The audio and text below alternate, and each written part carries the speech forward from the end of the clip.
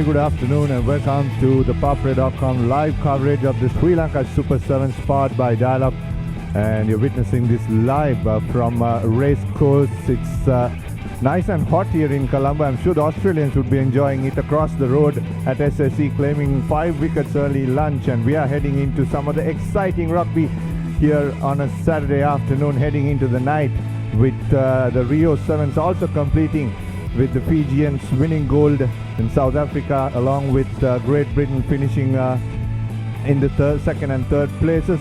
Schools rugby commenced yesterday, and in Pool A, it's St. Peter's College who are topping the table at the moment, followed by Wesley and Zaira. And in Pool B, it's St. Joseph's Isipatana and DSN Ika. St. Thomas's College at number 4 in Pool B. On number 3 in Pool B at the moment. Isipatana first and St. Peter's leading Pool A at the moment. You can see the schools warming up, the fixtures coming up for today. The first quarter final of schools between St. Peter's and DSN Anaka, followed by Wesley taking on St. Joseph's. Zaira versus St. Thomas's. That'll be a good battle out there. Zaira beating St. Thomas's in the first leg of the tournament, and then Prince of Wales taking on Isipatana. That's how the schools tournament is standing at the moment. In the franchise segment of the tournament, it's the Dragons, the KBSL Dragons, who are in first place of Pool A, Axis in second, Easy Wolves in third, and Mobitel Eagles surprisingly in fourth place. And that'll be something interesting to see how they go upon in this final day of the Sri Lanka Super 7s. And then in Pool B, it's Cardi's Gladiators who have made their way to first place, Soft Logic Warriors in second, and Walker's Vipers in third, with Etisalat Panthers in fourth place. So that's an interesting table to look at. As you can see, the St. Peter's team warming up to play their first match against DSN Anaka College. It's hot in Colombo. And Race Course Grounds is ready to host the final day of the Sri Lanka Super 7s. We'll be back with live action in 4 minutes, and they'll be at 1 p.m. From the Race Course Grounds. So stay tuned to ThePapare.com. This is Sri Lanka Super 7s powered by Dialogue.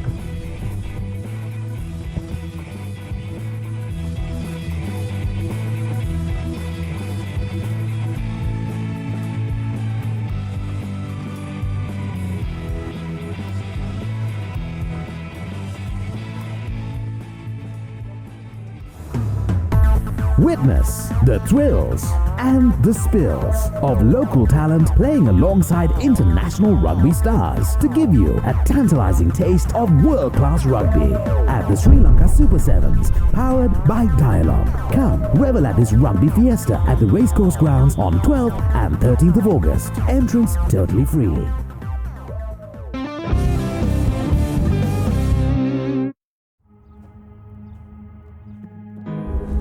I am every moment I have ever lived. I am counting stars. I am reaching for them. I'm unstoppable. I am you. Together we are every lap, every finish line, every possibility. Together we can change the world. Rio Olympic 2016, live on Star Sports Network on Dialogue Television, Sri Lanka's #1 television experience. Hemar, Udari, Jackson, Pubudu, Sanat Gunatilaka, Jailat Manoratna, Ranganen Saha, Bhatia Santoshke Sangeetin Hedabunu, Pravegaya. Then Dialogue Television 7th Circuit Channel A Osse.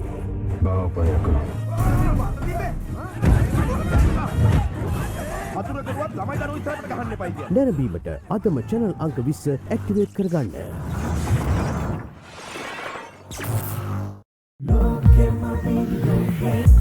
Michael Jackson burlesque movie.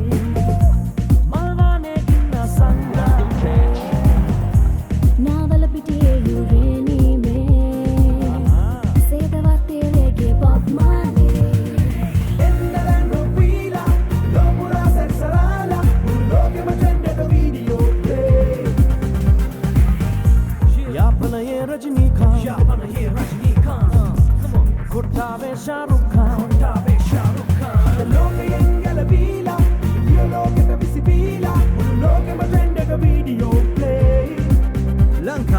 සෑම තැනක ඉන්න අපේ ලෝකෙන් video ලෝකෙට විසිවෙන්න.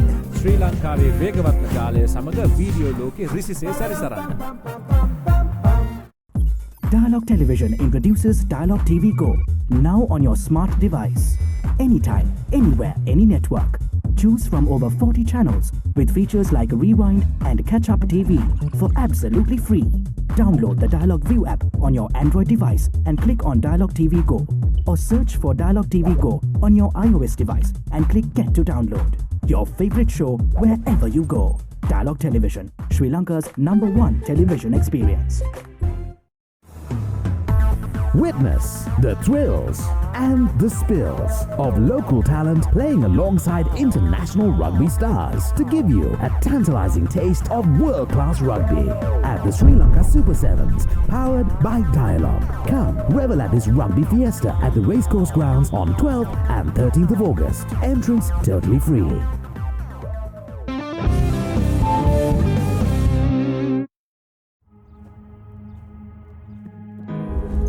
I am every moment I have ever lived.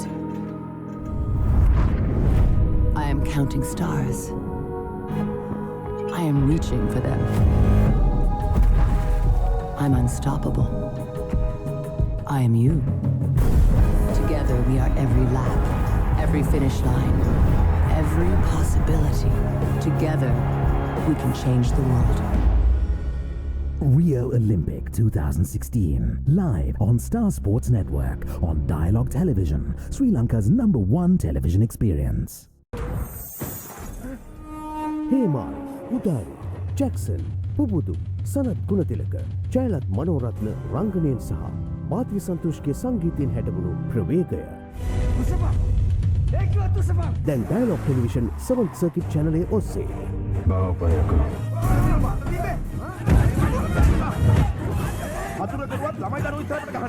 නැරඹීමට අදම channel අංක 20 activate කරගන්න.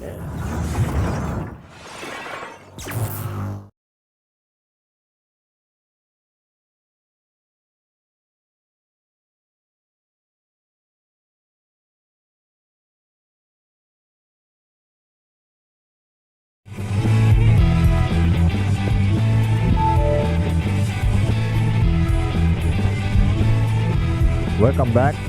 Nothing much has changed. The referees are waiting for the teams to line up. St. Peter's will take on DS Senanayake College. And just a score update on the cricket as well. Sri Lanka 66 for 5 with Dinesh Chandimal and Dhananjaya DC were batting in the crease, fighting hard. And joining me on the commentary box is Paul Toya. Happy Paul Toya. You're watching cricket, Paul? How was the day today? I'm a happy Paul Toy, but I'm a New Zealander, not an Australian, so I don't mind Australia losing 2-0 so far in the series. As all New Zealanders are, we've got a healthy competitive streak against Australia. So we do have a look at the cricket. New Zealand's playing Zimbabwe actually today, so we're doing pretty well over there, and we're preparing to go to South Africa soon, so I'm looking forward to that. Yeah, the teams run out as well. St. Peter's taking on DS Senanayake College. That's the first match of the day. Both teams will line up very soon. Any thoughts about the sevens in Rio, Paul? Well, I was very happy to see Fiji get up and collect the gold. I see that they've now had it's a national holiday in Fiji to celebrate the fact. I know that the coaching staff had been told by the Prime Minister of Fiji that they shouldn't come back if they didn't come back with gold. So now they're welcome back. But it's great for World Rugby that sevens are at the Olympics, and 2 that Fiji did so well. I think they're supported by the World Rugby board. There's so many players that come from the islands, from Samoa, Fiji, Tonga,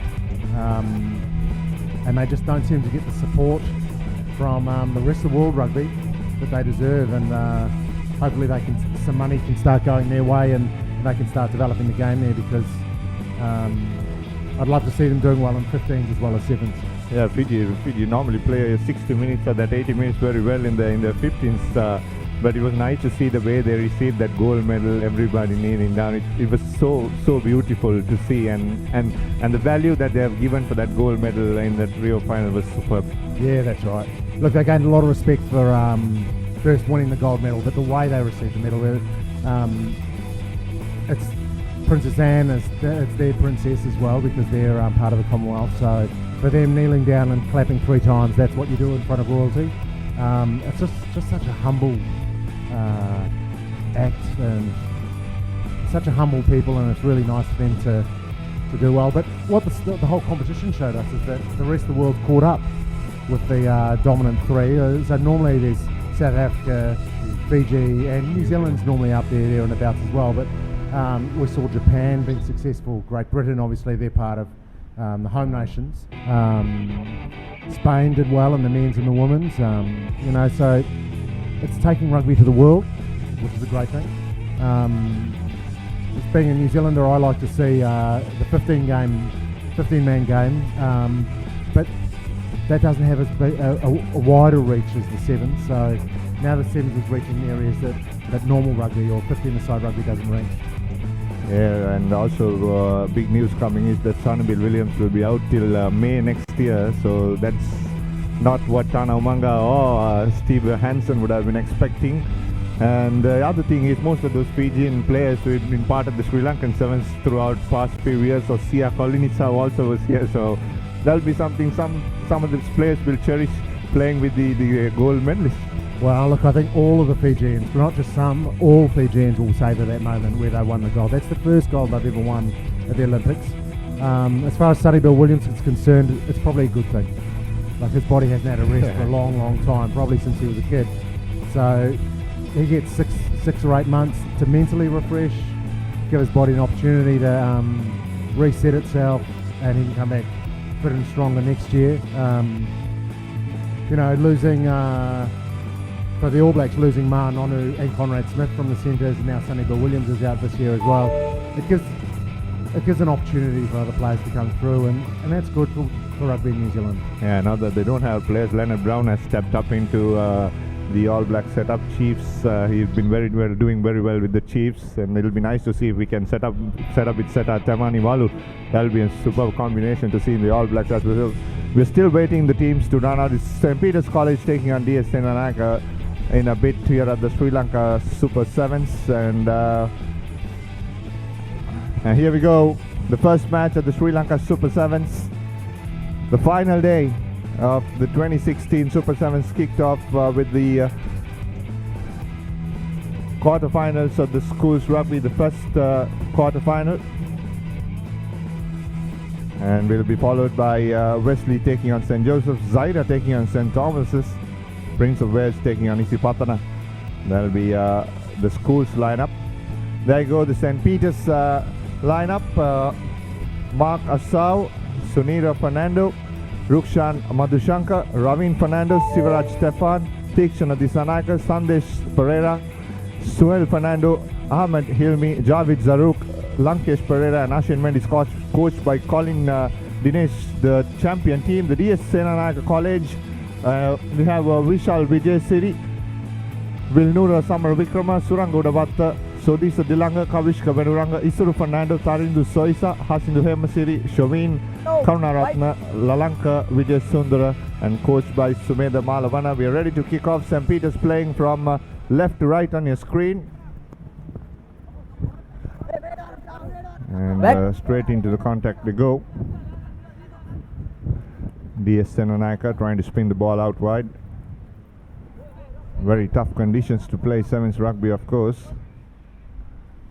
And the boys, the under-19 boys, won't mind it though. Good experience for them in this international platform. Here's they're trying to make a break once again. Swinging the ball, using the entire width of the field. Coming out once again. Just trying to find a gap in between somewhere. DS Senanaka.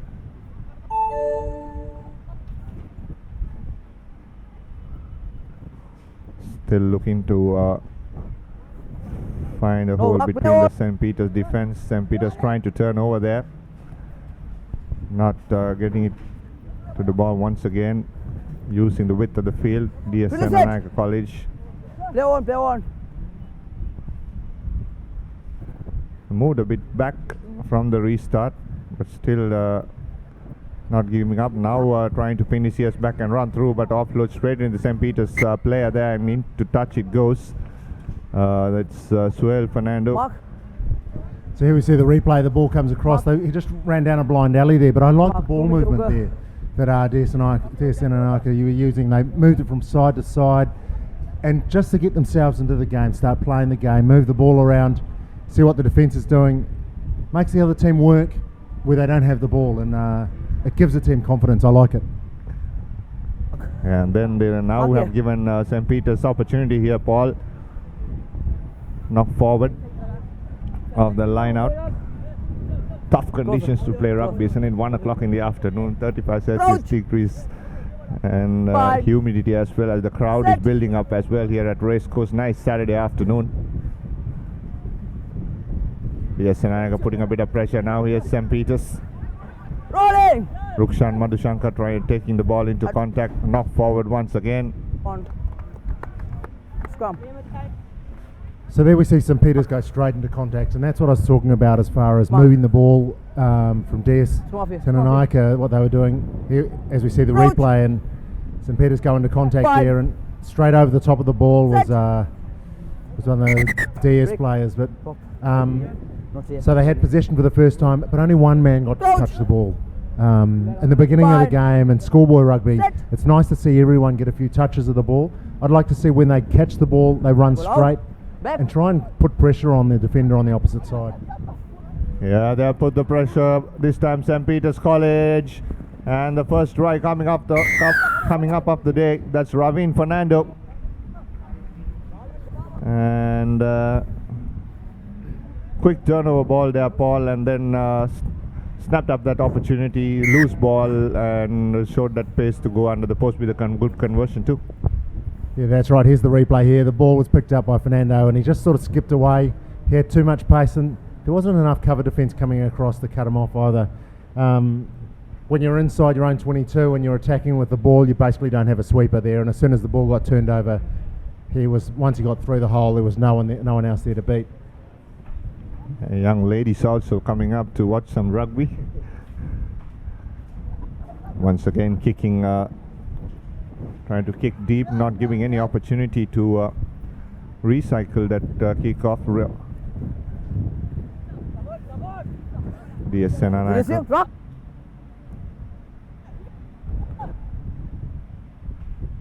switching directions once again, bad handling. An opportunity for St. Peter's, and there will be a penalty coming up for St. Peter's as well. Another opportunity here. Referee playing advantage as well. So now they're trying to move the ball. Yes, the try scorer, Fernando.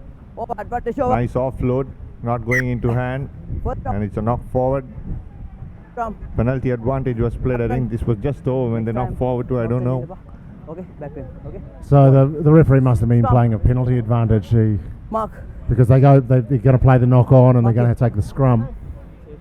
But I'd like to see DSN and Ika actually run at the defender instead of just moving the ball out wide. It's nice to see the ball getting spun out wide, but they need to challenge the defender as well. Offside. Yes, DSN now got a bit of pressure inside the 18 goal.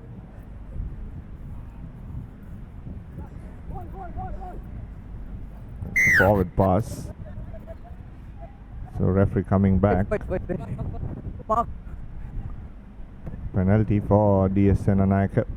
Now opportunity here. He puts the hammer down and goes in between the defenders, but knocks the ball in play. And Fernando once again trying to put the pass behind and knocked forward by St. Peter's. So that was an opportunity there that was missed. There was 4-on-2 for DS, and they didn't take that opportunity because the man ran at the space. Should have ran at the man and made the decision stop and take the player with the ball, and then one pass, and then that sets your players away. So whenever you're attacking young rugby players, run at the defender and make the defender make the decision. Here's Peters once again. Now an opportunity here, trying to cross, and then shows and goes. Does he have the pace to go all the way? Yes, he has. Sivraj Stefan scoring for St. Peters, and the fans are happy too. It was a beautiful try, wasn't it? A little show and go, and he just stepped around the outside. He already had pace up, and so that's what the momentum got him around the outside. But here we see on the replay, he just puts it in one hand, shows the ball on the inside, and takes off around the outside, and just had too much pace there for the winger to come around. Tried to grab him desperately, but wasn't able to. The conversion was successful. They go to 14 points to 0.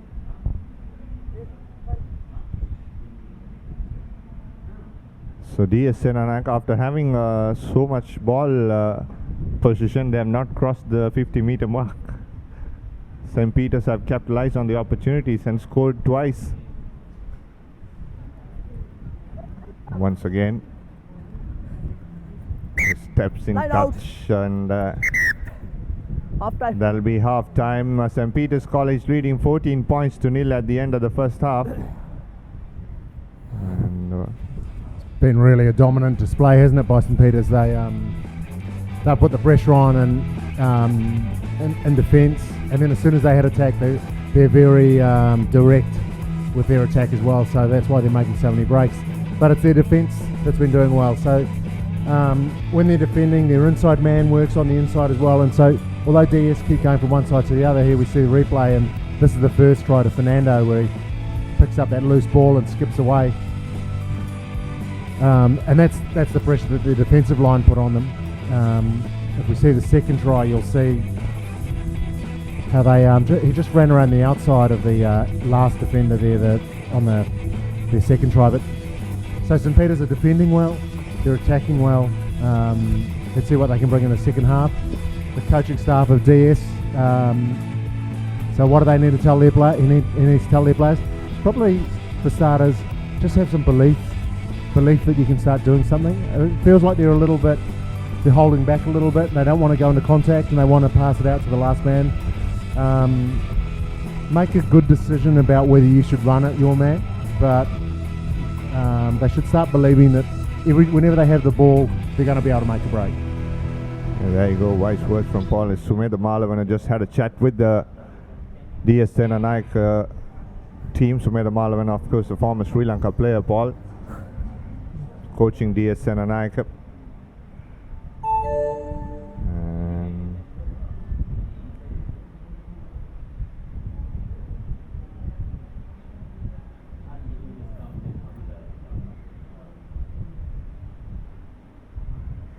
Nice and high once again.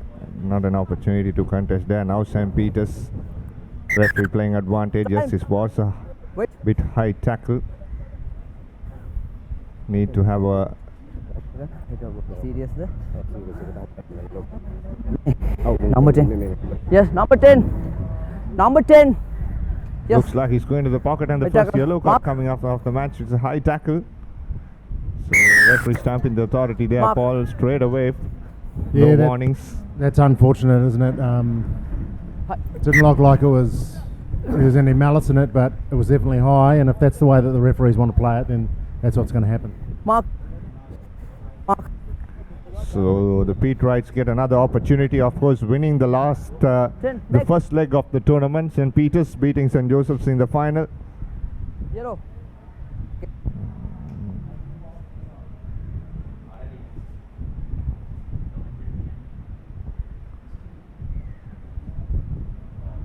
Once again trying to move out wide. Yes, Sivraj Stefan, the second try scorer. Now changing direction is St. Peters College. Have men on the outside, trying to cut back in. Here's Pereira. Breaks away and he goes under the post. So it's a beautiful set move there from St. Peters. They won the line out. Their line out players came back directly and just set up on the blind side, and the ball was switched back, and there weren't enough defenders there to control that, but also they didn't make the tackles. So doesn't matter how many defenders you've got, if you're not going to make any tackles, then you don't have enough.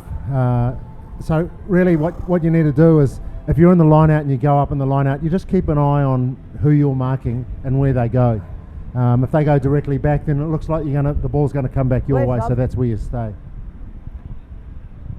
So the try scorer there, Zavid Zaruk, in fact, and making a replacement, St. Peter's College.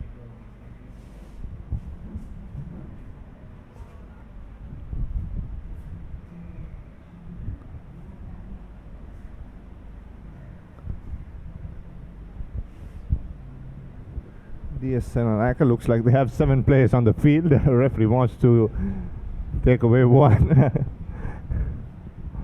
So the maths teacher at DSN and Ika won't be happy with that. The boys can't count to 7.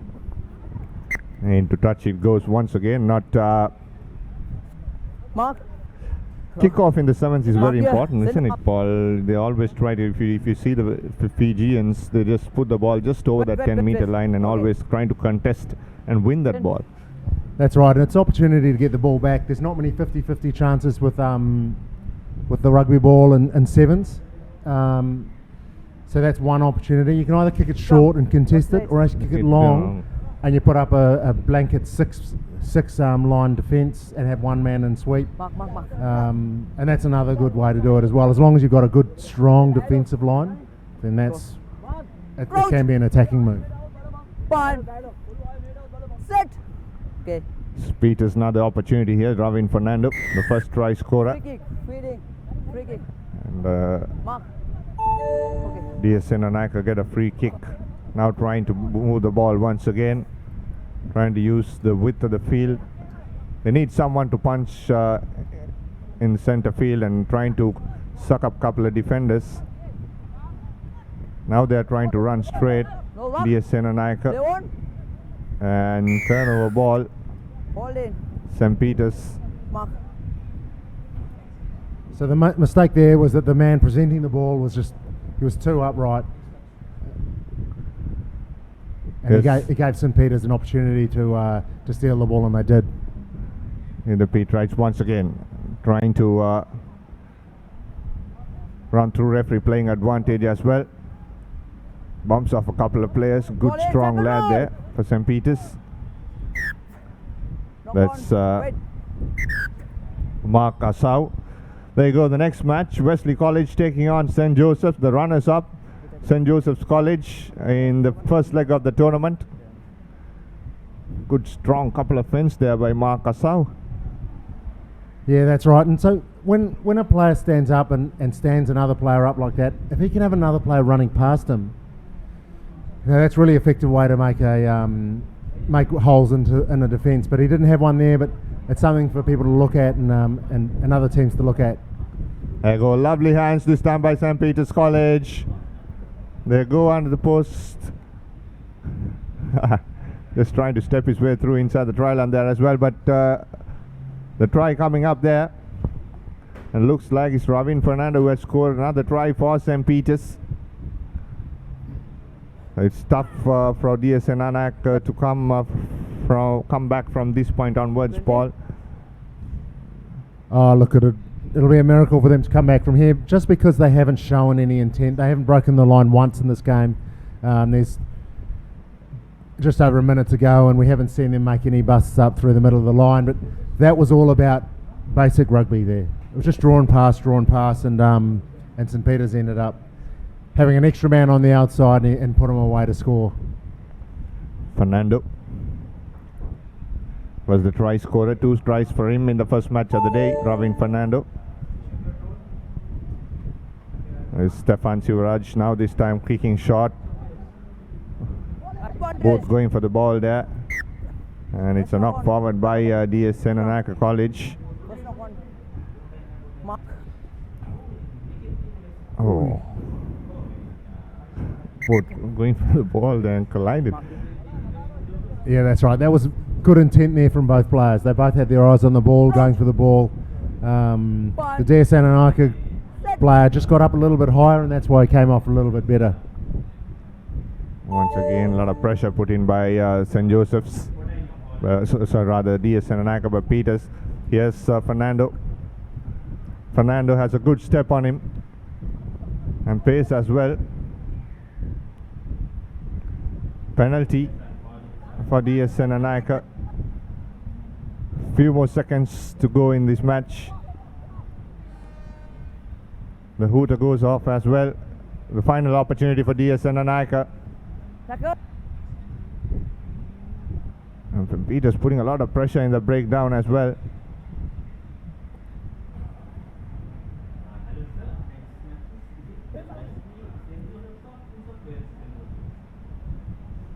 Here's DS Senanayaka once again.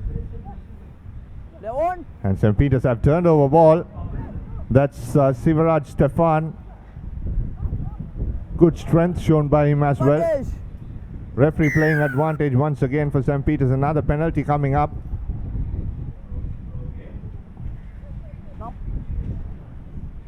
Mark Asau there. There you go on replay. That's right, Nick.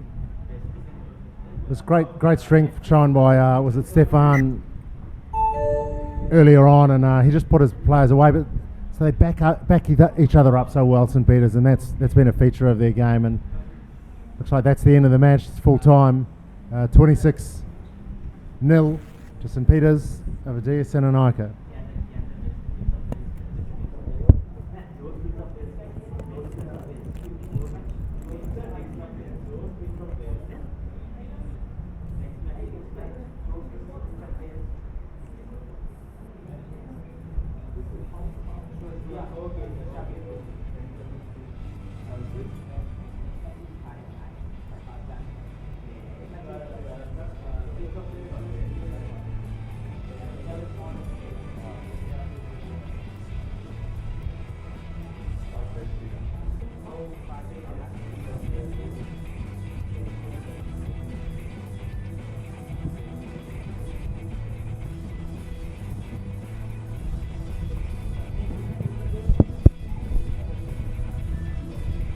St. Joseph's taking on Prince of Wales, both teams coming out.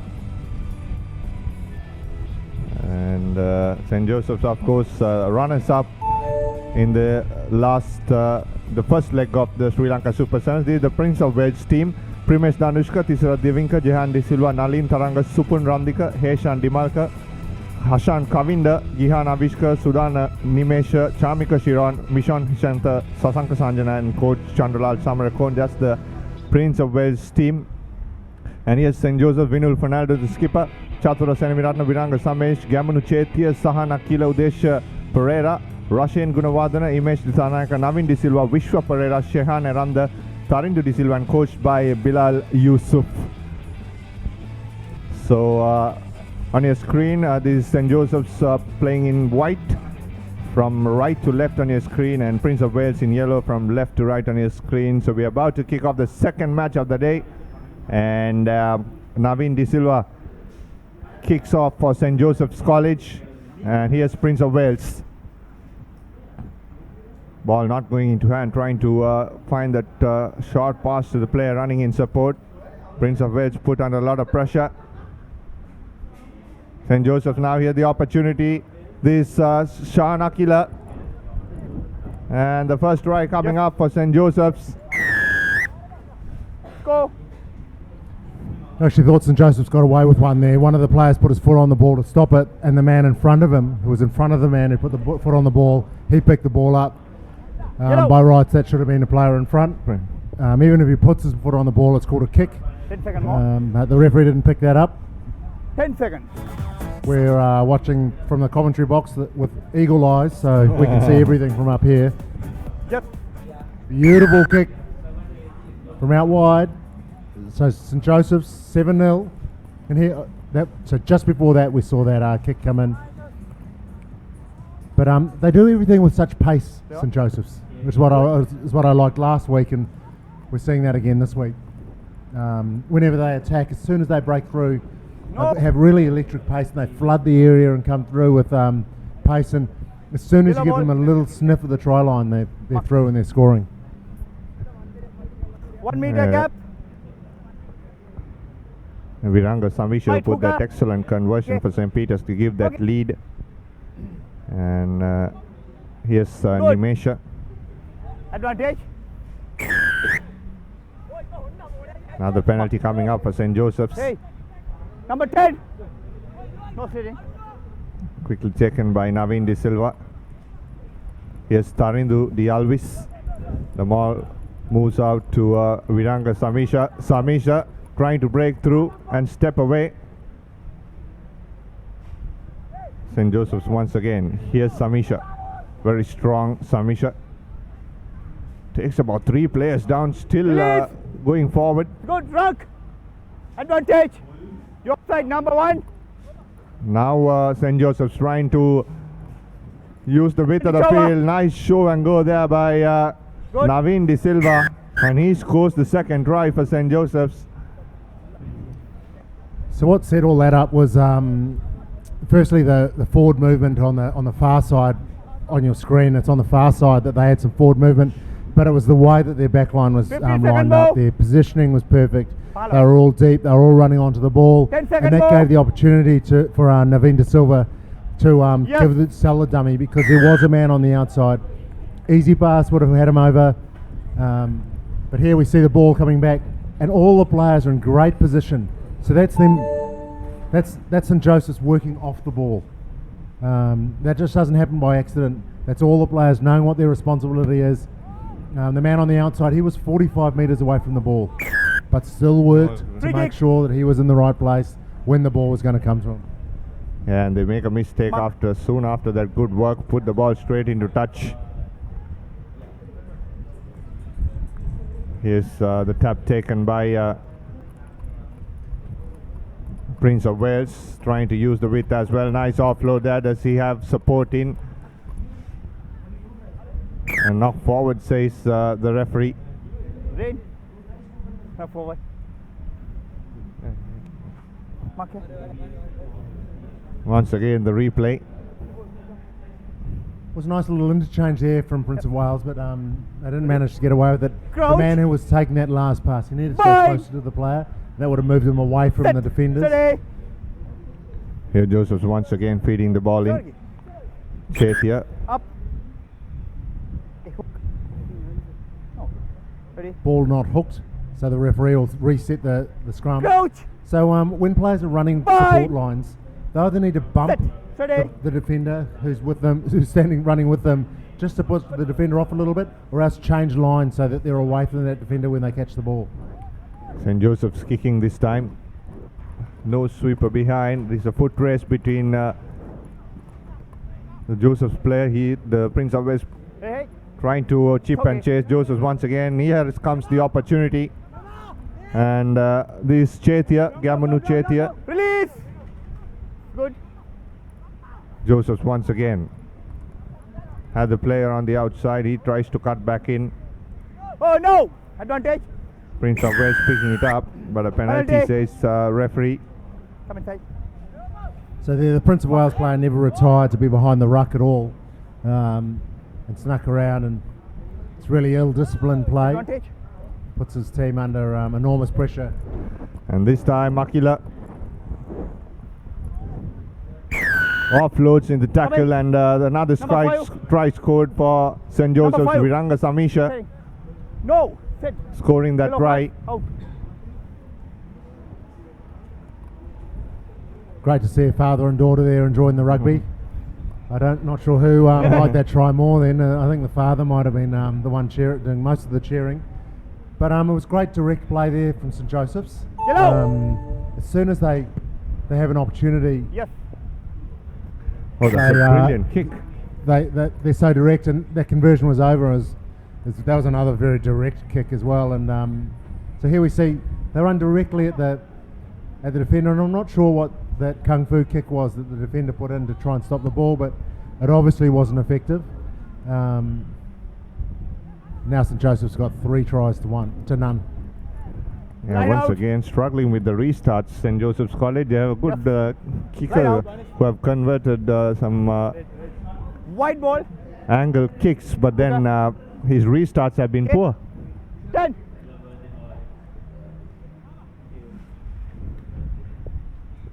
Here's St. Joseph's once again trying to use the width. Once again he runs around this time, And does he have the pace to run through? Looking back at the defense, he touches down under the post. Let's go. And that's the skipper, Vinul Fernando for St. Joseph's, scoring that try. Good pace shown there, Paul. Good pace, but also that's a classic in and away move. Almost John Kerwin-esque. Half time. Where he just runs at the defender. Here you see it here. He runs at the defender, step away, and he's away. And it just, the defender makes the defender hold a little bit, and then you can accelerate away. And if you've got enough pace, you can do exactly what Fernando did then. One, you make the defender look a little bit silly, but two, you score a try under the post, and that's a classic wingers move. So that's half time here at Racecourse, the second game between St. Joseph's and Prince of Wales. 28 points to nil, St. Joseph's College leading.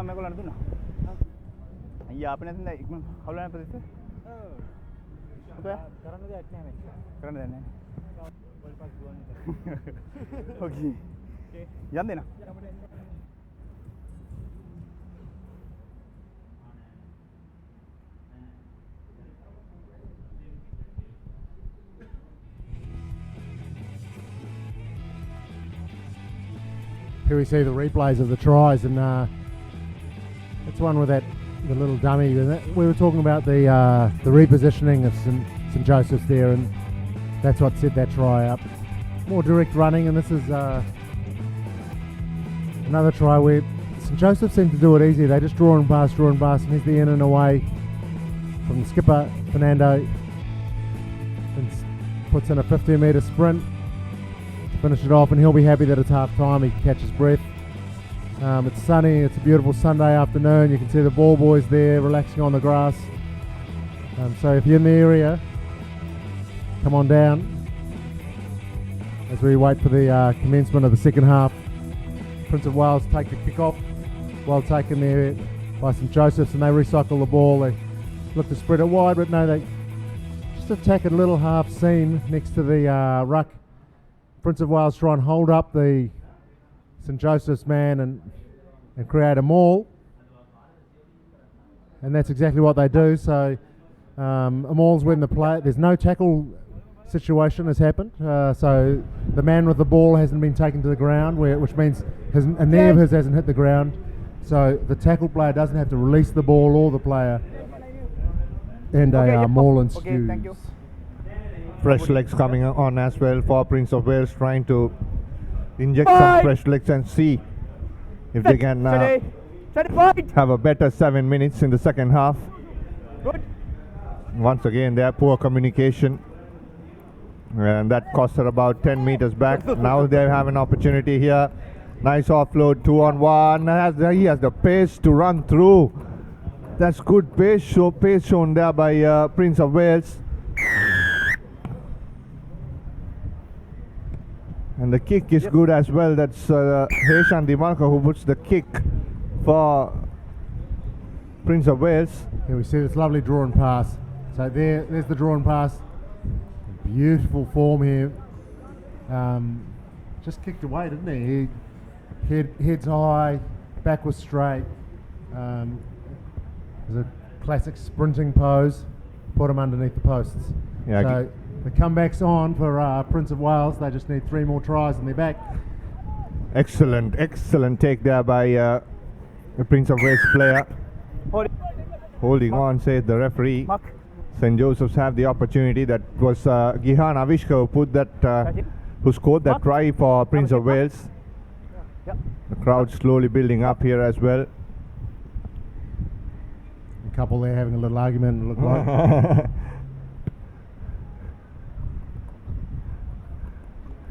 Giving each other some cold shoulder for lunch. And St. Joseph's, there's a happy family there, enjoying their rugby on a Saturday afternoon. So it's, I like the intent that Prince of Wales have shown in the second half. They scored a try straight from the get-go, and then they contested their kick-off well. Let's see what they can do in this area. St. Joseph's now give away a position. They want to put that kick deep into Prince of Wales half, settle things down. Yellow So ball. sevens is a game that's all about effort and putting in efforts and then repeat efforts.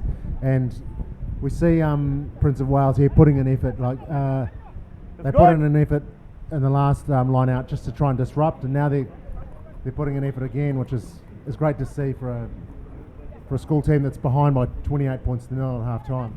Here's the try scorer, Avishka, Gavin, Gihan Avishka rather, trying to make something out of Lord. nothing, and then Advantage. poor pass and a knock forward opportunity here for St. Joseph's.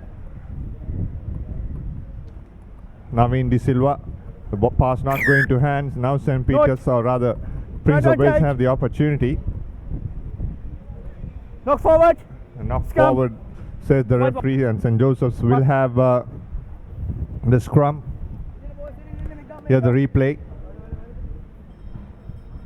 Change. Trying to offload there the skipper Vinul Fernando, and then referee comes back to the initial infringement. So change has been made as well. Vishwa Pereira comes in for St. Joseph's. Just under 3 minutes to go in this match. Steady. Okay, play. St. Joseph's there. Reaching ball. Now trying to step his way in between the defense. And he's trying to use the short side as well. St. Joseph's. The big man. Release. Chatura Senviratna setting up for St. Peter's, and referee playing advantage as well. You offside. Once again has a play on the outside, decides to go on himself, and the ball has been ripped away. Another opportunity, another advantage which has been played by the referee, and a penalty as well for St. Joseph's. Line offside. You front. Mark. Okay. Viranga Samisha takes quickly, Good. and nice hands shown there by St. Peter's. St. Joseph's here, the fresh leg just came into the park. Imesh Disanayaka Release. Release. Good. makes an impact straight away. Offside. Now an opportunity here for St. Joseph's. Yes, right. And has he touched that ball down? Yes, the referee says yes. And another try for St. Joseph's. He had the opportunity there to go either Yellow way, captain. Paul, but he decided to run through the player, show a bit of strength. Next time, yellow card out. That's right, he did have the opportunity to go either way, but Hey. what set all that up was his intent. He decided Second that's where more. I'm going to go, I'm heading towards the try line, and he puts pressure on Yellow, the defenders. And that's what, No. not enough rugby players do that. They either look to move it away, and so their hands and their hips are all facing away from the try line. But 1 minute more. here we see the try scorer here, just decides, looks at the try line and says, that's where I'm going to go, I'm going to head directly there, and he finds his goal. Just picked that up in front of that 10-meter mark. Had he given about 2 seconds or a second more, Okay, then. now Prince of Wales trying to attack straight away, chip straight into the hands of Samisha. Samisha very strong for St. Joseph's, taking the ball into attack, offloading as well to rush in. And the ball once again held up. Holding the ball. Another maul, so not released. It will be a scrum for Prince of Wales. That's well done by Prince of Wales. So they get under the you get under the play. He's got Last no more. hope of getting down, and even though they're pushing forward, the ball has got to be released. It's got to come out if St. Joseph's want the ball back. Set. Ready. Scrum. Right. Ready. Here's Prince of Wales. Looks like the last opportunity as the hooter goes. And St. Joseph's will try to put this ball into touch. In fact, it dives over the touch line. And that will be the end of the match. St. Joseph's beating Prince of Wales 33 points to 7. There you go, the replay. Just diving over the touch line. Pretty happy to hear the hooter go and probably see the end of that match. And as we wait for the highlights to come up and the next teams come on, we'll see the next match, St. Thomas's versus Zahira, as the boys run onto the pitch.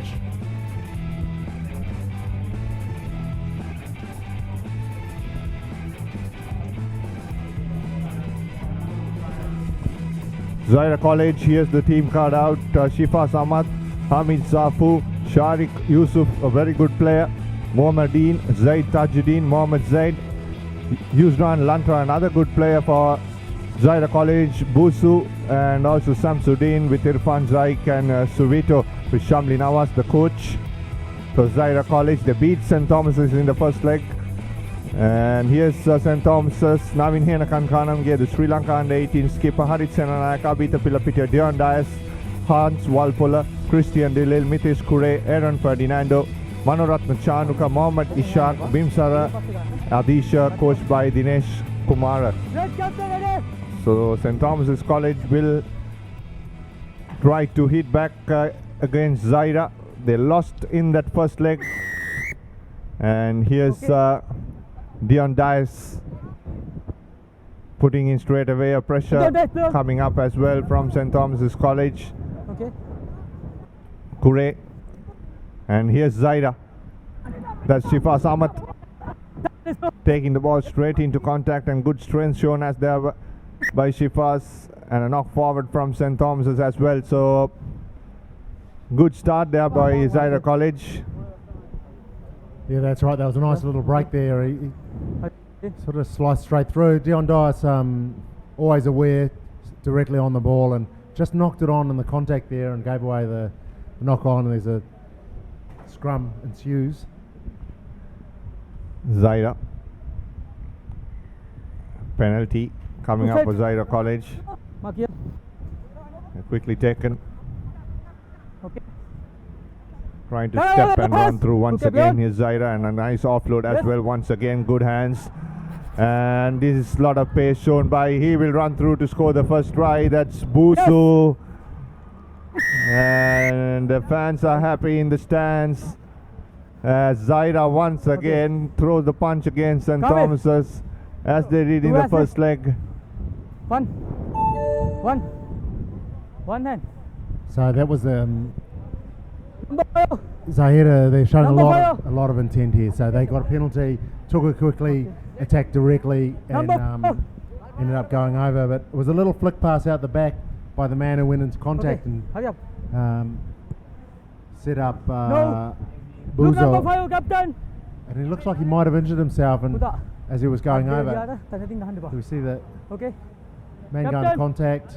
Yeah, this one. Flick pass out the back. Gives our man Buzo an opportunity. And St. Thomas player doesn't give up. Just gets an ankle tap into him. Stops him from going under the posts. And that's a penalty for Zaira College on the restart. Once again, Zaira breaks through. And this is Mohammad Zaid going under the post. St. Thomas is shocked, and Zaira back-to-back tries for them, Paul. Yeah, that's well done. They're really attacking the line. So what they're doing is any opportunity to attack. They're having a go and see the conversion go off the post. That's a lucky sign. There's the replay. They got the penalty because of that ankle tap that I was talking about in the last movement of the first try. And they see that the St. Thomas's players aren't connecting up around the ruck. They're not forming a defensive line, and they're leaving holes, and that's being exploited, and that's why they're 2 tries to 0 down. Once again, the kick just reaching 10 meters and bouncing into touch. And Harit Senanayaka letting it go. Of course, over in Hong Kong at the moment, they've got the under-20s. The Sri Lankan under-20s are in Hong Kong, and they're playing Hong Kong in the final. That's coming up soon on ThePapare.com. Not 10 meters. Get back. Yeah, Sabir Kader will bring you live action from Hong Kong. And Sri Lanka trying to go back-to-back in the Asian series. That'll be a time to celebrate if Sri Lanka can win that series down in Hong Kong. Here's once again snapped up there by the Zaira player. And St. Thomas has regained once again. Now an opportunity. Here's Dias. Oh, beautiful pass to the gap. That's Dilil trying to fight his way through. Here's St. Thomas's once again. Referee playing advantage for St. Thomas's College. Head in zone. Head back. Trying to take it Okay. quickly and takes it quickly. Bimsara. Here's Dion Dias, steps off the left foot. Does he have the pace to run through? Looks like he has. Dion Dias scoring the first try for St. Thomas's there. Yes. So St. Thomas hit back, and good that they did with about a minute to go in a half time, just over a minute to go. So they have another opportunity to hit back, Paul. That's right, that was a well worked try by Dion Dice. He gave the ball and he looped around, and it caused the defence just to push out a little bit wide. He saw the gap, put the accelerator down and went through the hole, but it looks like he's got a little limp as he takes the kick at goal, and it doesn't actually get high enough or have the direction. But see, he's got that little limp there going back, and looks like he's almost running like a mummy. But here he is, he loops around. The defence looks like they have to go out wide. He cuts back inside, there's a hole there, and then he slides past the covering defender. Okay. Here's St. Thomas's restarting Yes, once okay. again. Now Zaira. Offload Hit once that, again, missed. There'll be a knock forward. Cross knock on. Scrum down. Blue. Mark here.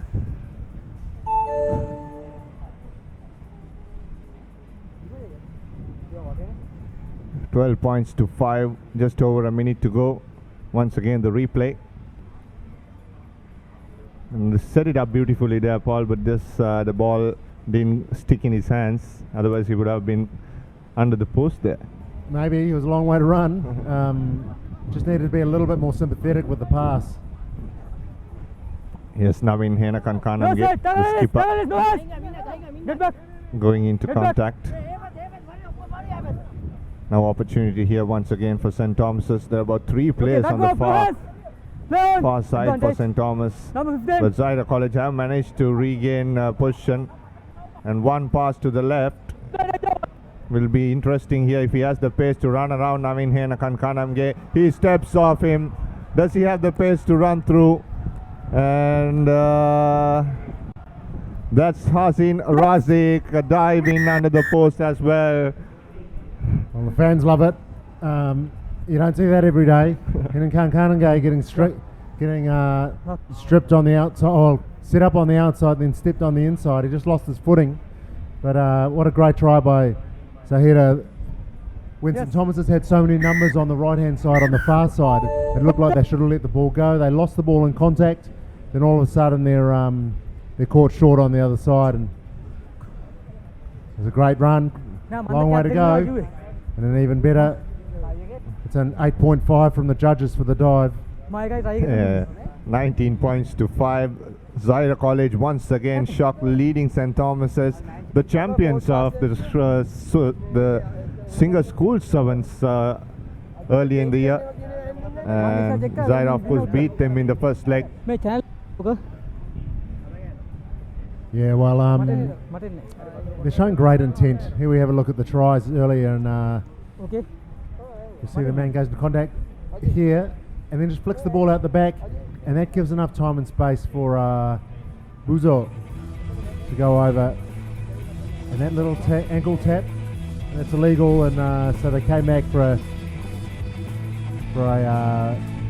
penalty right from the next get-go, and that led to the second try, where so they're cutting them up through the middle as well, and there's Dion Dias sliding through a hole which he created himself, cut back inside, and then outstripped the cover defence, tried to get the ball back around under the post.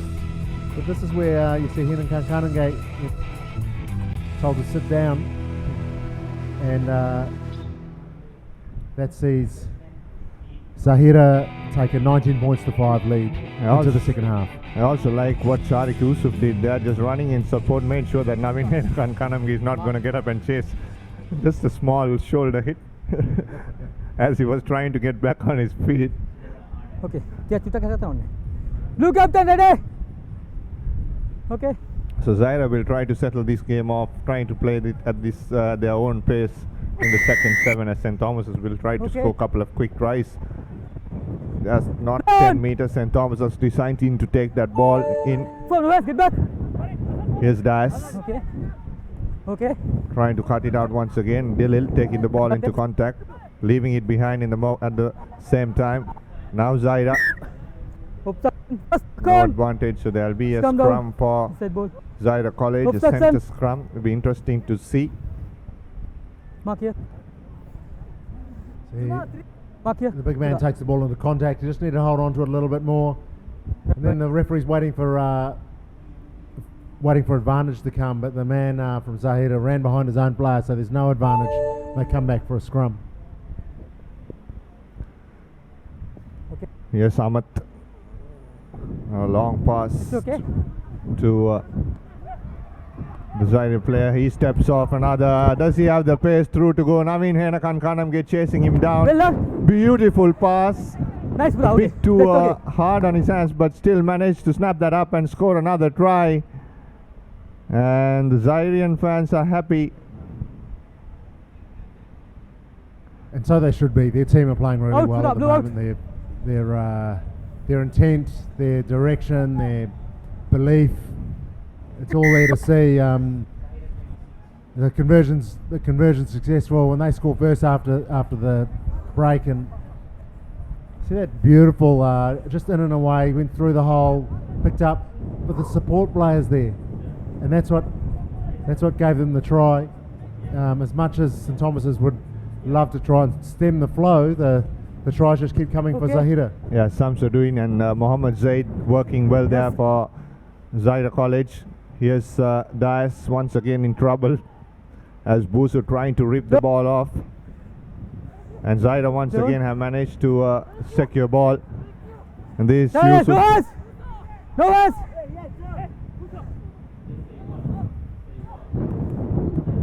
Here's Zaira, opportunity, trying to chip and chase. Referee playing advantage for Zaira College.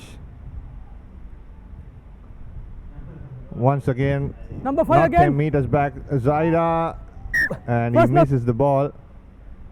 There'll be a yellow card coming up for St. Thomas's off your screen, yes.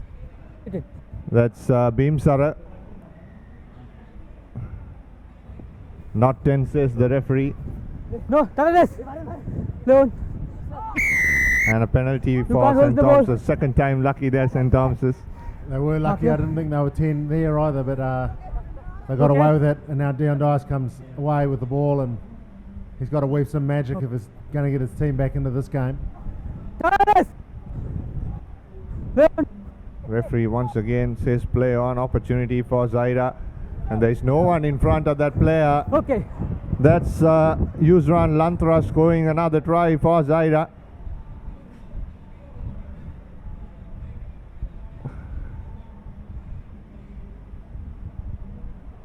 So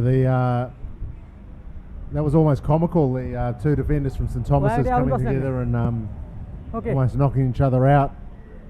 I'm sure if you're a Tombian supporter, you won't think it's comical, that scoreline 31-5, 33-5. But that's the way it's happening at the moment. St Thomas's aren't holding on to the ball. The ball spills free, and Zahida just direct. They just run straight through the hole and score under the post. Here's Senakan Kanamge off the kickoff, trying to do something on his own, but knocks forward, says the referee. Forward pass. And replacements coming up as well.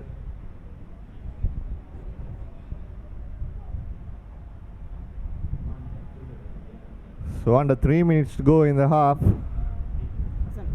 for St. Thomas's to do some magic, but it'll be a bit too far for them. It's about 28 points to catch up 4 converted tries. Here's Senakan Kanamge, good break. Forward pass. Well, there's the man that can lead them back if they're going to do anything, if they're going to score 4 tries in 3 minutes.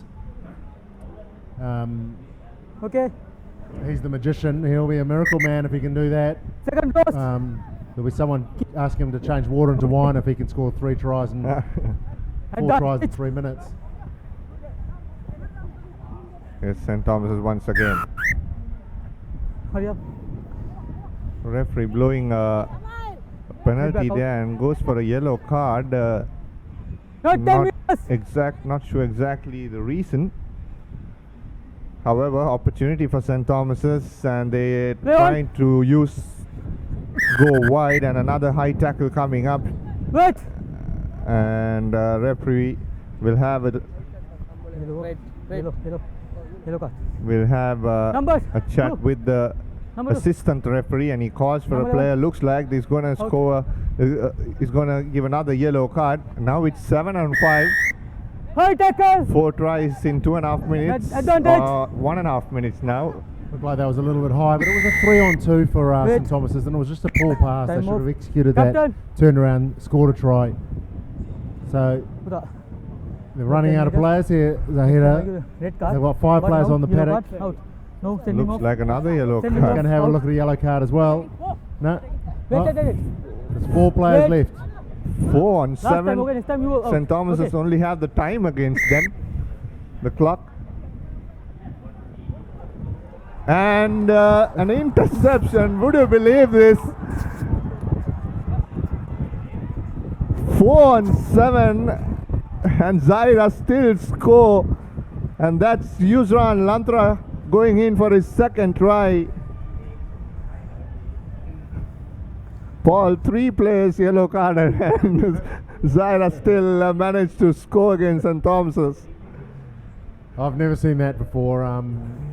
So there are 3 players around the ball. They decide to move it wide.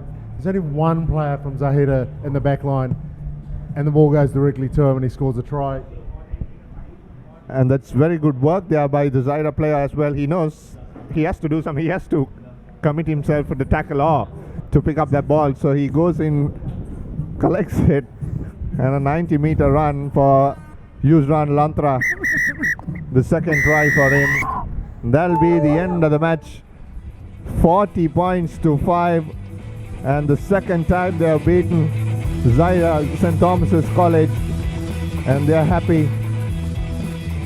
They've scored a try with 4 players on the park with 40 points on the board. Well, that was a great finish to that game, and well done to Zahida. They deserve that win. As we see Missy Bavana versus Wesley come out. And here's the Wesley lineup. Diane Sabas, Ashika Fernando, Oshan Dias, Asanta Samara Vikrama, Paranidharan Mohan Das, Amanta Lee and Avishka Lee, 2 good players for Wesley College. Murshid Zubair, Denista Gunatilaka, Tariq Jurampati, another Jurampati family member in the Wesley team, Sanjula Pereira and Avishka Jayavira with coach Jeevan Gunatilaka. Here's the Isipatana lineup. Sumuturan Kotke, the star in the school season. Manilka Ruberu, Devin Gunaratna, Harita Bandara, Randy Silva, Chamot Fernando, Ravindu Hettiarachi, Nadisha Parnavitarna, Dilika Hettiarachi, Supun Seniviratna, Sudhira Disanayaka, Sandun Nandi Ratna, and coach Nilfa Ibrahim. Is a cracking team, Isipatana College. They have a lot of talent there, and they're suited and they're best in 7s rugby. I was a bit worried to see them going off in that first leg, but they'll have something to prove in the second leg, Isipatana. That's right, they would have been stung by not making the final and not winning that first leg, and they would have worked hard during the week to make sure that they make a better fist of it today, and they'll be hoping to come away with a good result. Here's Lee. Advantage. That's Avanta Lee, and straight away Isipatana College trying to move the ball out wide. They have the pace. This is Devin Gunaratna, and then off goes to Manilka Ruberu. Isipatana. Ball in hand, dangerous, moving it wide. Lee in between the both attacking players, not allowing to pass, but still Isipatana College managed to get over. And that's Randy Silva. Nice offload. Isipatana scoring the first try. And looks like it's Sumuduran Kodige, the skipper, going under the post.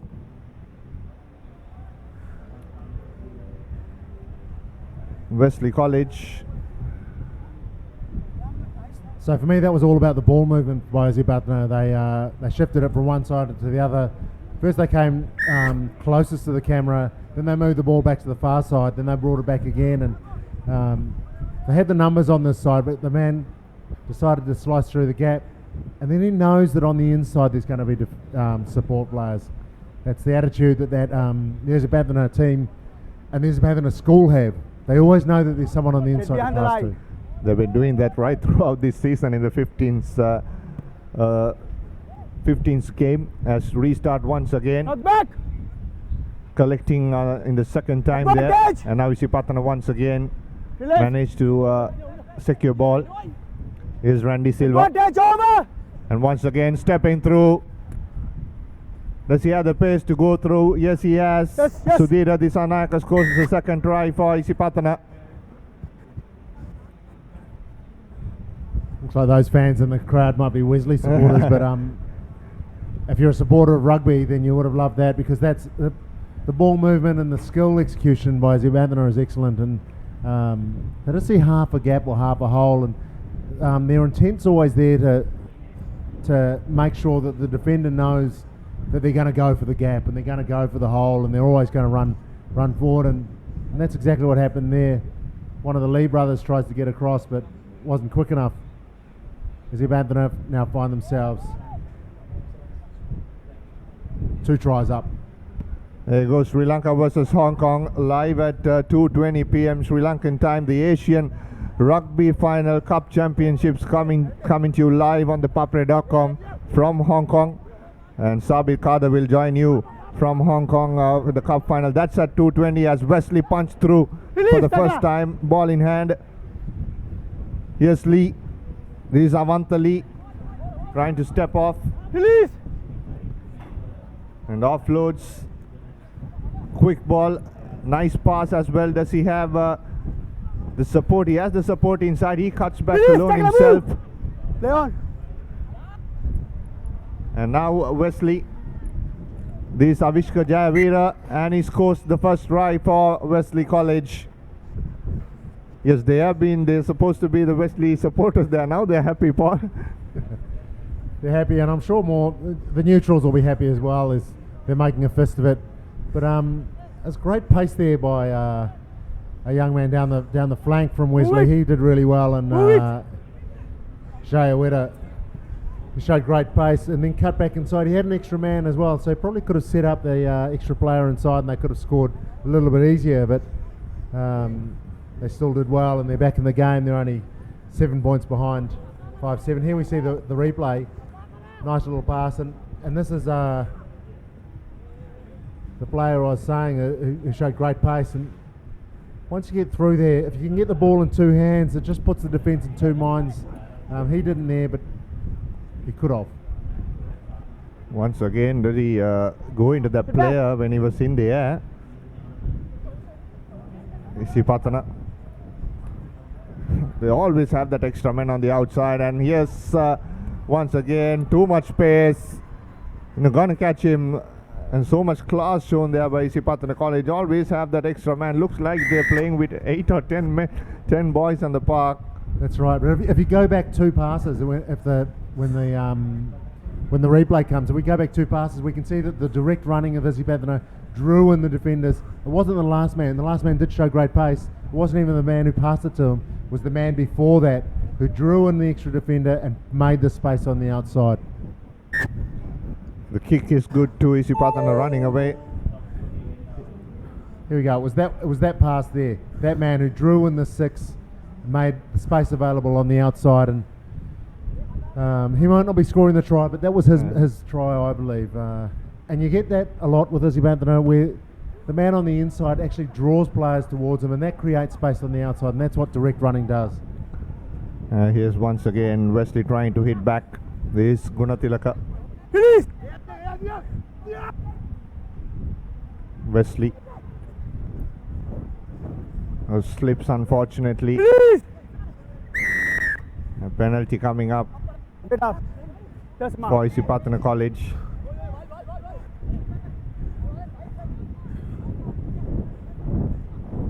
Knock back! Trying to move the ball once again from left to right, and then now right to left. Once again the offloads coming up.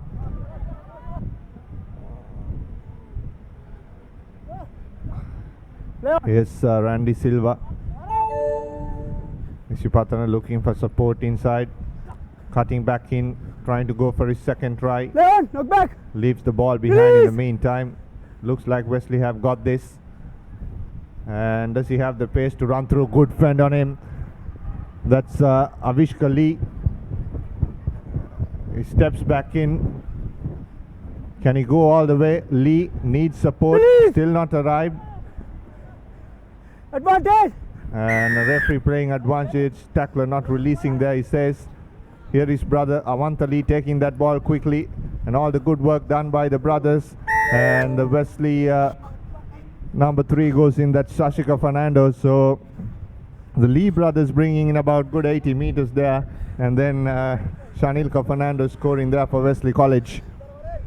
Looked like those two players who went for the try line had a little argument with the post. You've got to make sure that the kick's taken quickly. You've got 40 seconds to take the kick, and that's the end of the first half anyway. The Hooters gone, so that's the last play. And it says halftime Hooter come up.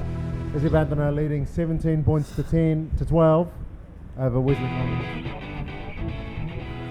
Here's the replay. This is Avanta Lee after a good break by Avishka Lee.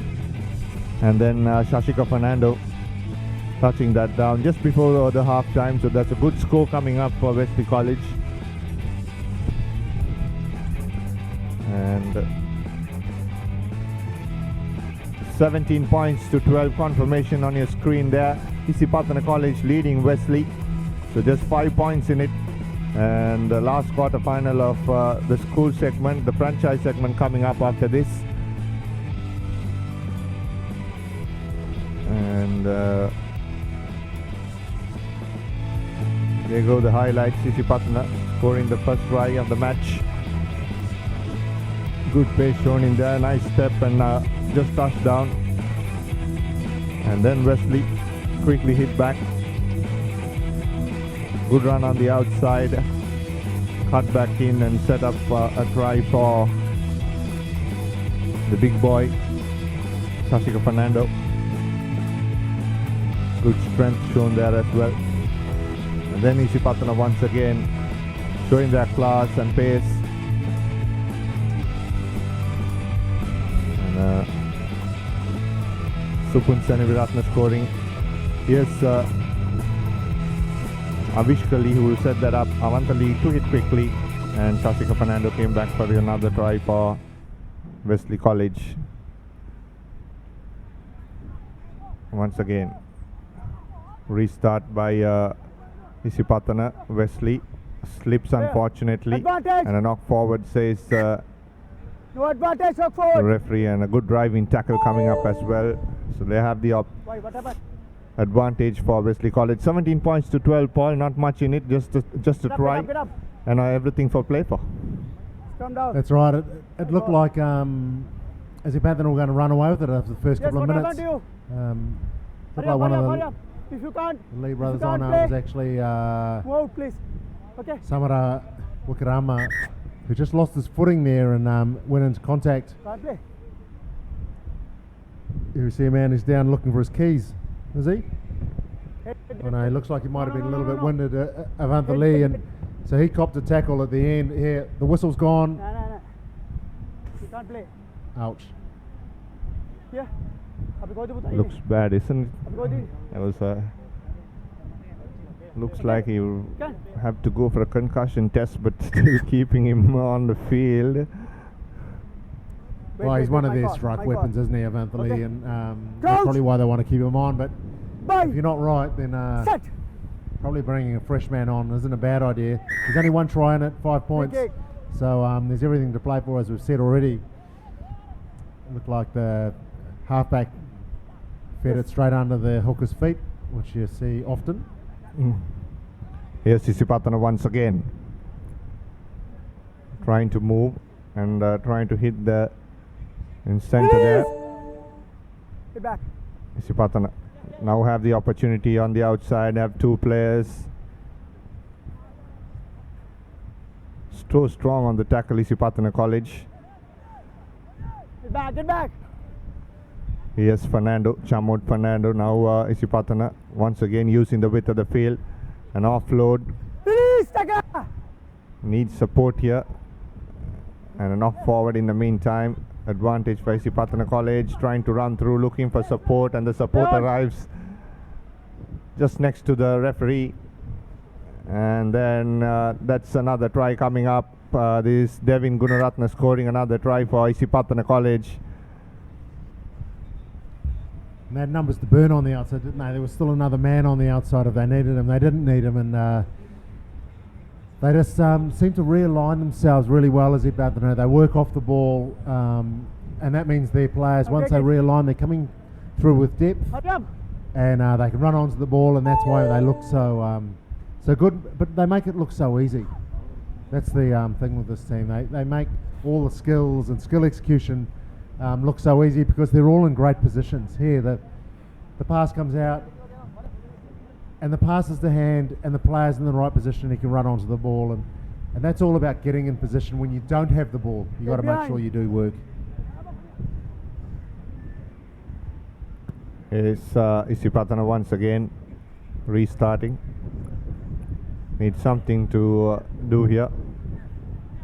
Lee trying to spread this ball out wide. Here's Avanta Lee, who copped a good tackle, but is up on his feet and running strong as well. As referee plays advantage for Wesley College. Avanta Lee taking it quickly. Gives it out to his brother. And now trying to step through, need the support. This is where Wesley is lacking Paul. In fact, a yellow card coming up. Looks like it's Gunaratna.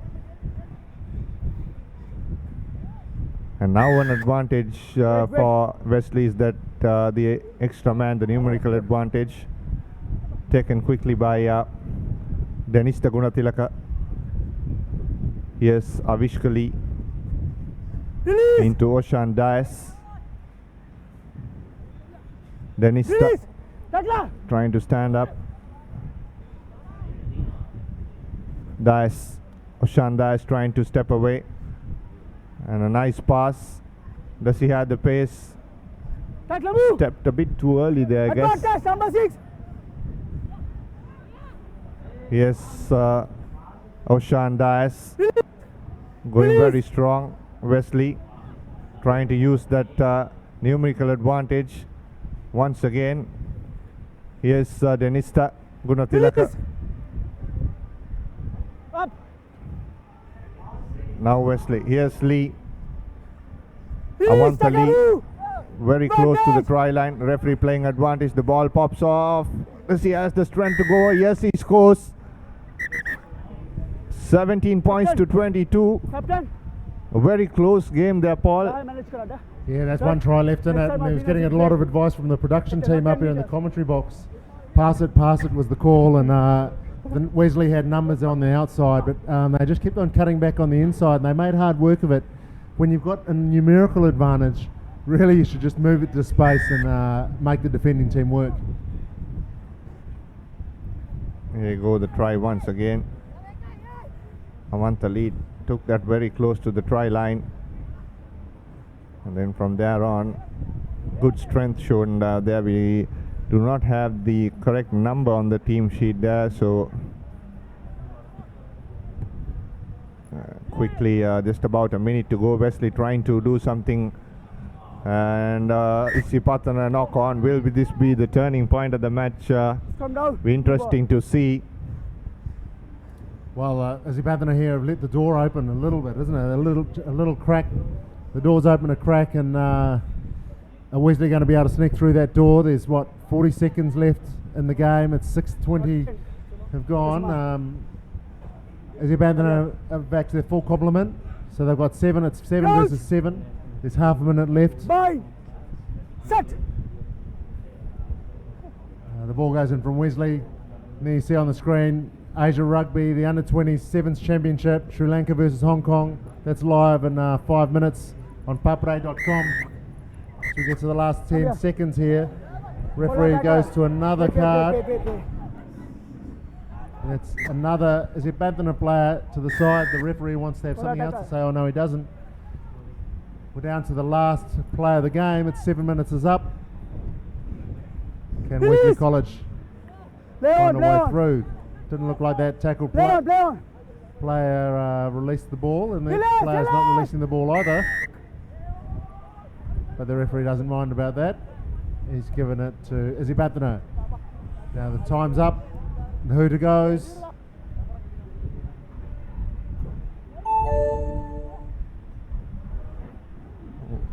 Interesting, Paul still wanting to play. The tap was taken there. That's a bit risky. But anyway, Isipatana College moving to the semi-final, 22 points to 17. They beat Wesley College.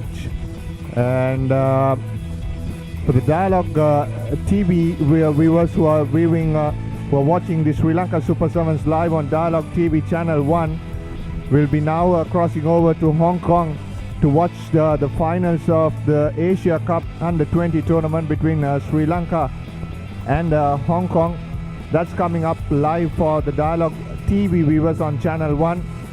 So if you want to catch that action, you can switch on to Dialogue TV Channel 1. For all those viewers in Dialogue TV Channel 1, we'll be back after the Hong Kong versus Sri Lanka Under-20 Cup Finals live from Hong Kong. And for the viewers who are watching on www.ThePapare.com, stay tuned. The franchise segment of the Sri Lanka Super Sevens coming up very soon.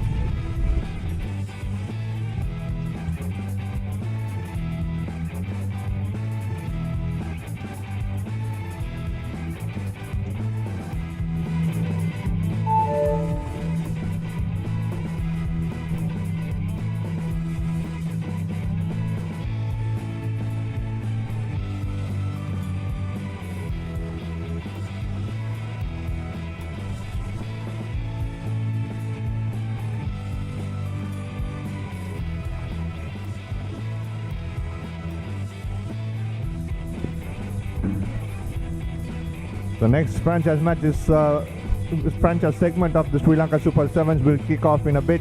That'll be between KBC Dragons and Walker's Vipers, and that'll be coming up very soon. Joining me on the commentary box is Abdullah Yusuf.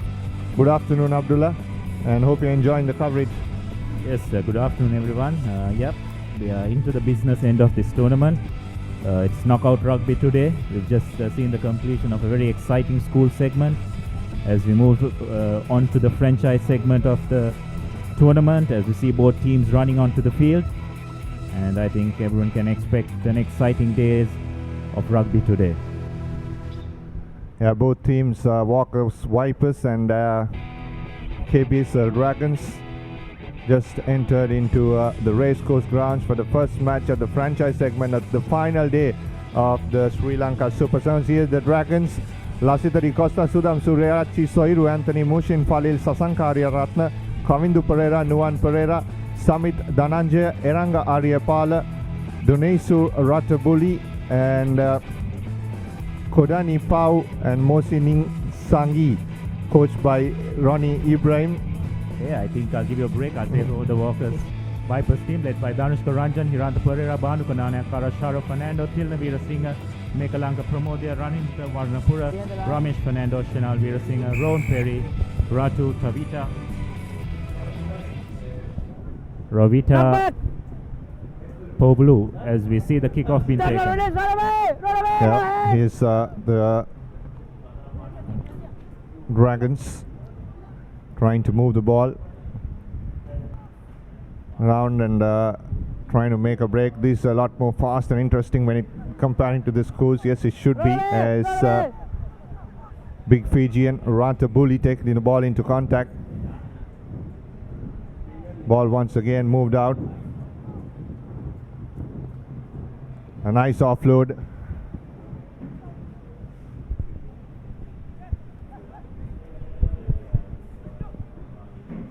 And the ball has been taken into contact inside the 22. They go. Konadi Pau. About 4 international players there trying to make their presence felt. Here's Ranjan. Swings this ball out wide to Tavita, the Samoan. Release it. Referee playing advantage for the Vipers. Yes, Sir Anthony ready to Just mix it continue up playing. with Just concentrate on playing, please. one of the big Samoan boys. Need to be a bit careful. You don't want to get on the wrong side of them. But credit to Soiru standing his ground, not giving an inch.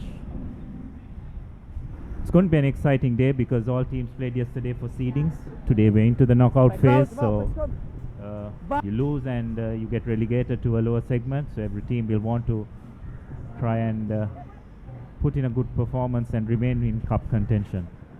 Yeah, once again the Dragons, Ratabuli trying to move across. And this Kavindu Pereira, good step off and an offload to Donesio Ratabuli, the big Fijian, scoring the first try for the Dragons. Yes, I think credit should be given on that occasion to Kavindu Pereira. Lovely bit of work. He stepped. He had the presence of mind to just stay on his feet and look for the inside pass as well, as the conversion is comfortably made. And Kavindu Pereira, I think, was definitely one of the most improved players last season, and he's carried on his form. He's been playing very consistently well for the Dragons in this tournament, and I think he'll be in contention to make it into the national 7 squad. Support coming from the corporate box for the Dragons as well. And once again, nicely taken there by the Vipers player. Run away! Run away! Shemal Veerasekara. Here's Ranjan, the skipper. Rowan Perry. Offloads, putting into space. Here's Mekalanka Pramoda. Support coming in. And turnover ball for the Dragons. Here's the try scorer Ratabuli. Now has Kavindu Pereira once again trying to step and run. Ratabuli once again. Spreading this out wide. Trying to step and run through. The big Fijian there. And a penalty coming up as well. Look forward in front. For the Vipers. Rowan Perry takes this quickly off your screen. Here's the replay once again. And Ranjan running straight in and stepping off couple of players. Need to step out the big Fijian. He does. Does he have the pace to run through? Tilna Veerasinghe tracking him down. No stopping Danushka Ranjan from that place. So the Vipers come back. Too strong, isn't it, the Abdullah Vipers? Yes, Danushka Ranjan showing all his class. There was absolutely nothing in that. There was no space for him to run. He was well covered. But I mean, he's just in this tournament, he's been playing extremely well. And I mean, it's a very, very good sign for Sri Lankan servant setup. That was just unbelievable. You wouldn't be wrong if you thought it was a Fijian who was running there. I mean, the way he just brushed off those defenders, used the fend and accelerators was absolutely brilliant. Yeah, the crucial conversion as well, taking a bit of time. And it's through. Good kick.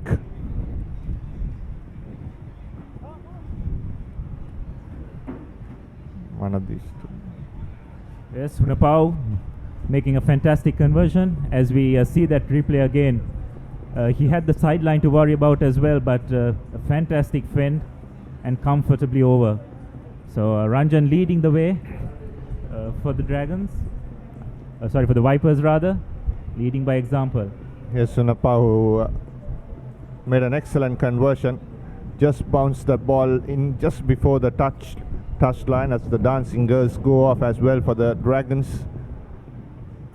So a lot of support for Dragons in the stadium, Abdullah.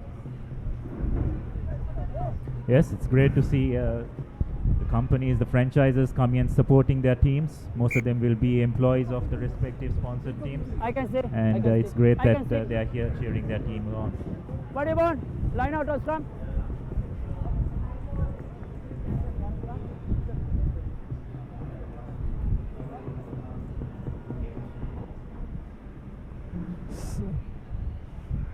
Hunapo.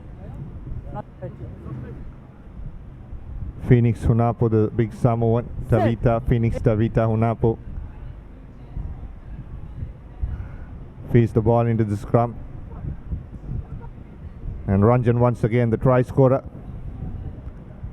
This Randita Varnapura push back. And a penalty coming up for the Vipers. Taken quickly by Tilna Veerasinghe. Huge tackle. Referee playing advantage as well. Release, right away. And here's Veerasinghe once again. Trying to look for space, trying to step back in his Randita Varnapura.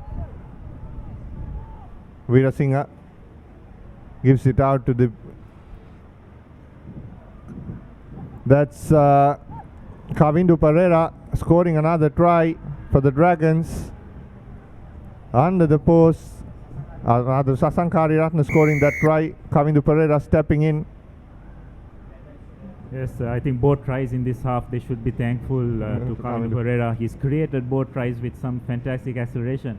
And the impressive thing about it is he has managed to run around foreign players and break their tackles as well, which has been absolutely brilliant. If you have a look at that again, he has Perry in front of him, but steps in, breaks the tackle, manages to stay on his feet and offload brilliantly to his clubmate Ariyaratne to go under the post.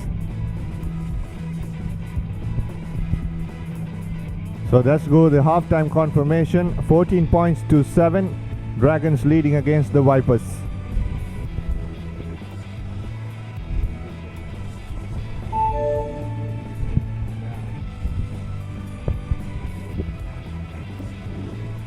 As we look at the halftime highlights, the first half, there have been 3 pretty good tries, 3 breakaway tries. As welcome Sudarshan to the commentary box today. Good afternoon, Sudarshan. I think we can expect an exciting days of rugby today. It will be the knockout day of the tournament, and every match is going to count towards where the teams end up in the final standings. Good afternoon, Abdullah, and good afternoon to everybody joining in on www.thepapare.com. And yes, it has been an exciting day so far, and absolutely brilliant games coming in as well.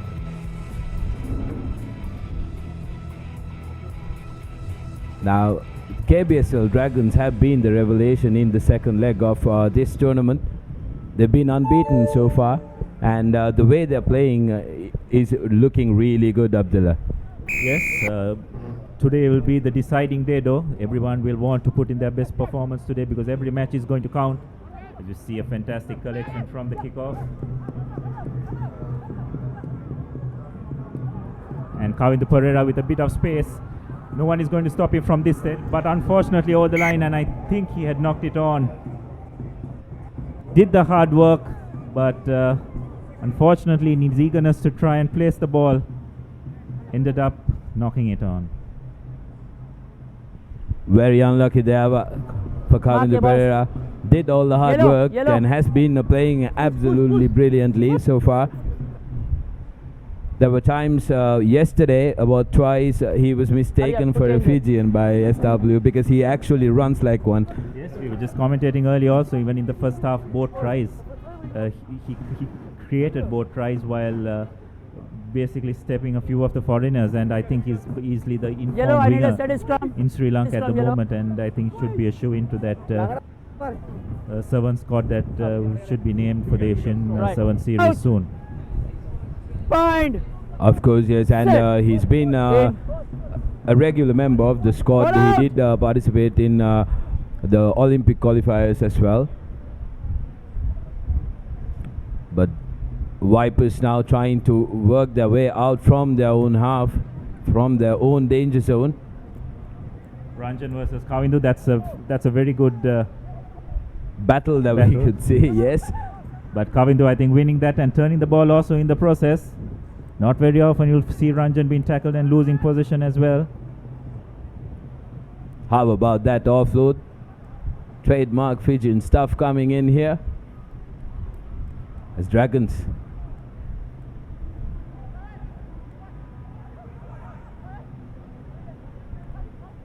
the confidence in them shows in how they play, Abdullah, because they won their games yesterday. They stuck to a plan and executed it perfectly. So the confidence they have shows in the way they play. That's right, Sudarshan, definitely. Confidence and also the momentum.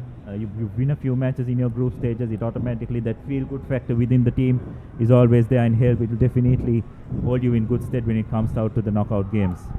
As we see Dragons number 5,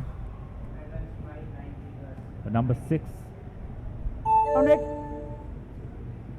Sevaluni, Messi Nepo guy, who goes over and just extends the Dragons lead by 19 points to 7 with the conversion to come. And while Sri Lanka Super Sevens is happening in at the race course, our young Tuskers are ready to take on in Hong Kong. They will take on Hong Kong and the host country in the final. And log into www.thepapare.com so that you will be able to see this live and exclusive.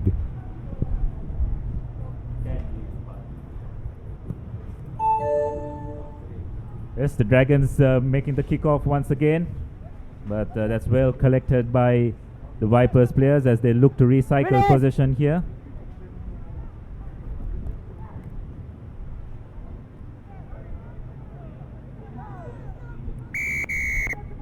Not sure of that call. I thought he did quite well to release the player before he played the ball, so could have let that go. But referee Dinka Pires blowing up. Let's see that. There's clear daylight, unless he was not, referee ruled that he was not supporting his body weight. Wait.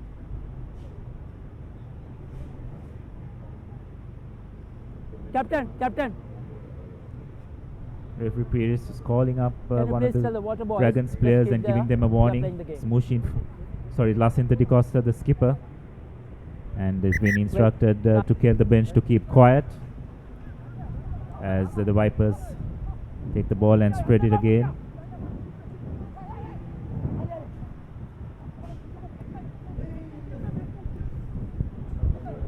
As the Vipers looking to spread the ball wide, and a lovely handoff on that occasion.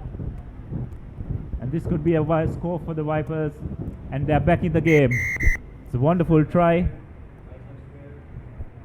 And just trying to figure out who that player is.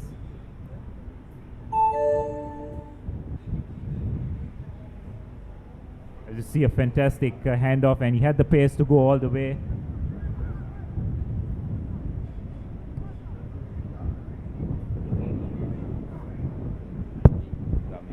That's Ramesh Fernando with that fantastic try, and he's got the Vipers back in this game, so it's 21-12. The next match will be Eagles versus Warriors, but that can wait. Vipers giving them another chance, but they need to make sure that they keep these attacking Dragons at bay. The Dragons are in a good position now, 21 points to 12. And news coming in from the final in Hong Kong. Hong Kong is leading 7 points to 0. The Tuskers would be looking to bounce back. You can see the live action on www.thepapare.com. We are bringing you action live from Hong Kong, Sabikada. So do join us on that platform as well. Yes, as we see the Vipers back on the attack, trying to shorten this lead. Ranjan offloading the ball. And on to Ron Perry. Let's see whether he can. And Ranjan is there for support. Lovely try on that occasion. And Ranjan goes over, which no doubt will reduce the lead. It's now a 4-point game with the conversion to come. But I'm not sure whether the Vipers will have enough time, because we are on the stroke of the final hooter. The Vipers should hurry up a bit. They're taking their own cool time. because they need the kickoff to try and retain possession. ThePapare, the man who's converting this one. And it's good. So 19 points to 21. 3 points away. But the hooter should go on. There you go. That's the hooter. And referee decides that that's the game. So too little too late for the Vipers.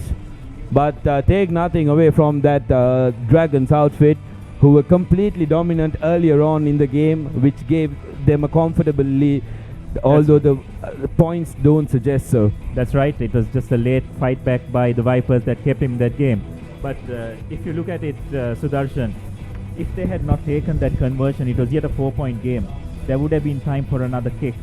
But unfortunately, and also they took a bit too long, and eventually that resulted in them being knocked out. As we prepare for our next game between the first leg winners, the SLT Mobitel Eagles versus the Soft Logic Warriors. As we see the play of this second half. And Kavindu Pereira. That's the one that got away from Kavindu. There you go. The big Fijian going in for the try for Dragons.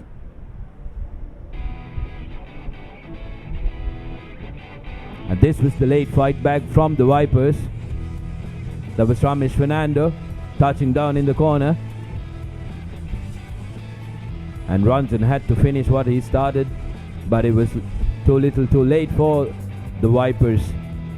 Dragons winning it 21 points to 19. Yes, it was interesting matchup on occasions to see Kavindu Pereira up against Danushka Ranjan. So that was an exciting matchup. A little bit of disheartening news coming in from Hong Kong. The Tuskers are trailing 14 points to 0. Hong Kong has scored another try. We hope that the Lankan Tuskers can make a comeback. They have enough and more talent in them.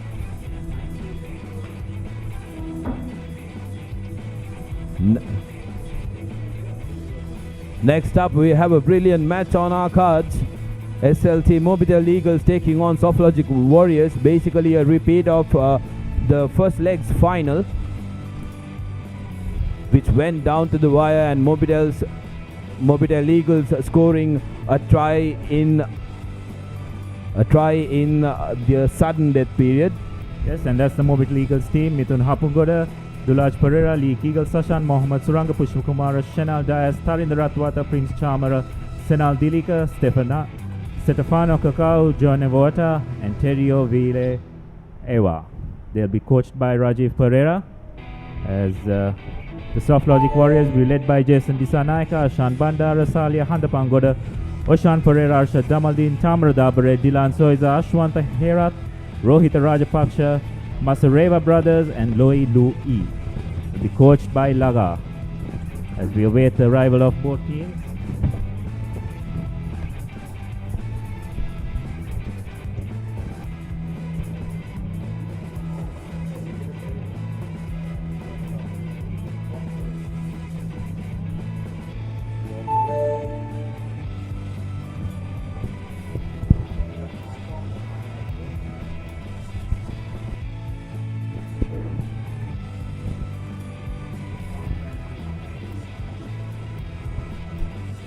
So it's half time in Hong Kong, and Hong Kong lead 19 points to 0.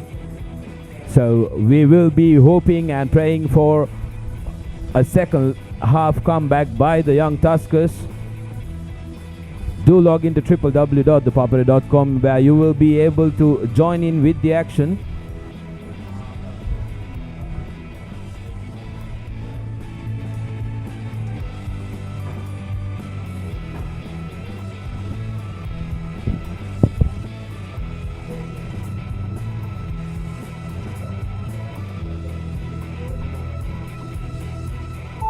We are waiting for both teams to line up and take the field. There you go. That's the live action coming to you live from Hong Kong. That's the Tuskers team in the huddle. I'm sure a lot of words would be going on. They know they are the champions. They know they can do this.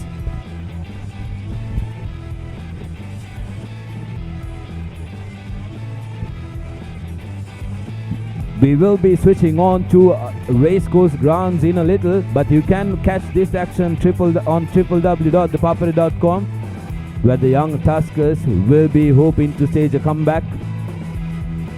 There you go, you see on your screen Somalka Gunaratna, Tariq Saleh, Kevin Dixon, the skipper.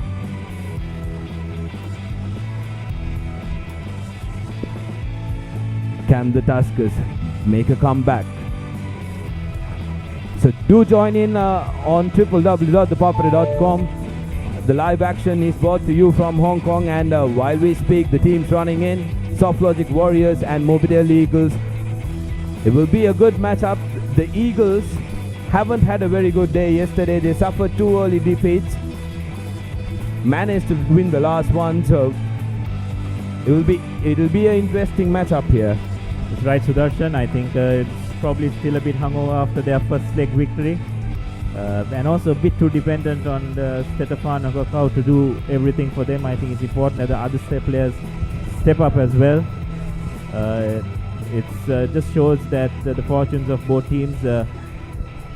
SoftLogic, the runners-up, have managed to be top of their group, and they're probably playing with the bottom of their group at the Mobidel Eagles. So as we get ready for the kickoff of this game, it's Dulaj Pereira to kick off.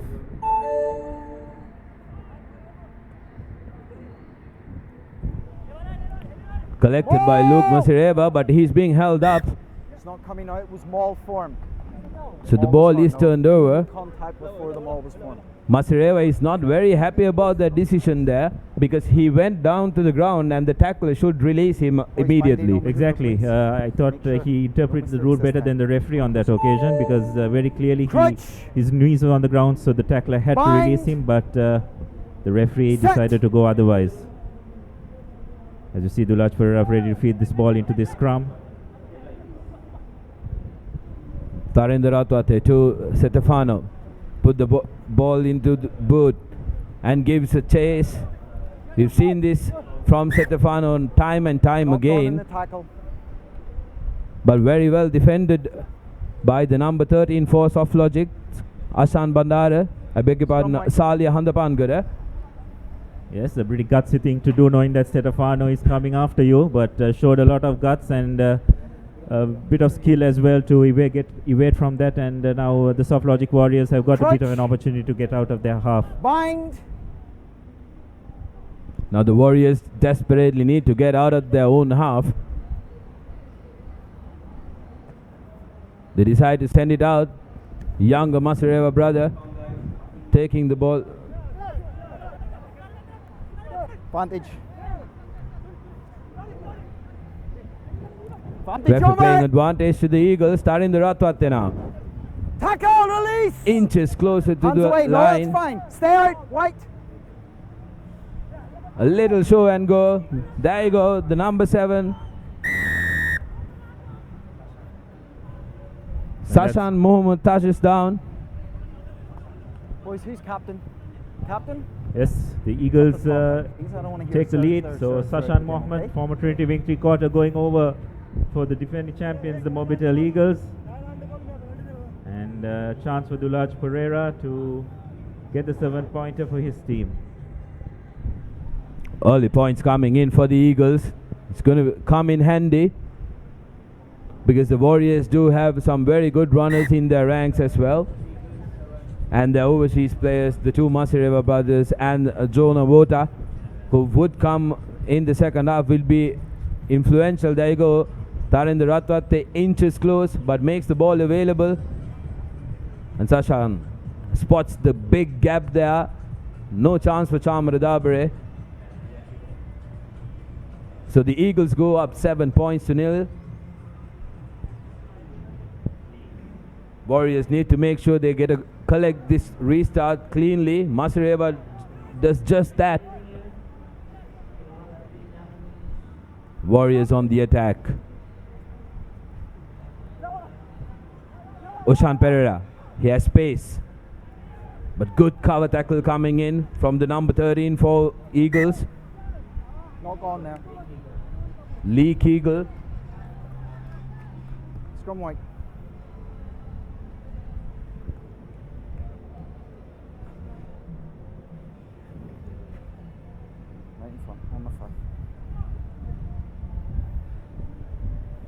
It's the thing when you're running away from your support players, Darshan, is you got to ensure that you have some backup. Otherwise, it gives the other team the opportunity to turn over possession.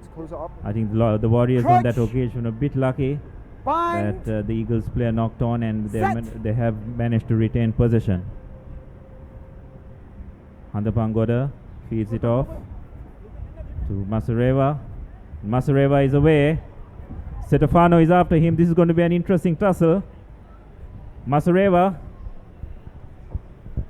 and Stefano showing his experience, just cutting out all the angles as we see the Mobitel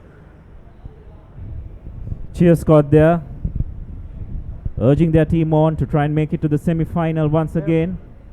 And some fantastic work by Stefano on that occasion. That was some brilliant defense coming in from the Fijian veteran. Masareva looked like he was going to go all the way, but Stefano Takao made sure that the Eagles would have a fighting chance again. Stay, okay. Dulaj Pereira to Ratate. Stefano sends it back to Dulaj. Sashan.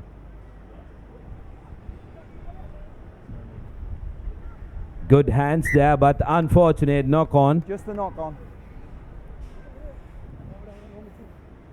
Yes, it's a very tight game, so every single error could prove costly, as we saw on that occasion. A slight knock on by the Eagles gives the Warriors an opportunity to launch another attack. Vota there was not aware of where exactly Sashan was. A little bit too eager there. Set. Thank you, Isuru.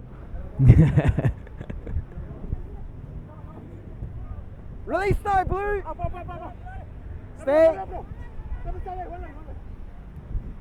Masareva sends it out to his brother Masareva. Again, the Masareva combination playing in. Release. We haven't seen Jason Disanaika in the game too much. Gets involved, but not a very good pass.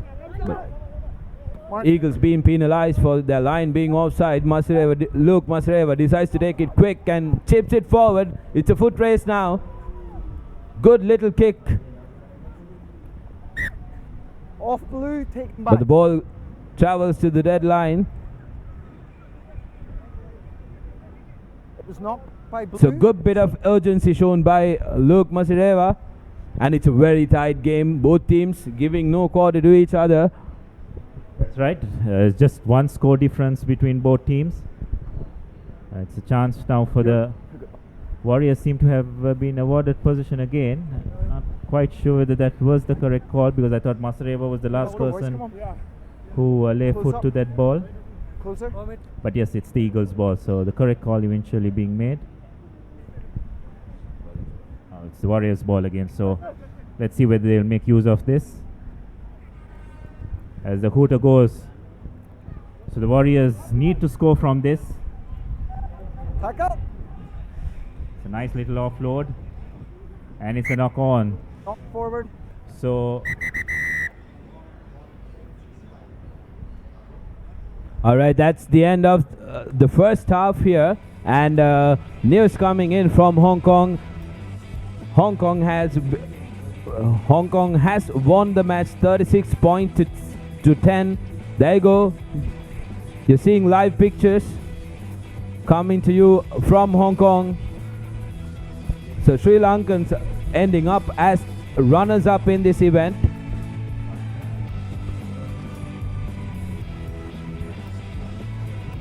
So, but don't be disheartened. The overall result of the seventh series is yet to come, since we were the champions last leg actually, and this time around we've been runners-up. So overall, Sri Lanka should have a good chance being the overall champion. So yes, Sudarshan, I think the fact that Hong Kong ended up at 5th in the first leg will probably prove costly for them, and with Korea also being relegated to the 3rd position, I think it's a pretty much foregone conclusion that Sri Lanka will definitely be the overall champions of this in the Asian Under-27 series. As we see the highlights, and the only try of that first half is Sashan Mohammed going over for the Eagles. So a fantastic effort by the under-20 Ruggerites. First time emerging as overall champions, and hope this will be a stepping stone for them to go on for greater things. Guys like Kevin Dixon, Reza Rafaidi, Nomalka Gunratna, they've all been, Tariq Salih, they've all been fantastic throughout this tournament. And I'm sure they will be pushing the senior players when it comes to selection for the under-20, rather for the Asian 7 series. As we get ready for the second half, the Warriors just about ready to kick off. Arshad Jamaldin kick-starts the proceedings. Jason Disanaika with a good challenge there, but Tackle release! it has been turned over by the Eagles. Excuse me. Referee is not happy there. Next time the penalty is reversed. Yes, on that time he judged that the player had actually put his knees on the ground, so the defending team had to release. Let's go, please. So as we see in this, if you can see in the replays, Chamar Dabre going into contact, and his knees on the ground, so the referee judging that he had to release. So the Warriors deciding to go for touch, just about 7 meters out from their own goal line. Blue. Someone in So the ideal platform and ideal opportunity for them to get back into this game.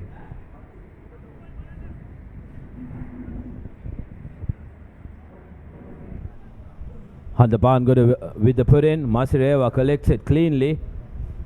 Dabre to Handapan Guru. Untimed pass there. And now Eagles with a chance to counter. Leak Eagle puts a kick. But lucky for the Warriors, Handapan Guru is there to collect it. Now Masireva passes on to Atsui Masireva. Will he have the legs to go all the way? Luke Masireva now. He finishes what he started. Beautiful bit of play by the Masireva brothers there. Luke Masireva and Atsui Masireva combining. Happy with the grounded? Yes. Okay, thank you. Yes, the try has been awarded. Stefano is not very happy, but referees take the final call, so that will be the first points for the Warriors. 5 points to 7 with the conversion to come. Can Jamaldeen make the Warriors equal with the Eagles? Yes, a very difficult kick from the far touchline.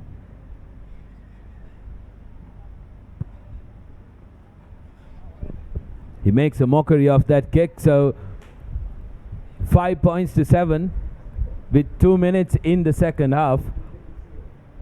Warriors coming back into this game. It's going to be a close one, and it's going to go down to the wire.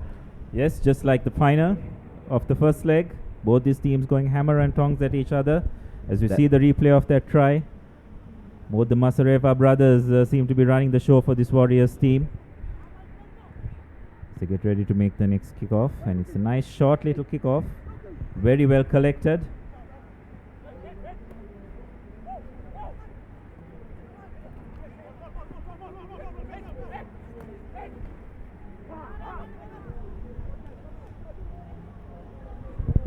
As you see the Warriors putting the ball in space.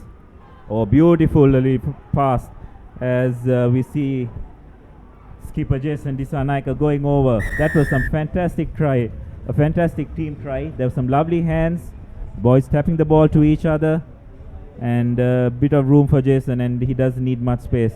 There you go the replay. Handapan Guru giving it out to Jason. That was just the last bit of the try, but absolutely brilliant little team try. All the players touched the ball. They were quick to spread it out wide. Lolo Louis, who's just come into the field for Atsui Masireva, getting into the action straight away.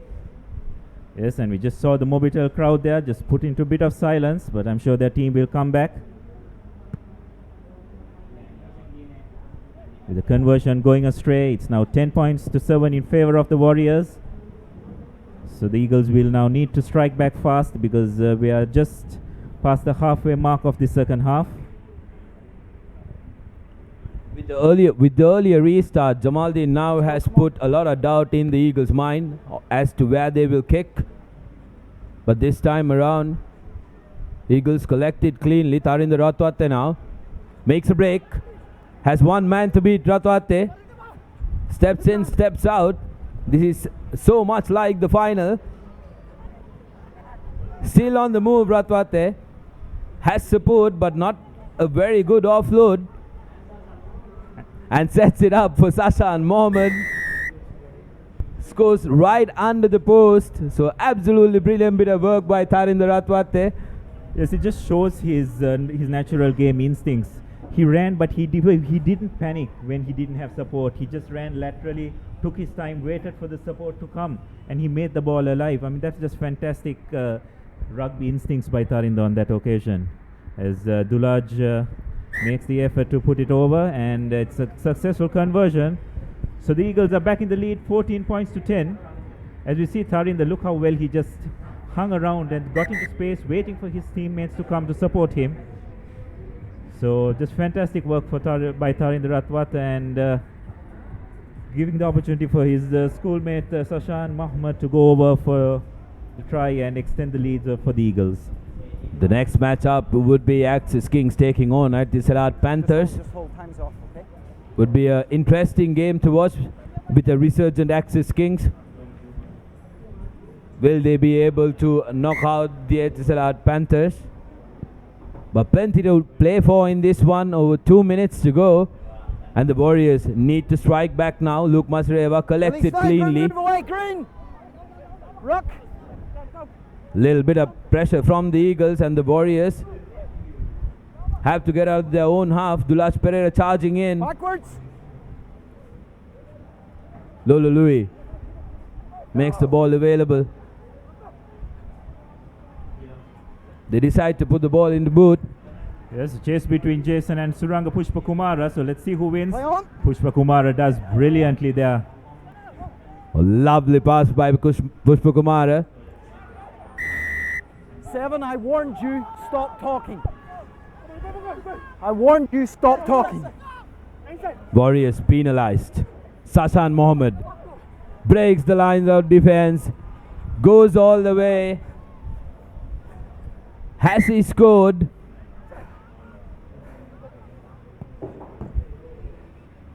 Masireva with good bit of work. Agreed? No try? It's not a try. So brilliant bit of work by Masireva. I thought Sashan took it a little too easy. There you go. He decided to stop, but the experience of Masireva coming in, doesn't plant the ball properly as well. So Warriors still have a chance. This could be their last chance. They will have to go end to end to win this one. You hear the siren. Referee's playing advantage for the Warriors. Disanayaka now to Dabare. Masireva, he's been a danger man, strong lad, breaks 2 tackles, breaks 3. Still on the move. Chamra Dabare, can he win the foot race? He does. Lost 4. But knocks the ball while doing that. So that's time. A little bit of bromance going in there with Jason. And the number 7, Terio Veliva. But they shake it off. So that was a very well fought game. 14 points to 10. Mobile Eagles. There you go. We have a look at the replay.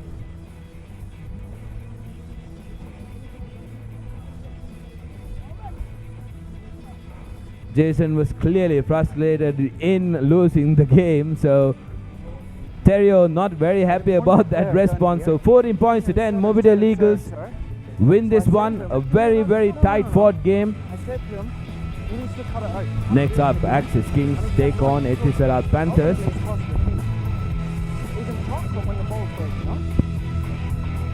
Yes, so the Eagles prevailing just like they did in the final of the first leg. They will advance to the cup quarters as we see both the Axis Eagles and the Axis Kings and the Etisalat Panthers taking the field.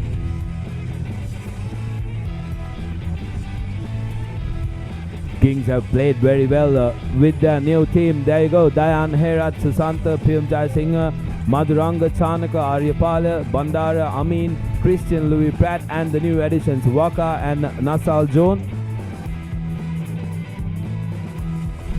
Panthers have Vishwamitra, Kanchana Ramanayaka, Abzal, Fernando, Di Costa, Lianage, Mubarak, Vikramaratne, Indunil, Nakisau, Jonah Tuitonga, Piutuai, the experienced Fijian offloader. We saw some beautiful action from Piutuai yesterday, Abdullah, where he was offloading from all quarters. Okay, ready? Yes, seems to be just a facilitator amongst his team. Didn't try and do too much. Played well within himself, but I'm sure the Panthers will want him to be at his devastating best in today's knockout, at these knockout stages. Wakasukuru with a very strong run there. Gains important yards for the Kings. Danush Dayan played brilliantly yesterday. Play. Row. But Jonah Tuitonga turns the ball over. So it's Panthers' ball now.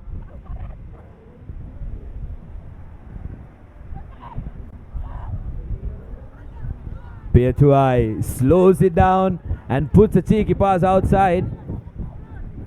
Release! Yeah. Thought that was a bit lucky for the Access Kings. Didn't look as if there was daylight between the tackler.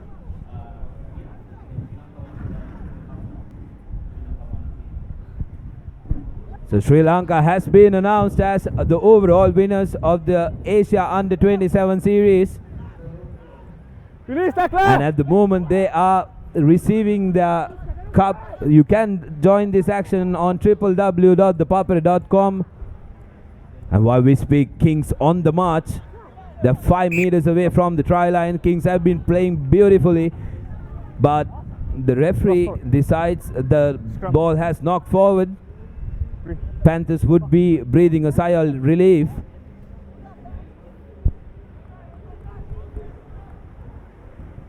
Let's go, guys. Wakasukuru is such a strong runner, Abdullah. Yes, you create that mismatch between a local player and a foreign player. It's very hard to stop those players, but I thought on that occasion Vijay Kumar, the Royal College scrum half, making his maiden appearance in senior rugby, I thought did extremely well in defense. As the Panthers clear their lines, and number 17 Nasal Joane does very well sweeping. So Access got another opportunity to launch another attack.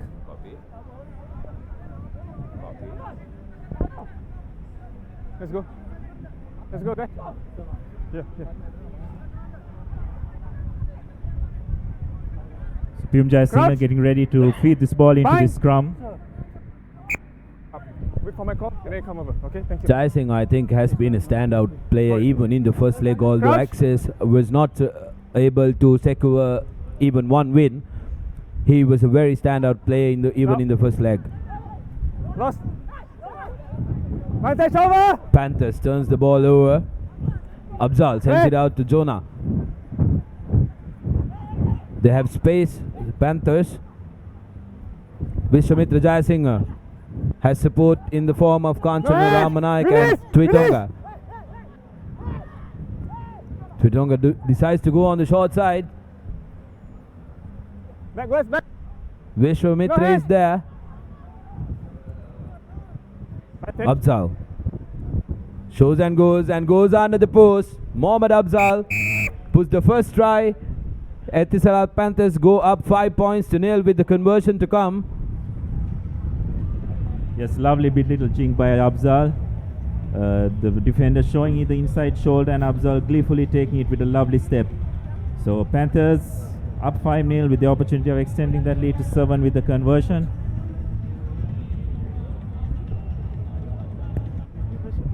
As Abzal himself decides to make the conversion, and the Panthers up 7 points to nil. Very well recycled ball, and Abzal once again just identifying that little gap inside under the inside shoulder of the defender and comfortably going over. Panthers take an early lead, 7 points to nil.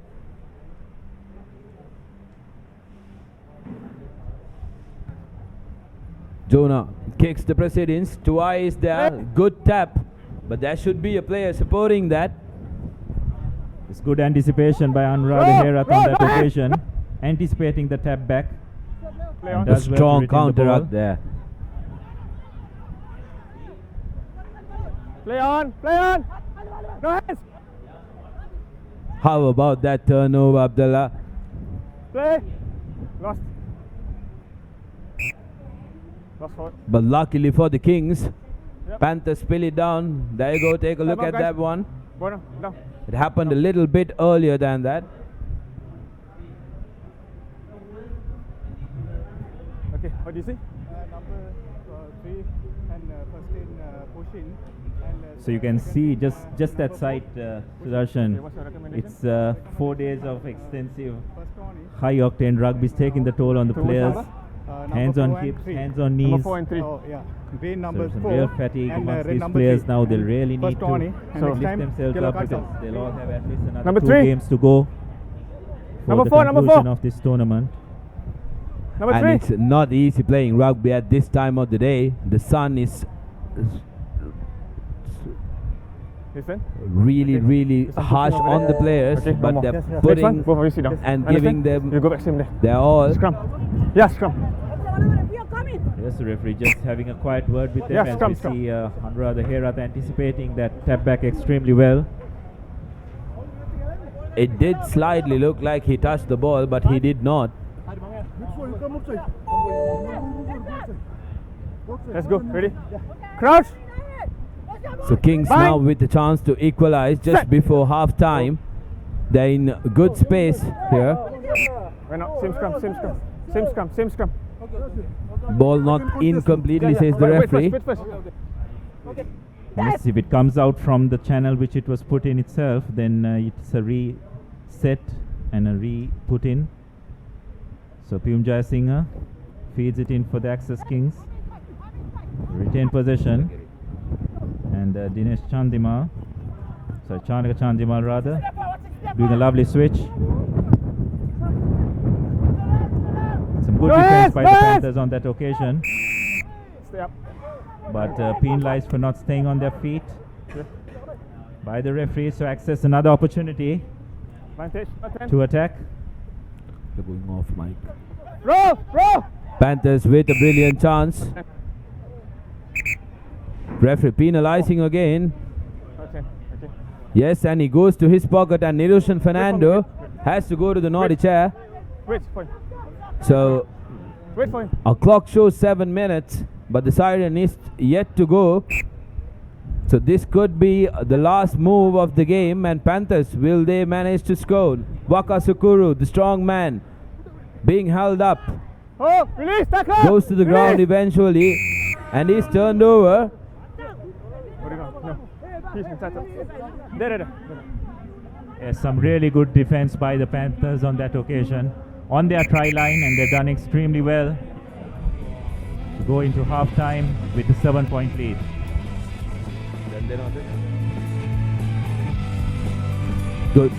Good work done by the Panthers defending their try. So 7 points to nil.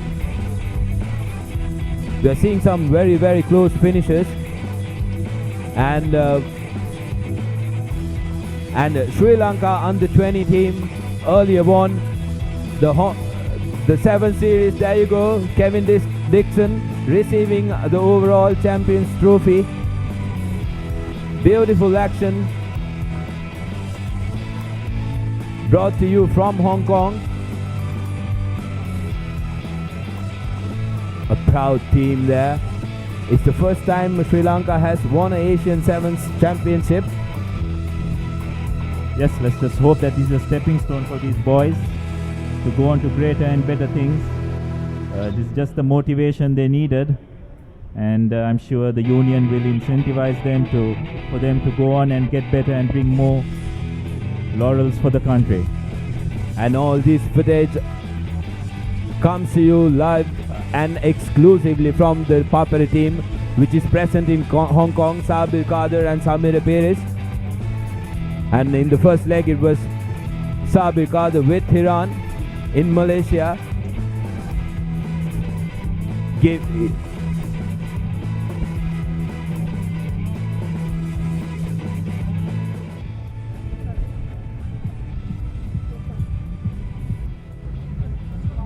And we will be bringing you some thoughts and also footage from Hong Kong as the day goes by.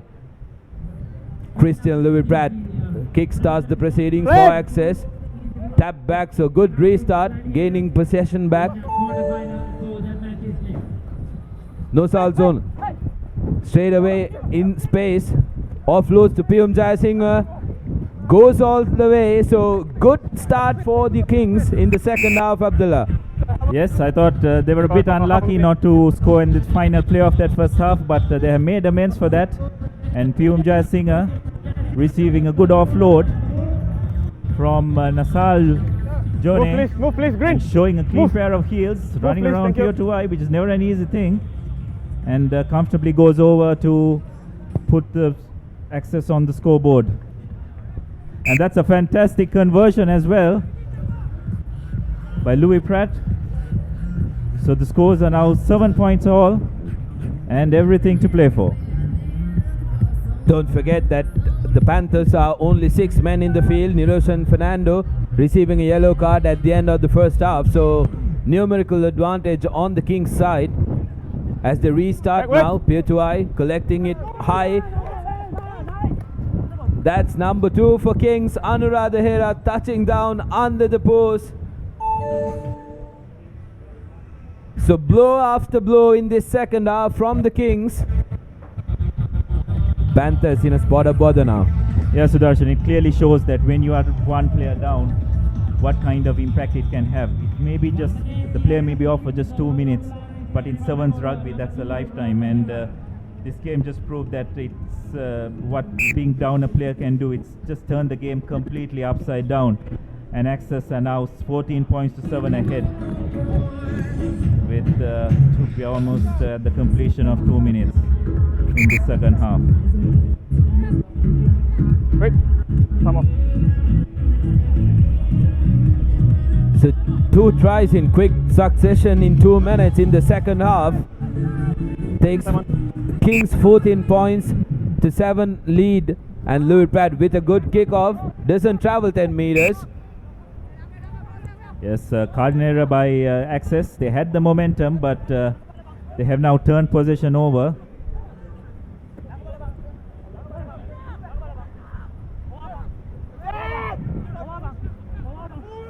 Panthers now back to 7 men. Fernando gives it out to Peer 2i, still on the move with 2 men clinging Tackle, on. roll, tackle. Tuitonga.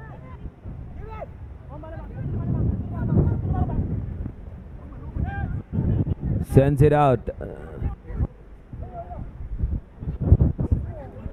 A lofted pass intercepted by Anuradha Hera, and nobody will stop him. Christian Louis Pratt telling him to slow it down, take his own sweet time. So the Kings with another score, so that's 19 points to 7 with the conversion to come. Yes, a bit of a lazy pass by Peer 2i on that occasion, just trying to lob it over, but Anuradha showing some good athleticism to get into the air, collect the ball, and hair down towards the towards the goal line. And Louis Pratt waiting to make the conversion, and which could see the Access Kings extend their lead to 21 points to 7. As we pass the halfway stage of the second half, the Panthers making some lazy mistakes, and Peer 2i the culprit on that occasion. And you give Anuradha Hera that kind of space. Although a flank forward, he also plays wing for his club side Sierra FC on occasions, and showed a good turn of speed on that occasion to leave the Panthers defense in the lurch. What a change of momentum in this one. 7 points to nil at halftime. Panthers were leading, and now 21 points to 7. Access Kings are dominant in this one, but Panthers now replying with Tuitonga with space. Passes it out to Hassan Maduranga. Beautiful recycle, just making the ball available, and the Panthers have got to score from this situation. Mohammad Afzal just does that, scores under the post. They need to hurry up, Panthers. 17. Watch. So that's 12 points with the conversion to come. They need to hurry up. They need to score once more.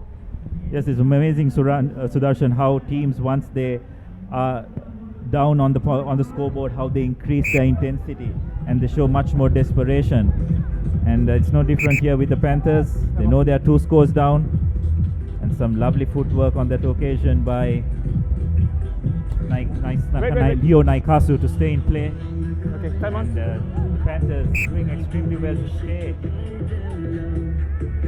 We keep the ball alive, recycle, pushing the ball into space, and Afzal with that kind of ability to bump players off and to step comfortably going over.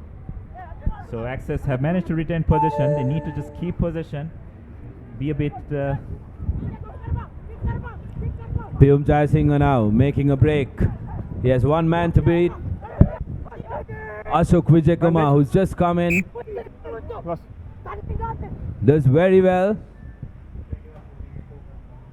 Vijayakumar, who turned out for Royal just this season. That's right, had an outstanding season for Royal College. Great to see him being exposed to a bit of sevens rugby. And did extremely well, and Piyum, few of his teammates having a go at Piyum, should have looked to pass that ball out. Instead going into contact and losing the ball in process.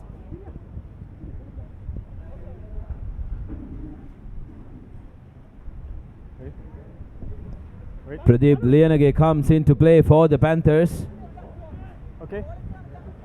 Panthers deciding that they need a little bit more experience. Yes, Lianage out of the rugby scene for the last couple of seasons, so making a comeback. Interesting to see whether it will be just for this tournament or will he be back for his Kandy Sports Club in the coming season as well.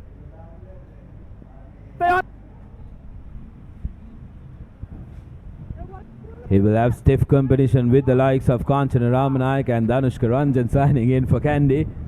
But here we are, Eagles. I beg your pardon, the Panthers.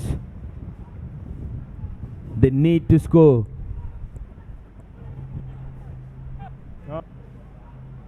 Vijayakumar puts it to Tuitonga. Finds Christian Louis Pratt. And that will be the end of the game. So 26 points to 14 with the conversion to come, which should be easier for Pratt. Panthers were completely outclassed in the second half of the game by the Kings, and they take away the victory, 26 points to 14. There go Tuitonga. The conversion is good, so that's 28 points to 14.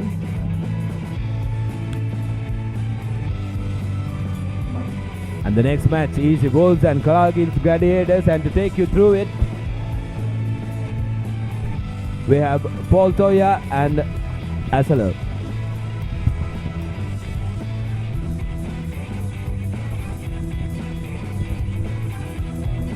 So let's take a look at the teams. The Kargil Gladiators, Richard Dharmapala, Dinesh Chaturanga, Udangamuwa, Tilina Vijayasinghe, Tushil Samarthilaka, Ganindu Lakshan, Radish Seniviratna, Richie Dharmapala, Nivanka Prasad, Nemani Nugase,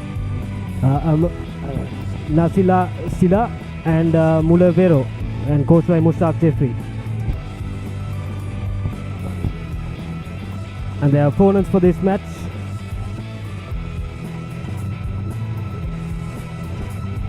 Easy Wolves with Roshan Viratna as the captain, Srinath Surya Bandara, Yoshida Rajapaksa, Chanaka Chandimal, Charit Seniviratna, Sashika Jayawardena, Salia Kumara, Idda Malgoda, Dinesh Lakmal, Samoa, Ropati and Tico. Good afternoon, Paul. Afternoon, how are you? Not too bad. So the Easy Bulls have the early set piece through a line out, and they swing the ball out wide. That's a very good start. Good switch play. They're keeping the continuity going. They're looking for support. That's Roshan Viratna, the captain.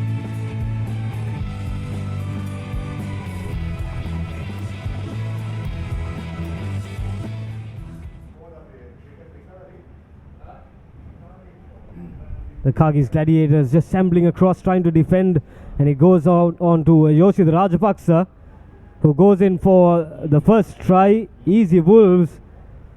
So they made it very clear from the start. They sent the ball out wide.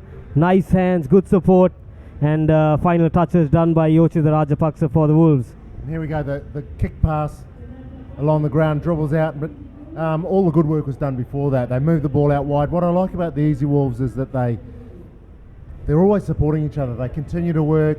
Once they pass the ball, they ask themselves, what can I do next? What's my next job? Let's get to it. I'll go and support, get in position. You'll see the players, and you'll see on screen. You need to come down and see it live, because then you'll see how much work they do off the ball. They're always realigning, repositioning.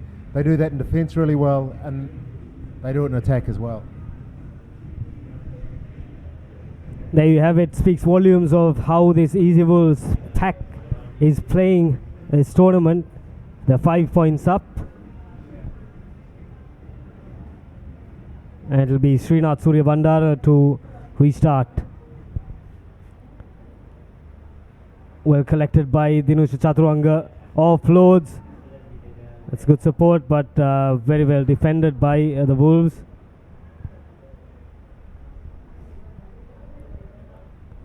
That was well done. It was good rugby, actually. A good take from the kickoff. A couple of good tackles. No one actually getting the upper hand. There was. There you go. That's the Easy Wolves. Just a little bit more alert and onto it. They got into the line out quickly. They got set up quickly and passed the ball. And when you have an opportunity to do that, you've got to take it. They were smart enough to take the quick line out, but the execution part. There's something wrong there, because they didn't know exactly what to do after that. So I think the Gladiators pounced on that, and they have the first scrum of the match. That's Thilina Vijay Singha. Brilliant step out the back door.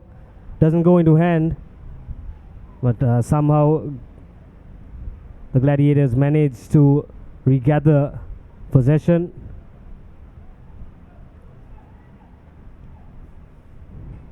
Tusita Samanatilaka out to. That's good play, good interchange, but lacking a bit in support. Finally gets there. A small kick through. He's looking for the favourable bounce. Kicks again, and that's the first score for the Kagis Gladiators. What brilliant work by Nasila Silla, it was great patience by Nasila Silla. I thought he kicked it, he got through, and he was through, and he just waited for the ball to come up. Look, it's you really got to wait for the ball and it sooner or later it's going to bounce up. He had to kick it 3 times before the ball came to him, but it finally did, and Nasila Silla kicked the ball, scored the try. But what he did first is he recognised it was space on the other side of the defenders. Put the kick through. Here we might see it. So he puts the kick through, gets through first, bends and almost goes to pick it up. Am I going to pick it up this time? No, I'll just keep kicking, and then it pops up into his arms. And it's a try.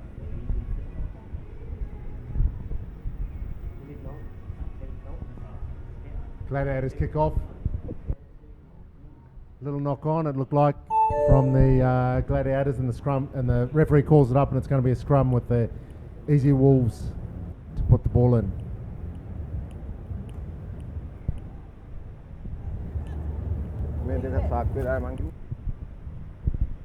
As I think Sudarshan was saying before, it's not the easiest of conditions for these players to be playing in, and they've been playing for 2 weeks consecutively. Sevens rugby, very physical, and for this is where I think it counts the gas and how fit you are for the last bit of the tournament.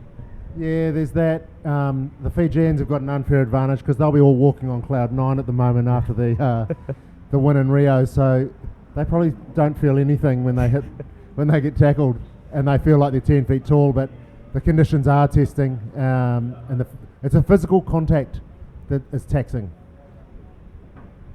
So the penalty for the Kyrgyz Gladiators taken quickly, but doesn't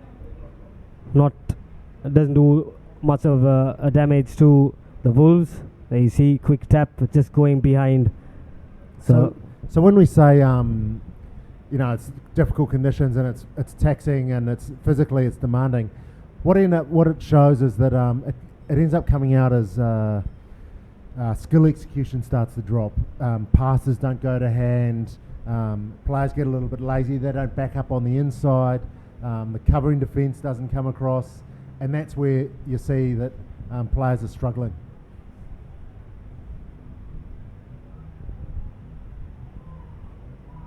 Good defense by the Gladiators.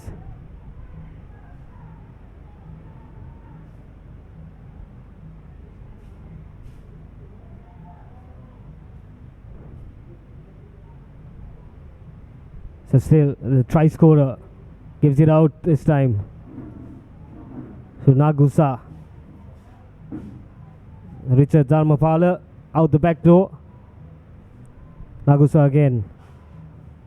So the Gladiators having a lot more possession after the first try from the Easy Wolves, and it'll do a world of good if they can score right before the halftime whistle.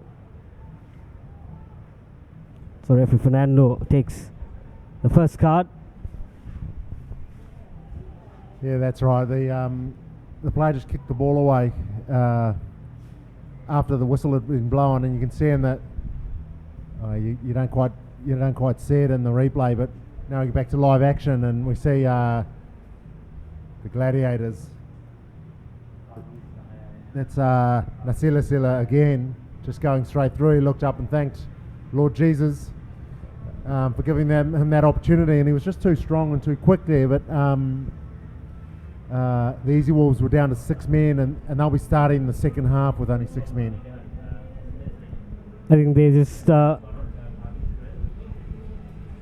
so that's the half time, 12 points to 5 with the Kyrgyz Gladiators leading. There you see, just too quick, too strong. Over he goes, Nasilasi. Good stuff by the Gladiators.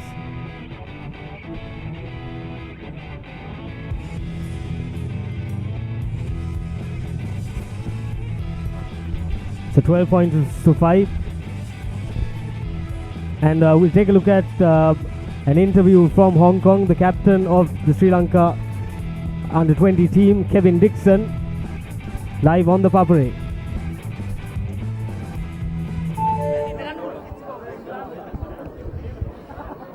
Match එක මං හරි සතුටුයි මේ වගේ team එකත් එක්ක මට සෙල්ලම් කරන්න ආපු එක. මං ඉස්සෙල්ලාම තෑන්ක් කරනවා දෙයියොන්ට. දෙයියෝ නැත්තම් මේක අපිට මොකුත්ම කරන්න බෑ. මම මේ වගේ සයිඩ් එකත් එක්ක ගන්න හරි ආසාවෙන් හිටියේ. මේ සයිඩ් එක අපි ඔක්කොම බිලීව් කරා අපිට පුළුවන් කියලා. ඒත් සමාන අනතුරු නිසා අපිට ගා ගන්න බැරුව ගියා. ඒත් අපි ලංකාවේ පළවෙනි වතාවට ඒෂියන් සීරීස් එක උස්සලා තිනවා. අපි ඔක්කොම එකට මේ කට්ටිය අපි ගැව්වේ රට වෙනුවෙන් ගැව්වේ අපි. අපිටම කියලා යම් කිසි දෙයක් කරගන්න අපි ගැව්වේ. මේ අපි ඔක්කොම බිලීව් කරපු දෙයක් අපි උස්සපු නිසා අපේ කෝචස්ලටයි අපේ SLRP යුනියන් එකටයි අපිට සපෝට් කරපු හැමෝටම papare.com ඔක්කොටම මේ ලයිව් වෙන්නපු එකට ඔක්කොටම මම බිග් තැන්ක් යූ එකක් කියනවා. Here we are back live, and you can see Nasila breaks away from the kickoff. Kyrgyz Gladiators start the second half with a try under the posts, but as you saw from the interview over in Hong Kong, the Sri Lankan boys going to bring back that big massive trophy for the series win, so that's good to see. It's awesome stuff by the Junior Lions, and I think the entire rugby fraternity of Sri Lanka is very proud of them, and I hope this is a stepping stone for the Sri Lankan rugby in general, because looking at these boys performing in one of the highest levels, and I'm sure a lot of young boys will be looking at them and feeling proud of the performance. And then we see a replay of that try that the Gladiators scored from the kickoff, and they kick off again as we go back live. They receive the ball back from the kickoff, and that's another thing that's another area that they're doing well today. Although they turn the ball over and it's a penalty, but at kickoff time that's an opportunity to try and get the ball back. It's a 50-50 ball.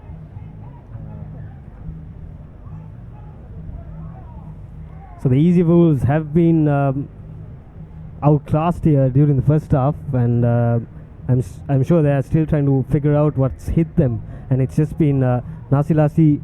He's been quite tremendous. He's been the go-to man for the Gladiators, and the other players have been playing around the foreign player, which is good to see.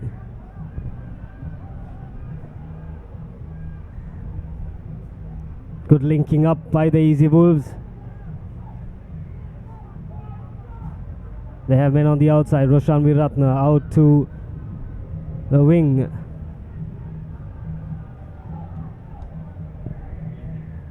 And that's Tiko, Tavita Tiko for the Easy Wolves. He goes over for their second try. So the Easy Wolves haven't finished their campaign today either. Like they've decided they're going to come back and do it. It's only 2 minutes into the second half. They're only 19. They're 9 points down. They've still got a kick to come. So they're well in the game. But it's interesting to see what that under-20s series win's going to do for Sri Lankan rugby. It'll be a kickstart for everyone. I know everyone involved in the game will be immensely proud of what's happened, and I wonder how they're going to take it on from there. If the national team's going to also have some success, or we'll just have to wait and see where they go from here, I suppose.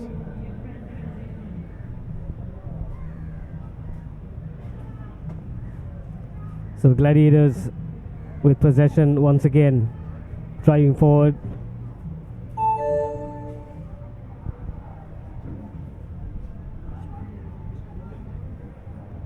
Good defense by the Easy Wolves. Again rushing up this time. Viratna missing his man. But still they are adding some sort of pressure to the Gladiators. They're just one score away. That's Radhish Seneviratna. Unfortunately that one goes off. Boneka Udangamua. And Paul, I think the difference this year, especially this tournament by the juniors, was I was listening to Sabi talk about how they've gone one day before. They bought new boots because they were playing in a different sort of condition. So they've done things differently going into this tournament. And I think that's how the Sri Lankan officials have to adopt to the new ways of playing rugby, especially if they are to succeed in the future. Well, it is all about preparation. You've seen here in this tournament, of the second leg, the coaching staff have all had a chance to have another week with the teams. Also, they've been able to prepare with their own teams with the video analysis. They can look at what the opposition's doing right, what the opposition's doing wrong, and also what their own teams are doing right and wrong. And so there's a maximum in New Zealand that says you can never be too well prepared in rugby. And as far as the national team's concerned in New Zealand, they over prepare for everything. They try and look at every single every increment of improvement they can make. They try and push for it. You see that's Boneka Udangamua scoring the fourth try for the Kyrgyz Gladiators, taking the score up to 24 points, and the conversion's good.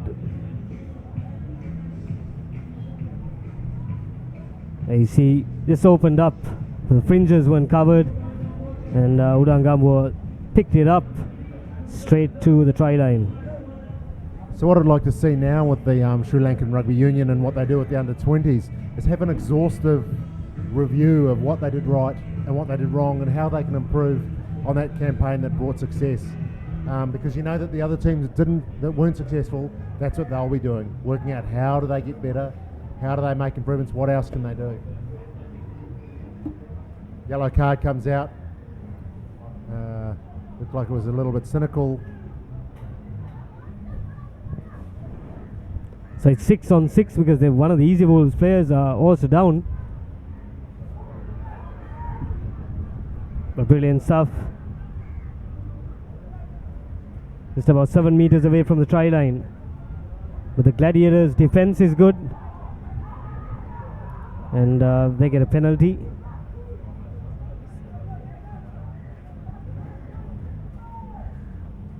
And it's very interesting to see how these juniors will be plugged in to the club rugby setup, how they will be groomed, because you shouldn't obviously overtrain them or overexpose them. They should be nurtured, and they should be brought into the national system with the correct kind of plan. And I'm sure the officials are working on it currently. Well, it's that, but also what they have now is they know how to win. They'll have a confidence, they'll have a belief in and how their team works, and that really will come to the fore when their backs are against the wall, when they're down by 5 points or down by 7 points or 10 points, and they know that they can look at each other and know that they're going to give to each other and give to their team, and that confidence comes from winning, and it's really difficult to. Coaches don't know how to buy that. You don't know where to get that from. Here's the replay there of that last play and that injury where the man lands on his head, and that's where the yellow card came out. And we still have medical staff in the middle of the field now, just trying to make sure that he's okay.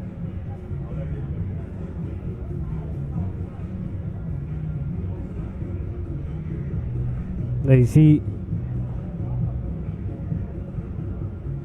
It's not, he takes him, till this point he's okay, but then he lifts him up and straight on his head.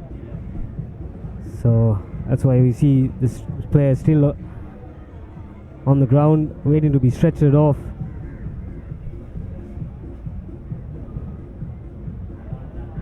I'm sure if the referee had, so the next match will be DS Senanaika versus Prince of Wales.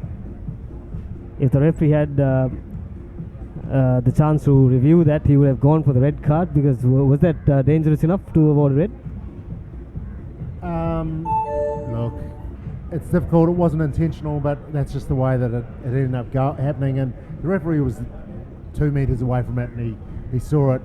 It always looks worse in slow motion, and I hated watching that. And it looks terrible. And as a rugby player, you just don't want to see other rugby players going through that. Yeah. We all know that it's a contact sport, but as a coach, that's our main fear, that one of your players is going to get hurt and hurt badly. Brilliant inside pass by the Easy Wolves, just a few meters away from the try line, and the Gladiators shuffling back. Chanaka Chandimal goes for the cross kick. Inside ball, Mulavero, and he's over for the try. A bit too late, I suppose. 7 minutes up in the second half. Yeah, that's right. They did leave their run a little bit late. They'll be back to 17 with the kick to come, so they might be able to get back to 19. That's still 7 points behind, but before the next match and the schoolboys come back on, got an opportunity to send our regards out to Colin Meads, Sir Colin Meads in New Zealand. He's received some bad news in the last couple of days. He's fighting a battle against cancer. So I know the rugby community in New Zealand is all right behind Sir Colin and his family, and we are too here in Sri Lanka, sending our best. Here's the replay for that last try. That was Tiko,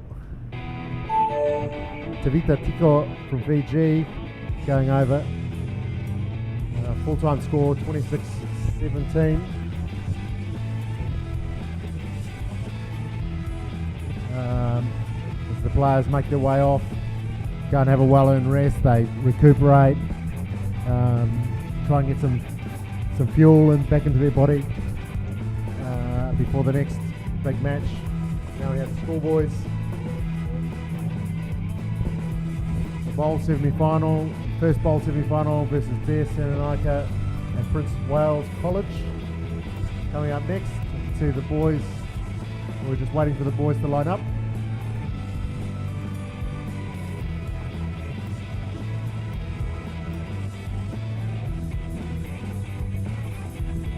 So we see the replay of that last match, and you can just see Tiko just going around the outside. He's already over the try line there.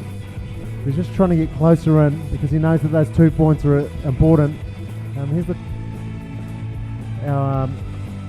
big man going straight up through the middle. It really opened up at that ruck time there, didn't it? The fringes were all taken care of, but just opened up on the outside. Tiko just going through again, scored after the hooter. That brought the score back to 17-26. Too late there for the Easy Wolves. Is it the game started off with a bang for the Easy Wolves? They scored first, but the Gladiators were too strong, dominated most of the game, and the Easy Wolves having a bit of I think scoring opportunity to the latter part of the game. So good game by the Gladiators. The next game, the bowl match, the DSN Nayaka College versus Prince of Wales from Morotua. Good crowd in here. We are also having the third test match, Sri Lanka versus Australia. And the Sri Lankans 164, the loss of 5 wickets. That's a small update from the SSC. That's a good little fight back because they were struggling for 5. Maybe it's 66 for 5 when I walked into the commentary box. So they're fighting back. Well done, Sri Lanka. But there's a little story about Colin Meads that, or Pine Tree as he's known in New Zealand. Now that's been shortened down to Tree. When he was touring South Africa with the All Blacks, he was playing in a test match. I think it was the second match in 1971, and he went off with an injured arm. Came back on, they taped it up and put some sort of plastic or something around his arm. Continued to play. Apparently after the game they found out he'd broken his arm. Played through a test match against South Africa with a broken arm. The man's an absolute legend, so our best thoughts are going to you, Tree, and to your family. Get well soon, fight hard, we're all behind you.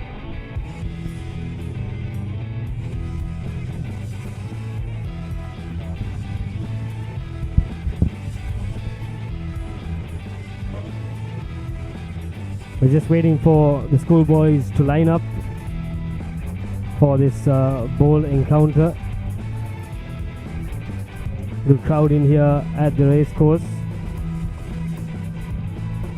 So looking back at the cricket action from the SSC, Australia versus Sri Lanka, the third test match, and De Silva still not out on 84, and together with him is Dinesh Chandimal on 46.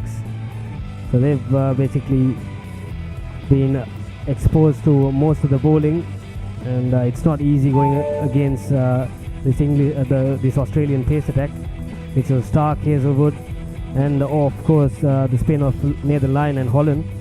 So it's quite a good attack, and you would have expected a lot more scoring, especially at this SSC wicket. It's known for a lot of runs, but Australians thought otherwise. Well, I thought the Sri Lankan team was done well to bounce back after that tour of England. It was a total disaster, really. But they've come back and they've got a series win already, and they're 2-0 up in the series. And this Australian team's no slouch. You've got Stark, who steams in and took 11 wickets down in Gaul, which is a spinner's paradise. So that tells you how much quality that man has. So Sri Lanka, I think, have bounced back really well in the cricket. We'll see what happens next, and the rest of this game. There's still another 4.5 days to go.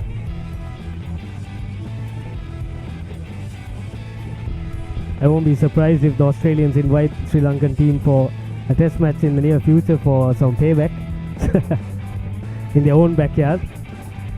I'm sure they'd love to have a pace attack bowling at the Sri Lankans at, say, Brisbane at the Gabba, or else at the Wacker over in West Australia, where the pitch is a little bit harder, the bounce is a little bit harder, and the track's a bit quicker. But that's all in the future.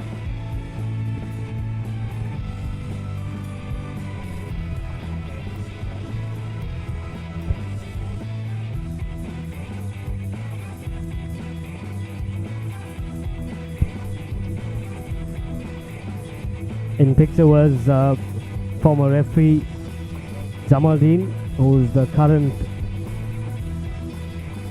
referees president, Sri Lanka Rugby Referees Association president. So he's had a bag full of things to deal with this year, especially during the school season. There has been a lot of issues pertaining to the referees. The old boys and the unions have been shouting out, saying that the standards are not that great, and he's been backing his referees, and he's been shouting out to the rugby union, saying that they need more funding, they need more coaching.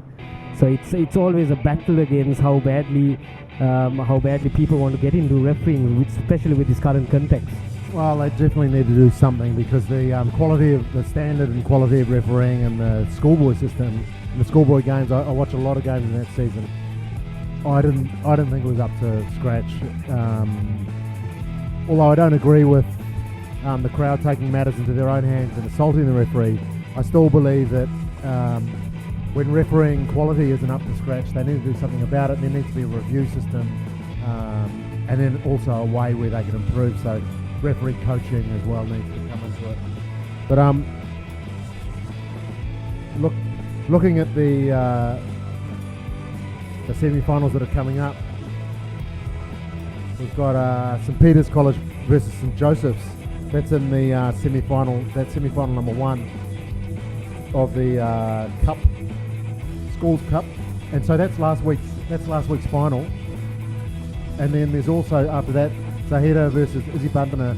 That's in the other Cup semi-final as well. So those 4 teams are going head-to-head to see who can make it to the final. So St Peter's versus St Joseph's. St Joseph's will be looking to get a little bit of payback after last week, and I'm sure they would have been thinking about the refereeing after the final last Saturday as well, because if you're a St Joseph's College supporter, you probably would have asked a few questions about the refereeing performance there as well.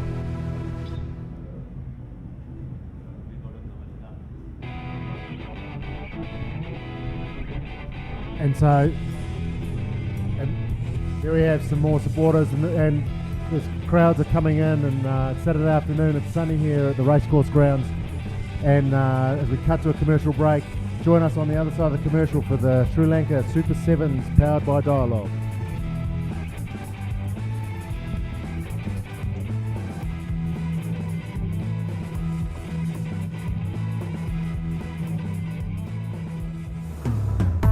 Witness the thrills and the spills of local talent playing alongside international rugby stars to give you a tantalizing taste of world-class rugby at the Sri Lanka Super Sevens, powered by Dialogue. Come revel at this rugby fiesta at the racecourse grounds on 12th and 13th of August. Entrance totally free.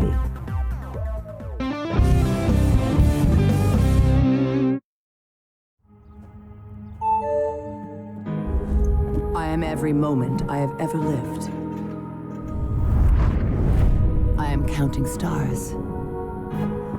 I am reaching for them. I'm unstoppable. I am you. Together we are every lap, every finish line, every possibility. Together we can change the world. Rio Olympic 2016, live on Star Sports Network on Dialogue Television, Sri Lanka's #1 television experience. Hemar, Udari, Jackson, Pubudu, Sanat Gunatilaka, Jailat Manoratna, Ranganen Saha, Bhatya Santoshke Sangeethayen හැඩවුණු ප්‍රවේගය. දැන් Dialogue Television 7th Circuit channel ඔස්සේ.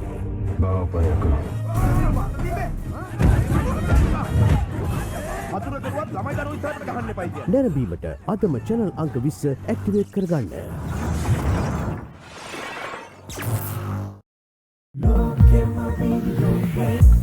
Michael Jackson burlesque movie. Malvane kinna sangate. Navala pitiye yureni me. Sedavatte reggae pop mane. Endarango pila, lomura sexarala, loke matende the video play. Yapana ye Rajnikant. Kottave Shahrukh Khan. Loke engala bila, loke ta visibila, loke matende the video play. ලංකාවේ ඕනෑම තැනක ඉඳන් අපේ ලෝකෙන් video ලෝකෙට විසිවෙන්න. ශ්‍රී ලංකාවේ වේගවත්ම ජාලය සමග වීඩියෝ ලෝකෙ රිසිසේ සැරිසරන්න. Dialogue Television introduces Dialogue TV Go, now on your smart device. Anytime, anywhere, any network. Choose from over 40 channels with features like Rewind and Catch Up TV for absolutely free. Download the Dialogue View app on your Android device and click on Dialogue TV Go, or search for Dialogue TV Go on your iOS device and click Get to download. Your favorite show wherever you go. Dialogue Television, Sri Lanka's #1 television experience. Witness the thrills and the spills of local talent playing alongside international rugby stars to give you a tantalizing taste of world-class rugby at the Sri Lanka Super Sevens, powered by Dialogue. You can also catch the live action on Dialogue Television Channel 1, ThePapare.com, and on MyTV from any network. Entrance totally free. Sri Lanka Super Sevens, powered by Dialogue. The future today.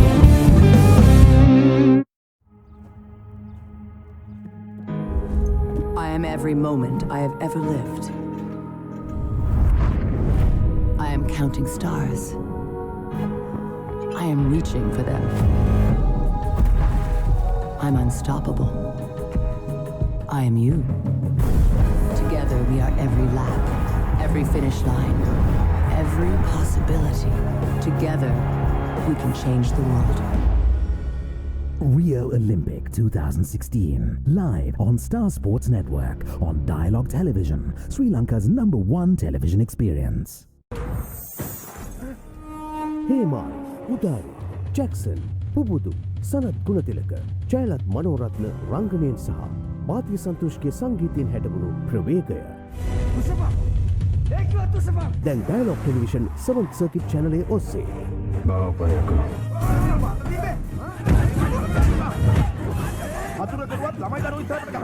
නැරඹීමට අදම channel අංක 20 activate කරගන්න.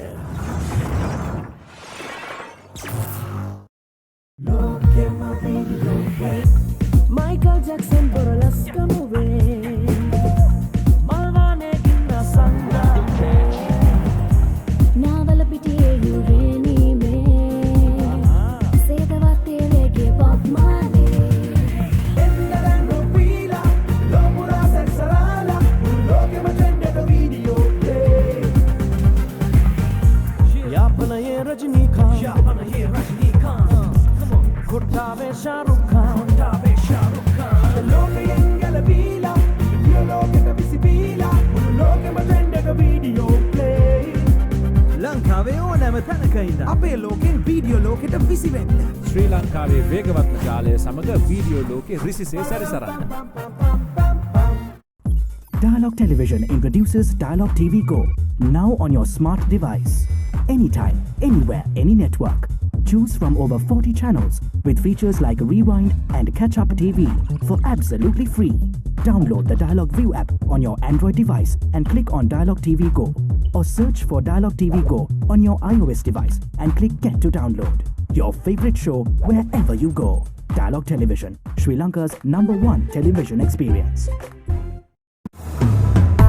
Witness the thrills and the spills of local talent playing alongside international rugby stars to give you a tantalizing taste of world-class rugby at the Sri Lanka Super Sevens, powered by Dialogue. You can also catch the live action on Dialogue Television Channel 1, ThePapare.com, and on MyTV from any network. Entrance totally free. Sri Lanka Super Sevens, powered by Dialogue. The future today.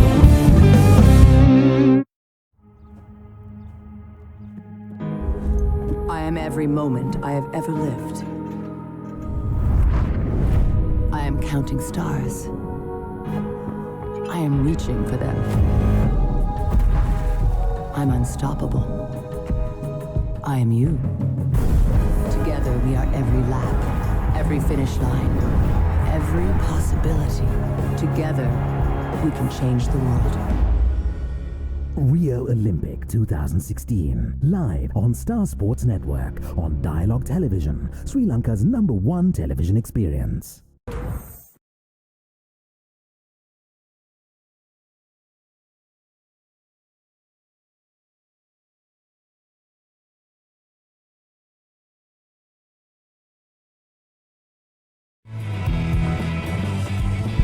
We're back with the live action from the racecourse ground, and it's the ball match between DS Sendanayaka College and Prince of Wales. We took a small breather, and this is going to be exciting. All these second tier teams have come up, all special teams like DS, Prince of Wales, Zaira, all of them, especially in this shorter format of the game. They've really, I think, trained hard, learned the tricks of the trade, and come out very good in this Super Sevens. Yeah, it's an opportunity. One, it's an opportunity to be in an environment where there's superstars like there's the superstars in the main draw, but also the superstars of schoolboy rugby as well. And they're in the same environment. And they get to see how they prepare mentally, what they do before a game and after a game, and it's important for schools that are coming up through the second division. We take a look at the DS side. Vijay Siri, Samara Vikrama, Uduwatta Dilinga, Benuranga, Arya Ratna, M.I. Fernando, Disoisa, H.D. Hemasiri, Karna Ratna, Vijay Sundara, and K. Kushan, coached by Sumedha Malavana, the former Navy number 8. And let's take a look at the Prince of Wales team. Primesh Danushka, Tisara Divanka, Jehan De Silva, Nalin Taranga, Supun Randika, Heshan Dimalka, Heshan Kavinda, Gihan Avishka, Sudan Nimesha, Chamika, Shiron, Mishon Hashinta, and Sanaka Sanjana.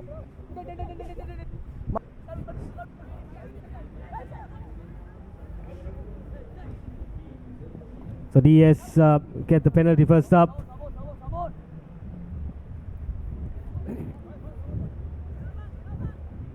M.I. Fernando flings it across. As he spaces on the right hand of the ground. Flat pass.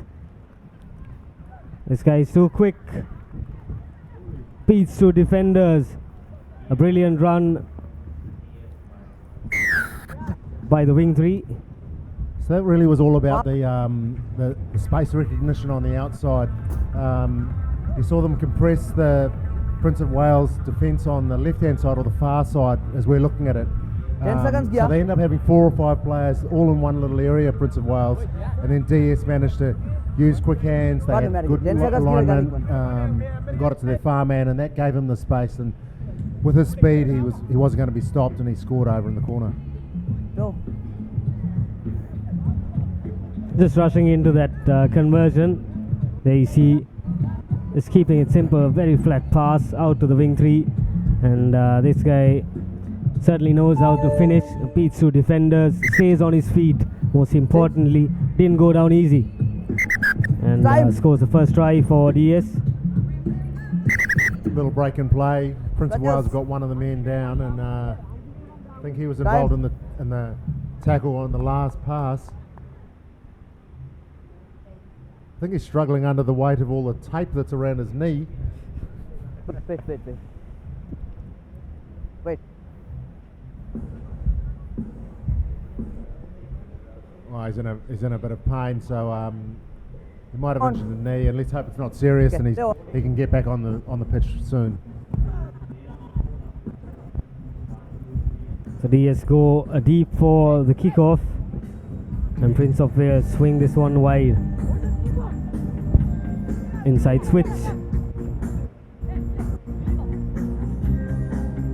Not the best of passes, but they still have possession. Ball to ground. DS align their defense once again, but gets a penalty.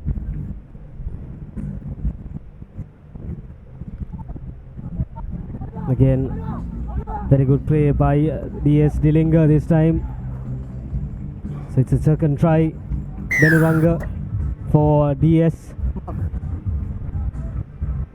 So what's happening here for Prince of Wales is they're not connecting up and forming a defensive line. They need to make sure that they can look inside and outside of each other and see that there's a defensive line, and they push up as a defensive line. So what's happening now is that they're just pushing up as one single player, and then another single player comes up, and it's easier to beat that sort of defence because it really isn't really a defence. It's just one guy coming out of the line, and DS are taking advantage of that. We might be able to see it in the replay. See there, one man comes up out of the line, and then there's another man who's defending there, comes out of the line. And then there's one more man. You know, if you have three men in the line instead of having one man coming out at each time, it's a much more effective defence, and you can stop players and teams making movements. Back. In a spot of bother, Prince of Wales under a lot of pressure, and the try scorer Karunaratne takes a quick tap. The DS team, this looks too strong, and another mistake the Prince of Wales defense is doing is even though they're committing to the players, they don't get the tackle in.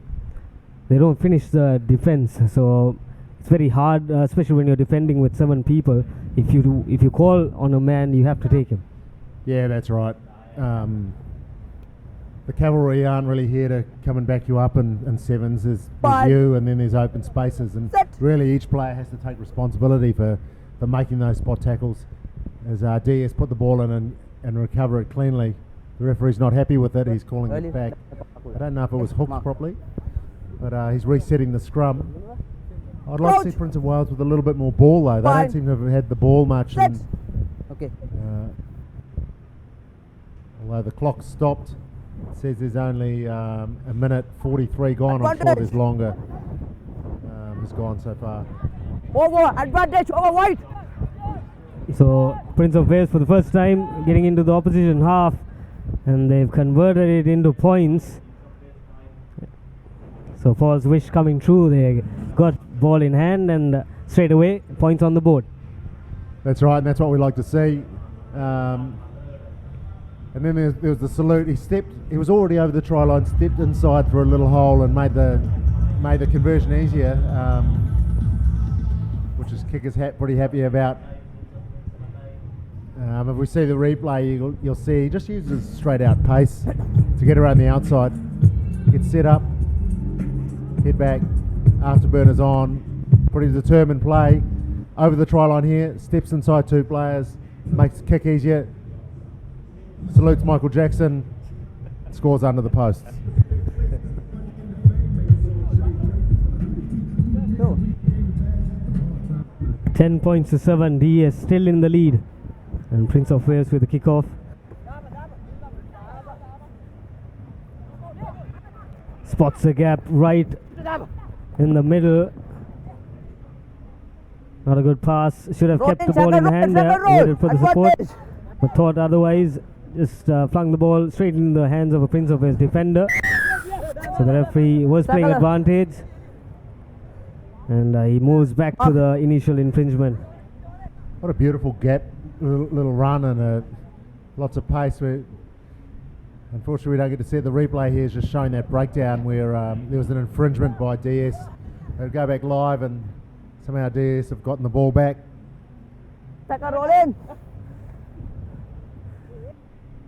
Again, the referee had his arm out, but still continues with play.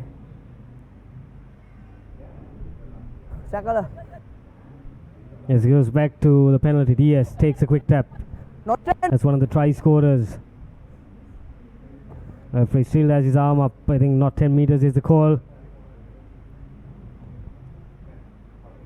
But very happy to let that one go.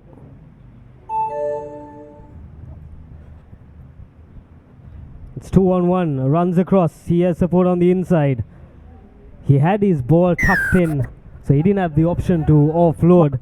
And that's another chance going begging for DS.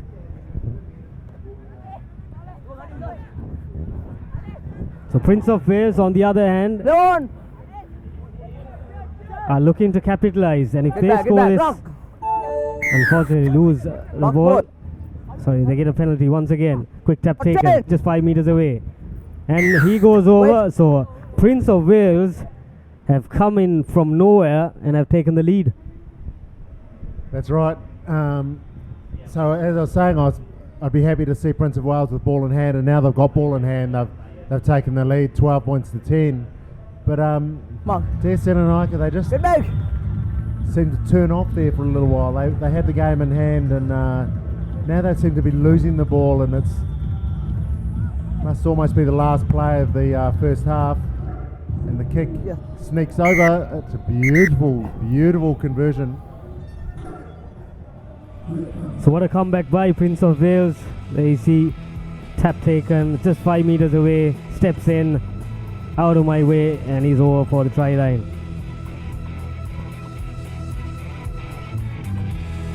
So that's what you need to see, being down 10 points and going into the second half with the lead. So Prince of Wales, a lot of heart shown by these boys from Morotua. Yeah, that's right, and heart and courage really to come back. They were losing 10-0. Here's the highlights from the first half. That's might have been the first or second play of the game. TSN and Ika, they put it out to the speedster. Here comes their second try, where they're just running a little bit more direct than we've seen in their games prior to this. In and out, and that's when we were talking about the defence wasn't in putting up the defensive line. They were just coming up in ones and twos. The fight back for Prince of Wales comes here. Speed goes on. Young man over the try line, steps inside two. Points to the sky. That's first try. That made it 7-10. And then Prince of Wales went over at the death of the first half to take the score out to 14 points to 10. Ready? Wait.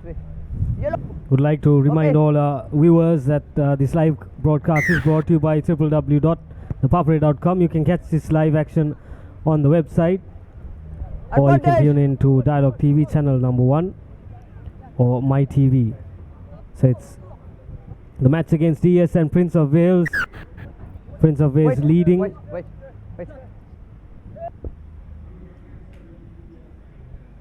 Mark. So that's the first card of the match.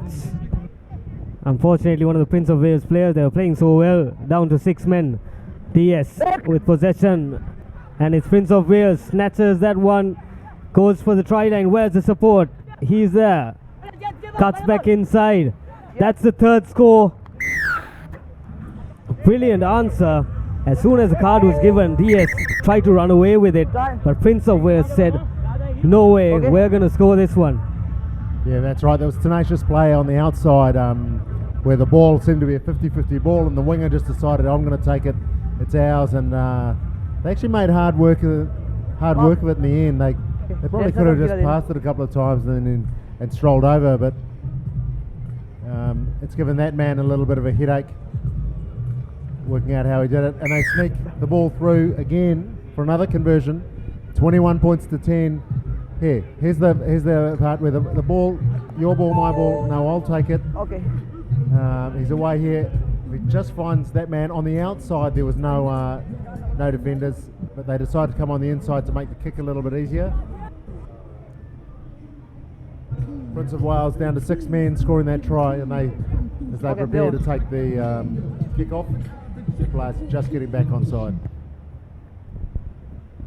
10 okay. Goes the 10 meters, and the Prince of Wales player going a bit too early. Mark. Referee spots that, gives a penalty to DS. They take the quick tap. Again, as Paul mentioned before, the defense is not coming up as one. A bit here and there, but fortunately gets a knock forward. That was unfortunate because if they had ball movement there, DS had numbers on the outside on the near side. As you're looking at viewer, they had I think it might have been a 4-on-2 overlap, and they could have they moved the ball, they would have had the overlap and probably been away down the left-hand side of the park. So Prince of Wales back to full strength, 7-on-7. Sees spaces at the back of the scrum. So Prince of Wales, will the bounce be good? He celebrates even before, and then he scores. So that's another score for POW. Brilliant stuff, brilliant comeback.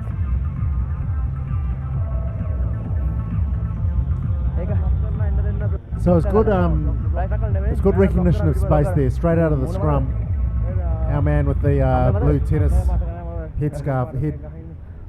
headband on, recognised that there was space behind the DS defensive line. Put the kick in, and as he was running for the ball, if we see it on the replay, as he was running for the ball, it was a coming together, and they both fell over, and that gave the opportunity for Prince of Wales to score the try. And I thought the guy was celebrating before he actually got the ball down. Very confident young man. Number 5, yellow, number 5. There you have it. Good take from the scrum, recognition of space at the back of the scrum, and kicks it on, celebrates, and then touches down. I think you won't see that much often, celebration before catching on to the ball. So it's DS that have possession. They don't seem to have the same sort of confidence which they had during the first few minutes of this match. They scored twice early on, but after this onslaught from Prince of Wales, they've calmed down. They're more quieter in this match. So the next game between St. Thomas's and Wesley College. White hooker, straight done, okay. Crouch! That's a shield, the second shield, sorry, the bowl second semi-final. This is the semi-final number 1. Mark. Strange call there from the referee. It looked like the DS just pushed over the mark, and then they just rumbled straight over the top of Prince of Wales, but the referee saw it differently. Release! Release!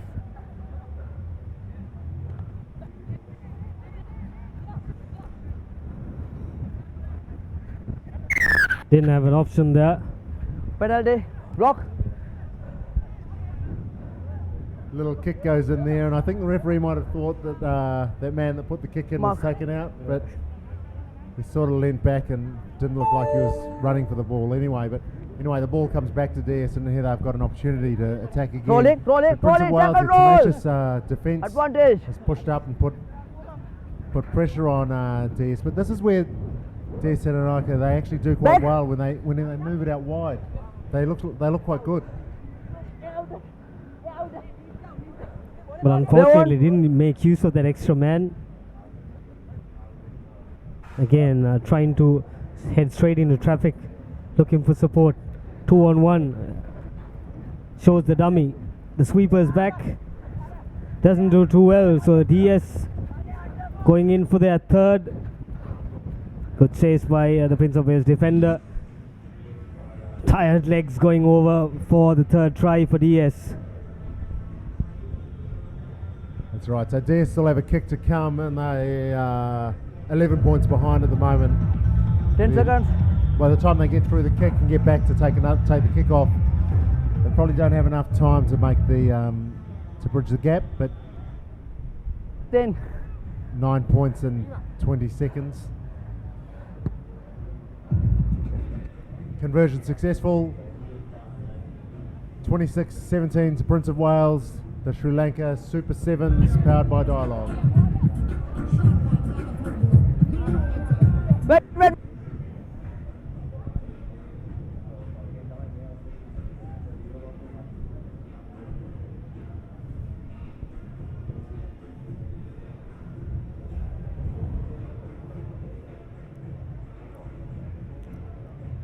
So time's up on the clock as the kick comes from DS Senanaika, and Prince of Wales is controlling the ball here, and they go into a breakdown.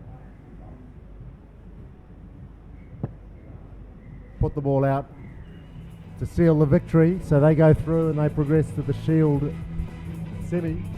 So DS go to the Shield final, and Prince of Wales go to the bowl final. Now we come to the next match, Wesley versus St Thomas's.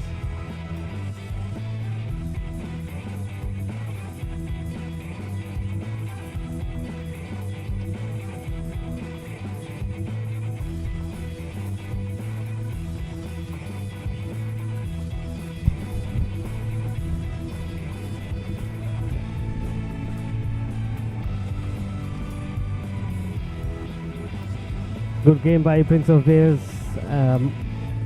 DS, as we said before, started well but just couldn't finish. The second semi-final in the bowl category, St Thomas's taking on Wesley.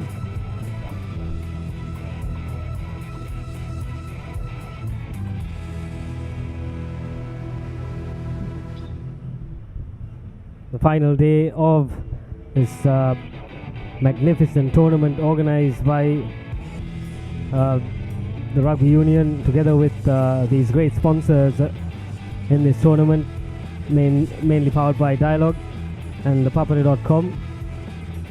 It's nice to see these sort of events organized in Sri Lanka.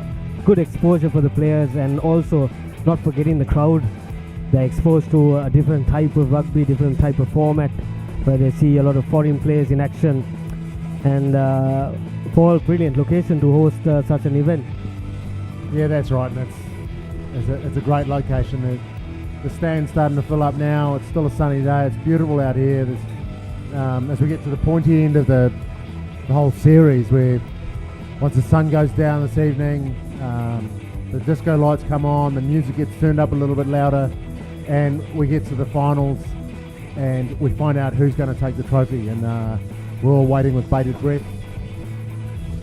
That's St Thomas's team for you, led by Naveen Henakankanange, Harit Senanayaka, Pilapitiya, Dias Walpola, Christian Delay, Mitash Kure, Aaron Ferdinando, Sanuka, Isak, Iria Goma, Handun Patirana, coached by Dinesh Kumar.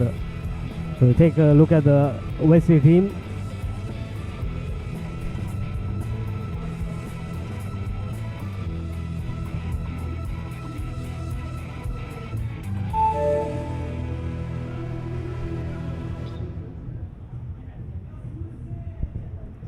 Dan Salber, Sashika Fernando, Shan Dias, Asant Samara Vikrama, Mohan Das, Avanta and Avishka Lee, Suber, Gunatilaka, Jurampati, Sanjula Pereira, Avishka Jayavira, coached by former Thomian, Jeevan Gunatilaka. Great pictures from the race course, both team in prayer before the match. Final words, getting the blessing before going into battle.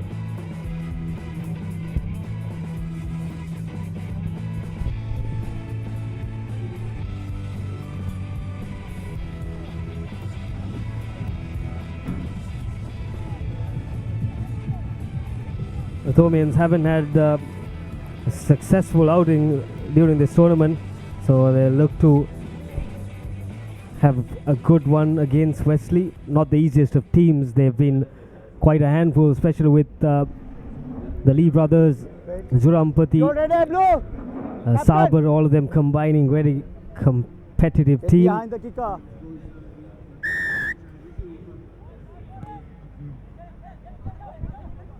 Play on.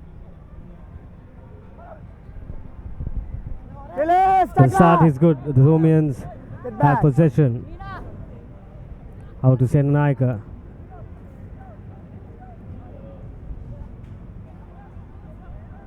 Hanum Patirana. Advantage! Advantage! Abita Pilapitia takes it up for St. Thomas's. Ferdinando. Good passage of play for the Thomians, but equally good in defense by Wesley. Somehow they find a hole on the outside. Chased by Lee. This guy just a bit too much pace on the outside. So the first score for the boys in blue. It was good ball movement there from St Thomas's, wasn't it?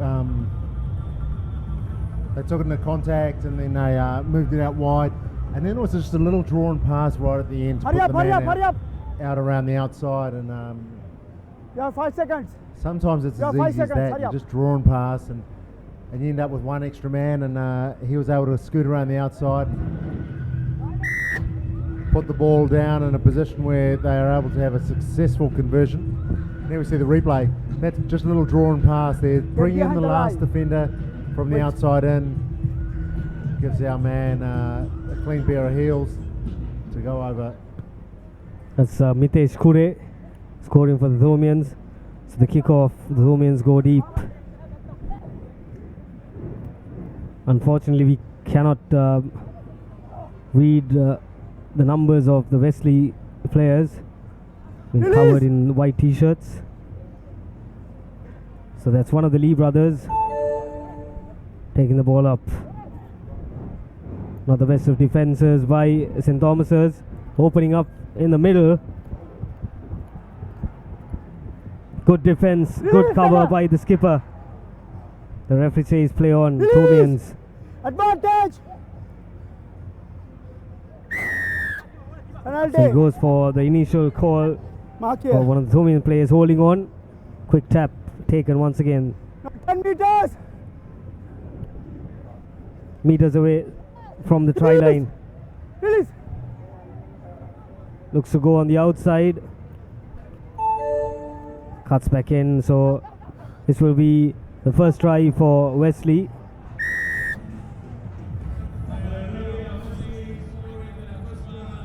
There was more of that great draw and pass play, and this time it came from Wesley where they made a bust up through the middle. The player got chased down from behind by Henunkan Kananga, and then he got up and unfortunately gave away a penalty, and that gave Wesley an opportunity to continue the attack. Unfortunately for Wesley, the conversion wasn't successful. And here's the replay, and you can just see they have extra numbers on the outside, enough so that the covering defence was drifting too far, or pushing too far.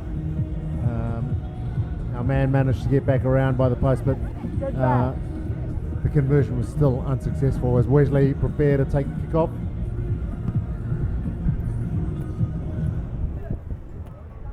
Collected by St. Thomas's. Good run by the little scrum half. Backed up well by Wesley. Release! Tackle! And they're in support in numbers.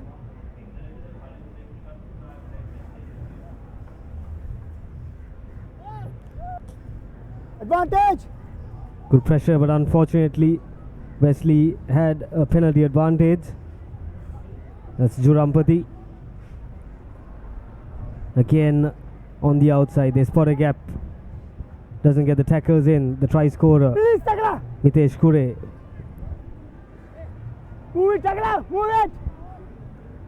There's a lot of Wesley players that are 10, 20 metres away, but now they've linked up. Move it! 4 on 2 there. The man didn't actually give the pass away. There's a little bit of a hole. One man to beat. He's half through. There we go, Wesley scoring their second try under the posts. Just short of 5 minutes, so there's still 2 minutes left in the first half, and they take a 10 points to 7 lead with the kick still to come. But it's very direct running there from Wesley. Conversion successful, that's 12 points to 7, and as we look at the replay, there's that direct running I was talking about. looks like one of the Lee brothers, was it, who breaks through, and Avishka, and it's a great little step. He firstly slipped through the first hole, and then he stepped the last man, the covering man, and managed to get through and score a try under the post, which was converted. Takes him out to 12 points to 7. Still a minute and a half to go left in the first half.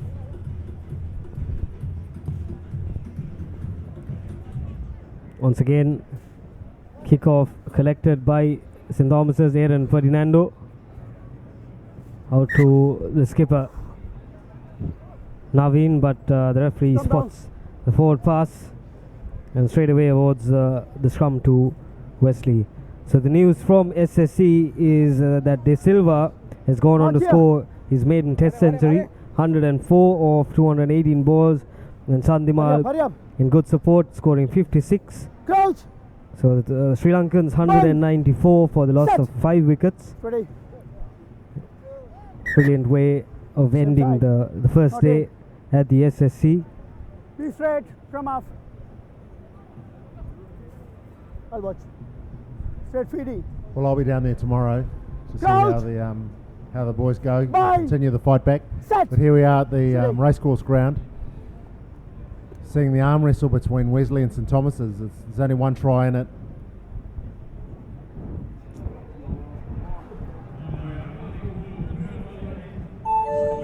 There we go, Avantha Lee showing a little bit of class. In and away, through a hole. Beautiful to watch. As a backs coach, I'd love seeing that, where the player goes up to the line, engages the line, steps to one side, and then slides straight through the hole. As we see the replay, the pace that he takes the ball at is what really did it for them. So he's running onto the ball and he receives the ball at pace, and he's already got an advantage because he just makes one step and he's through a hole, and really difficult to stop. And as a backs defense coach, I think that's exactly what you don't want to see. Man on man, not taking the defense. So that's the first try for St. Thomas's. Nitesh Kure. Simple stuff, draw and pass. And they had the points on the board early on. But Wesley were up to the task. They scored right back. They get out of the way. Close to the post. The conversion was missed, but then it was about the Lee brothers. This one, Aviskali, straight through the middle. Yeah, and the Lee brothers they've been classy all year, haven't they? In the 15 side, and there's Avantha Lee, and that is just all class. Running onto the ball. The pass is good. It's out in front of him. He engages with the defence, steps to one side, sees the hole, slides through it. What can you say? He's been doing that all year for Wesley, and it's good to see he's still doing it.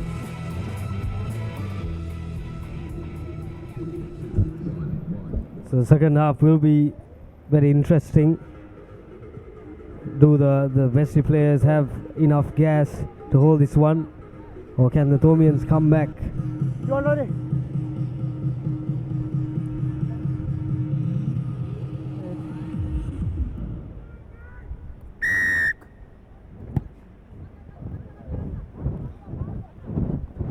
Not back! Doesn't correct it cleanly. Release!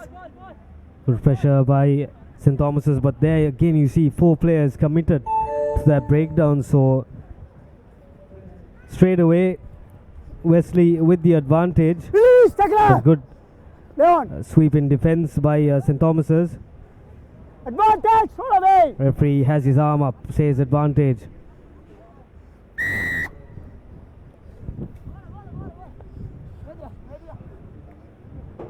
Mark here. Referee brings it back there for not releasing by the tackler, and Wesley have possession of the ball. Another penalty.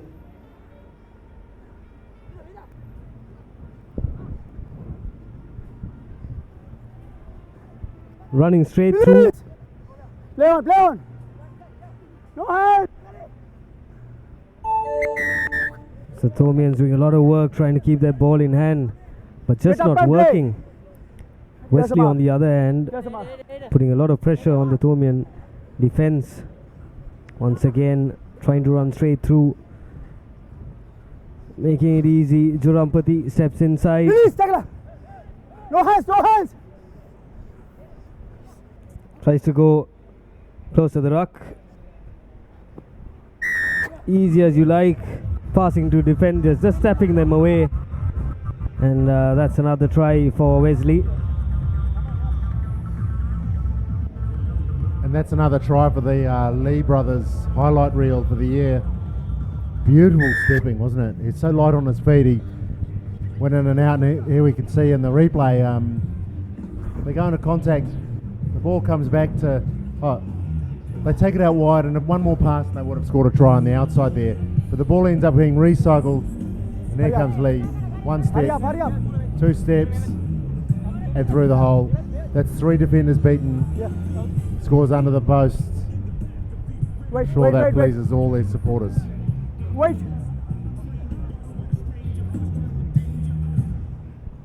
But the misery for the Tombians. Wait.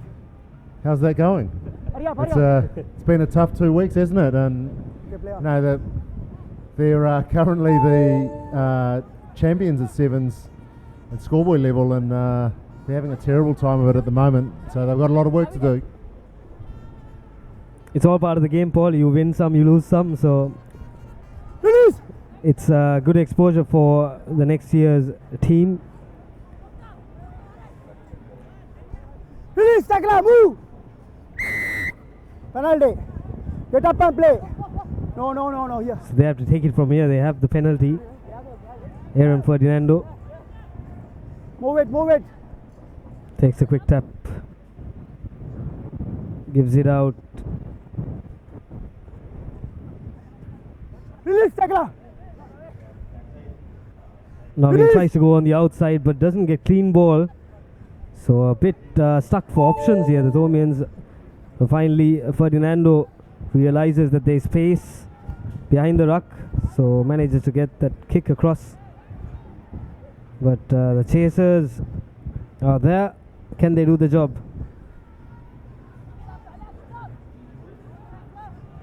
Tired legs moving across the field for both Wesley and St. Thomas's. And the ball goes out, and you can see both sets of players wishing the ball would go out so they could have a little break. But there's a quick throw in from Wesley. They're not having any breaks. They've got players all over the paddock. Line out. The ball's out again. White ball. It looks like the tanks are empty for most of the players here. There's still players all over the ground. Wesley have one player who's not even in the field of play. He's having a little rest. And looks like the reinforcements are coming. There's 3 changes from Wesley coming on, and 1 from St. Thomas's. Blue 3 out. Blue 3. Well, it's an important lesson, losing. You can't be winning all the time. And Why?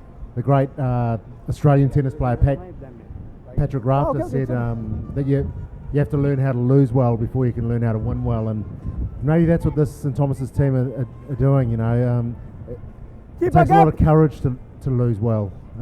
When you're in a team that's being defeated and things aren't going your way, to keep playing and keep believing in each other. It's an important lesson to learn.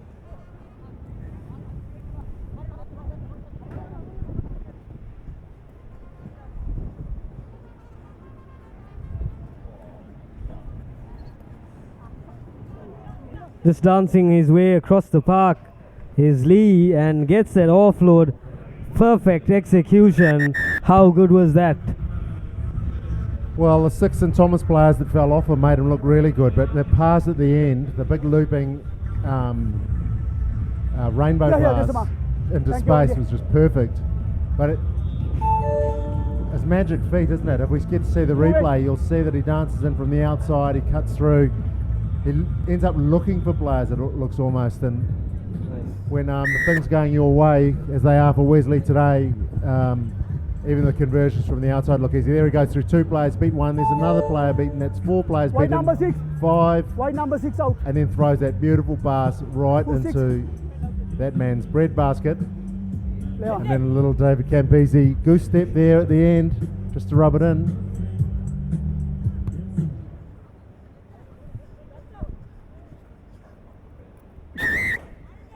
Come here. Without the ball. Wait.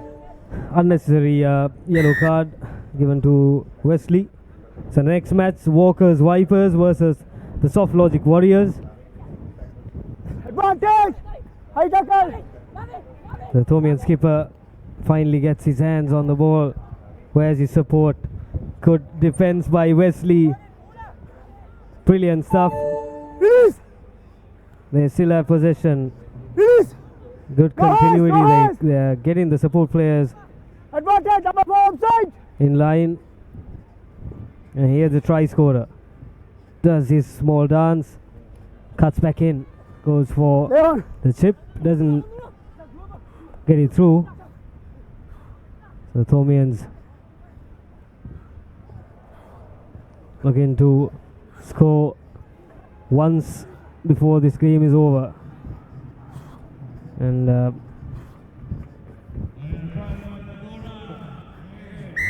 it's a great try there, set up by the big man on the other side who's on the wing. He knew he wasn't going to outstrip them on the outside, so just turned inside and looked for defenders to run at and just drew players towards him until his support came to him and he managed to pop the ball off and set his man away for the try under the post. They get a conversion. St Thomas's finish off well there. Here's the big man, the speedster. Bang. Finds another man and still gets the pass away. So they're able to score the last try in the last movement of the game. St Thomas's end up going down 33 points to 14 to Wesley College.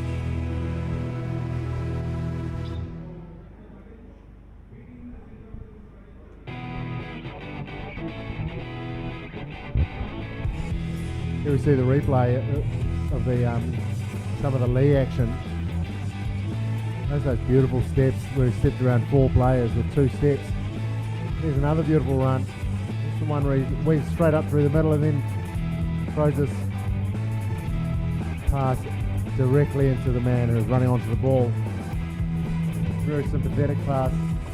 Here's the final try, the final movement of the game where Thomas they never go up. And that's what I was talking about when you're losing. What you can learn while you're losing. They're down 33 points to 7, and that man never gave up, and neither did the man who scored the try. Well done, St Thomas's.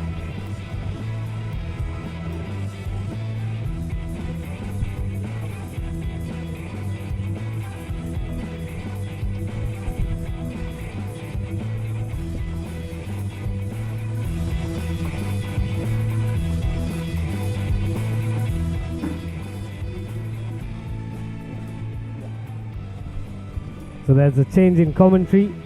It'll be Dinuk and Sudarshana for the next match.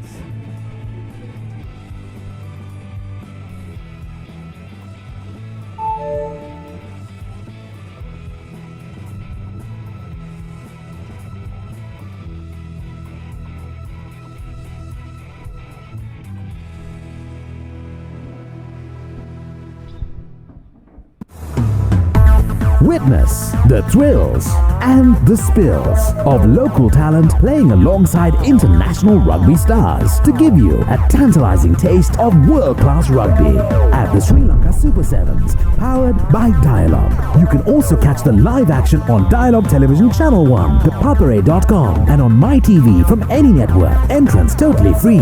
Sri Lanka Super Sevens, powered by Dialogue. The future today.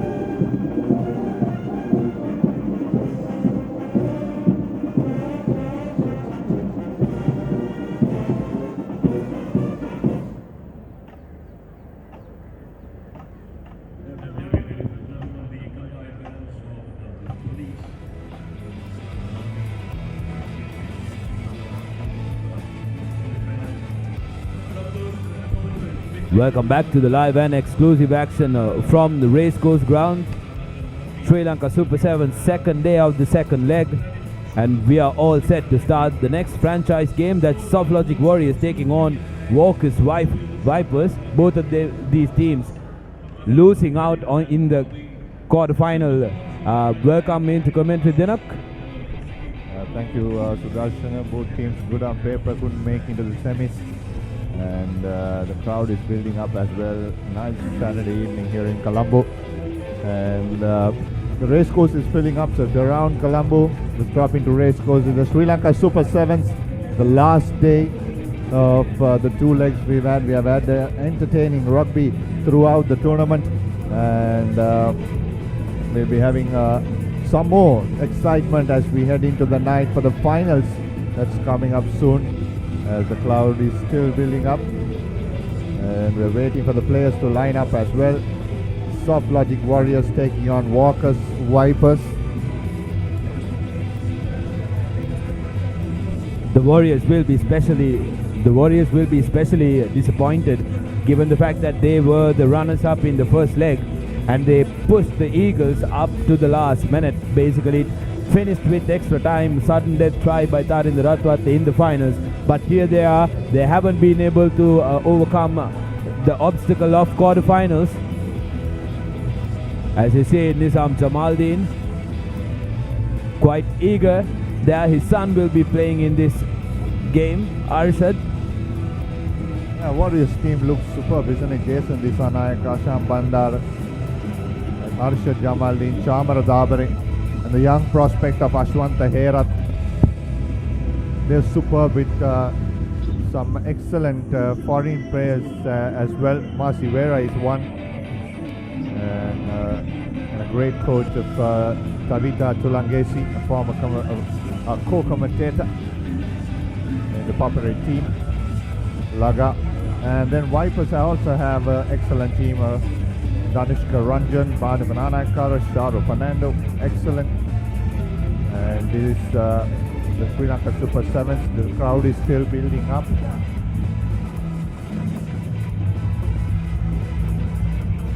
Excellent atmosphere. We're heading in. The lights will come on in a bit. The final times will arrive. And it's as equally exciting as any World Series event, Sudarshan. Absolutely spot on, Dinuk. I've been saying this over and over again. I spoke to Savelia Rupati, the Samoan, and he mentioned the exact same thing. It's a beautiful setup, especially when it comes to not only the LED walls around the grounds, but when it comes to the facilities for the players. They have dugouts which are air conditioned because it's very hot in here, and also they have separate areas for ice baths. There you go. You see Suranga Pushpakumar, the halfback, having a chat with Harin Fernando, the tournament organizer and the chairman, and with him is Nalin Pereira, I believe, head of Mobitel. So giving a few words of advice, I believe, before the all-important semi-final takes place. Eagles, who were victorious in the first leg, will be looking to make a difference. It's W. Chang on your screen as well. Sudarshan, another team member in the ThePapare commentaries team. So they are everywhere. We're spread out, and the crowd is building up as well.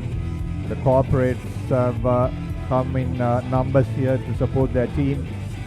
Mobitel, you have Easy, and then Cargill, Saxus, everyone you want to name, Soft Logic, everyone is here supporting their own team.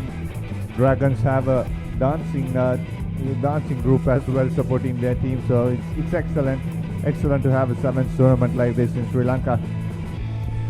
What's absolutely exciting is for Sri Lankan rugby as fans, there have been a lot of Sri Lankan players who definitely put their hand up and showed the selectors that they cut the mark.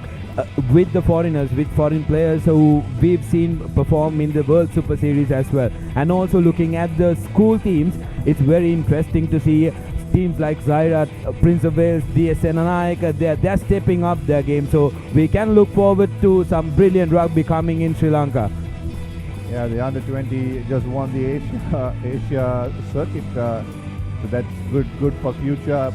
I'm not sure if Japan and Hong Kong play their full teams, but still the credit should go to the Sri Lankan under 20 team for winning the under 20 Asia Cup, and then the under 18 team finished runners up in that tournament as well. So a lot of good things, a lot of positives in Sri Lankan rugby, and the fans also have come in numbers to support. The test match is on as well on the other side of the road. SSE is hosting the third and final test between Sri Lanka and Australia. Sri Lanka recovering very well thanks to a century by Dhananjaya De Silva. So it's excellent sporting times in the country for the main two sports that we have been focusing on, rugby and cricket.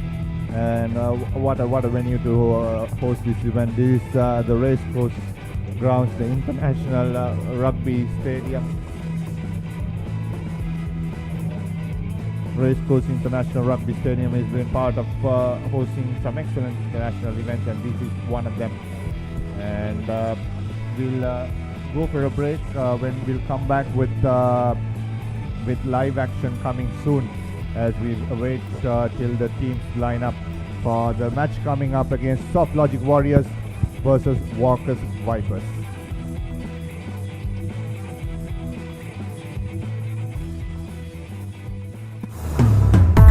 Witness the thrills and the spills of local talent playing alongside international rugby stars to give you a tantalizing taste of world-class rugby at the Sri Lanka Super Sevens, powered by Dialogue. You can also catch the live action on Dialogue Television Channel 1, ThePapare.com, and on MyTV from any network. Entrance totally free. Sri Lanka Super Sevens, powered by Dialogue. The future today.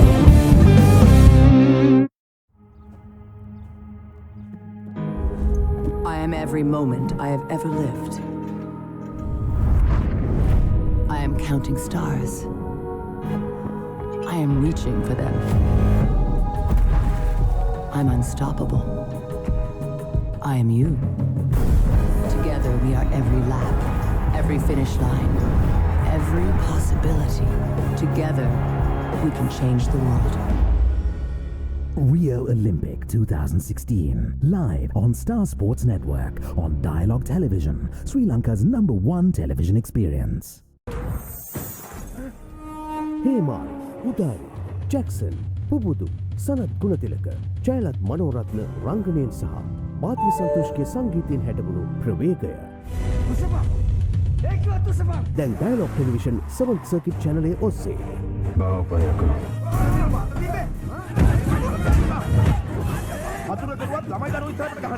නැරඹීමට අදම channel අංක 20 activate කරගන්න.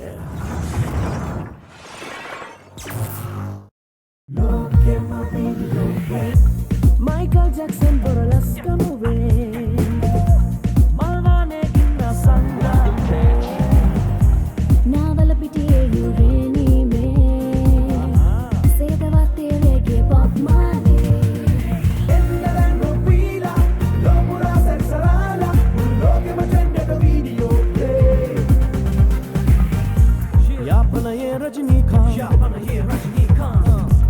Kurtave Shahrukh Khan, Loke engala bila, yo loke ta visibila, loke matendeka video play. ලංකාවේ ඕනෑම තැනක ඉන්න අපේ ලෝකෙන් වීඩියෝ ලෝකෙට විසිවෙන්න. ශ්‍රී ලංකාවේ වේගවත්ම ජාලය සමග වීඩියෝ ලෝකෙ රිසිසේ සැරිසරන්න. Dialogue Television introduces Dialogue TV Go, now on your smart device. Anytime, anywhere, any network. Choose from over 40 channels with features like Rewind and Catch Up TV for absolutely free. Download the Dialogue View app on your Android device and click on Dialogue TV Go, or search for Dialogue TV Go on your iOS device and click Get to download. Your favorite show wherever you go. Dialogue Television, Sri Lanka's #1 television experience.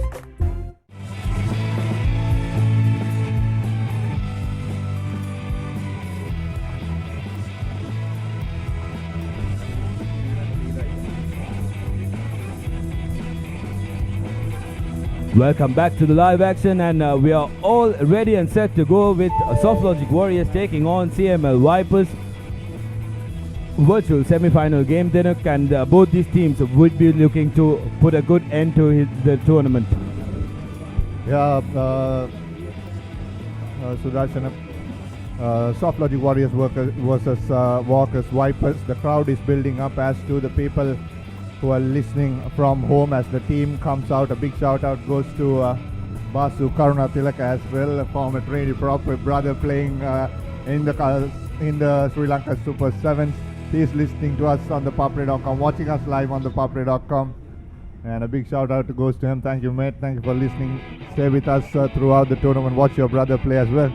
And here you go. The Vipers, Ranjan Pereira, Nana Kara, Fernando, Tilina Veerasinghe, Pramod, Varnapura, Fernando, Veerasekara, Rowan Perry, Tagib, Apul Saratu, and Phoenix Tavita.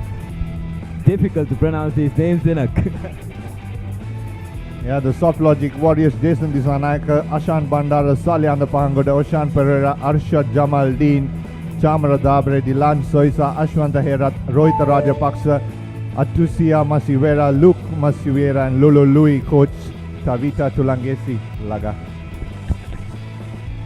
It's going to be only a name that we can pronounce properly. Tavita Tulangesi. He's been here for ages. As the Warriors kick off, and straight away here come that's Lolo Louis with a strong run, and Oshan Pereira is there to send it out. Dilan Soisa sends it out to Rohit Rajapaksa.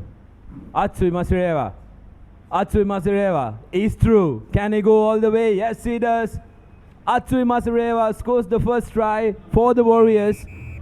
So absolutely brilliant start. Lolo Louis making the initial break. And how good was that from Atsui Masireva? Yeah, pure strength, pure class, too much power to stop him.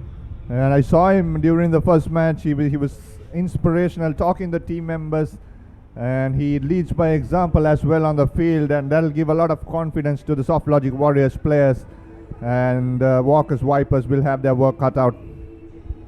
Atsui Masireva and Luke Masireva, both of them brothers, play their rugby in New Zealand.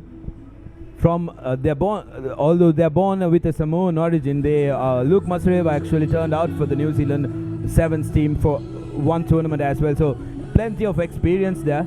They've been very effective players for the Warriors. Warriors would be very disappointed with their performance in the second leg, given the fact that they were the runners-up in the first one. So here we go. Warriors kickstart the proceedings. Rohit Rajapaksa offloads to Jason Disanayaka, the skipper. Arshad Jamaldeen now. He has options on both sides. Jason Disanayaka runs the corner. Rohit Rajapaksa and now Masireva. Row. Tilan Soisa doing the clearing duties. Rohit Rajapaksa offloads to Disanayaka. And Jason Disanayaka with a break. Will he go all the way? Yes, he does. Jason Disanayaka, Warrior skipper, in for the second try. Yeah, Sudarshan, once again they were trying to move the ball left and wide, swinging here and there, trying to look for a proper gap. Masireva hit up one, got two players from there on, and then Jason Disanayaka showed his pace and power in the end to just turn around and score that try. Good skills shown by the Sri Lankan. And Arshad Jamaldeen just putting that kick away off that left post. Once again, if you see the replay, here we go. Look out here. They were trying to find room there, and then Jason Disanayaka saw that gap open. Look at that. He was running across field still. He had too much pace to run across all those defenders, and a bit of power in the end to overcome Ramesh Fernando and scoring that try. Warriors have been very effective with their restart, with Jamaldeen as the kicker. There go another one, a good high kick, giving enough time for the defenders to put pressure on the collecting player. Vipers need to get on the scorecard now. Good advantage, guys. Time off. Referee has spotted something. Banu Kanana Ekara was going straight into the tackle. Put it down. And he needs to just let's see on the replay. Was it a bit high on him? I think so. That's what they're picking up. A bit marginal, I would say. Jason Disanayaka could be on the receiving end. Referees have been very, very strict when it comes to the high tackles. Anything above shoulder, they haven't been shy to pull the card out. But this time they get away with that one. Sharu Fernando sends the ball out. Hiranta Pereira gives it out to Danushka Ranjan. Has been absolutely brilliant. No hands, no hands. Play on. Last forward. There's a little fumble from Lulu Louis. No advantage played, so Vipers get the chance. Almost at the center of the field. We'll take a look at the replay. Yeah, here's Danushka Ranjan trying to place that ball over there, and then a good counter-rucking effort there by the Warriors. Just had a small knock on there, Lulu Louis. So the first real opportunity here for the Vipers to hit back Sudarshan. A good opportunity for the Vipers. They need to swing the ball wide. They need to get their runners into action, which has not happened as yet. They haven't had possession to do that. But here you go, the Vipers. Danushka Ranjan, the danger man, sends it out. That's Phoenix Tavita. No hands. Yep. Ranjan with the ball again. Can he create something here? Play on, play on.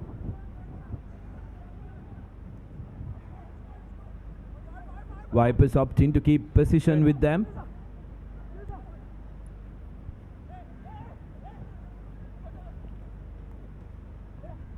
They haven't been able to open up spaces in this lineup. Release, tackle. Apollosa Ratu at that time. No hands, no hands.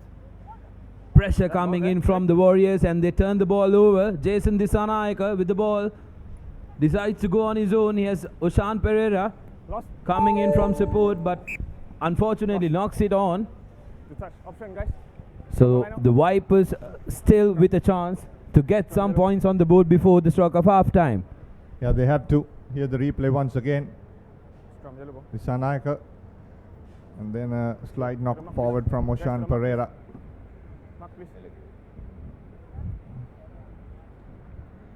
So once again on the other side of the field at the same place they'll try to attack. Danushka Ranjan is looking for options. Sudarshana, he needs someone like Banu Nanayakara or Sharu Fernando to be with him. No hands, release. The penalty, says the referee. Put it down. Feet on the ground. Stay up, please. Number 2. Yeah. Yeah, there. Number 6 behind, please. The Soft Logic Warriors will now kick the ball into touch. It's almost time for the first half. So this might be the last move. And ThePapare.com, which is bringing you live action on here, is available on all the social media platforms: YouTube, Facebook, Twitter, Instagram, SoundCloud. Do follow us to be updated on your favorite sports.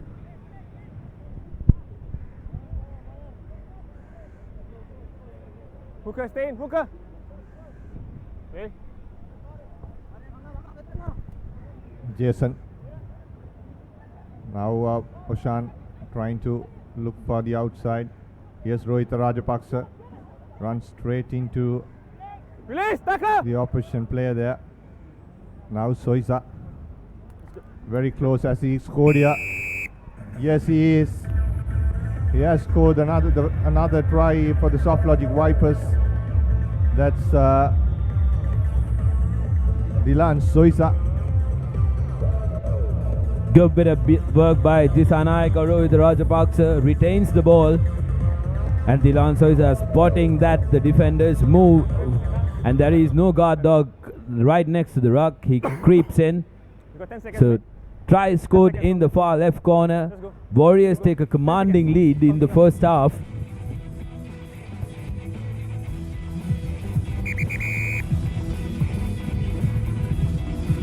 The conversion was not successful, so the first half belongs to the Soft Logic Warriors, 17 points to nothing. They are in the lead.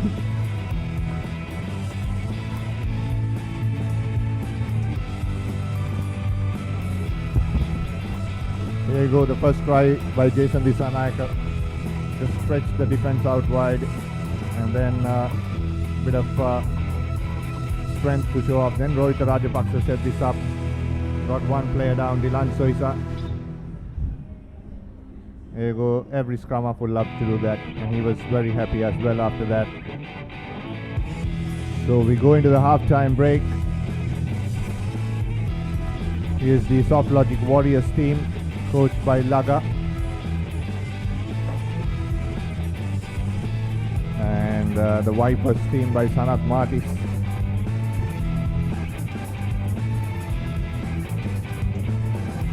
As the crowd builds up as well here at the race course.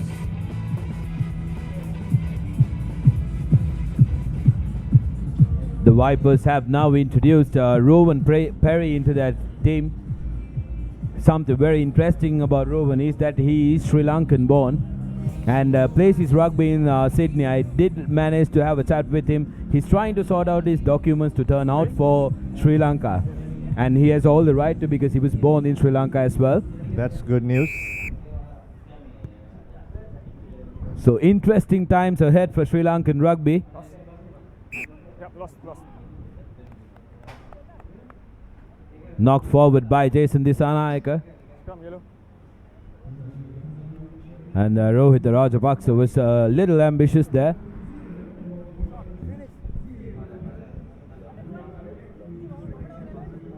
Let's go, ready?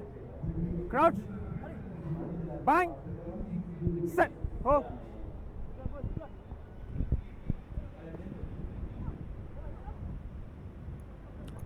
Warriors managing to turn over that ball. Watch Lulu it, Louis. watch the hands. It's a foot race between him and Phoenix Tavita. Put it down. But the referee has penalized Lulu for contesting the man without the ball. Now the Vipers with a chance to counter-attack. They need to get on the points board first if they are to have a proper chance at this game, Denak. Yeah, they need to try someone like I think Rohan Perry, Danushka Ranjan, Bhanuka Nanakara need to work out something. Trying to hit through once again. Here's Perry. Needs support. Now Pereira. Vedanta Pereira goes off couple of tackles. Need the support coming in. Please play, first man.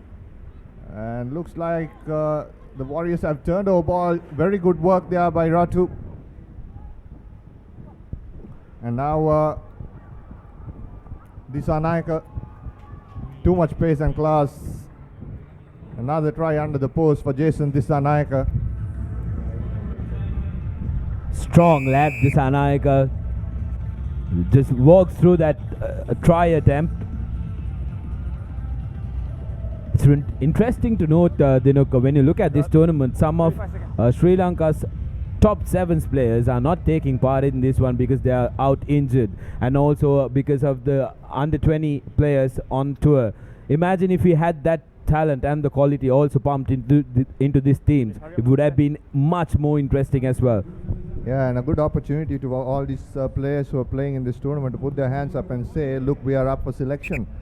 Fazil Marija, Nigel Ratwate, Sudarshana Mututantri, all top players. Anrudha Vilwara nursing an injury. He's down in Australia. Shehan Lema. All these players, this is the core team of Sri Lanka Sevens, and they're all out injured. Let's go. And what an opportunity you have here, and the under 20 players who are doing really well to win the Asia Cup. Players like Kevin Dixon, you have Omalka Gunaratna, Tari Salik. Very good opportunity. It's not a good restart by the Warriors. So free kick awarded to the Vipers. Can they make something out of this one? Change the direction, and Danushka Ranjan has space. And we know he has enough speed. Danushka Ranjan touches down. Absolutely brilliant work. Yeah, once again you saw that excellent work there by Rohan Perry. Tapped and ran to his right side, then gave the offload, and then also ran in a nice decoy line, which the defense line had to commit to him. And then Danushka Ranjan has too much class to open up a gap like that. So they have about just under 3 minutes, so just over 3 minutes. Here the replay once again. This is where it happened, and Rohan Perry just missed there.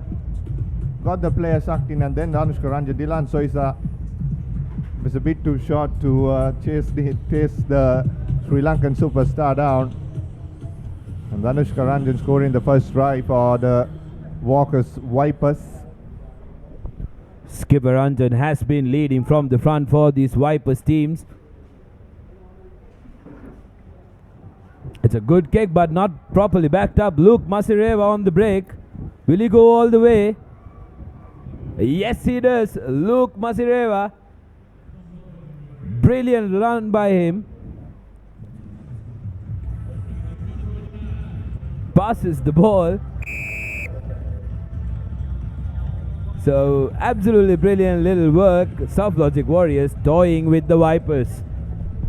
Yeah, very well done there by Luke Masireva, and then just gave young Ashwanta Hera the opportunity to score just out of school.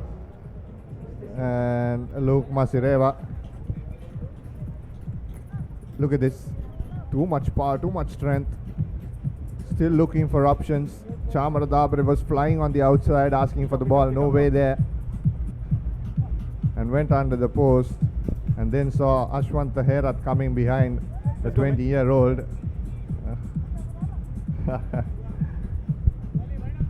Brilliant scenes. How important is this for Ashwant? Now the next match coming up, Etisalat Panthers taking on Easy Wolves.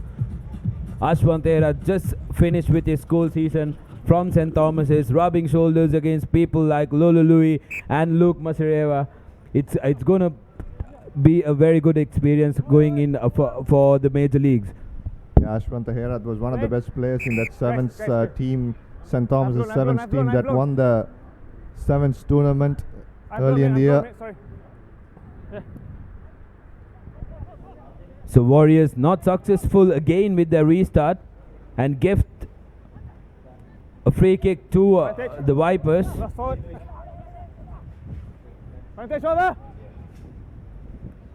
Lulu Louis slowing it down to Masireva. Masireva still on the move. Sends it out to Dilan Soisa. There is a fumble there. Ashan Bandar, the culprit. They can afford to make those mistakes since they're 29 points up on the board. Come on, guys, come on. Got a flick. Come on, there's a flick. Which would potentially be the last move. Warriors have been dominating because of their early breaks in the first half. 13. Who's 13? Yeah, once again the opportunity 13, there was created. Addy caught that ball. It was about 3-on-2. And Rohan Perry has been given a yellow card, I think, for that high tackle. That was about a couple of phases before. High shot, guys. And a referee on the far side called it. And the penalty has been reversed, lucky for Asham Bandara. Chamara Dabre. Tackle! Dilan Soisa now gives it to Asham Bandara. Back to Soisa. He has support. Careful! But he's not able to offload Ashwant. Play on! No, play on! Chance missed by Dabre. Make Lanka promote now. Can he go all the way? Masireva on the chase. He's running laterally Pramod and he's going all the way. So consolation try for the Vipers. And credit to Masireva knowing that good spirit there. Credit to Masireva knowing that the game, it's not going to do any difference to the complexion of the game. He still chased this man. And Mekalanka Pramod, as you know, is one of the fastest in the circuit. And Masireva didn't give him an inch. Chased down till the end. And both players are down. Luckily, it's all over. The game is over. If not, they would have been down and out for this game. And the conversion is excellent, but it will not make any difference. That's Phoenix Sunapo. Here's the highlight. Here's Lanka Pramoda. Look at that. Then Masireva was chasing behind him, ran across field, trying to run as much as possible, then just falls on the try line, still not scored, and then at the end he was way too tired to score the try. He just wanted to get over with it. Here's next match up. Here you go, the Etisalat Panthers. Etisalat Panthers, Vishwamitra Jayasinghe, captain, Kanchana Ramanayaka, Mohammad Afzal, Niroshan Fernando, Ashanti Costa, Pradeep Lianage, Riza Mubarak, Gayan Vikramaratna, Kushan Indilil, Leo Nakisau, Jonah Tuitonga, and Pio Tuwai, coached by Mohammad Sharif. Roshan Srinath, Yoshit Rajapaksa, Chanak Chandimal, Charit Senaviratna, Javardhana, Sadi Kumar, Idamalgoda, Lakmal, Alex Samoa, Savelio Rupati, and Tavita Tiko. Players turning out for the Wolves. And the Panthers kickstart proceedings, collected by Yoshita Rajapaksa. Rajapaksa, good fend off there. Good run by Rajapaksa, but counter ruck is good pressure put in there by the Panthers at the counter ruck, but Wolves still with the ball.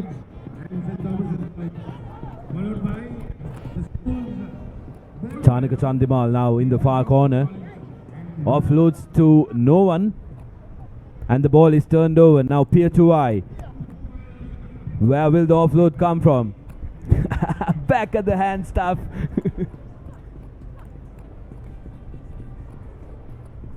Vishwamitra Jayasinghe, the speedster, sucks in 3 defenders.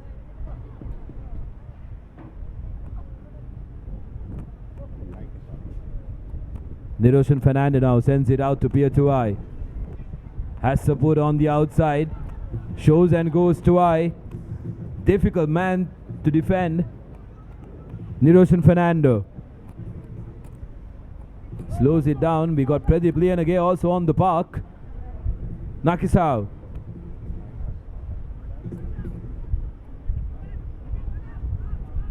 Ashok. Oh, brilliant offload. Nakisau did not anticipate that one. How about that Fijian special right here at Racecourse Dinok? Pio Tuwai, the great Fijian. Look at this, look at this. He wants the players back. He's going to take that defensive line to the right, and just threw it. Leo Naikasau could not snap that up. He'll be disappointed. Number 12. Number 12. Excellent work, Fijians turning up for Etisalat Panthers, Leo Naikasau and Pio Tuwai. And once again, there has been an infringement spotted by the assistant referee. So Alex Samoa goes into the naughty chair for 2 minutes. Easy Wolves now reduced to six players. Panthers will look to strike straight away. Vijay Kumar gives it out to Fernando. Fernando to Lianage, the veteran who's made a comeback. Sucks into defenders. Offloads to Fernando. Pietuai to Nakisawa now. Nakisawa must be determined. Big hit there. Tabitha Tiko finally manages to hold the man down. Interesting call there, Dinok. Yeah, let's see on replay. Here's Naikasau.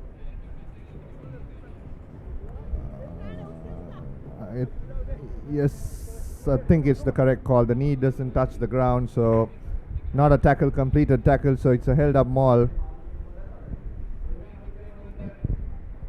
Well done, referee. Here the replay once again. Naikasau. The big blow straight into Kayanta hit the Malgoda. was holding on to Naikosao for his dear life.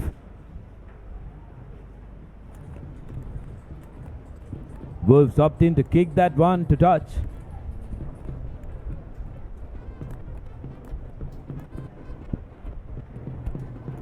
So both teams yet to score in this one, and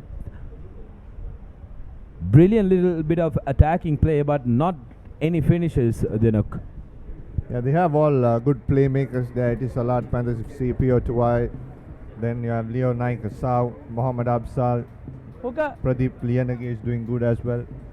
So need some good finishers once again. Yoshita Rajapaksa tapping it behind, but it bounces forward. Here's Ashok Vijay Kumar, the young royalist. Good pass to the middle of the ground. Vishwamitra Jayasinghe decides to run back, actually, not laterally even. Vijay Kumar now in space. Offloads to Naikasau. Naikasau. It's a stroll in the park for Naikasau. Takes his own sweet time. Nobody chasing him. Up. So decides to walk.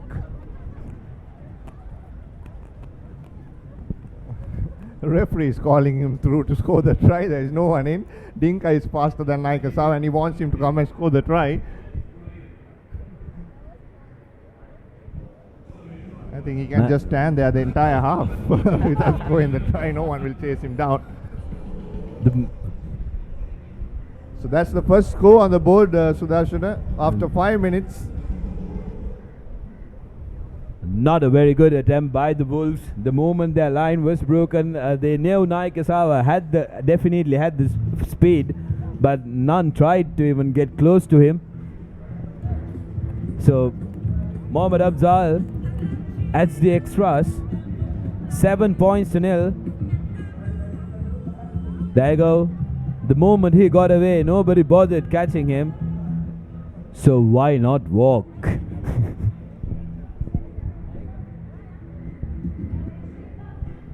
Mohammad Abzal with the restart.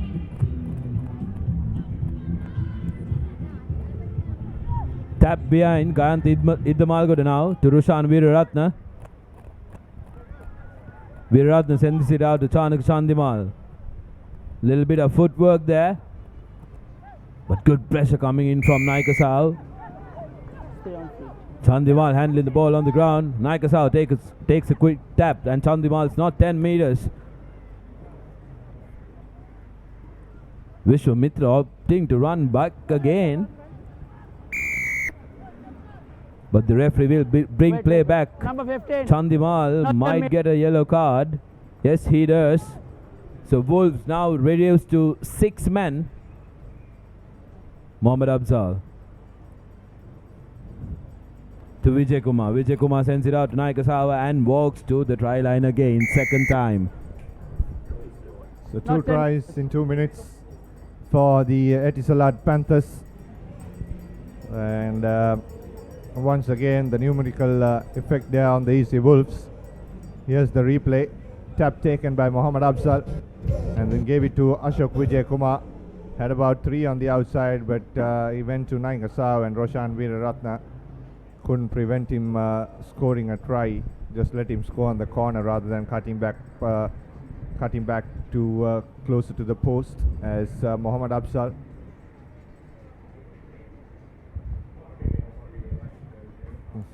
So that'll be half time here at the Racecourse grounds. Etisalat Panthers leading 12 points to nil against Easy Wolves.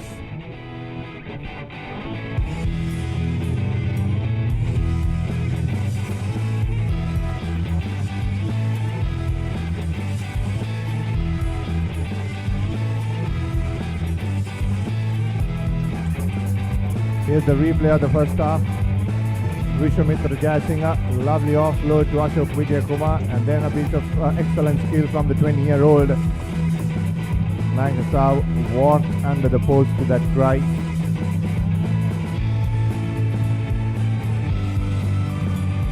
That was the first try, and the last one was just before half. Here is Ashok Vijay Kumar once again and gives it to Naikasau. What a combination that is. Ashok Vijay Kumar, the 20-year-old, and Naikasau scoring 2 tries for Etisalat Panthers.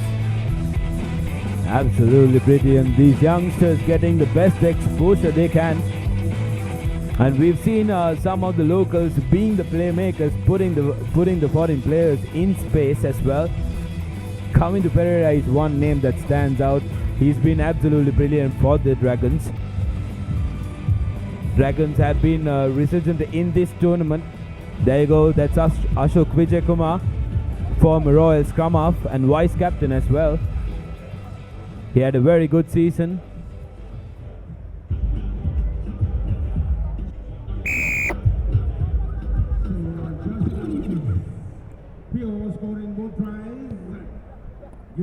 Turning the direction of the kick. Tavita Tiko is now back on the field, so Wolves back to 7 men. But how about that for a counter-ruck from the Panthers? Vijayakumar sends it out to Pierre Tuai. Pierre Tuai breaks the first line. Gayanti Damalgoda. Good cover tackle by Gayanti Damalgoda, making Pierre Tuai drop the ball in front. You don't see that very often. Yeah, here's the replay. Look at this. Look at the courage. Gayanti Damalgoda. He beat Yoshita Rajapaksa, Pierre Tuai. Now look at Gayanti Damalgoda straight away going for the, not exactly to the ball, but trying to put the big man down, but also just getting the ball popped out. This is what's beautiful about rugby. When you look at the two players, there is absolutely no match. Pierre Tuai stands like a tower there, but Gayanti Damalgoda not shying away from the challenge. Wolves now with a chance to get out of jail. Tico sends it out.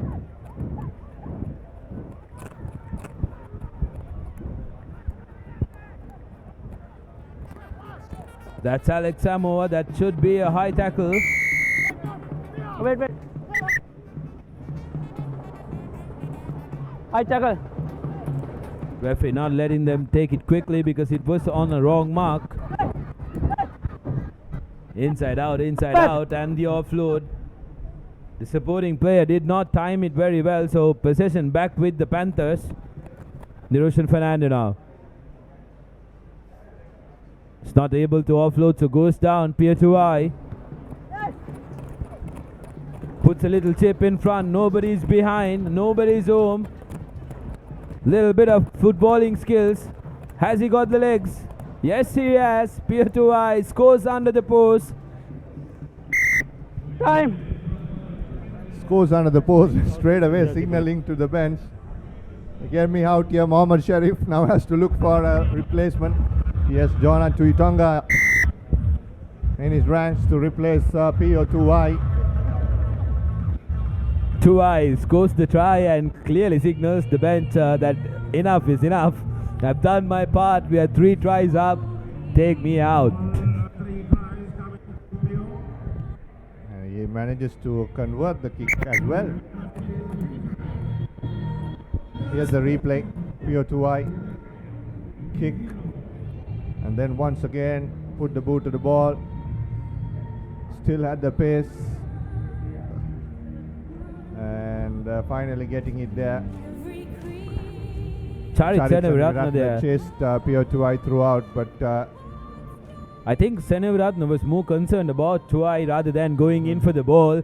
Then if he did want to go attack the ball, I think he had the chance because Pierre Tuai was flagging at the end. It's Jonah Tuitonga. Taps it to Seneviratne, who gives it out to Yoshita Rajapaksa. Needs support. Arrives in the form of Alex Samoa.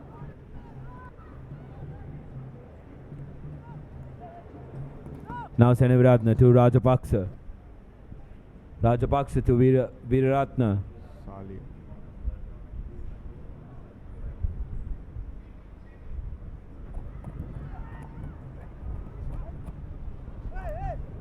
Saleh Kumar. Seneviratne. Wolves looking for their first try. Rajapaksa gives it out to Savelio Rupati. Walking into the try line has become a fashion in this game. So Savelio Rupati walks into the try line for the first try for the Wolves. Yeah, once again a lot of hard work there. The two Sri Lankan scrum half, Salia Kumara and Roshan Veeraratne. Yoshita Rajapaksa came in as well, sucked the last defender, threw that basketball pass over the top to Savilio Rupati to score the first try for Easy Wolves. Just over 2 minutes to go. 5 to go.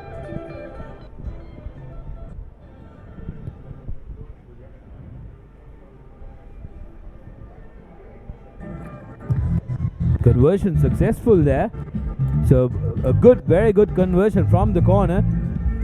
There go the replay. Seniviratne to Rajapaksa and Savilio Rupati in space. Walks into the try line with a cheeky grin on his face.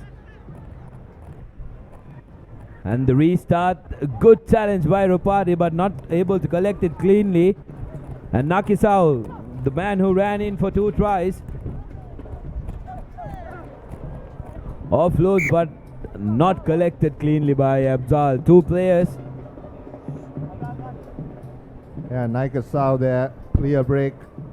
Coming up next is DS Senanayaka versus St. Thomas's. That's the Shield final of the school section. And we have just over a minute to go. Here's the replay. Here's Nakasau.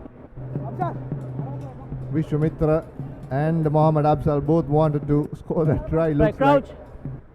And then both didn't manage to secure ball in the end. Bind. So just on the 1 minute for the Wolves. Can they get on the scoreboard again? They need to score twice in order to get over the Panthers. What about penalties from here? My, there go beautiful scenes. The young Tomians. That's it.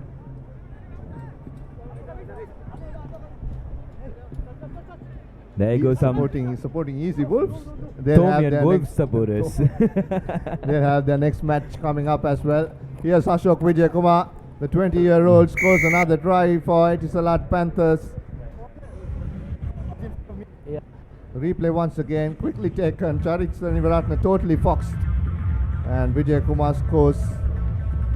Good bit of work by Vijayakumar, and that will be the last nail in the coffin for the Wolves. 24 points to 7 with the conversion to come.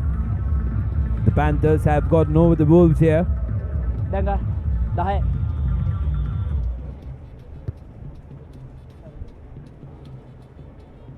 And Riza Mubarak puts in the conversion, so that will be 26 points to 7 at the end of this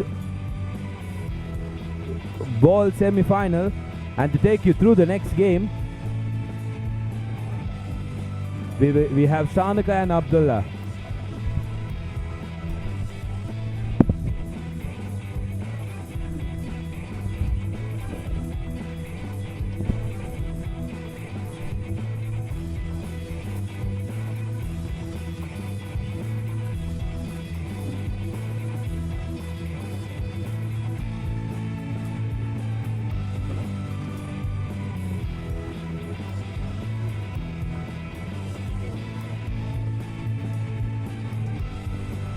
Very good afternoon and welcome to this live coverage on ThePapare.com of the Sri Lanka Super Sevens, brought to you by Dialogue.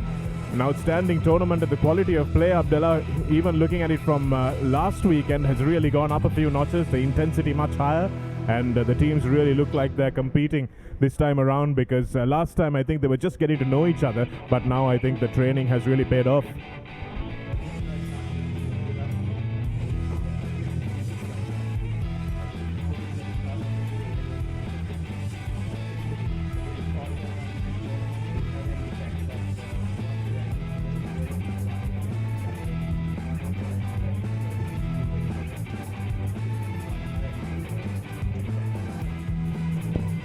Wonderful venue, and the crowds obviously much higher than they were last weekend. Everybody was talking about it the course of the week, so this Sri Lanka Super Sevens has really caught off. Dilroy Fernando, the former Sri Lankan referee and now referee educator, on the touchlines having a chat with the referees. I'm sure they would have done a bit of work behind the scenes as well, because if there was one thing to improve from last weekend, Abdullah, it was the refereeing, because there were a few complaints from the players as well that things were just not up to the mark, and I think that's improved as well.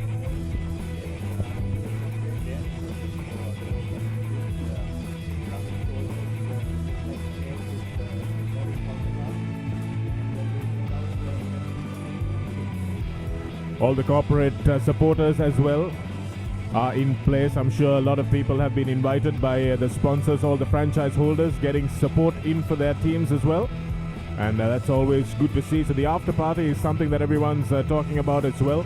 And we're seeing some superb Sri Lankan acts coming up. Natasha Ratnayaka, Bhatia and Santush all performing later on this evening. So if you want to watch the matches on TV and just come down for the after party, I'm sure that'll be quite all right as well. By the organizers, but the matches look fantastic. There's still a few spaces available in that upper grandstand. Entrance is completely free, and it's a wonderful evening for rugby. The clouds have just covered the sun up a little bit. It's been a really warm morning today, so there might even be a drizzle, who knows.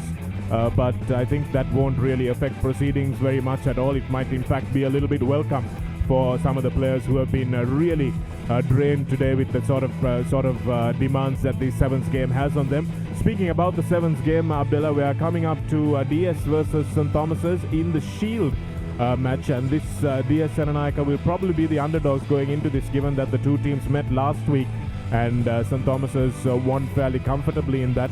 But a surprise victory for, well, not a surprise victory really, but the margin of victory quite surprising for Zahira College, because they absolutely destroyed the St. Thomas's earlier on in the day by beating them 40 points to 5, and this is the same opposition that St. Thomas's beat in the knockout quite comfortably.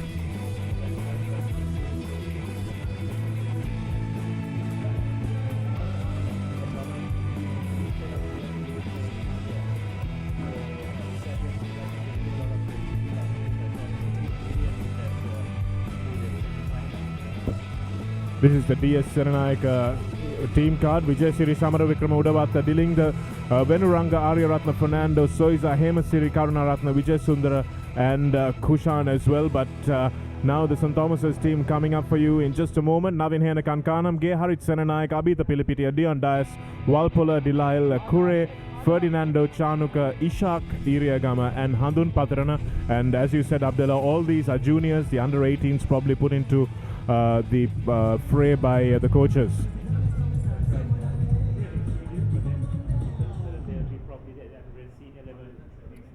Ready, Blue? Captain?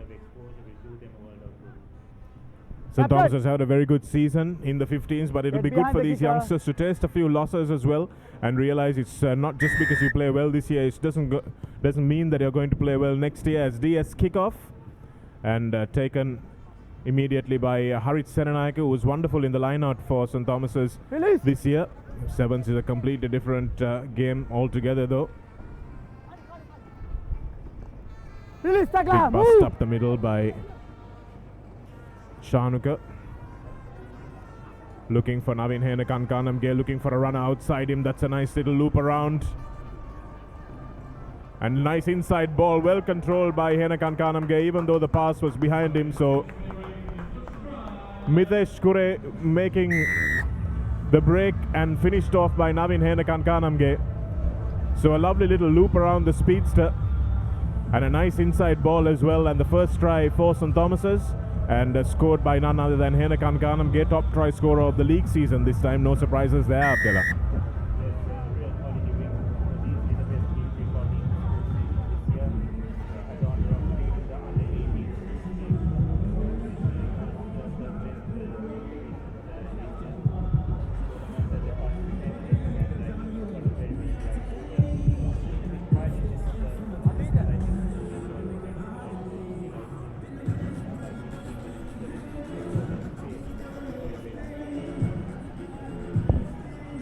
Dion Dias to kick off, to restart rather. A nice hanging restart, allows his forwards time to get under it, but no real competition for the ball by the Thomians. And the DS have their first possession of the match. That's a nice run and a good offload, which should have probably been dealt with better by the support player. Senanayaka once again going on a little ranging run outside. And good tackle from DS, making St. Thomas's spill the ball. And now they've got numbers to use on the outside. Bit of a lateral run, going nowhere, and a big aggressive tackle by Aaron Fernando. And here's Henekan Kanamge once again stepping through 2 tackles, and he's in for his second try in just as many minutes. As you were saying, Abdullah, he looks innocuous. He doesn't look like he's doing a lot when he catches the ball, but there's obviously a lot going on there. Yeah. Yeah.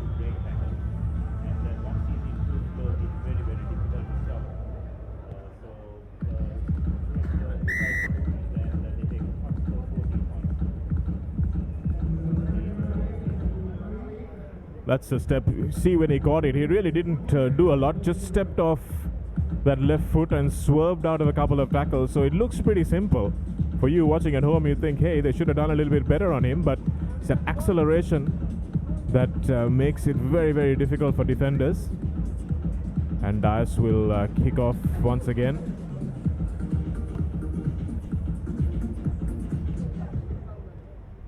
And that's better from Senanayaka. Doesn't manage to hang on to the ball, although he did compete for it. And DS managed to retain it. Some big lads in the DS lineup as well. Good straight run there. Knock back. Knock back. Handling letting DS down at the moment. Haven't been able to break out of their 22.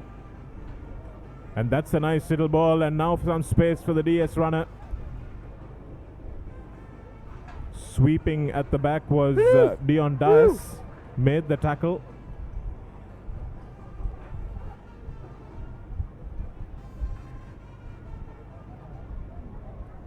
This is good play from DS, just spreading the play just a little bit. Nice long ball back inside. The numbers on the DS team, white on the yellow jersey, isn't really helping us here in the commentary box. That's a lovely straight run. Committed Dias, and now DS have an opportunity. Still going, and that's a pass that just wasn't able to be held on. Referee allowing play to go on, and this one is going to be a breakaway for St. Thomas's. Just enough done by the DS defender. Ankle tap. And the referee out. Calling on the DS player for a yellow card for an ankle tap, Abdullah.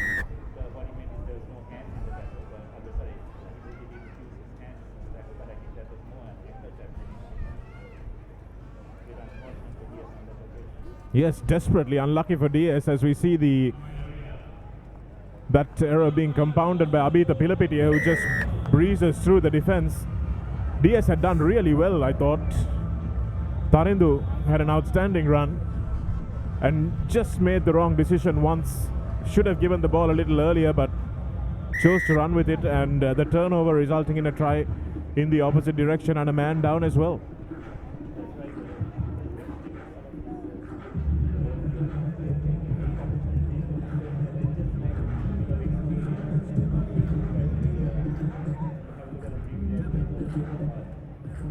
Well, I thought that was really unfortunate. He just stuck his hand out there, and the Thomian player tripped over it. Yes, you've got to try to wrap your arms around the player, but it doesn't prevent you from just trying to undercut his legs with your arm. Of course, you can't shoulder charge. Okay, player. So DS, 3 tries down and a man down. Uphill struggle for them.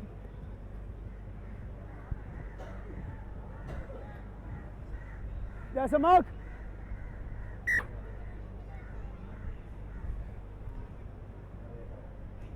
Need to speak to the DS design team and ask them to put black numbers on this jersey, that's for sure.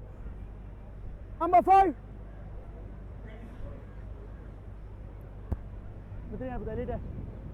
Another player coming off for DS, that's not good news. One of their main playmakers hobbling off with what looks like a smash to the hip. Get back.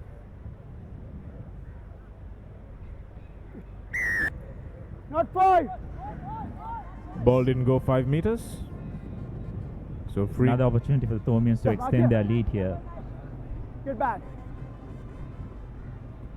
Been playing a lot of rugby, all these players. Long school season. And now the sevens tournament as well. Dias looks on both sides. Stepping, and that's a nice draw and pass. Resulting in a try for Chanuka, I believe. Come here. So simple stuff, just very basic rugby. And another yellow card for DS Senanayaka. Yes, I think that was a bit silly by that DS player on that occasion, because as the Thormian player scored the try, he just recklessly just put in a leg there, which was very unnecessary. But nonetheless, just coming back to the try, Shanaka, it was very clear the Thormians, how well they just drew the defense, man on man, and just created that overlap. Sometimes you tend to make things very complicated. But as you can see from this replay, they just straightened the line out beautifully. And Thormian player had to walk in under the post. Yes, once again that assist. Oh dear, that's a leg that went in there. Not sure how much intent there was, but very, very reckless challenge from the DS player. Was probably trying to kick the ball out of Chanuka's hands, but that's not the way to do it. This is the first try. Nice break on the outside by Mitesh Kure, and the inside ball well controlled at pace by Henakan Kanamge. And again, that's a good skill, isn't it, Abdullah? Because you're not going to get the pass exactly where you want it when you're a winger. Yes, and it was very clear that Naveen was communicating with the ball carrier, saying where he exactly was. And here he goes again. The tremendous level of lower body strength just enables him to brush those defenders aside. And so that's his second try, and at that stage that was the Thormian's second try as well. Here's the third try, which came from that turnover. And after DS had a good period of attack there. That was Adi Shahadin Padrana, by the looks of things, that scored that try. Wait. In fact, it was Abhita Pilapitia. But looking at Henakan Kanamge, Abdullah, after the 15th season, it's very clear that he's been playing a lot of sevens rugby. He's lost a lot of weight, hasn't he? Yes, well, that's the demands of sevens rugby, isn't it, Shanaka? It's more endurance driven. So, but anyway, I think once this tournament finishes, they'll have a bit of a break, and I'm sure they'll be able to prepare for their next league season as well. Which is why the Fijians keep amazing me in their ability to be competitive week in, week out. Taking in front. Penalty, says the referee, for playing the ball in front from a knock-on. Okay. So DS have a chance now to attack from the kickoff. That's a lovely little bust up the middle from Sadisa Dilinga. Advantage. And now DS have an opportunity now on the outside, trying to breeze through on the touchline, and that's a brilliant try. Really good pace from the DS player.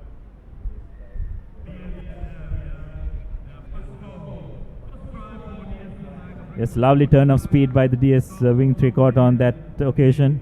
He didn't have much space. He was covered by the inside defender, and he had to worry about the touchline as well.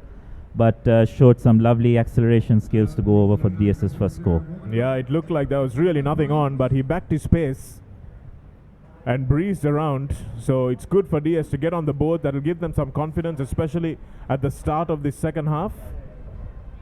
They think about it, it's only 4 tries, and they've gotten 1 back. Here he goes. Lovely break. I wish I could tell you what his name was, but I just can't read his number.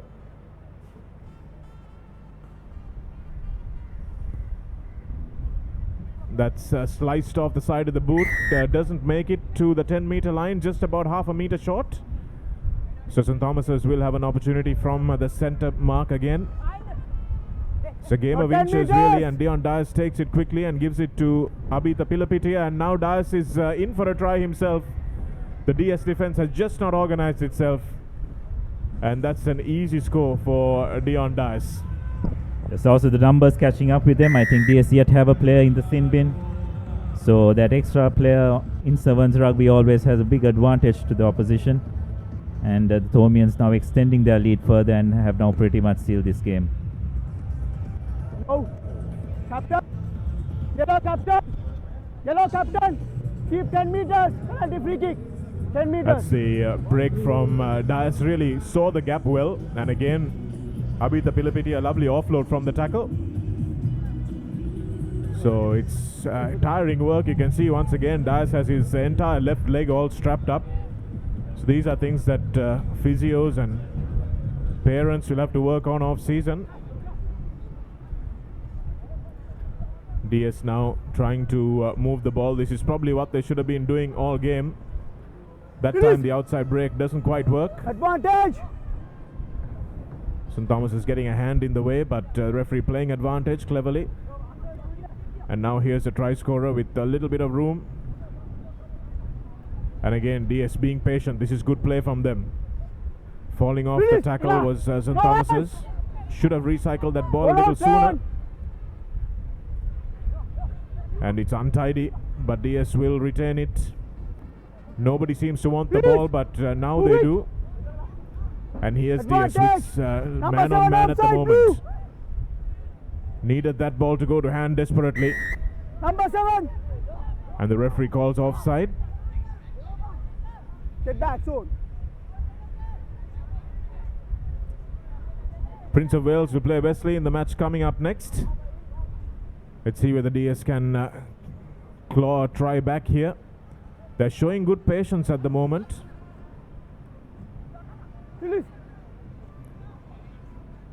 Here's some room now. Need to attack the gap, and they do it brilliantly. That's the ball that needs to go to hand, and it does. Here's another try for DS. Outstanding work, great patience from them. And this time it's Tarindu D'Souza that goes in under the posts. So that's what DS needed to do a bit early, isn't it, Shanaka? Just try and get the ball into space, not trying to get into too much physical situations, or rather contact situations with this Thomian team. On that occasion, they were patient. They built up phases, and they created enough space for them to record their second try. Possession, possession, possession. This was the run that really made the try. It was a lovely bit of straightening through the gap. So he ran at the gap and not at the man. And Tarindu D'Souza had an easy run in. Still had quite a bit to do. But once he got round that first line of defense, it was a good try by the DS team. And a good team try because they swung it left to right, right to left, and back again. And it's a long kickoff trying to pin St. Thomas's back in their own half. Taken by Bimsara Iriagama, looking for the inside ball, but not going to happen this time. Here's Hadun Patirana, who's been introduced into the game. Advantage, come inside. Referee playing a penalty advantage and spotting the gap, but kicking it straight into the hands of the sweeper. And now DS have another opportunity. Got some players on the outside. Desperate tackle eventually made by the Thomian defender. And that's excellent work from Harit Serenayaka. Holding on, says the referee. Well spotted there. Referees are very quick to call that in the 7th game. And that's a nice little inside step and the ball out. And this is DS coming back into the game with a lovely try. This will take them up to 17 points. And if not for that early score of the kickoff, Abdullah, it might have been a close game. Yes, unfortunately DS I think took a bit of time to settle down, and Thomians also seem to have taken the foot off the pedal a bit here, giving the DS boys ample position and ample room to make their moves. And fortunately for the Thomians, they have built up an adequate lead, which should see them through in this game. Yes, about another 40 seconds left in this match on our clock, but the referee's clock, of course, will be a little bit different. All photographs and videos on ThePapare.com can be purchased at reasonable rates. Call 0777 822 777 or email info@thepapare.com. First knock forward, no advantage. Knock forward, and you can see the players out on their feet. DS have given it their all.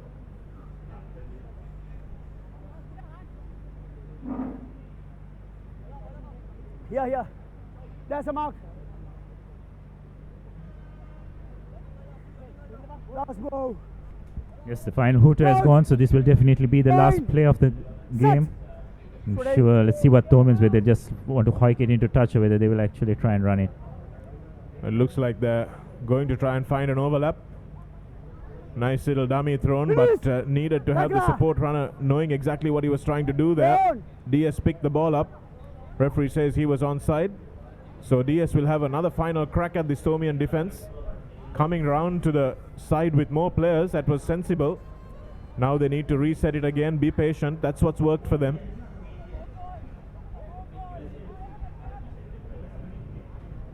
And choosing to kick it away, not sure that was the greatest option.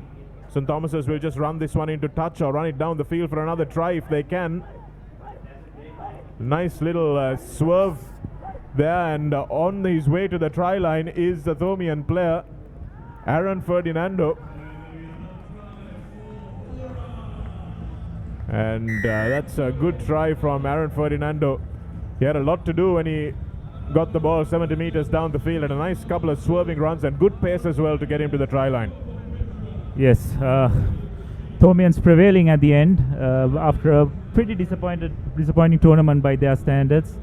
But I'm sure they'll feel much better after this commanding victory over the DS boys.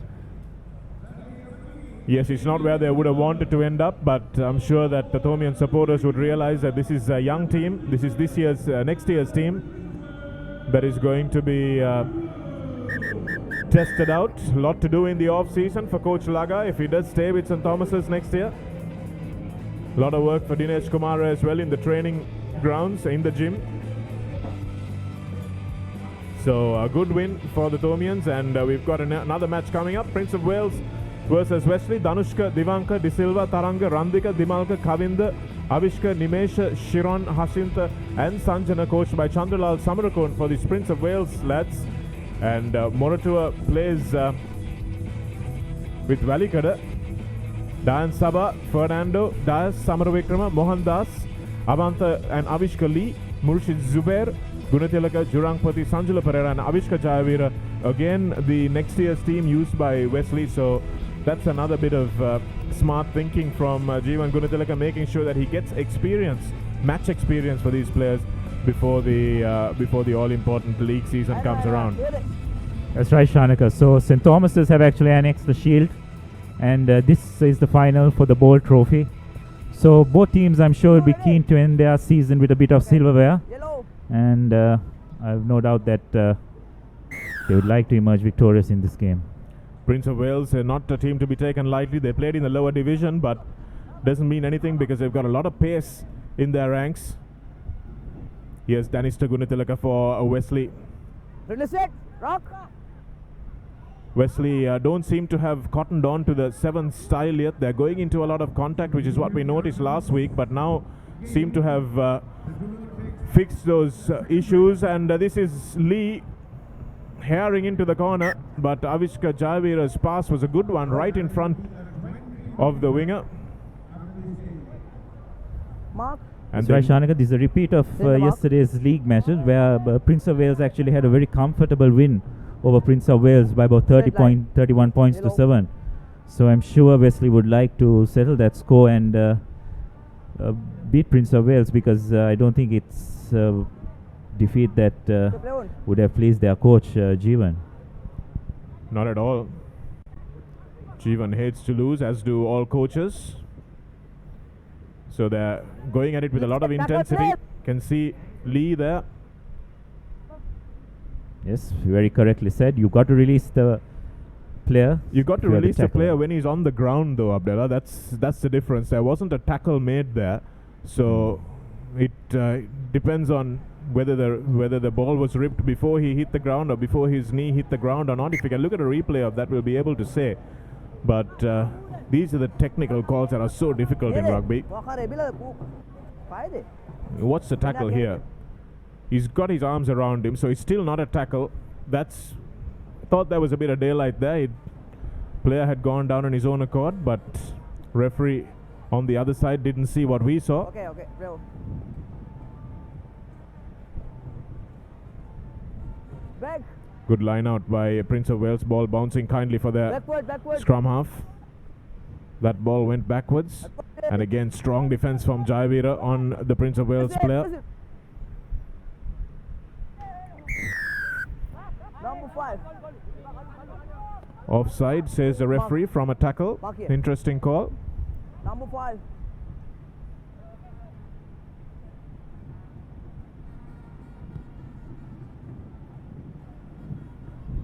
That ball missing touch, but it looked like it went forwards, and yes, Lee realizes exactly what happened there. Mark. Yes, I think it's important that Mark Wesley here. try and get some points on the board because there will be a psychological advantage towards Prince of Wales. They have beaten them once already in this particular tournament, and I'm sure they're confident they can do it again. So it's important that Wesley try and get some points on the board at the start, and just slightly dent that Prince of Wales confidence. Beautiful run in by the Prince of Wales scrum half. Outstanding score from him. All on his own. The scrum disintegrated. The Wesley defense came up very quickly and exploiting the gap. Prince of Wales, like I was talking about that pace a little while ago, and that is the electric pace that he has, and managed to get in for the try. Once again, the white numbers on a yellow jersey really not helping us in the commentary box at all. Shanaka, now this is just a situation where Wesley didn't want to find themselves in. They're halfway through the first half, and there's 7 points to nil down. It's important that they hit back immediately. It looked like it was Primesh Danushka who scored that try. Great individual effort from him. And Jayavira catches it nicely and puts a little flip from the back of his hand to his support player. Here's Lee. Really explosive. The Lee twins. Needs to look for some support now. Zubair, access scrum half. Here's the other Backward. Lee.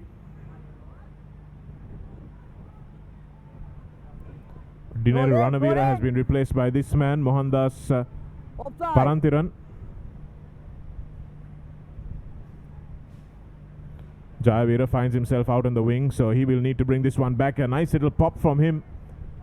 This is Zubair stepping inside, keeping the ball well and going to his feet. And Jayavira once again working hard, the second row forward. Danista Gunitalaka, next year's captain, tries to throw the basketball pass and it's intercepted. Lee will try and get back to make the tackle, but it's good stepping from the Prince of Wales player. 3 tackles he managed to evade there. And that Prince of Wales player flew in off his feet to clear that ruck. Now the referee gives a penalty, and now Parantiran will have a run in under the posts. So a good breakout from Wesley in the end. That's right. It just clearly shows that when you have the opportunity, you should take it, because in this game of sevens, you turn position over, and especially when you are in attack, it's very hard to realign in defense. And I think it's a timely score for Wesley. They have the opportunity of equalizing just before half time, so I'm sure that will make them feel much better. Yes, an important try for them. A 2-try lead sometimes can be very demoralizing. If you look at the way New Zealand came back against Japan, Abdullah, in that group game, here's Parantiran been called up to replace a much more experienced Dineru Ranavira, who was an outstanding winger in the league season. But the youngster taking his chance well. But the way New Zealand came back from a 3-try deficit, Abdullah, is just about possession, making sure you just don't give the ball away. That's right, Shanaka, because in sevens it's always much easier to when you have the ball with you rather than trying to defend. Because defending in sevens rugby is absolutely energy sapping. And Jayavira with another big tackle. He's been working really hard, Jayavira. Backward. Danista Gunitilaka getting in the way there, but knocking the ball on. Wesley have too many numbers at that breakdown, so now Prince of Wales have a chance. That's a good handoff. Not as good a pass, but now there's players inside and outside and breaking through. Lee getting there to make the tackle eventually. First knock on yellow. But that was dangerously close.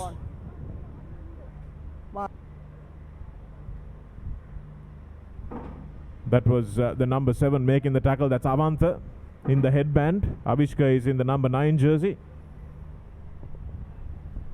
Yes, the two Lee brothers have been prominent in the Wesleyite efforts this year.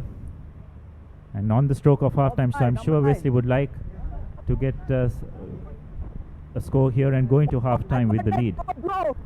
Just couldn't free his hands to make that pass, Avantali. And Gunatilaka just boots the ball timely into touch. And that will signal the halftime whistle from referee Madugalla.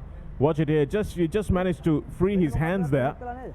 So you've got to master that skill of just freeing the hands, Abdullah, before they go into contact. It's what the sevens players on the international circuit do so well. You're watching the bowl competition in this Sri Lanka Super Sevens. St. Thomas was just winning the shield a few moments ago from DS Senanayaka. This is the first try. Brilliant run. Nobody really wanting to tackle him, but that's because of his explosive pace, Primesh Danushka. And here's Paranthiran's equalizer for Wesley. And it ends deadlocked at 7-all at halftime in this bowl final. Yes, so both teams everything to play for in the second half. As we mentioned earlier, they're playing for some silverware, so I'm sure both players would like to end this tournament and probably their season with something to show. And as we approach dusk here, the heat also seems to have subsided, so I'm sure the players will welcome that because it was pretty humid earlier on in the day today. And I'm sure as this tournament progresses, we'll see the quality of games increasing as well. Absolutely. Last week was just a teaser for what to expect this week.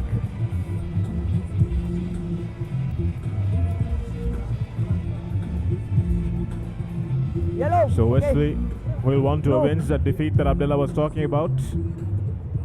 2 Prince of Wales in the league round of this competition. Back. Nice hanging kick, and here's Primesh Danushka once again. Second roll. Trying to break free, but successfully dealt with that time by the Wesley defense. Paranthiran comes in, makes a good tackle. And Lee attacks the ball. Needs to perfect the art of making that tackle count. Here's Danista Gunitilaka once again. Smashed in the tackle. And it looks like there was a pullback from one of the Prince of Wales players. Advantage. Danista Gunitilaka doesn't find himself at home in this sevens game by the looks of things. Really likes taking the ball into contact. Right. Not 10. Back. Wait. Not 10. Yes. Referee says not 10, so there's a yellow card issued to one of the Cambrians, and that's one of their most dangerous players, Primesh Danushka. Zubair with a lovely little switch inside, and here's some space now. Got to make the extra man count, and Gunatilaka takes a lovely offload. Now he'll look for one himself. And here's the big man going in for the corner. Yes. Not for the corner, under the post rather. And that's a good try to Oshan Dias. Yellow. 2 nice bits of skill offloading there. Okay, yes, fantastic skill, but it's also Shoshanak again, the numerical advantage. It comes into play. Because when it's 7-on-6 in the game of sevens, defending becomes very, very difficult. And DS are paying the price for losing that extra man, and Wesley now take a 7-point cushion into the second half. Here's a lovely switch from Zubair. Didn't see it coming almost. The sleight of hand was fantastic. And that was a good break from Asantha Samaravikrama. Gunatilaka took a lovely offload and then had the presence of mind to look for Oshan Dias, who had plenty to do to get this ball down in the midst of 3 Cambrian defenders, but managed to do it nevertheless. Good take from Prince of Wales. Holding on, says the referee.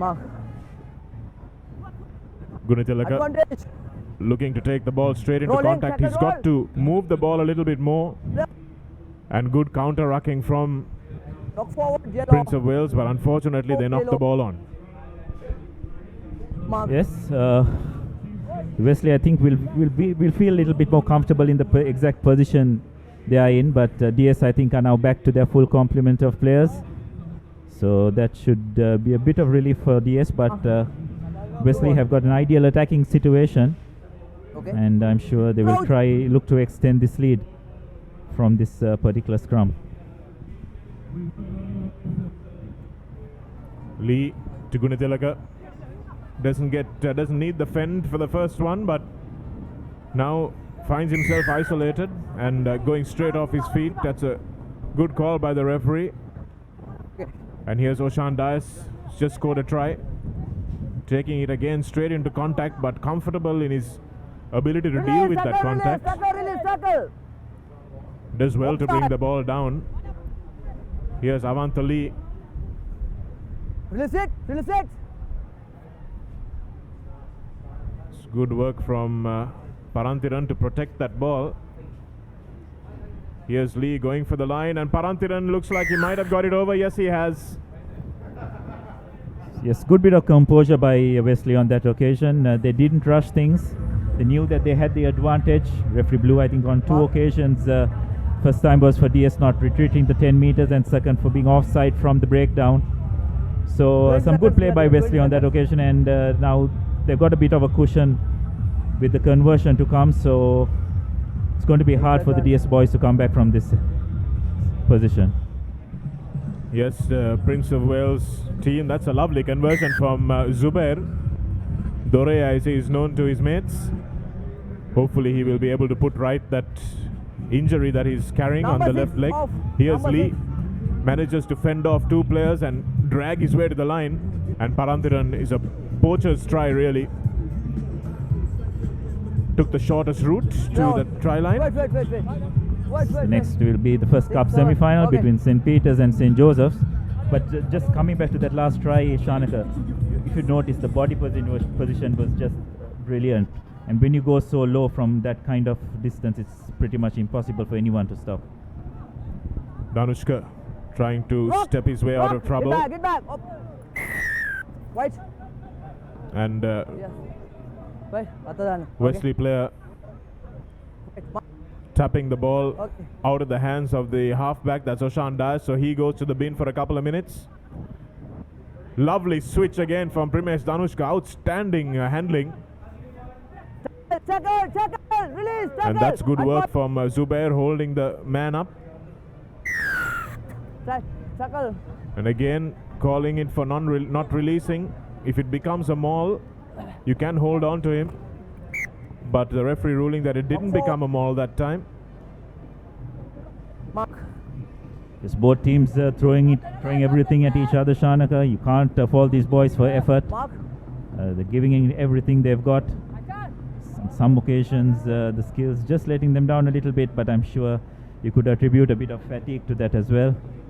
It's not easy for these boys to play back-to-back tournaments. They're yet just in their teens, so I'm sure that they learn though from this experience playing in such a high-profile tournament.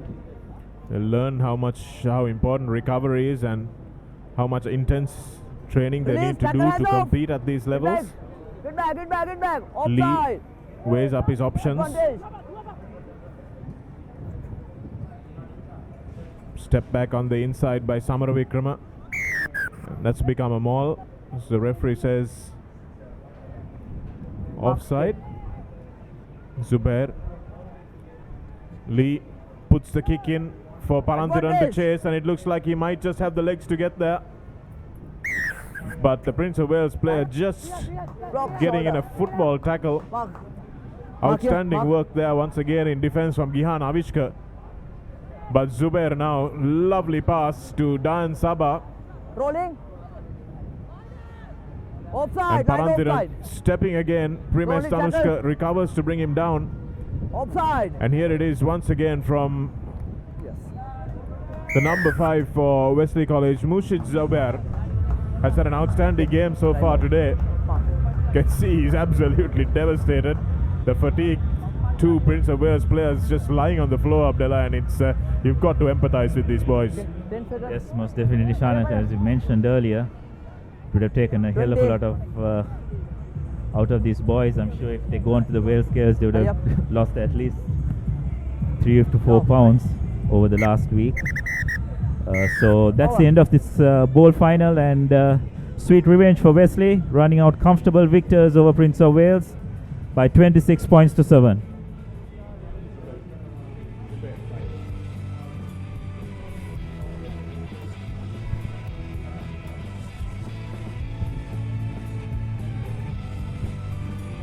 This is a highlight from the second half. Gunatilaka offloading to Oshan Dias. Probably didn't think there was a lot to be done there, but there was.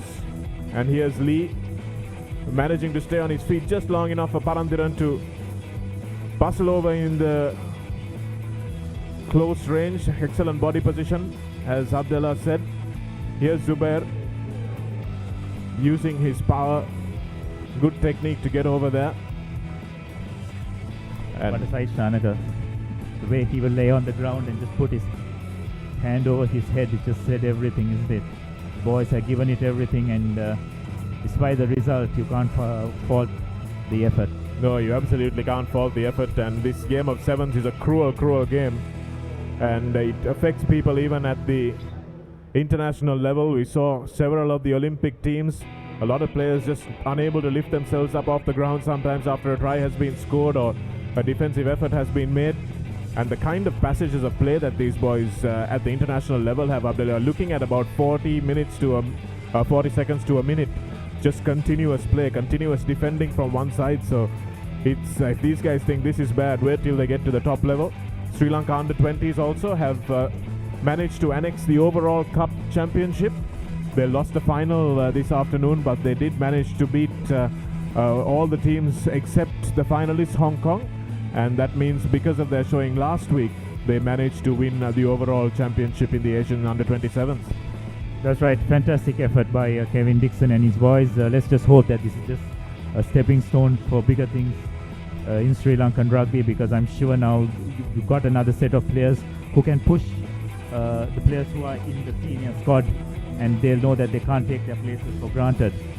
So all in all, some great news for Sri Lankan rugby. Let's hope this all translates into them performing much better in the up-and-coming Asian 7th Circuit that begins in September. Absolutely. We'll be back after a small break with the matches upcoming, all the knockout games coming up in the next few hours. Of course, we'll be going on till 9 o'clock or 9:30 this afternoon with a wonderful after party to come. So the entertainment is pouring in on ThePapare.com and Dialogue Channel 1. We'll be back after the break.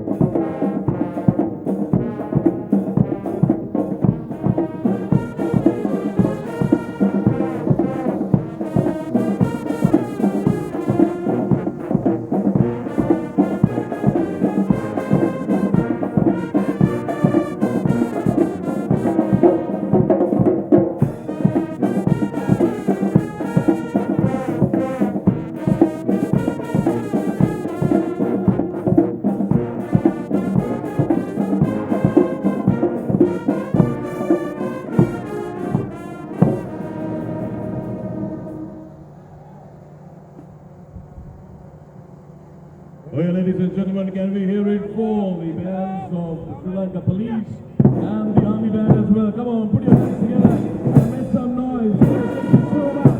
Please. Thank you.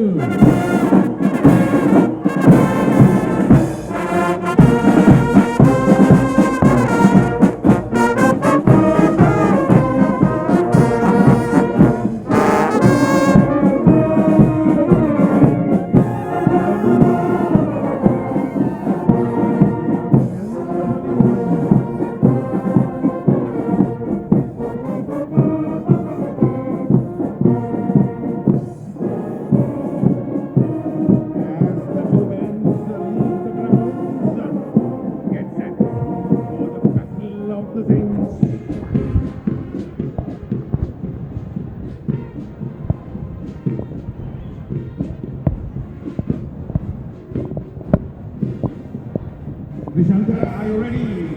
Oh yeah, it's going to be the battle of the states. Why not?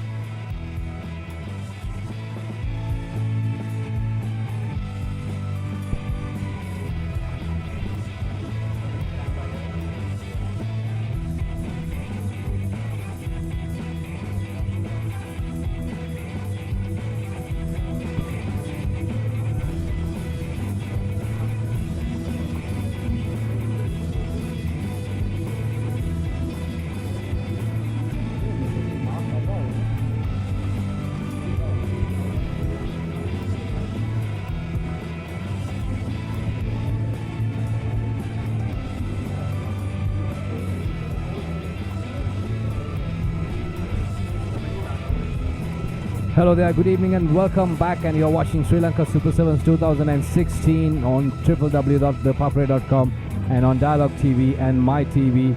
Well, those are the three channels, and today it's going to be an exciting day. Well, anyway, we had some fantastic games, and coming up next, St. Peter's College taking on Joseph's College, and joining me here in the commentary box is Asala. These two teams played in the finals of the first leg, and if St. Peter's wins or even if they lose, they're going to be the overall champions. Yes, certainly no love lost between these two teams. traditional rivals St. Joseph's and St. Peter's. Take a look at the St. Peter's College lineup. Mark Kasau, Suneran Image Fernando, Rukshan Madhusankar, Ravin Fernando, Sivaraj Stephen, Tikshana Disanayak, Sandesh Timel, Khalid Fernando, Bilal Hilmi, Zaruk, Lankesh Pereira and Ashan Mendis, coached by Colin Dennis. And a look at the St. Joseph's lineup. Venul Fernando, Chatura Senivaratna, Viranga Samesh, Gemunu Chetia, Shan Akila Udisha Pereira, Rashen Gunawardana, Imesh Disanayak, Navin De Silva, Vishwa Pereira, Shehan Eranda and Tarindu Dialvis, coached by Bilal Yusuf. So St. Peter's with the kickoff. It's going to be a very tight encounter. Okay. So Steven Sivraj kicks the ball up in the air. Good collection there. Okay, and Tarindu Dialvis has been brought down, but good recycling. St. Joseph in their own territory, own half, trying to work that ball around. Get back, get back. Well, like you said, they're traditional rivals, and each and every time they go out, it's always like there's fire on this in these encounters. But we saw a very calm final, but highly competitive. But this is another crucial game. So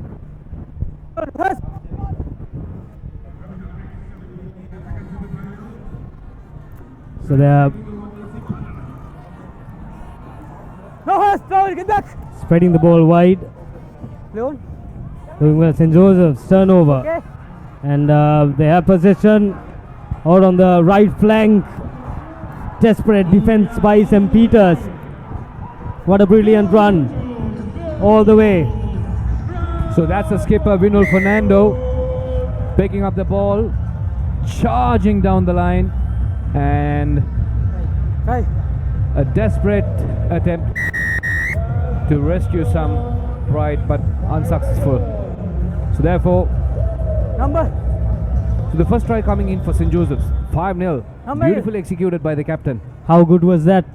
They were defending for most of the first few minutes and then got the turnover from the far side of the pitch.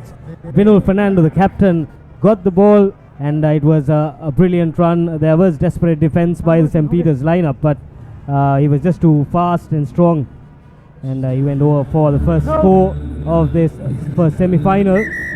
Conversions not successful, so it's 5 points to St. Joseph's. There you see Vinul Fernando fends off the first defender, gathers the momentum, and just has too much gas to go through for the try. Okay. A desperate attempt by Sandesh Dimel Pereira was unsuccessful. So 5-0 is the score. St. Joseph's leading. Seneviratna puts the ball back in the air, and seems like it is a knock-on. Could have collected it. And Ravin Fernando dropping that ball. A crucial side. White. Mark here. So it's a scrum to St. Joseph's. Coach. Bind. And it's another opportunity for the Josephians, just 5 meters away from the try line. That's Gamanu Chetia with a feed in, and early drive by the St. Peter's pack. So the penalty is given. Viranga Samisha drives across. The second try to St. Joseph's. Brilliant work by the boys from Dali Road and Clifford. It wasn't the storyline before. St. Peter's coming in as a favourites, but St. Joseph's obviously making a statement in these first few minutes of the match.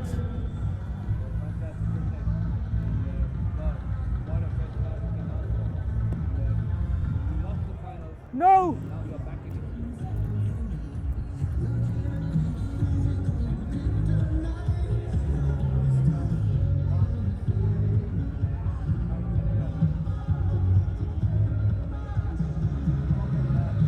Okay. Yes. Again, a brilliant pressure by St. Joseph's. Referee playing advantage.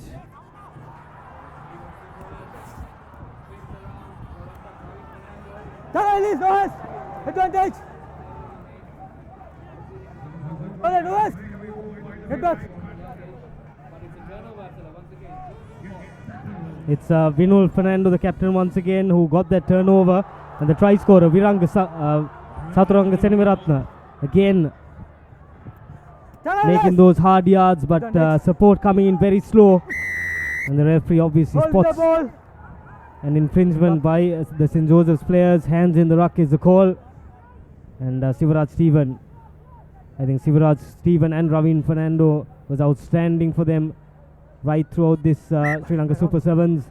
And the Peterites will look to them to up their game together with Hadish Dimel Pereira, all key players for the Peterites. They see good strong run. He looked for his support. Unfortunately, 3 Peterites on him. And very good defense by the Peters boys.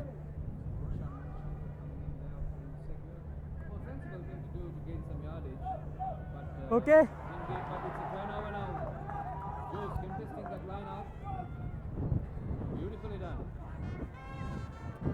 Okay.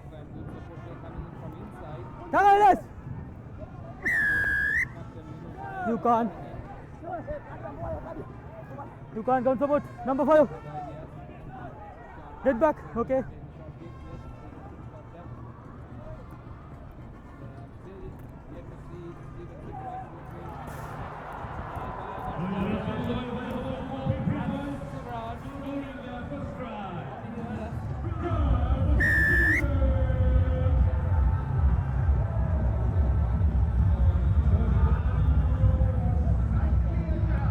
There's something about this number 5. He just as soon as he gets the ball, you know that he's up to something, be it defense or attack. There you see small shimmy on the inside and puts on the gas and straight onto the post for the fly off. So brilliant stuff. An immediate hit back by the Peterites. 10 points to 5. Mark here. We're 6.5 minutes into this match. Okay. So once again restart. Peters putting the ball back in the box. So well, Joe's collecting it. So it was very difficult for Gamanu Chetia. Caught between a massive traffic coming from St. Peters. You want to so it seems like it's a warning, and it's Sandesh Dimel. Just come down. Set ball. It's quite interesting. You get a warning as well as a scrum. Right, bind in. St. Joseph's, I think these are the type of small mistakes that they have to reduce. Because the ball was available and Chatura Senivaratna just took his eyes off the ball, looked at his support players and got that knock on. Ravin Fernando for Peters. Tries to go on the outside, well covered by Joes. And again it's a turnover. So they are doing things well, spreading the ball out wide. Well, they could have offloaded it, but Chatura Senivaratna opting to run inside traffic. Beautifully done. Nice work. Gamanu Chetia, can he go all the way? Not back. So referee is playing advantage. Well, now St. Peters, it's their time to attack. Oh, could have offloaded it. Could have offloaded it. After. Well, it's the last playing field. It's only 7 players. How difficult it is to keep the ball inside, because each and every time the ball goes out, you're wasting precious time. Exactly, Clifford, and you see during these last few matches all the players seem to be bunching up. So St. Joseph's at half time 10 points to 7 they lead. Let's take a look at the highlights of this exciting first half. It was the Josephian captain who scored first, Vinul Fernando. Brilliant run on the right flank. He had the gas, he had the strength to get over the line. And then the second try was by Chatura Senivaratna, tap, good swivel, touchdown. And Stephen, his normal tactics where he uses the inside step to great effect. He didn't need support right through the middle, so that was a sole try for the Peterites. It can't get better than this, Clifford. The semi-finals between two really good schools playing good rugby, and you see the boys giving it their 100% out there in the middle, and that's what we want, and that's how I'm sure that's exactly what the coaches have told the guys. go out there, enjoy yourself, and give it your 100%. Well, obviously. So look at the physique. Those guys are more or less like, club rugby players. Still schoolboys. And Joseph's having a lead of 5 points. Nothing is over yet. One more half to go. 7 minutes to go. We're talking about a few other teams who were down 17 points, 19 points at the half time. So one of the coaches said, if an opposition can score 19 points in one half, definitely my team can score 19 points in the second half as well. So Senaviratna with the restart. Once again opting to go slightly deep this time. And good collection, but again unable to keep the ball in. That was Ahmed Hilmi just taking the ball and running out to touch. So St. Joseph's get exactly what they wanted, an early line out. They have been good with the set pieces, and it will be Navin De Silva who goes up in the air, but unfortunately knocks it on. Ravin Fernando this time sends it out. Tikshana Disanaika steps in. Ravin Fernando again in support.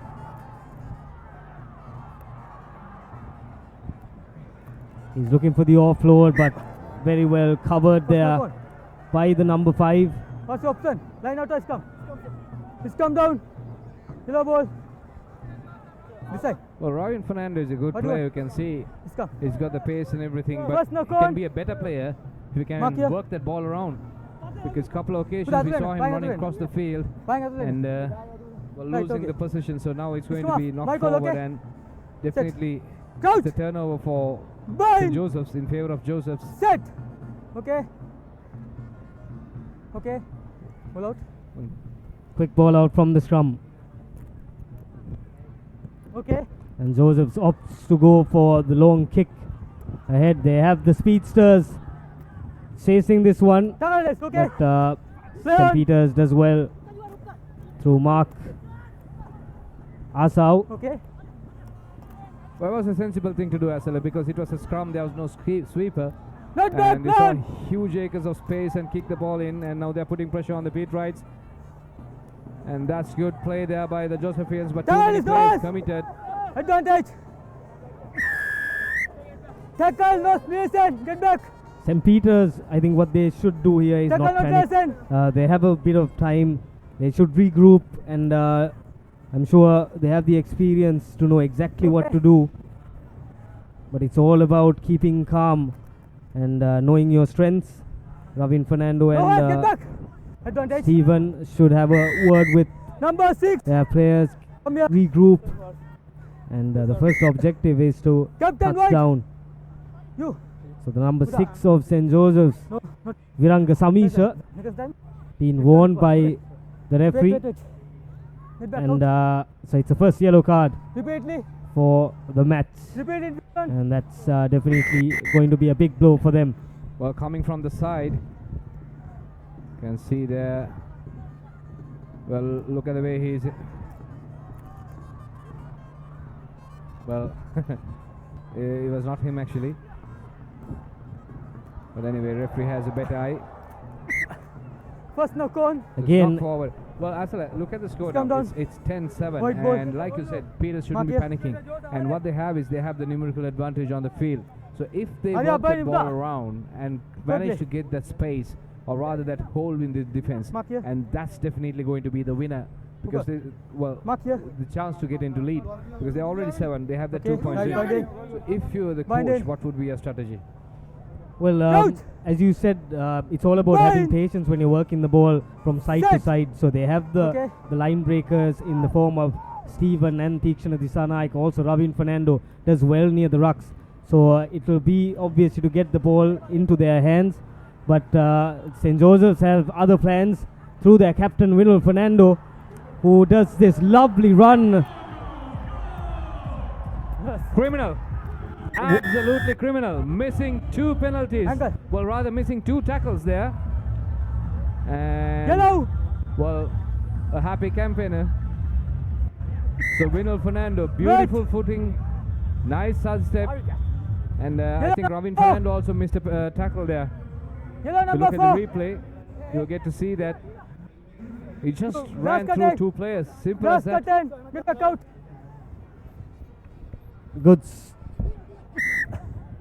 Good skill shown by the captain. No. So had the distance but not the direction. And 15-7. The chances are fading away. Look at that beautiful run. And they are beaten by pace, I can say that. All I can say is good thinking, change of sudden direction, and then again acceleration. Simple basic things, isn't it? But it was skill of the St. Joseph's captain that did it. Again, you see the Josephians are pumped up and they get the quick line out, but the referee brings play back. Don't mark. So that's the body language you like to see from a team. Pumped up, cheering each other, talking, communication. These are all good things going the way of the Josephians. And St. Peter's, they need some sort of inspiration. A player needs to put his hand up and tell the rest of the players, guys, we can do this. They don't have time. They just have 1.5 minutes on the clock. And so Sivaraj Stephen taking the duties of being the scrum half.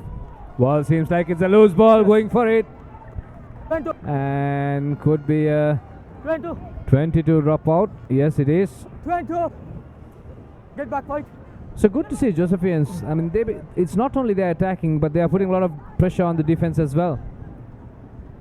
Okay. Sensible thing to do. St. Peter's, and quickly taken there this time. And it's by Thikshan Disanayaka. He's been brought down. Support play arrives. Couldn't hold on to it. It was a lone range on that occasion. That's a very good cover defense by St. Joseph. They were scrambling across and they did well. Gemunu Chetia, the first one who brought down Thikshan Disanayaka, and the rest of the Josephian pack just stumbled upon to the touch line and made sure that the Peterites didn't move an inch from there. So intense rugby here at the race course. St. Joseph's have the put into the line and they're going to their reliable jumper. Well, Peter's trailing by 18 points. 18, well, in fact, 8 points. And little bit of time left. The hooter had gone, and they know what to do with that. Get back, 10. Senaviratna coming in and doing the right thing. So that's the final whistle. 15-7. Happy man. Honorable Minister of Telecommunication and Digital Infrastructure, Harin Fernando, Old Josephian. So just like any other Josephians, he is supporting his team. And look at that. Sweet revenge, isn't it? Great stuff by St. Joseph's. 15 points to 7. And you see, this guy was outstanding, the captain of St. Joseph's. 2 tries for him, very similar. Satura Senaviratna again using his power close to the try line. So the next match, Zaira College and Isipatana. Shifat Ahmad, Hamid Safu, Sharik Usuf, Mumar Deen, Said Tajuddin, Mohammad Zaid, Zuran Lantra, Samsuddin Buso, Irfan, Razik and Soweto, coached by Shamli Nawaz. And the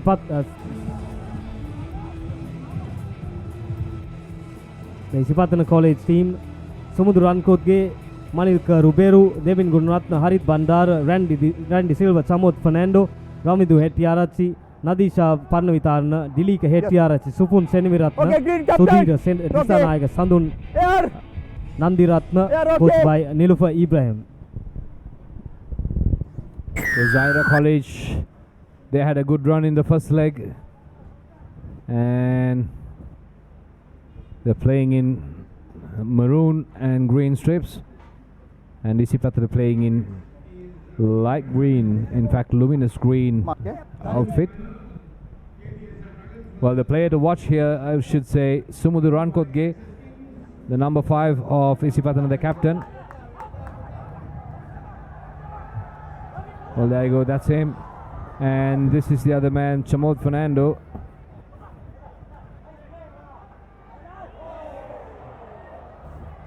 Well, referee is playing advantage. Picked up by Mohammad Zaid, and swings it out wide as for Irfan. Out to Yusra Lamtra, held up by the Isipatana defense. Release! Goes to ground. So the referee does play advantage and gets a penalty. So Zaira take the quick tap there, a bit bunched up. Mohammad Zaid once again going in. Buso takes it on for Zaira, but equal defense by the Isipatana players. And the referee says held up. Clifford, how good has this Zaira team been? They've been a revelation. They are not one of the front runners in this rugby season, but in this 7th circuit, they are definitely a force to be reckoned with. Well, not only that, definitely they're going to cause some upset next season because they're going to play in the top division. And well, they're the Division 1 champions this year. And we saw how good they were in the first leg, and they actually created some upset. And also, if you look at it, it's Ahmad, then Zaid Tajuddin, also Buso. So those are the outstanding players along with Soweto. So he is actually sweet as sugar, and we've seen him doing some fantastic performance in the first leg. So let's see how are they going to cope up with the pressure from Isipatana. And on the other hand, Isipatana, look at that. This is what we love to see from these lads, and that's the captain Sumudaran Kotke, and he always links up with this young Chamod Fernando. Beautiful run once again. Nicely building it up. Fernando coming in for the recycling job. Still, this is what they are good about, just working that ball around. And Rankotge, good defensive tackle there, but held back. Beautiful done, beautifully done. Good momentum build there by Isipatana, but in the same time, good cover defense there by Zaira. How good was that? I think that was take a look at the replay. Just taking his eyes off the ball, but Zahira equal to the task. They got the sweepers across, got the defense, and obviously rewarded with a scrum. So it's all about getting out of this half for Zahira, and Isipatana will look to add a lot of pressure here and get the turnover. So very crucial moments, and it's good to see 3.5 minutes and we still don't have a score from any of the sides. Kick and chase, sensible thing to do, knowing that there's no sweeper. Ball bounce back, and beautifully done. And Tajuddin, well, in fact, Mohammad Zaid, fantastic. I keep telling everybody, when you give the ball and the boot for these guys, whatever comes off their boot is always a fantastic thing for them. How sensible thinking. That was simply magic by Zaira, because they were against the wall. Just they had a 5-meter scrum inside their own try line, and it was Zaid who put the kick over. Look at that, how beautiful was that. Got the bounce in favor of them, and he obviously had the pace. Mohammad Zaid, look at that run. No catching this young lad. So Zaira making the first inroads in this match. Good stuff, a sigh of relief for the coach and the players. It's disappointing to see the Isipatana skipper Rankotge walking off the field. Probably he pulled a hamstring the way he was limping, but it doesn't matter for Zaira. Restart, beautiful kick, nice and deep, fantastic. That's Buso, and Harit Bandar had no choice. That's the type of pressure you want from your chasers. See how good he was. Buso going straight into contact, going for the short line out, and obviously hasn't gone 5 meters. So Isipatana has to take this one and go for a score. Well, Harit Bandar quickly takes it, and good hands once again. Harit Bandar there. Beautiful build up there by Isipatana. Can they go? Yes. That is beautifully done. This time it's beautiful footwork, and they just saw that gap and managed to capitalize on that, and they are back in it. That's the captain. So he was actually back in it. He didn't technically go out. So brilliant skill shown by the skipper. Let's take a look at this. And you see, goes on the outside, swerves back in, and just puts the defense on the wrong foot, and he just has too much of speed. Goes over for the first try for Isipatana. 7 points for both teams. How good is this semi-final? Both teams going neck to neck.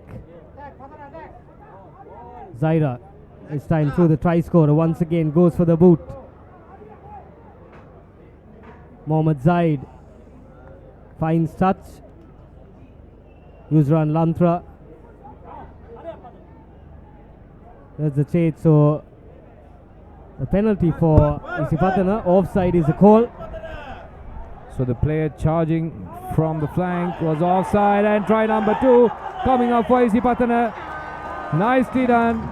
This time it was Harit Bandara who gave that much of space, and they know what to do with that. But it was quickly taken Asala because the Zaira defense was not there. They were disorganized, and they managed to quickly take it and this goes. So they're back in it. Isipatana leading at the moment, 12-7. It was all about knowing where the space was, and just swung the ball out wide to the right side of the ground, and it was the second try. See, good hands, dummy switch, and that confused the defense, and the second try for Isipatana. 12 points to 7, and Isipatana College leading at half time.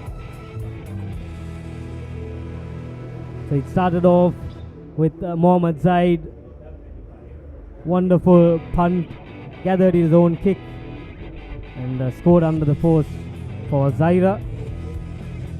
And then it was Isipatana captain Samudran Kotge.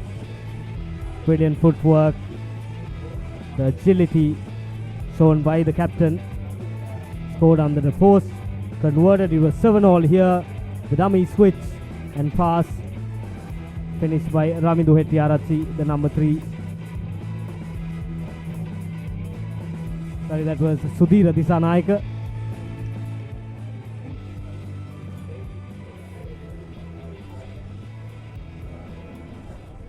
So it's the second half coming up. 12-7, Isipatana leading against Zaira. Mark my words, definitely it's going to be, they're going to be a force in the Schools A Division Championship, Zaira. And good start for Isipatana. Just building momentum, trying to work that ball around. That's what they do best. And Dilika Hettiarachchi this time to promote Chamod Fernando. And Hettiarachchi comes in for the recycling job. Rankotge, a long cutout pass, and Gunaratna been brought down.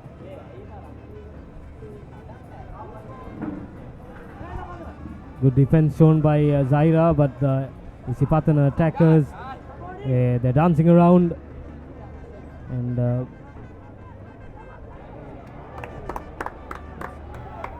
as soon as I called, I think the Isipatana defense paid off. Number 7 for Zaira, Yusran Lantra.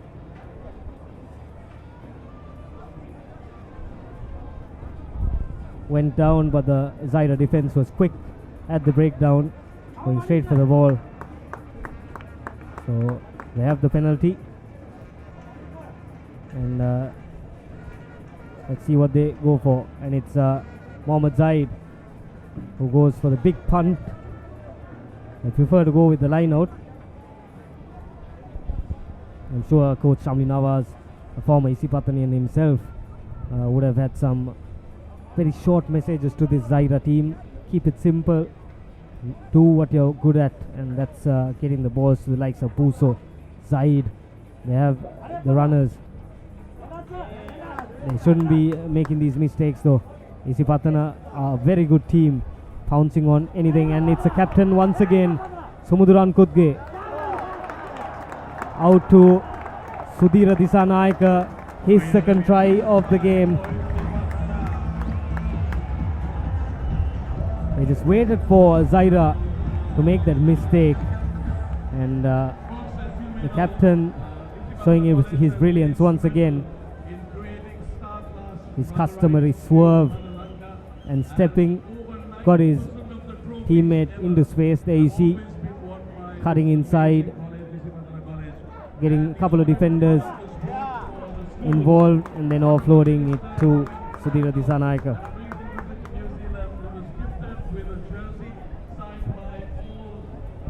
Well, you can see the crowd building up there, and it's pretty much a full house here. Beautiful evening, nice atmosphere. If you're just around the corner, I would say come over to the race course.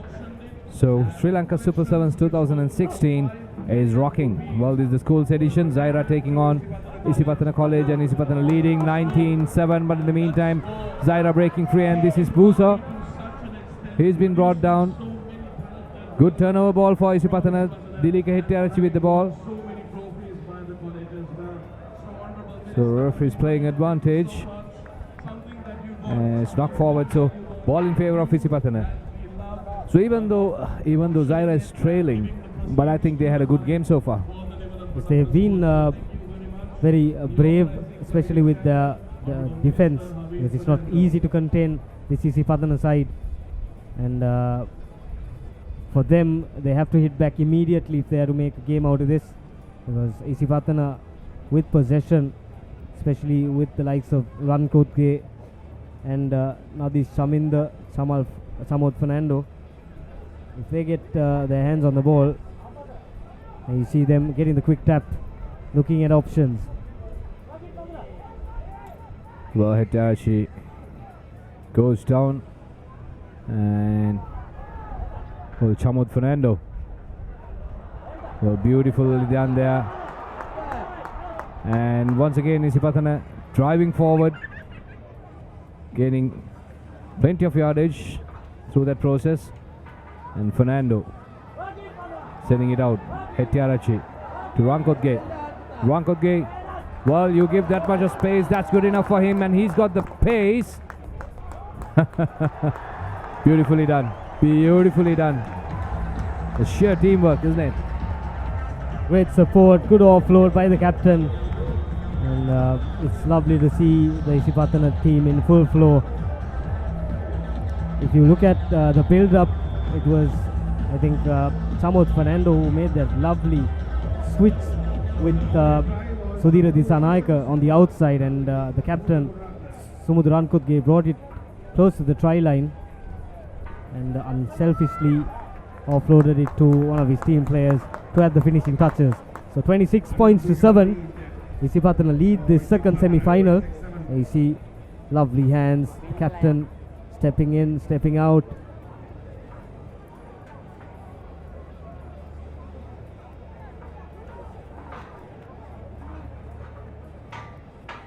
Well, 26-7 is the score. We are in the middle of the second half, just been over under 2 minutes to go. It's a loose ball, pick and run this time. It's Disanaika opting to go on his own. Well, in fact, Ravindu Hettiarachi. So try number 4 for Isipatana. Well, in fact, 6. That's running away with this one. Hettiarachi picked up the loose ball from the kickoff, and it was a free run for the forward.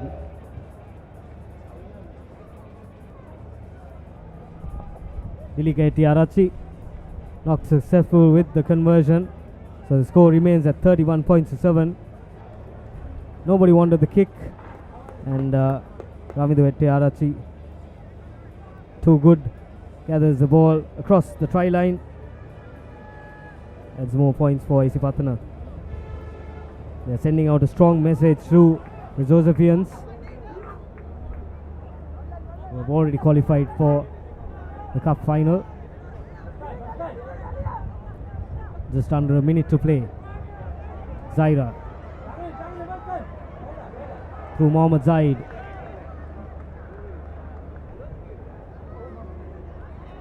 Munardeen.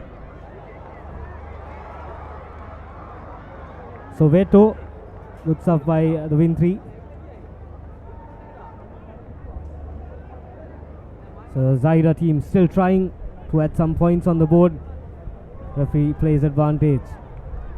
Quite surprised to see Ahmed and Tajuddin has been very quiet in this game so far, and well, it's a yellow card for Chamod Fernando, but quickly takes it Zaira. Good hands, and this time it's Zaid. Zaid scores his second try of the game, and when you put so much of pressure and you have more numbers on the field, well, that's easily done. So 31-12 is the score. I think probably that could have been the last move. I think the referee just did suggest that it's the last play of the game. Yes, it is. The final whistle goes. There you see Mohammad Zaid, good dummy, cutting on the inside, and he goes over for his second score.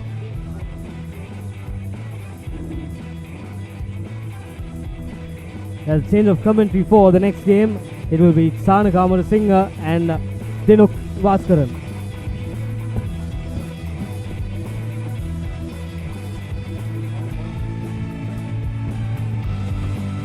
Very good evening, everyone, and welcome back to the live coverage here on ThePapare.com. Thanks very much to Asala and Clifford. And this is going to be a cracking game for sure. We have the KBSL Dragons taking on the SLT Mobitel Eagles. De Costa, Suryarachi, Anthony, Falil, Aryaratna, Pereira, Dhananjaya and Aryapala for the KBSL Dragons, alongside Ratambuli, Kodini Pau and Mokten Antagi. So the two brothers coming up against each other in the coaching boxes. In fact, no, it's Rajiv Pereira, Ronnie Ibrahim coaches the Dragons, Mithun Hapugoda, Dulaj Pereira, Lee Kegel, Mohammad Pushpakumara, Dias Ratvat, Chamara Dilaka, Takao, Vota and Veilawa will be the SLT Mobitel Fijian contingent. So big match expected here, Dinuk. Yeah, big match coming up. Dragons taking on Mobitel Eagles. Good to see Chanel Das in the team card as well. He comes back, and that'll add strength to this Mobitel team, which have been superb so far in this tournament. Yes, they are the defending champions from last weekend, so they will want to maintain that record for sure. And Chanel Das will do no harm to those chances, that's for sure. Here's the first break by Sashan Mohammed, gives it to Lee Kegel, and they start off with a try. Brilliant work there. Soiru Anthony didn't deal with the kickoff at all well for the KBSL Dragons, and poaching that ball was Sashan Mohammed, who just drew and passed some basic rugby for Lee Kegel to dot it in under the post. One of the easier tries that he'll score this evening. And the defending Mobitel Eagles started off with a try under the posts. Yeah, excellent work with the conversion to come this Dulaj Pereira. And the conversion is good to 7 points to nil in just 48 seconds, Shanaka. And here's the replay once again. Look at that. Sashan Mohammed, the good chase there. And then Lee Kegel just easy under the post to drop that first try down for Mobitel Eagles. Great support running from Lee Kegel there. He was anticipating the ball at every moment. And Sashan Mohammed just running on to that after Sasanka Aryaratne and Soiri Anthony had contrived to drop the ball somehow. So dangerous, this bouncing balls from the restarts. And the KBSL Dragon, that's a lovely long ball, but not dealt with. Advantage. Referee allowing play to continue, but he'll now blow for the knock-on, referee Rohan Fernando. And that was Donasio Ratambuli threw that big pass out. Guy go on replay, scrappy ball though. And then from there on, didn't have much there to work with. Just tried an option if that would have been worked, but not for the Dragons this time. Set. I think the difference is that the Sri Lankan players can't make passes as long as that, but here's some good work off the scrum by the advantage. Prince Chamara, who's advantage. sorry, over. it's Nuan Pereira who's playing at scrum half, and here's Ratambuli now looks for the offload, but that was some good bit of spoiling by Jone Vota, Avoki Avota. Karinder Ratwata going into the tackle, making a nuisance of himself and winning the penalty for his team. That was good technical play there by Ratwata. So party all right here. The cheerleaders in full flow, and the crowd in the stands as well. You can see those flags waving. Yeah, the franchises have turned up in huge numbers today. That's good to see. Supporting their own team. A lot of hard work put in here. The Dragons contingent. Seen themselves on the big screen, this crowd. That's Dragon supporters. They'll have a bit to shout about now to get their team back in this game with a try. They've been pinned in their own territory for the entire game, haven't made a foray into the opposition half. Good. That's a good take. And here's Ratwata playing at fly half. Shows the dummy and gives it to Kegel now. Kegel going through the gap, but the gap closes quickly. Here's Dulaj Pereira. Stays on his feet well. Good to see him back in the sort of form that he had when he had his injury. On your feet. Good play again from Ratwata. Gives time for his support players to come in. Takao shifting it, tips it to Shashan Mohammed. Mohammed could probably have finished himself, but gives it to Prince Chamar out of the back of the hand to Avoki Avota, and Jone Avota goes in under the post. So that's the crowd from the Mobitel Eagles going absolutely crazy for the try from Jone Avota. Excellent play.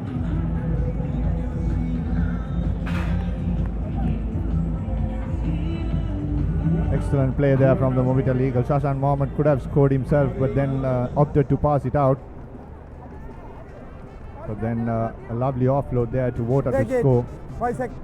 Dragons have not managed to come out of their half, Shanak, in this 4.5 minutes of play so far.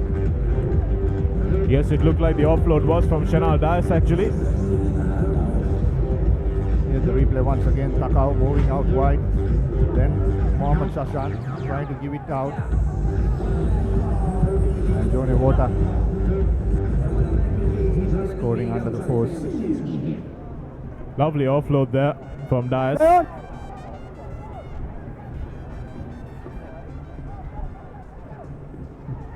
Putting that ball back into play was Sasan Karyaratna. And the referee is now playing advantage. Takao goes back.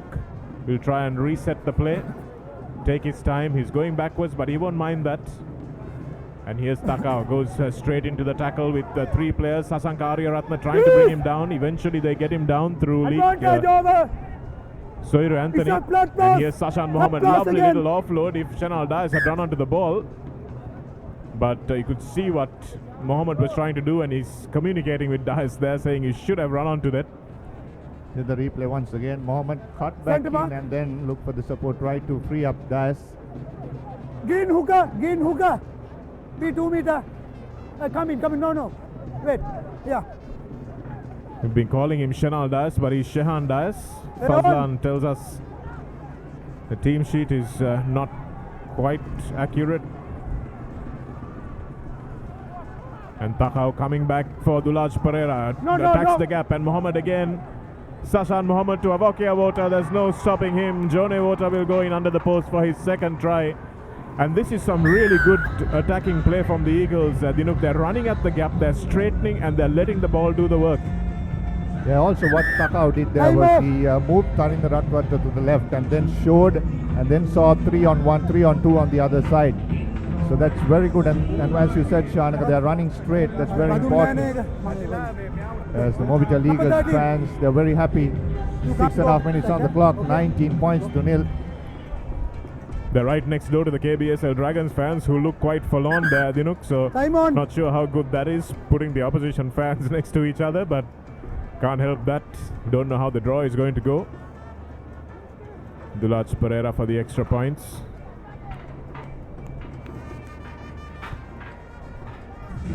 And he brings that back on the angle, so it's a good kick from Pereira. And the Mobitel Eagles really showing a lot of quality. They managed to win last time. Here's Dulaj, Mohammed, drew and passed, and Avoki Avota. Lovely finish.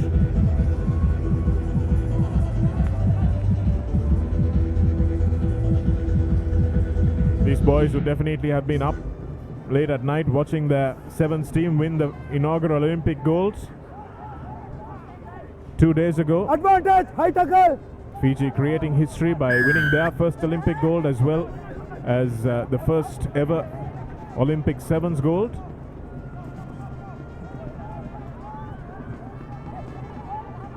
High tackle, says a referee from Dias. Knock back. Aryaratna almost dragged into touch, manages to keep the ball inside, Half but time. eventually it does go into touch. The replay once again.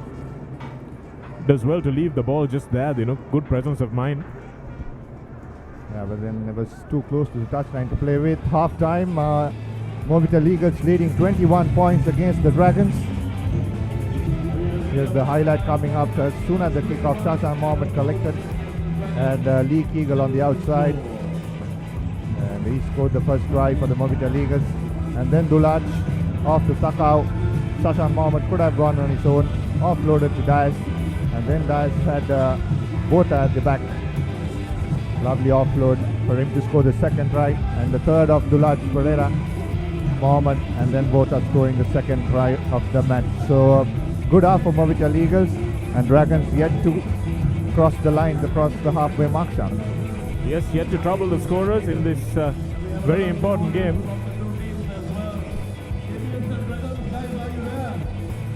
The cup semi-final between the KBSL Dragons and the Mobitel Eagles. Ronnie Ibrahim will have given some words to his team, and they need to get the ball into the hands of guys who can make a little bit of a difference. Donasio Ratambuli and Seuloni Motenantagi.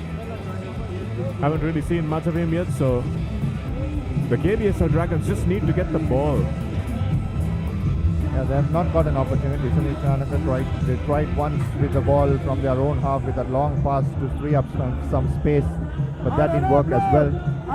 So in the second half, they'll hope to keep the play where the first half, where the entire play took place in the first half. Nuan Pereira with a nice restart, and again not dealt with well by Shehan Dias. So Seuloni has come onto the park. The number 3 jersey for KBSL Dragons in the yellow.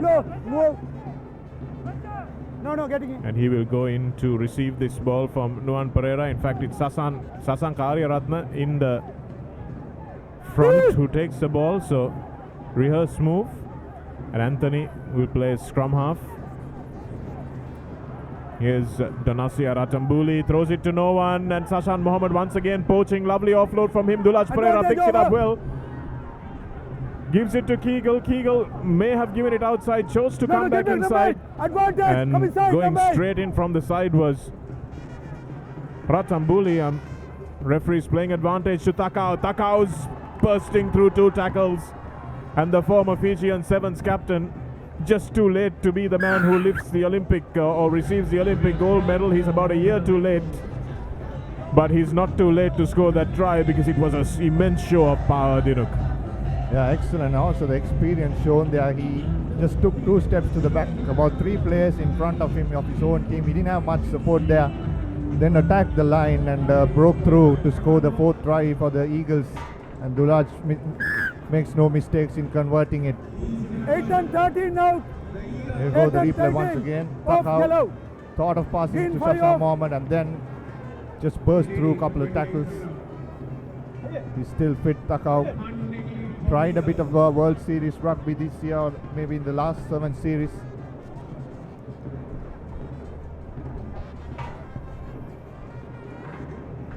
Supremely strong player, physically gifted, knows exactly when to turn it on in these 7 games. You can't play 100% the entire 15 minutes, so he knows when to rest, knows when to turn it on. Lovely take that time for Seuloni Motenantagi. Referee says it didn't go the required 10 meters. And Lacinta Di Costa, the beard man, throws a reverse pass, but it goes into the hands of the opposition, and Dulaj Pereira will now try to settle this one again. And they're looking for Takao. That's wise. Shows and goes. Gets out the outside of Raitambuli. And this is Takao again. Attacking the line. Costa brings him down. Look back. Jone Vota. Sashan Mohammed Look kicks back, it through, Leon. but Seuloni will jog this one in. Seuloni looks like he's been called back by the referee. Looked like Rohan Fernando got a call from his touch judge, and the KBSL Dragon supporters can't believe it. Let's see if we can spot something here, Shanaka. Blue ball. I think it was a knock forward, and I think the players played from an offside position. It is a knock forward. So he got the call from his touch judge. A good refereeing. Good assistance by the touch judge. And Time off. about 3.5 minutes more to go. Number 7 yellow. 3.5 minutes to go, Shanak, and there'll be tough times for Dragons to come back. Well, that's not a good sight. Lacinta Di Costa being carried off. Looks like it's a knee or an ankle problem. Time on. Got smashed in the back there. That wasn't him. That was in the tackle with Stefano Takao. So getting injured for his trouble of bringing down the big man. Hope that's not too serious and that he'll be okay soon. And the next match will be the Access Kings versus the Cargill's Gladiators. As we see the ball kicked through by Nuan Pereira, harassing Dulaj Pereira, who was playing at scrum half, and that's a lovely offload from Raitambuli, and in for the try goes Eranga Aryapala. Excellent work. Dragon fans back on their feet once again, and they're kicking soon. The clock is running against them. Here's the replay once again. Great work from Isalke Kodinipao. And Eranga Aryapala steaming away. He's just come onto the park, so he's got the fresh legs. Lee Keegle setting this one again. Takao changing direction. He's got some confidence now. Oh, and he just couldn't get the ball away to Lee Keegle, who was probably running too fast to support that one. Kodinipao aggressive in the tackle there.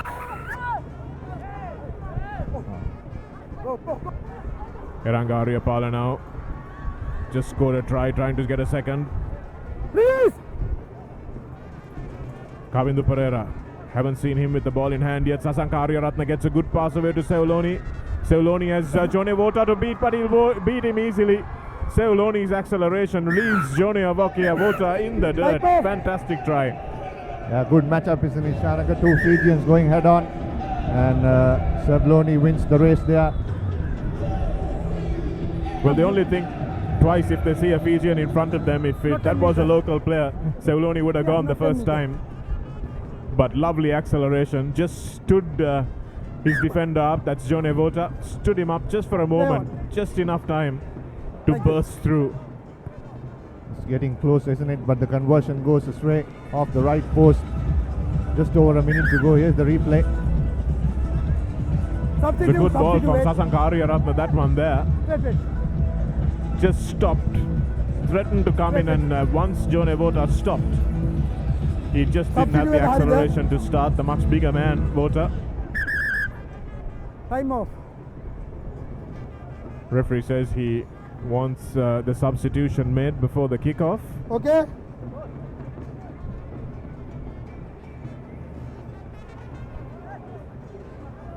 Time on. Nuan Pereira now trying to grab a couple back. Suranga Pushpakumara is on the field, the veteran for Mobitel Eagles, and his pass is picked off. Nuan Pereira read that one beautifully. And Pushpakumara doing the step, just didn't see Nuan Pereira herring onto that ball, and Dulaj or Nuan Pereira's kick is not good. And the replay once again, Pushpakumara, look at that good step, but then just threw it straight to Nuan Pereira, who scored that try. 17 points to 28, just about under a minute to go in this second half. Jonevota to Dulaj Pereira. Dulaj Pereira kicks it out. I'm not sure that's the game yet. I haven't heard the hooter. And they will play the line out. Luckily for Dulaj Pereira, there's more than one score in it, so he will Hooter it indicate only. not be too upset even if this is scored. Shana, the hooter went off, so he thought that was the end of the match. But then the referee had stopped just before that kickoff. Rangaria Pala wide to Kavindu Pereira. First time he's having the ball in his hands. Tries to put the hammer down, but no room on the outside. Kegel makes a good tackle. And Dulaj Pereira hacks it free now. And the ruck was formed, says the referee, so there will be a penalty. Pradeep Fernando walking in from the far touchline, the assistant. Blue number 7. 5. And it looks like there'll be a penalty for the Eagles. Yellow, out the penalty, yellow. Wait. Oh.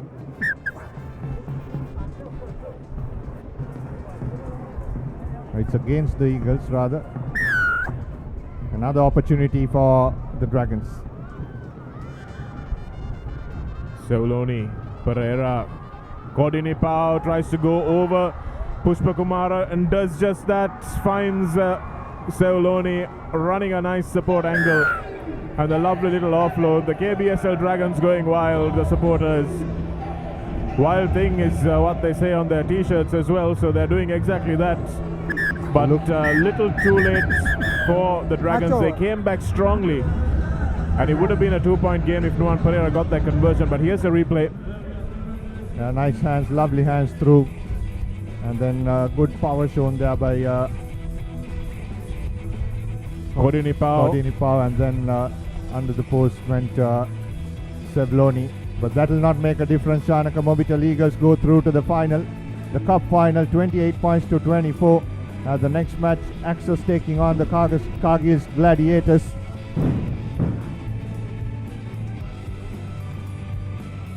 Well, this is for a place in the final against the defending champions, the Mobitel Eagles.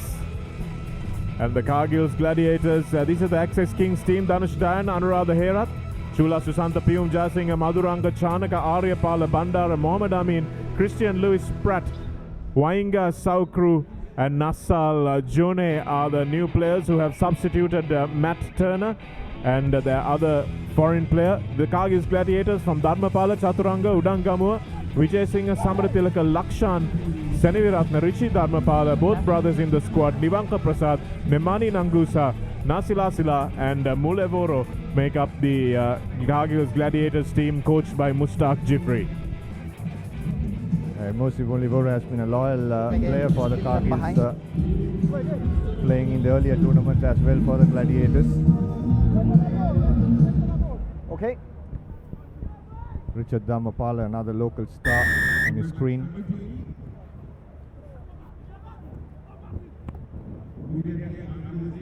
Christian Lewis Pratt must be out on his feet after playing every minute of every game last week, but he's back. Under pressure.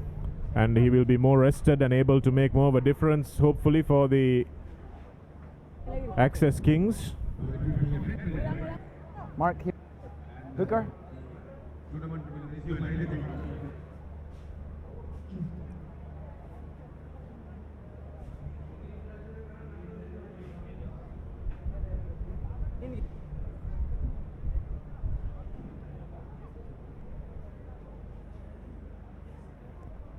Piyum Jayasinghe, Dhanush Dayan.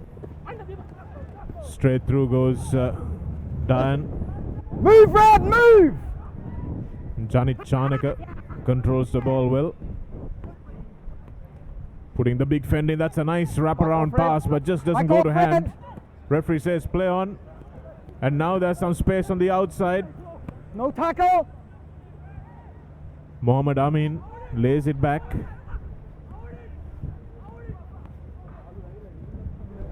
Pass was a little behind the player, that's Nasal Jone.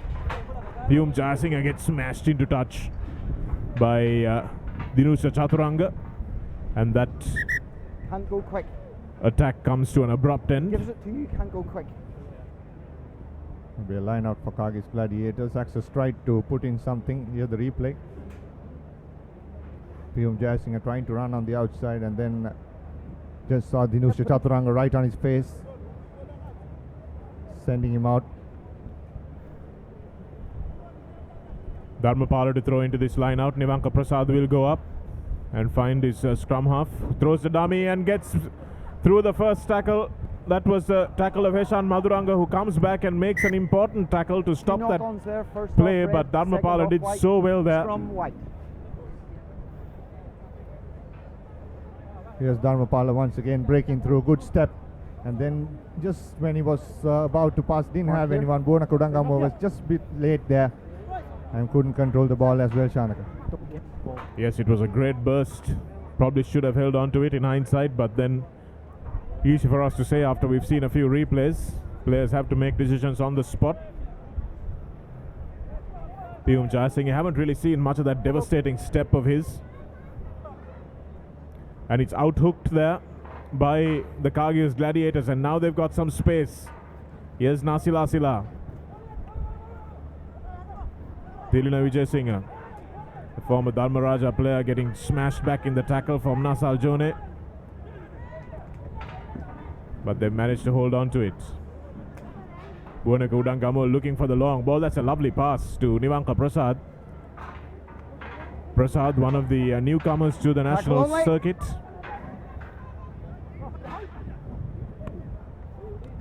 Stepping again is Nasila Sila, but unable to hold on to that ball was Nemani Nangusa. No advantage.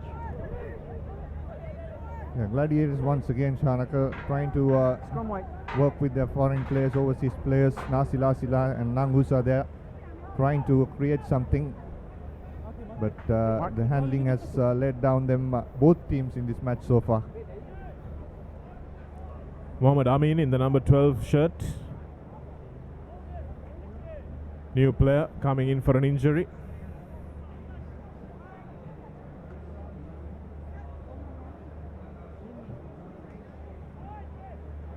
Piyum Jayasinghe. Dhanushdan. Advantage high. Stay, move 11. Tiruna Vijayasinghe. And that's a penalty, and that'll probably be a yellow card as well. Dharmapala will get a yellow for his trouble. Here it is. You can't interfere with the scrum half. It was Buangamu actually. Yeah, that's just unwanted play there. Just costing his team. Now Axis has an advantage of 7 on 6. Move up. See how intelligently they use it. Here's Piyum Jayasinghe. He'll have to bring it round. Running out of support players, but that's good work from Wainga.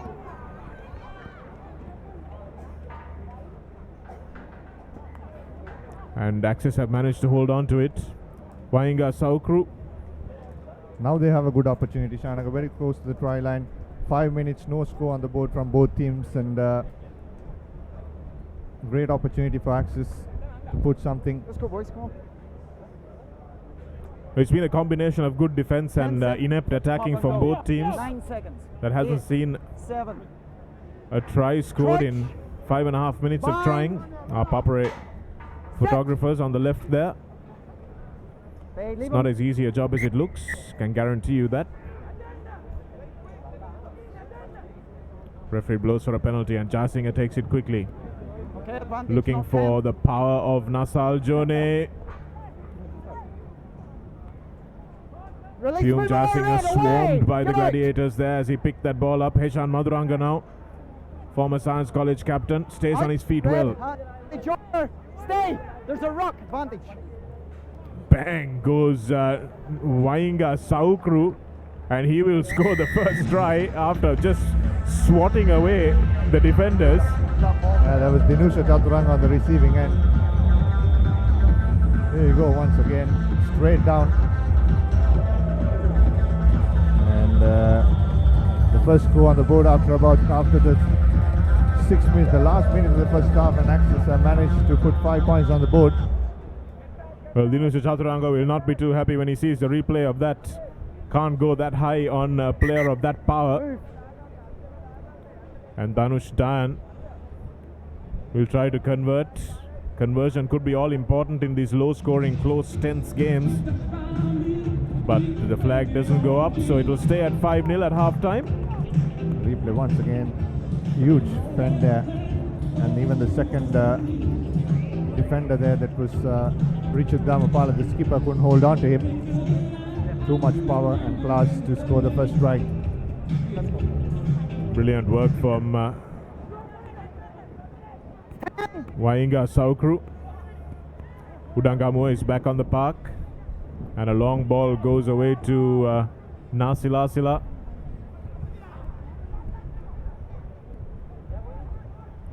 And on the pitch now is Amosi Mulevoro. Let him go, advantage. Referee says that's a high hit from Dayan, and he'd be right. Tirina Vijayasinghe playing in the fly half role. Dinusha Chaturanga. That's a good ball out to Udangamua. Udangamua working on Anuradha Herath. Herath manages to trouble him enough. And now Herath with a lovely fend. Can't get away from Nivanka Prasad though. So 2 knock-ons, says the referee, and that'll be the half-time hooter. So it's a close one, Dinuk. Lots to expect in the second half. Yeah, big second half coming up. Huge 7 minutes of play. Both teams, though they have a lot of ball possession, cannot convert into points. Half-time confirmation. Axis Kings leading 5 points to 0 against the Kyrgyz Gladiators.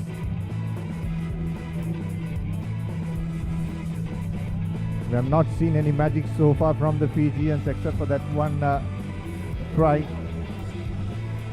And also ball handling has been a problem as we go through the evening into night. Matt Turner in the trainer's bid there.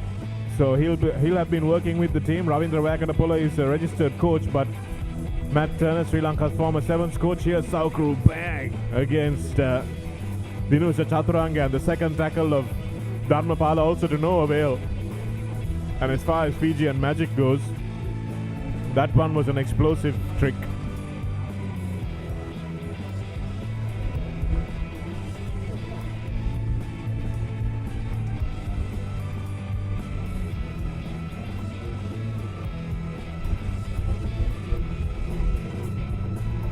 Big names sitting out for the Gladiators: Shanaka Sudarshan, Muthu Tantri and Fazil Marija. A lot of advice will come in from them, but that impact that they'll have on the field is missed. Both players carrying injuries. Muthu Tantri to his hand, and Fazil Marija still not recovered enough from that back injury to play at this level. What do you mean? And Access Kings won their first game in this entire competition earlier in this yesterday in this competition.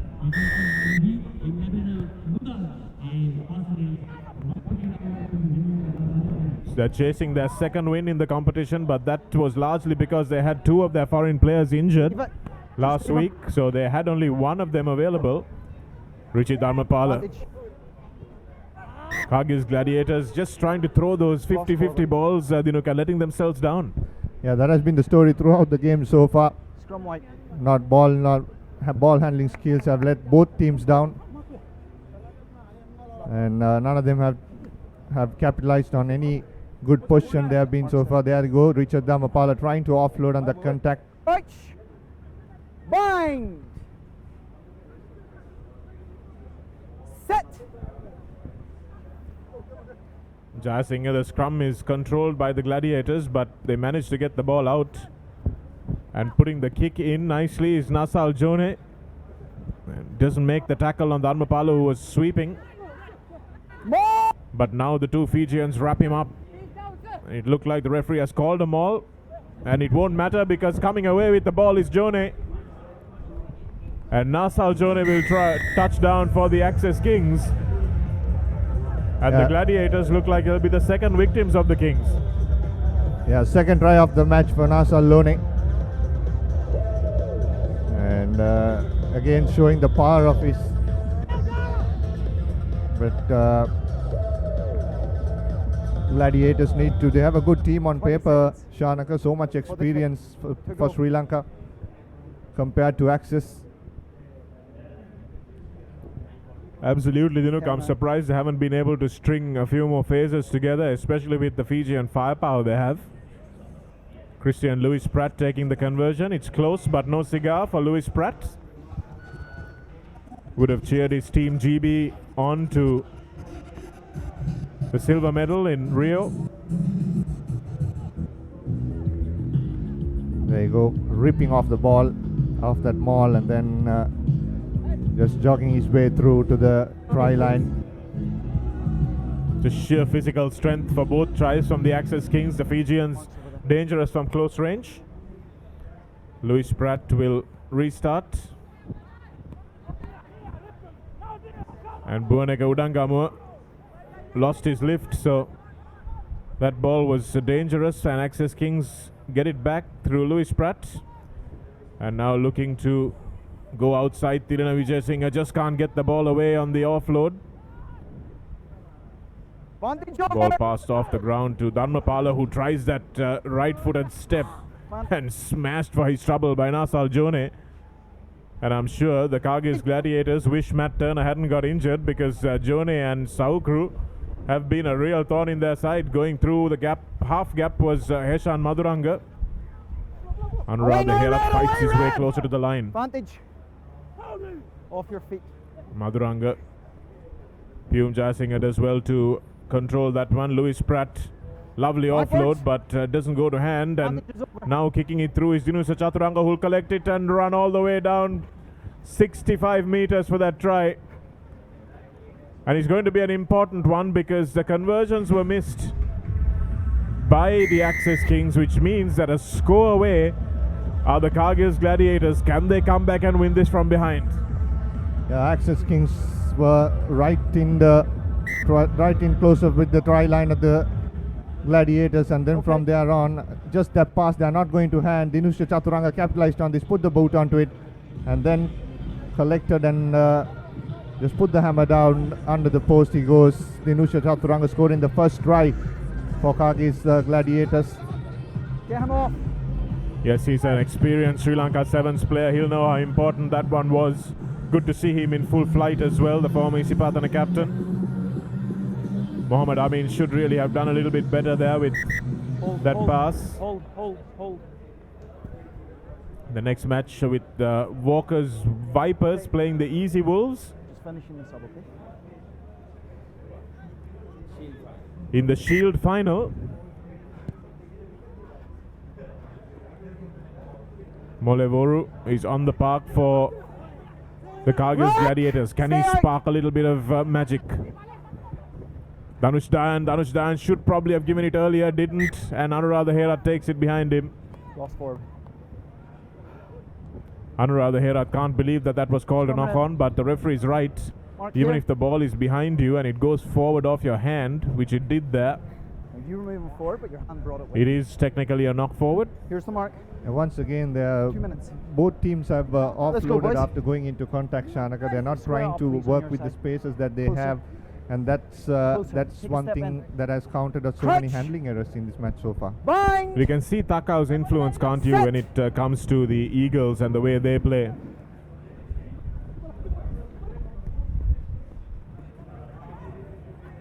Chasing again is Dinusha Chaturanga. Can he beat Amin to the ball? Yes, he can. And there was a pullback. What will the referee say? Referee will have a conference. Dinusha Chaturanga indicates that he was pulled back, and I think he has a valid call for that. It looks like otherwise he was there just to touch it down. Against the red? Yeah. In the act of scoring. Do you have the number? Watch it here. Number, I think you have to put a number 12. Number 12? Yes, Okay. he was. I'm going penalty try. 12. That hand on his shoulder just slowed him down. You made Well, contact he was with the player, interfered with, had that's the for ball. sure. I saw a tug It's a on the yellow jersey card. from Off you behind go, as please. well, from the And reverse it's gonna be a angle. penalty try. And Mohammed Amin will get a yellow Penalty card. try. He has been a bit of a liability Penalty in try, this side, boys. to be very honest. That's a penalty try. And with a So- minute to go, Dinuk. And with one man down, Shanaka Axis will have their work cut out to be this Gladiators team. Good comeback from the Gladiators, the experience of the Sri Lankan players and also the big Fijians making an impact. Dinusa Chaturanga with a really good chase there. And also you can see the importance of the conversions. Okay, let's go. 4 points separating both teams.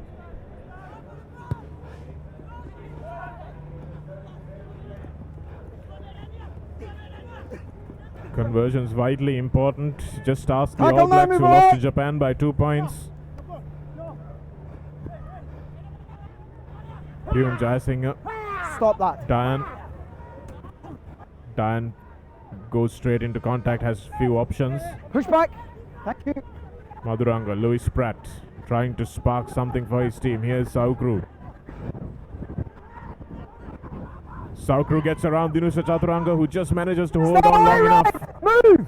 Rock.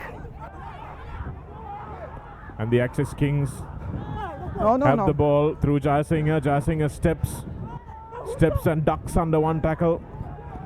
Here's Diane. Diane knows he doesn't have the Backwards. pace on Dharmapala, throws a loose pass. Maduranga Away, gets back. away, Red. Move. You've got your hands on the ground. Stay. Your hands And were the on the penalty ground. from Radhisha Senivaratne. He did have his hands on the ground.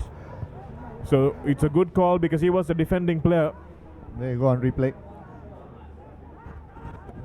Yeah, he made the tackle, he pushed the player and then went straight on top, just inquiring the referee also. And that was an important knock forward. And that's the end of the game. So just unable to hold on to the ball was Dhanush Dayan, who is absolutely shattered there. And this has been an intense semi-final. The Kyrgyz Gladiators coming back from 10 points down to win it by 14 points to 10. And they book a place with the Mobitel Eagles in the cup final. This was the second try. And then Gladiators came back, the first of the two by Dinusha Chaturanga. Picked up the loose ball, put the boot on it and then scored it under the post, which is very important. The difference between both teams in the end. And this was so crucial. I mean, just pushing Dinusha Chaturanga there. And not only giving away a penalty try, costed a member in the team and they had to play with 6 players. So 14 points to 10. The Kyrgyz Gladiators beat the Axis Kings.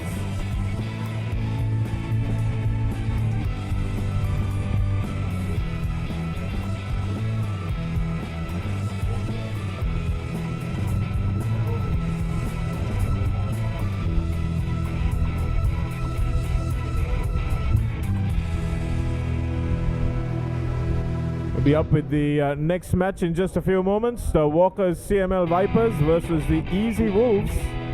And that will be after this break. Don't forget, if you're in the vicinity or if you've got nothing else to do on this Saturday night, come down to the racecourse. Even if you have something else to do, the party is going to be cracking, I hear. Natasha Ratnayaka, Bhatia and Santush will be performing later on this evening. And it will be an absolute wonderful spectacle at this Sri Lanka Super Sevens at the racecourse grounds.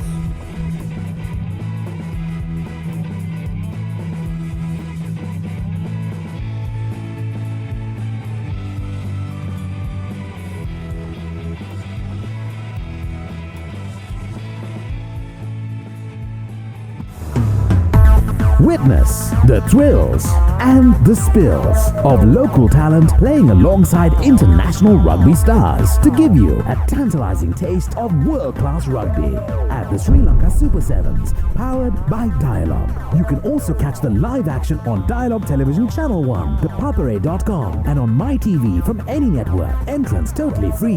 Sri Lanka Super Sevens, powered by Dialogue. The future today.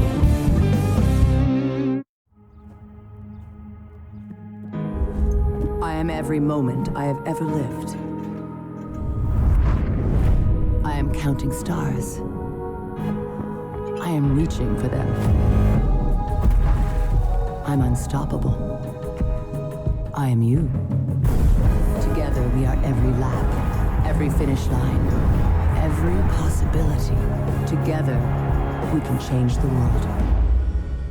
Rio Olympic 2016, live on Star Sports Network on Dialogue Television, Sri Lanka's #1 television experience. Hemal Udari Jackson Pubudu Sanath Gunathilaka Jayalath Manorathna රංගනයෙන් සහ මාධ්‍ය සන්තෝෂ්ගේ සංගීතයෙන් හැටවුණු ප්‍රවේගය දැන් dialogue television 7th circuit චැනලේ ඔස්සේ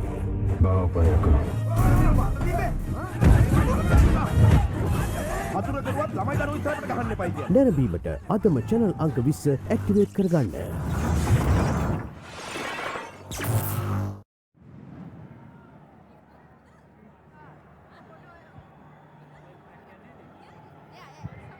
Yeah, come on, people, let's put our hands together for the wonderful ladies and, of course, too, Umaria. Come on, people, put your hands together, yeah! Good evening!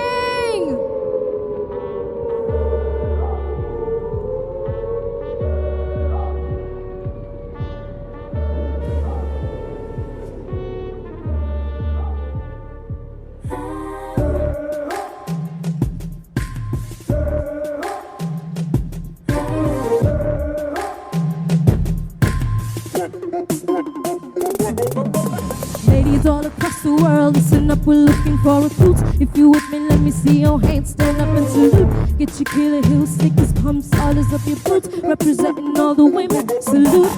Ladies all across the world, listen up, we're looking for recruits. If you with me, let me see your hands, stand up and salute. Get your killer heels, sneakers, pumps, soles up your boots. Representing all the women, salute, salute. It's who we are, we don't need no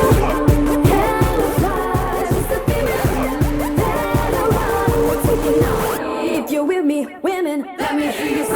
Ladies all across the world, listen up, we're looking for recruits. If you're with me, let me see your hands, stand up and salute. Get your killer heels, sneakers, pumps, all lace up your boots. Representing all the women, salute, salute. Attention, salute. Attention, salute. Attention, salute.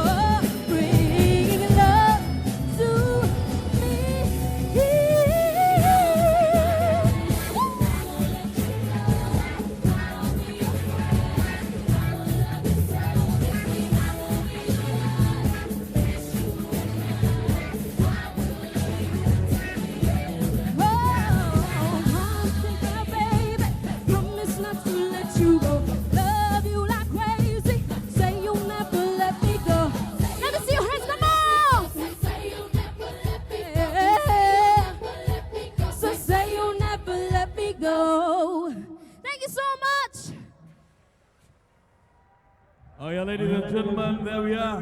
Can we have a round of applause to Maria? Yeah! Thank you. Okay, ladies and gentlemen, we are starting off the Club Shield final in a very short while.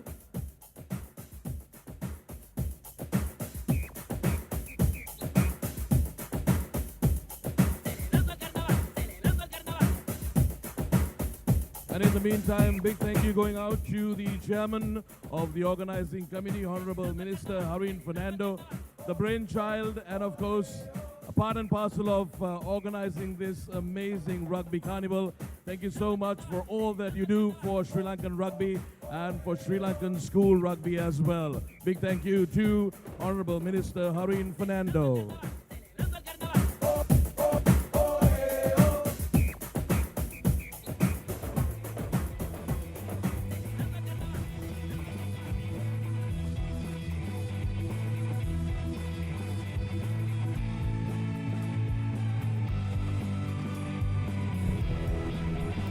Welcome back to the live and exclusive coverage of Sri Lanka Super 7's second day action coming into play here. We're now at the Shield finals of the franchise games. Walker CML Vipers will take on Easy Wolves. And a beautiful atmosphere here. Crowds are in, and absolutely brilliant entertainment both on the field and off the field. Welcome into the commentary dinner. Thank you, Sudarshana. It's a good day so far. Two close matches in the semi-finals. The cup semi-finals are fantastic. Gladiators, they are coming back and then winning it. That was fantastic to see. And this match is going to be equally the same. Walker's Vipers taking on the Easy Wolves. And there'll be no love lost there. Both teams will be eager to win the Shield final. Finish the 2016 Sri Lanka Super 7s on top. And I can't just wait to see these players come up. Definitely talking about the Wolves. It's interesting to see they have so many halfbacks in that team. Sri Lanka's two premier halfbacks, if I may. Now look at the we are looking at the Vipers team card. Danush Karanjan, Hiranta Pereira, Banaka Nanayakara, Saru Fernando, Tilna Veerasinghe, Mekalanka Pramod, Randita Varnapura, Ramesh Fernando, Shanal Veerasekara, Rowan Perry, Tagib Apulus Ratu, and Phoenix Tavita Hanopo. They have two Australian internationals and a Samoan international. Yeah, here we go, the Easy Wolves team card. Skipper Roshan Veeratna, Srinath Surya Bandara, Yoshita Rajapaksa, Chanaka Chandimal, Charit Seni Viratna, Shashika Jayawardena comes in place of Rahul Karnatilaka, Salya Kumara, Gayanta Idamal Goda, Dinesh Lakmal, Alex Samoa, Savilio Rupati, and Tavita Tiko is the lineup coached by Lakala Pereira. The Easy Wolves taking on the Walkers Vipers in the final. Going to be a cracker in the Sri Lanka Super 7's second leg in 2016. The final few hours of the tournament, and this will be interesting. There you go, one of the halfbacks, Salya Kumara, on your screen, and we have two more in there, Srinath Surya Bandara and Roshan Veeratna as well. Here you go, all set for the kickoff. Wolves kicking off. The proceedings, Tavita Tiko with a good kick. Not very cleanly collected there by Hiranta Pereira, so that will be scrum down Wolves ball. Hiranta Pereira is one of those players who has improved a lot this season.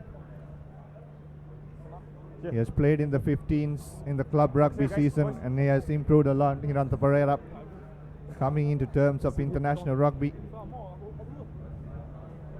Definitely, yes. Now the Wolves are opting to go with Savelio Rupati, the Samoan, and Tavita Tiko as the first international combination, where Vipers have opted for two Australians, Rowan Perry and Apollos Larato.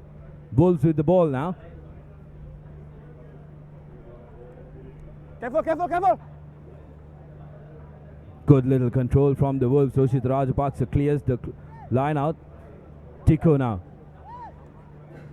With precision, still on his feet, Tiko. Row, row. Yoshit Rajapaksa once again clears that one as well. Roshan Veeratna, Samoa. Sends it out to Chanak Chandimal. Trying to break the first line of defense, but held back there. Veeratna to Samoa. Puts a chip in front. Well collected by Samoa to Salih Kumara. Yoshita Rajapaksa is in support. It's a good bit of play by Wolves.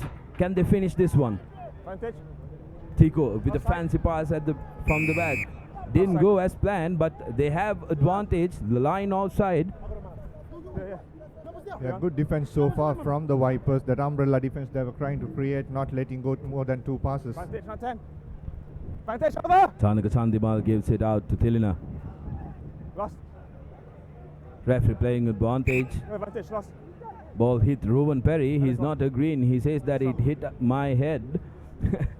Yeah, that's the reason. Once again, you saw Rowan Perry coming in between both players, not letting them to swing the ball from right to left and left to right, not allowing the Easy Wolves to use the width of the field.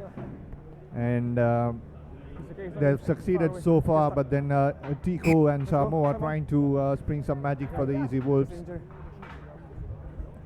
Salih Kumar. Yeah, he's not serious. The halfback feeding the ball, Salih Kumar. He's been in retirement and has come back for this tournament. Yeah, he's been coaching a while. He was the coach of Trinity College last season. He was coach of the Candy Sports Club as well, the backs coach, if I'm not mistaken.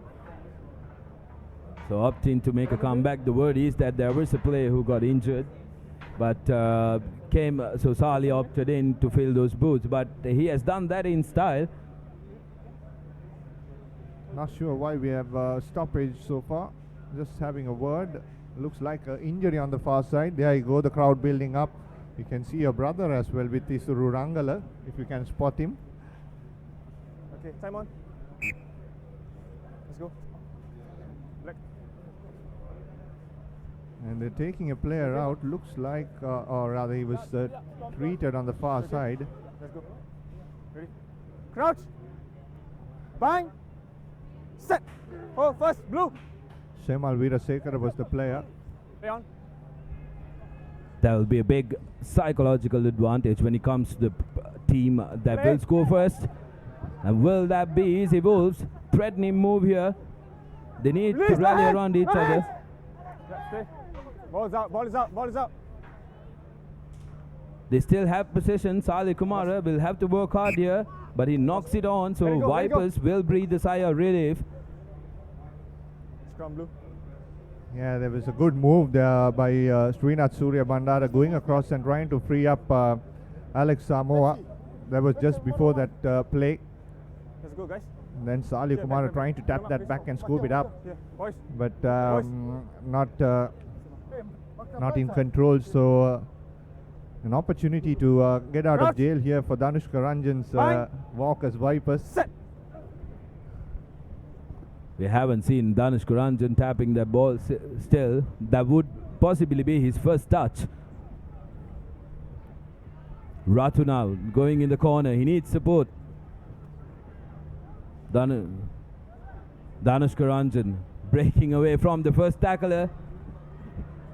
He has the legs. We all know that. Can Ranjan offload in time? He does. But it finds Tika from Wolves. Unfortunate there for Ranjan.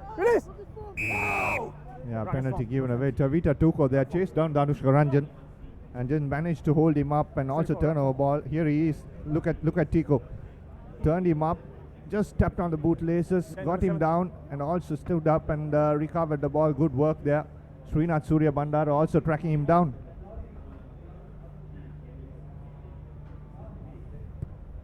Now an opportunity now. So in the last match also, Sudarshana, we didn't see a team score till the 6th minute. And this is going to be, I told you, it's going to be equally the same and be almost closing down 6 minutes. Fans just... have a gap, please. Have a gap. Thank you. Blue. Just excited as well, enjoying themselves. Kids are here on a lovely Saturday evening here at Race Course. Hooker in front.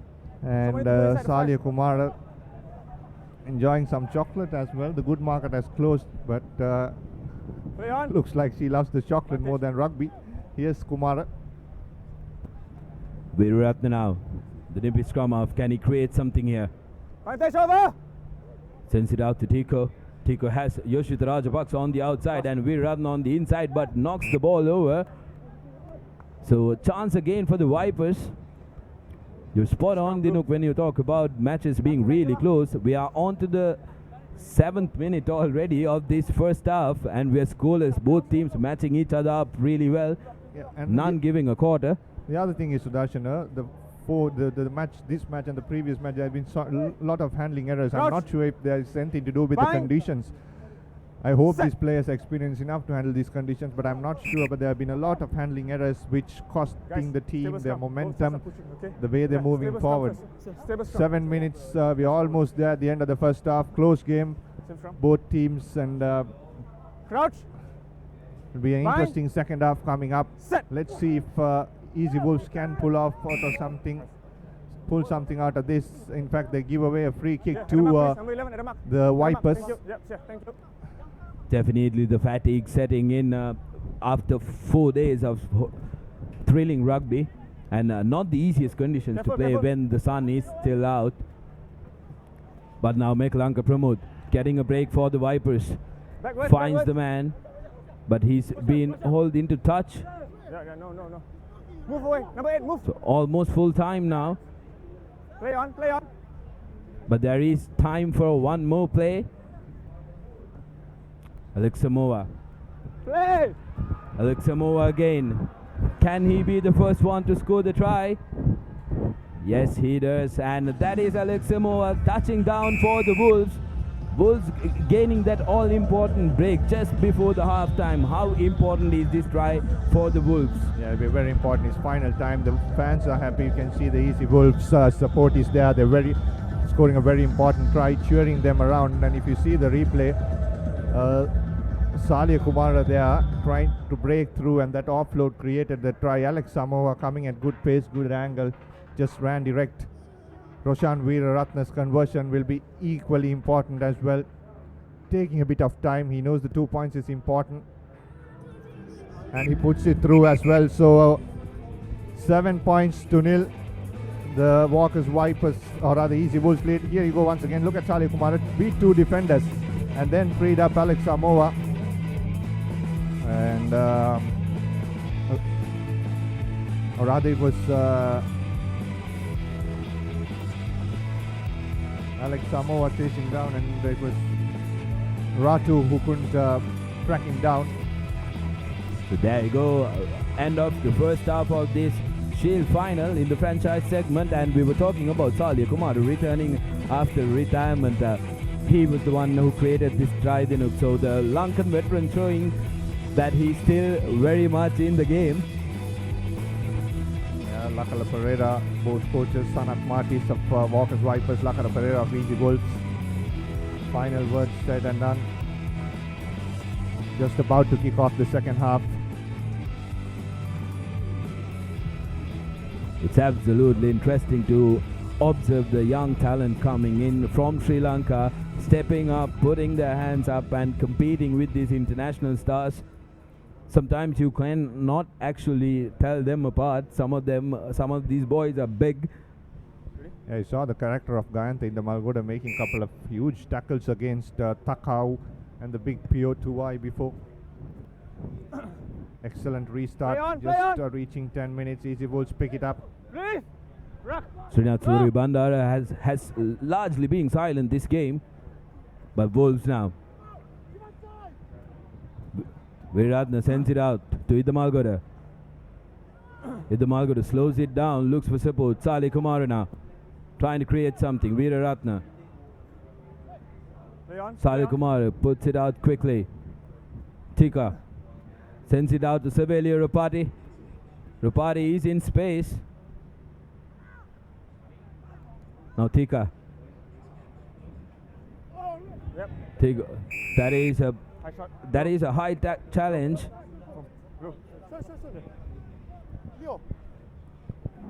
Here goes the replay once again, looking for space, the Easy Wolves. And it was Hiranta Pereira going high there. So letting the hook off the Easy Wolves. Now they will move into the Vipers territory and try to attack from here on. You can tune in to ThePapare.com every day at 6:30 p.m. for the recap, your daily sports update that will give you updates from all around the world. So do log into www.thepapare.com and catch the recap in order to be updated about all your favorite sports. Easy Wolves now. They desperately need to make sure that their lead is kept because just 7 points, it's anybody's game still. Veeratna sends it out to Tico. He puts in a kick. Gayanthi Damalgoda. Can he collect this one? Yes, he does. Gayanthi Damalgoda scores in the far corner. So 5 more points to Easy Wolves. Absolutely brilliant start from Damalgoda. Yeah, very good thinking there by the kicker who put that grabber in. He saw there was no sweeper back there and just turned the defense on his head. It was too late for the defenders to turn around and chase down Gayanthi Damalgoda, who was heading in the right direction at pace. 12 points to nil, the Easy Wolves lead. Just 2.5 minutes on the clock in the second half.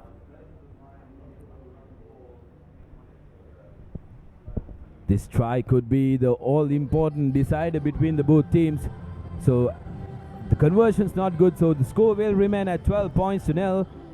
Here you go, the replay once again. Excellently done. Off to Roshan Veeraratna, and then excellent kick by Tavita Tico. Just put down, turned the defensive line, and was Tilna Veerasinghe who couldn't track down Gayanthi Damalgoda as the match restarts.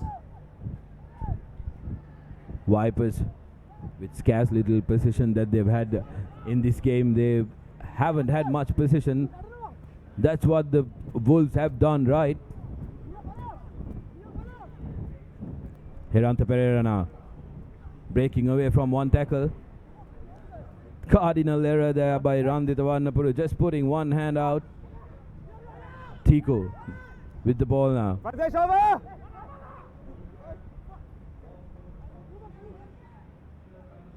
Two players down already, Sudarshan for the Vipers.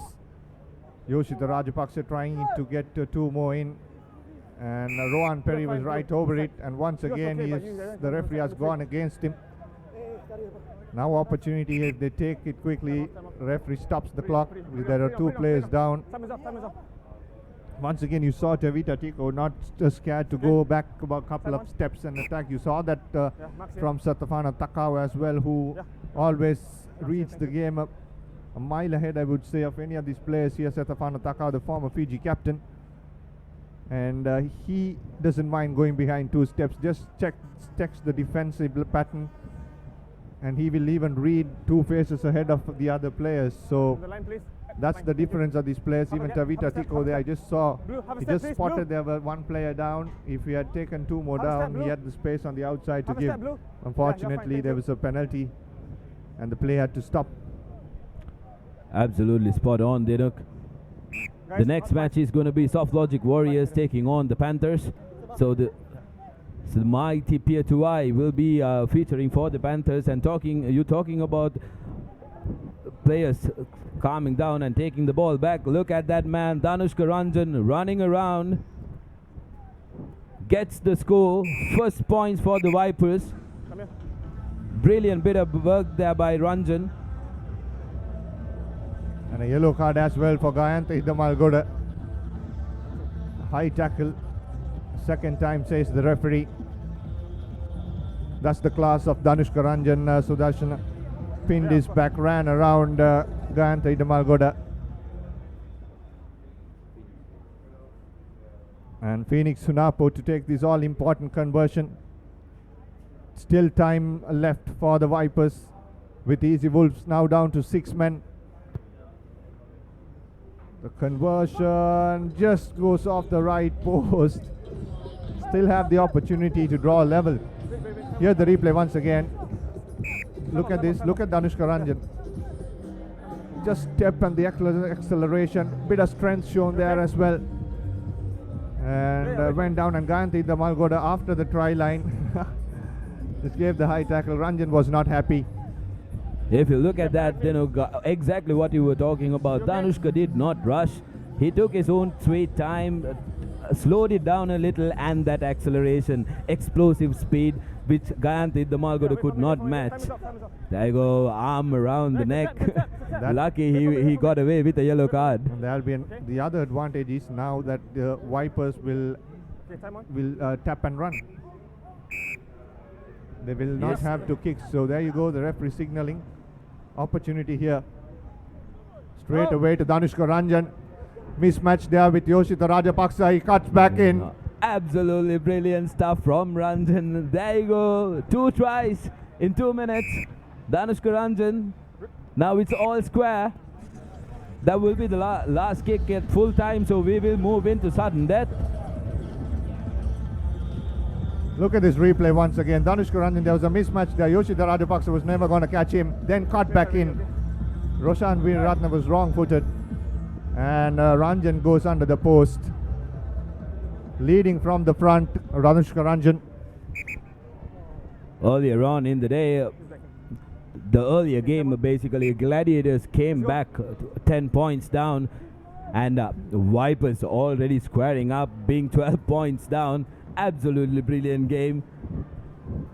They're putting into touch, trying to play something out of here. Now both teams will have to play the last move, trying to take it quickly. The Wolves. Guys, inside. Wolves have got Savelio Rupati, the Samoan international, in their line out up there. So it'll be interesting to see what they're going to do. No, but they go into the left. Senaviratna collects it cleanly. Swinging it out, Tico. Tico makes a break. Has one man to beat. Goes round Hunapo, he has support. He does not need that support. Tico. Offloads to Roshan Veeraratne. Will that be the game? Roshan Veeraratne touches down. The Vipers team members are not entirely happy. Yeah, Rohan Perry was complaining that Roshan Veeraratne ran on the wrong line, covering him. But all should appreciate the way Tavita Tico made that break. Referee, of course, just consulting with the assistant referee. I'm not sure if this will turn around, and if that's the case, that'll be interesting to see. Would like to see the replay on this. Referee going back, and look like that'll be a try. Yes. So the Easy Wolves win shield here at the racecourse grounds, and Rohan Perry will be given a yellow card. The Sri Lankan born Rohan Perry. A conversion is good. 19 points to 12. We have some more play, do we? Here is Tavita Tico. Show and go. Hunapo of wrong-footed. And then Roshan Veeraratne screaming behind. He had Srinath Suryabandara also running in support. So there's one more play. Referee just having a chat with the assistant. Once again, the replay. Tico. Yeah, is the hooter gone? Hooter. This is not where the infringement happened for Rohan Perry to for the yellow card. Where's the hooter gone? My time is up. The time is up. That's what just consulting. The referee wants to consult. Looks like the time is up. 7 minutes. Still on? And there's one more play. That's interesting. We did not hear the siren go. So the referee will be playing until he hears the siren go. So there go Easy Wolves with the advantage. Can the Vipers make something out of this? They need 7 points. Vipers with one last attack left. Will they have enough venom, Dinuk? Yeah, here they go. Vipers dangerous. Once again a high tackle. So yes, there'll be a penalty. Now it will be interesting to see if there is a yellow card here. From there. Vipers will have the numerical advantage. Just a penalty. Very interesting. Cracking game. Not 10 meters. Advantage played. Yes, Danushka Ranjan breaks through. Has one to beat. Goes into contact. Play on. And Easy Wolves will try to turn over this, but there'll be a penalty against them. Hands in the ruck, says the referee. Hunapo. This one coming down to the wire. Hunapo takes it quickly.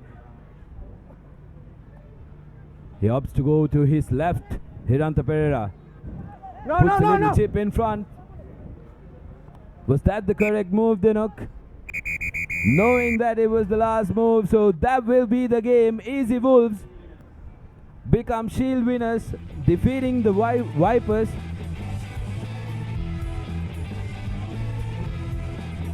So 12 points to 19, Easy Wolves taking the shield away in the second leg, Dinuk.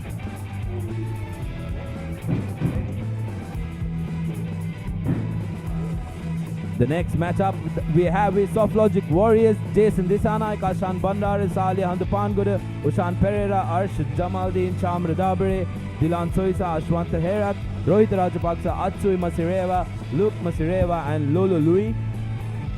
They will be taking on the Eddie Salad Panthers, Vishwamitra Jayasinghe, Kanchana Ramanayaka, Mohammad Afzal, Niroshan Fernando, Asandi Costa, Pradeep Lianage, Riza Mubarak, Gayan Wickramaratne, Kushan Indunil, Leo Nakisau, Jonah Twitonga, and Pia Tuai. They will be coached by Mohammad Sharif. Interesting game in our hands. Soft Logic Warriors, who were the runners-up in the last edition, could not match up this time. Here's Absal kicking off just in the 10 meters, trying to give PO2I. Yes, they regain ball. Yes, Nayangasau. Good tackle on him. Ashok gives it to Absal once again. Jayasinghe, Vishwamitra Jayasinghe trying to run through too. Ashok once again. Fernando. Pradeep Lianage has PO2I on the outside as well as Nayangasau. Can the Fijians do something here? Yes, Pradeep Lianage. Inside pass to Nayangasau. Nayangasau goes through. And that's the first try for the Etisalat Panthers. Leo Nayangasau, the Fijian.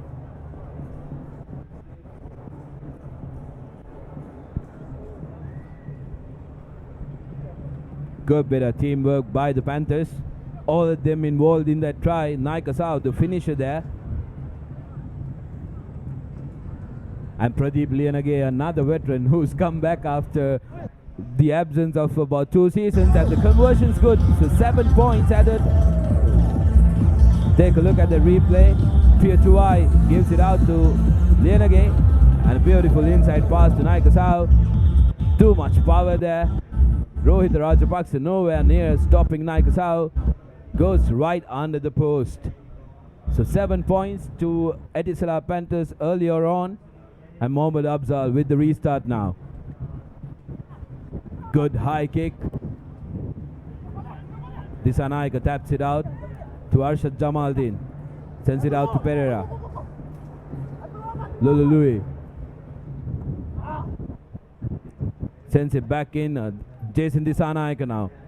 Can he make a break here? Disanaika sends it out to Jamaldeen. Pereira on the outside. Pereira steps one in and he has Jamaldeen in support.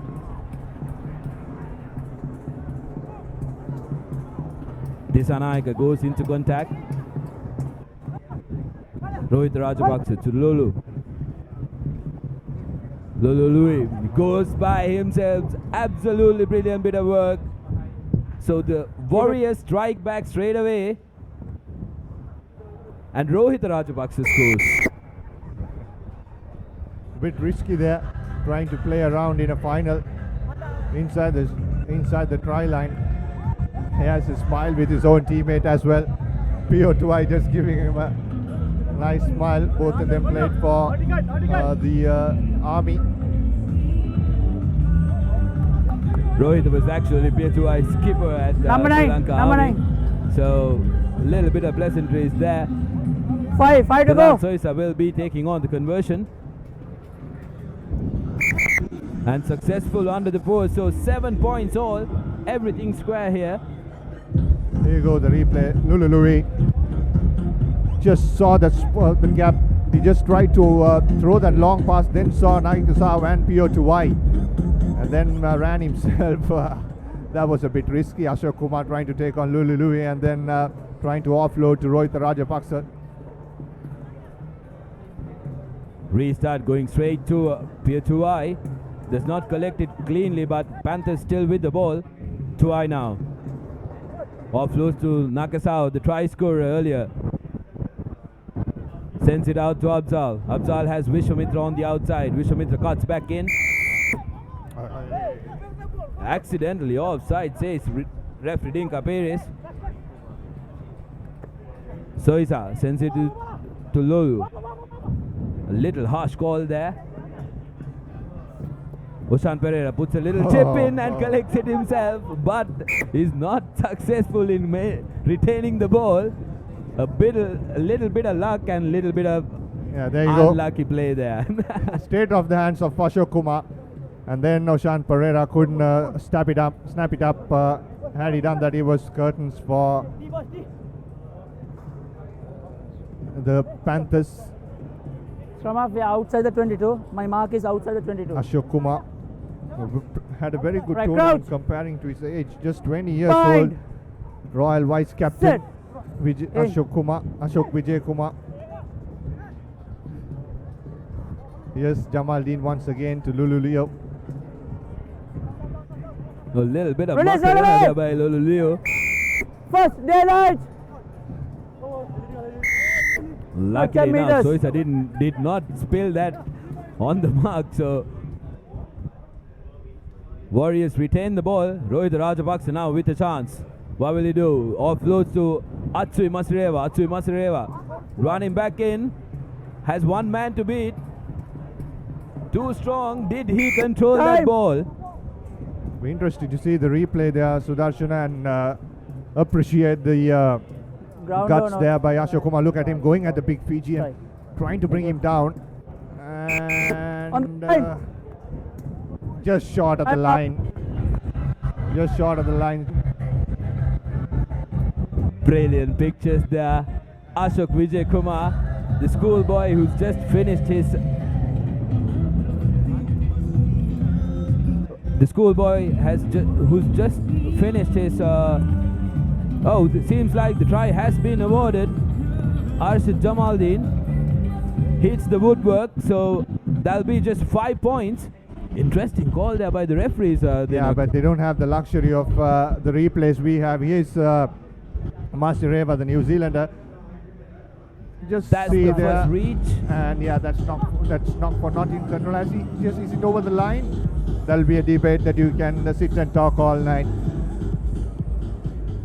But the referees out there doesn't have the luxury of the replays we have, so might have seen not just a part of the ball touching the white line. So here's PO2I this time, taking it straight away. Good tackle on him. Lianage. Kumar trying to step his way through. Courageous Release. effort by Ashok Vijay Kumar. Referee playing advantage. It's a knock forward, says referee Dinka Piris. So 12 points to 7. We are in the last minute of the match, or the last minute in the half. Here's the replay Center. once again. Vijay Kumar going down. And a knock forward there coming off the hand of Rohit Rajapaksa, who was trying to rip the ball off. Bind. Set. So Panthers with a chance now to equalize before the half time. It's so important that they go into the second half without the deficit. Vishwamitra Jayasinghe, he has the legs, we both know that. Release. Lulului doing well No. to stop Vishwamitra. Abzal now to Niroshan Fernando. Vijay Kumar sends it out to PO2I. PO2I has Lianage on the outside, Release. Tackle all the way. but not able to offload. It's very rare that PO2I doesn't get to offload. Abzal to Nakisawa. Nakisawa steps in. Rohit Rajapaksa fends off, and he goes. Nakisawa walking into the try line has been his signature, not for the first time today, and he scores under the post. So Panthers equalize with the conversion to come. So good bit of work by the Panthers to finish off the first half. Yeah, excellent work there. Leo Naikasau scoring another try in this tournament. He has had a great tournament along with Pio Tuai for the Etisalat Panthers. Mohammad Afzal puts the ball in between the sticks, and that'll be half time. Etisalat Panthers leading 14 points to 12. Here's Naikasau, fence off Rohit Rajapaksa, and Oshan Pereira did not even want to touch Naikasau. Leo Naikasau going under the post just before the half time.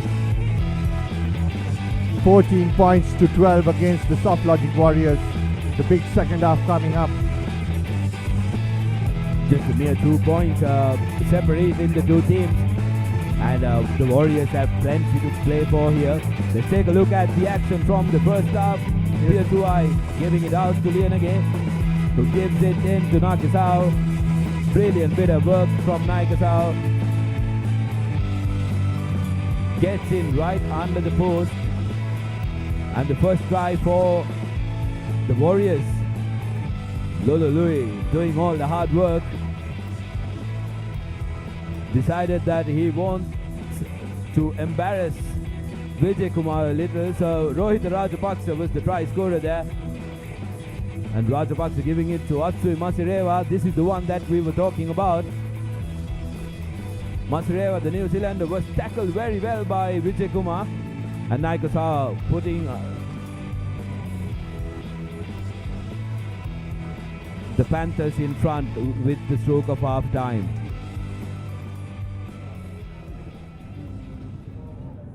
Arshad Jamaldeen, the Vipers, the Warriors have made a change. They have brought in Chamara Dabre in place of Rohit Rajapaksa, so that's a huge advantage. Chamara Dabre has a lot of pace in him. And Warriors opting to get some speed into their lineup. In sevens rugby, you cannot substitute speed with anything else. Now Panthers with a chance. Pradeep Lianage brought down by Jason Disanaika. Pio Tuai arrives as support. Niroshan Fernando sends it out to Vijay Kumar. Vijay Kumar looking for a spot. Forward pass, says the referee. Look forward, Niroshan Fernando was in front, and even Niroshan Fernando knew it. Young Ashok Kumar, there you go, the replay. Look. Mark here, boys. Forward pass. Not happy Niroshan Fernando, the senior player. Good scrum, steady scrum, boys. Right. Just getting the treatment there, Ashok. Bind. First tournament, the Etisalat Panthers fans. Happy so far, 2 points in lead. Can the Warriors strike back? Luke Masareva is on the field. Masareva still on his feet, needs support. Chamara Dabre tries to clear it. But he's penalized. He was involved in the ruck. He cannot put his hands down the ruck. So quickly taken by the Panthers. Vijay Kumar sends it out to Lianage. Collects it one bounce. Pio Tuai now. Shows a little, likes to slow the game down, Pio Tuai, and create an opportunity for someone. There you go, the offload. Naikasau collects it. The referee does not agree. That clearly did not look like a forward pass. Pio Tuai not happy as well. Just let's see the replay. This is the signature pass of Pio Tuai standing up in the tackle. Does it go it goes behind from his hands. Just a bit unlucky. Naikasawa was through. Good reading. This is what boys, we got 30 seconds. Come on. The Fijians can do to you. Pio Tuai and Naikasau there. Right. Crouch. Just going off bind behind of that hand of Pio Tuai, but then the referee called back. In front of the ball. Panthers penalized now, so the Warriors do have a chance to get back on the lead. Jamaldeen will put this ball into touch. Warriors opting to do some territory.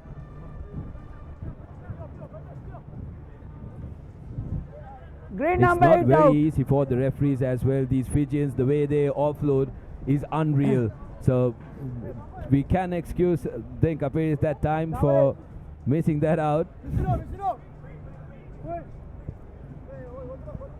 Keep the gap, boys. Keep the gap. Positioning is Keep the key gap. for referees as well, Sudarshana. Not straight. For me, not straight. What do you want, scrum more? Mark here, boys. Not straight is the call. They start young. They're enjoying the atmosphere. The families have come down, and absolutely brilliant scenes here from the racecourse ground as Riza Mubarak feeds the scrum for the Panthers. Jai Singh now with Naika Saba on the outside. Can he create something here?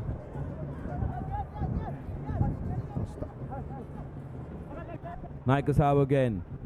Mubarak sends it out to Niroshan Fernando. Has Pierre Tuai outside. Pierre Tuai with Pradeep Lianage. The back. It's not very successful. What do you want, line out or scrum?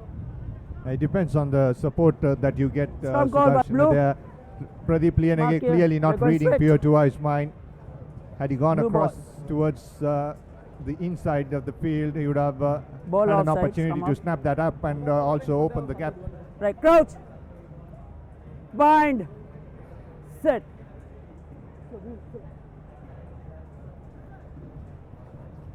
Warriors now. They desperately need to score. The time's ticking out. Lolului gives it out to Masireva. Chamradabare sends it out to Jamaldeen. Slows it down. Jamaldeen will change the direction. Pradeep Lianage loses it forward. Here's the replay once Green out. again. Interesting. Was it intentional? Another debate. There was some intention from Lianage to pick that ball up, which is why he gets away with a knock forward and not a penalty for intentionally putting the ball down. So just over 1.5 Right, minutes on the clock left, 14 points to 12. Bind. The Etisalat Panthers Set. leading. Coming up next, St. Peter's College taking on Zaira in the cup finals. That's the school segment, or rather sorry, plate finals. Here we go, Chamradabare gives it out to Lolului. Jamaldeen now sends out the long cut-out pass. Ushan Pereira.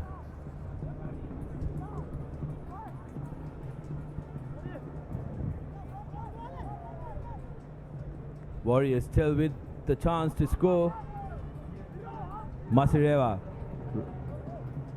manages to be on his feet. Masireva to Jason Disanaika. Lolului has space, has Dabare on the outside. Riza Mubarak coming in for the cover tackle, not successful. So Lolului will touch down. Will pass it to Chamradabare to touch down under the post. And So the 17 points to 14, a lead with 30 seconds to go. Yeah, the Panthers fans are shocked. They were leading most of the second half, and then it was Lolului who scored that try, or rather Chamradabare, Lolului who made that break, and he'll in fact try and kick this through. He does, and that'll be the end of the match. So the winning try scored there by Chamradabare. Here's Louis running across field, and then recognizing the importance of the conversion as well, in case if they had some more to play. And Dabare just kissing the ball and touching in between the posts. So there you go, the confirmation. Soft Logic Warriors beat Etisalat Panthers 19 points to 14. Consolation for the Warriors, runners up in the early edition, turning out as the plate winners in this one.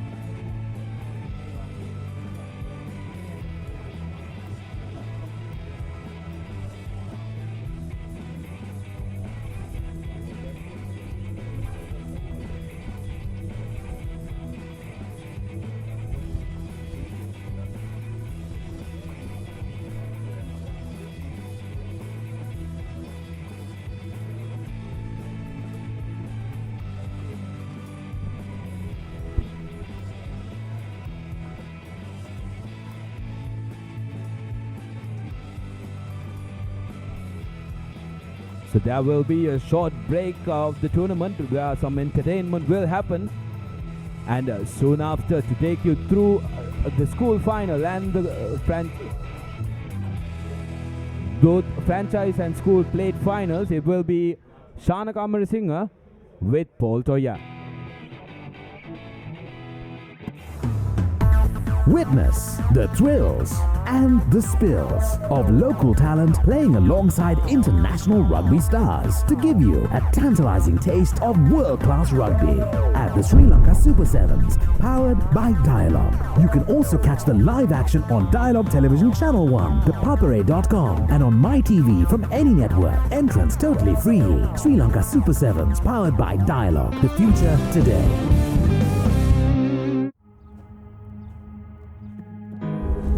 I am every moment I have ever lived.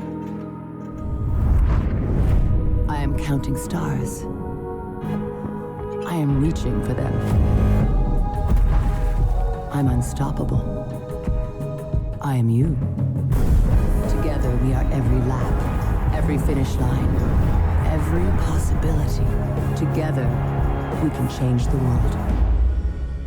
Rio Olympic 2016, live on Star Sports Network, on Dialogue Television, Sri Lanka's #1 television experience.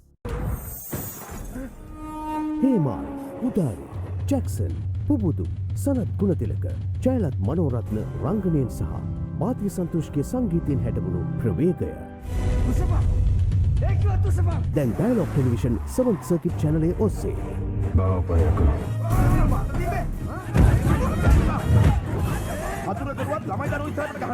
නැරඹීමට අදම channel අංක 20 activate කරගන්න.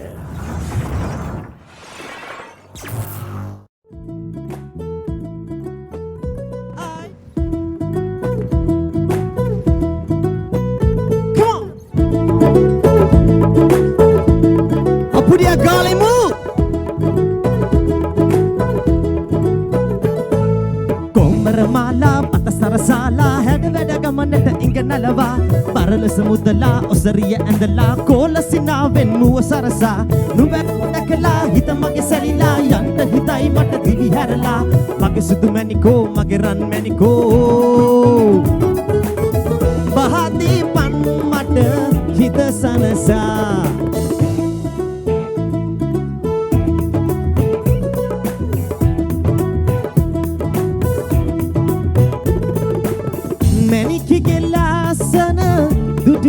Kage hadapta vavaida kame anit hama gati siyan nova numba mai mata uruma berilu dadang kaji pani baraka sinilo sinjara vali talapa alanu ramal sihina pakuruvel peduru ande numba satapannam people of Pudia Gala.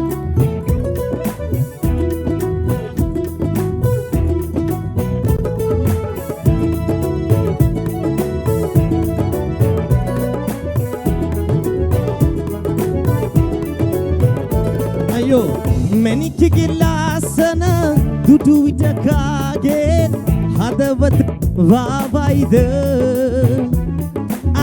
Kami anit hammer. Gati siyan nova numba mai mata uruma katat nokiyu rahasak mang dinaya ka oba hata pawasanam tatakata metakena umbe at aragena handa pane pena layanam bola Kombaramala Patasarasala Hedaveda Gamanata Inganalava Barala Samudala Osaria and the La Kola Sinaven Muasarasa Nuperua Dakala Hitamage Salila Yanta Hita Mata Divi Harala Magasudu Manico Magiran Manico Bahati Pan Mata Hita Sanasala Kombaramala Patasarasala Hedaveda Gamanata Inganalava Barala Samudala Osaria and the La Kola Sinaven Muasarasa Nuperua Dakala Hitamage Salila Yanta Hita Mata Divi Harala Magasudu Manico Magiran Manico Bahati Pan Mata sanasa.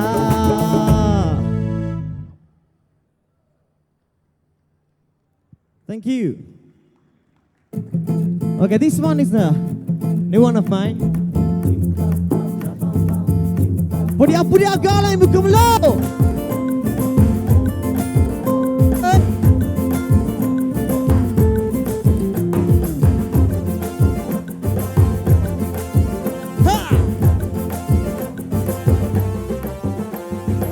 Marilagtab anak kumalata na kumari Mamahapare tanam lumana vikavi Adun barasita bain na pisu vikari Mamagelanging inda pamagisumberavi Sita at the pena mane hangum baravi Oya pana mukulutu tumagi as Eliata Evi Kundostara ekkanata mamagi hadakari Umbeda dostara upadiyata adamagi bari Kundostara ekkanata mamagi hadakari Umbeda dostara upadiyata adamagi bari Come on!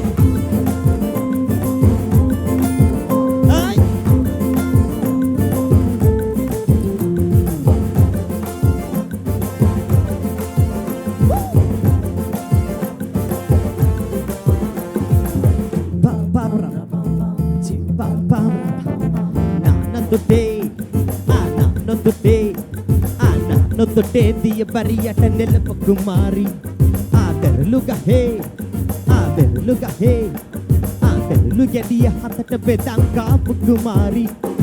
Ikirilia Kale Tarali, the Tagialu, Aramage, Manikati Kokomalakalalu, Kabaragoya, Dakaputikiri at the Vatunalu, Aramage, Manikatu to cover a panelagialu.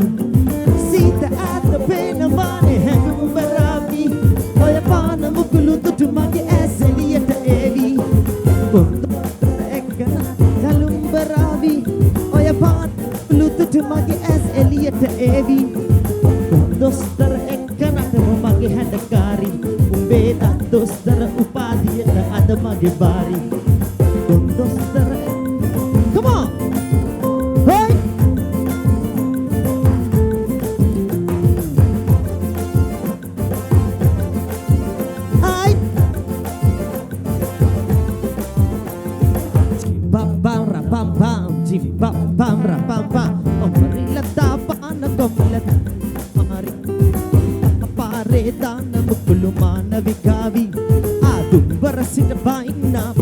Vikari Mamagelanging in the Pamagisumberavi Sita at the pena mane hangum baravi Oya pana mukulutu tumagi Eliata Evi Kundostara ekana harum baravi Oya pana mukulutu tumagi Eliata Evi Kundostara ekana tumagi hadakari Umbeda dostara upadiyata adamagi bari Kundostara ekana tumagi hadakari Umbeda dostara upadiyata adamagi bari Kundostara ekana tumagi hadakari Umbeda dostara upadiyata adamagi bari.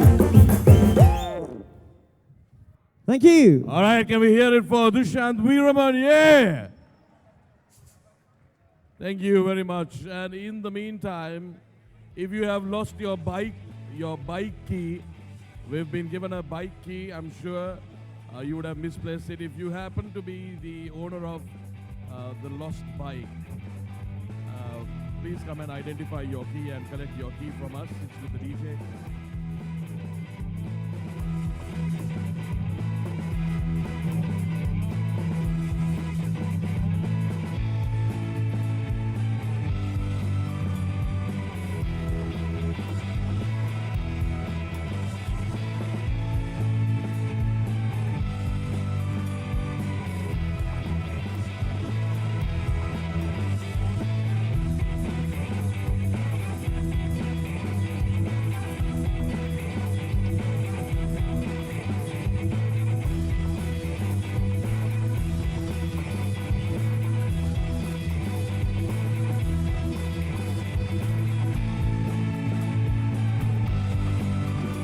Very good evening and welcome to this Sri Lanka Super Sevens.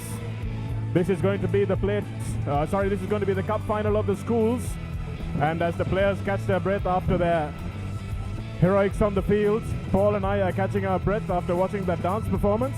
St. Peter's College, Mark Asau, Nimesh Fernando, Madhushankar, Ravin Fernando, Sivaraj Stephen, Deekshana Dasanayaka, Sandesh Pereira, Khalid Fernando, Bilal Hilmi, Javid Zaruk, Lankesh Pereira, Ashen Mendes, coached by Colin Denish. St. Peter's, the defending champions, losing out to their arch rival St. Joseph's at semi-final time. Zahira College losing to Isipatana and coming up with the team of Ahmad Safu, Usuf, Dean, Tajuddin, Zaid, Lantra, Samsuddin, Busu, Irfan, Razik and Soweto. Coaching, of course, done by Shamli Nawaz. It should be a cracking match, that's for sure, because Zahira and St. Peter's play with absolutely nothing to lose. And St. Peter's know that if they win this plate final, they might just have a chance of finishing joint champs with Isipatana. So they have everything to play for. But Zahira, the way they performed in the semi-final against Isipatana, will be full of confidence as well. Sivaraj Stephen kicks off. And the first ball taken by Zahira College through Sharik Yusuf. But he's knocked it on, and the first scrum of the game to St. Peter's. But did you notice there the teamwork and the camaraderie from Zahira there as the ball went out, and there was a little high five, and so that's what I've liked. That's what I've liked. What I've seen so far.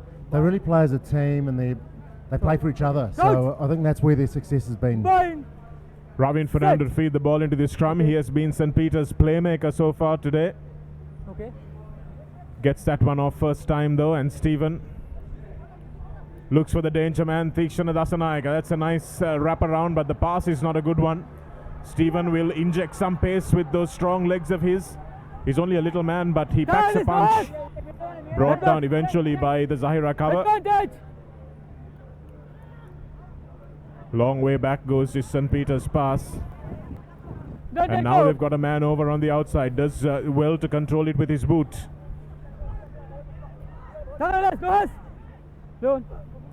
Picked it up. Good presence of mind to leave the ball on the ground. Enough for the referee to let him go with it. That was Bilal Hilmi. And that pass again is behind the player. So Madhushankar having to tidy that one up. But the referee spotted a penalty. Yes, okay. Ravin Fernando now stepping off that left foot, stepping again and beating three players to the line, almost just dragged down, and he got it over.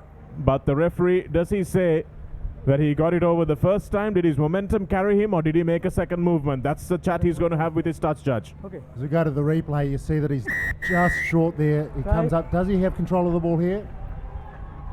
Well, he doesn't move, so he does give the try. I think that's the correct call, Paul, because he didn't make a second movement with his body. He just stretched his arm out, and that's allowed.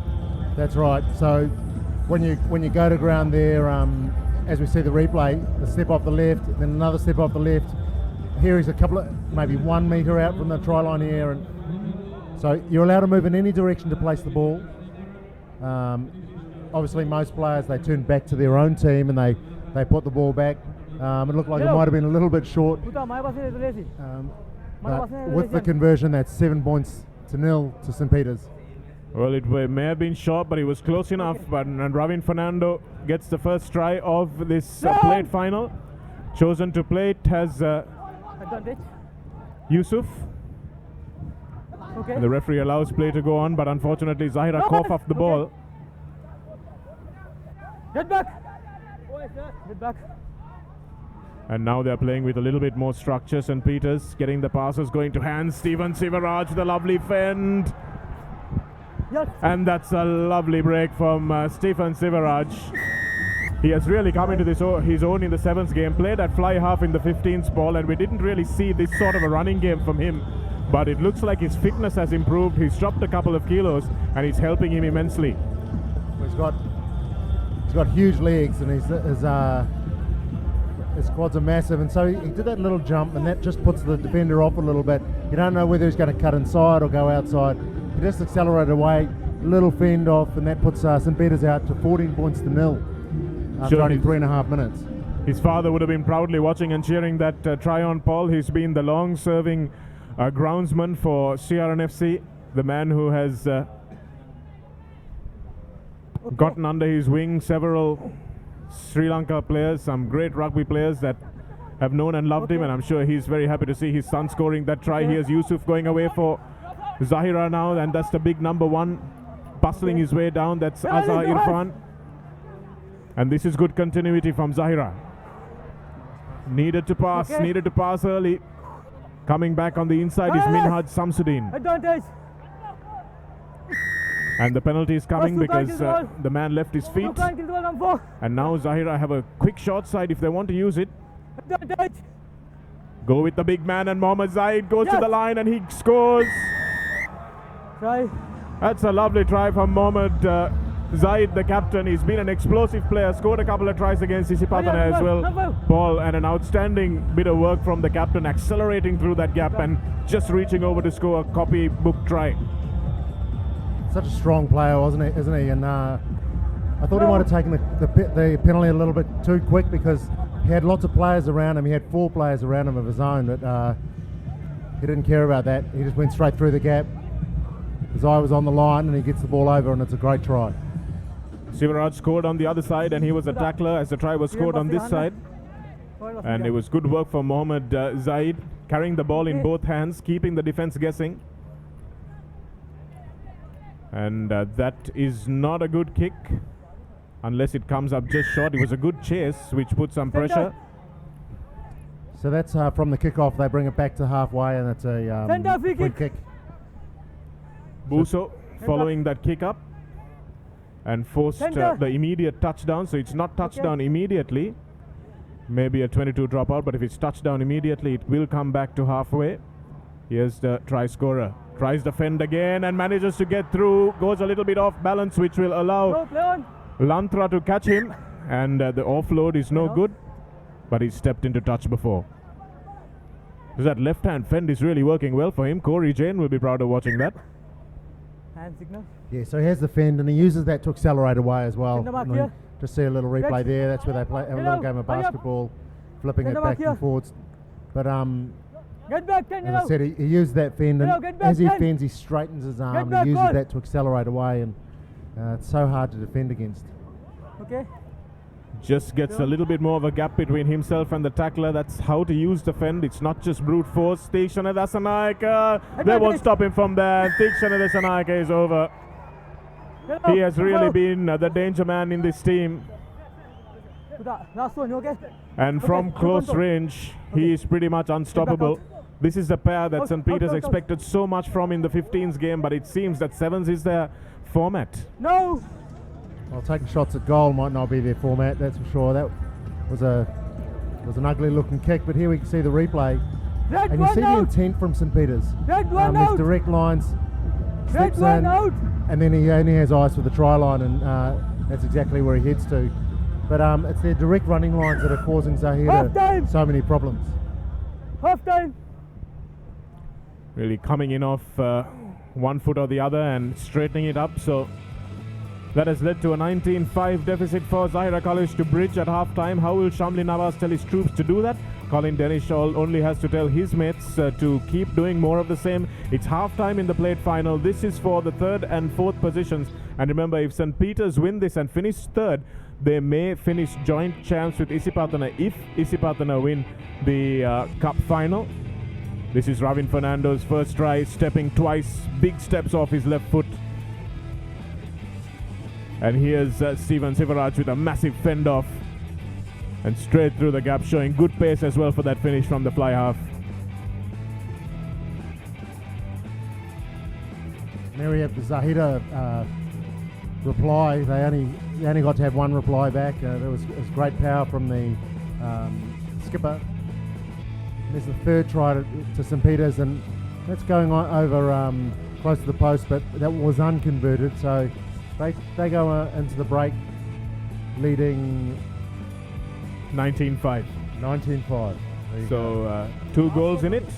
And looking at those tries, Paul, especially for St. Peter's, it's important to notice the leg strength, the single leg strength that these boys are getting, because they're goose stepping, they're coming in off one foot there, and they're not just slight steps, they're big steps off each foot. So it looks like the training ground work or the gym work has really done them a lot of good.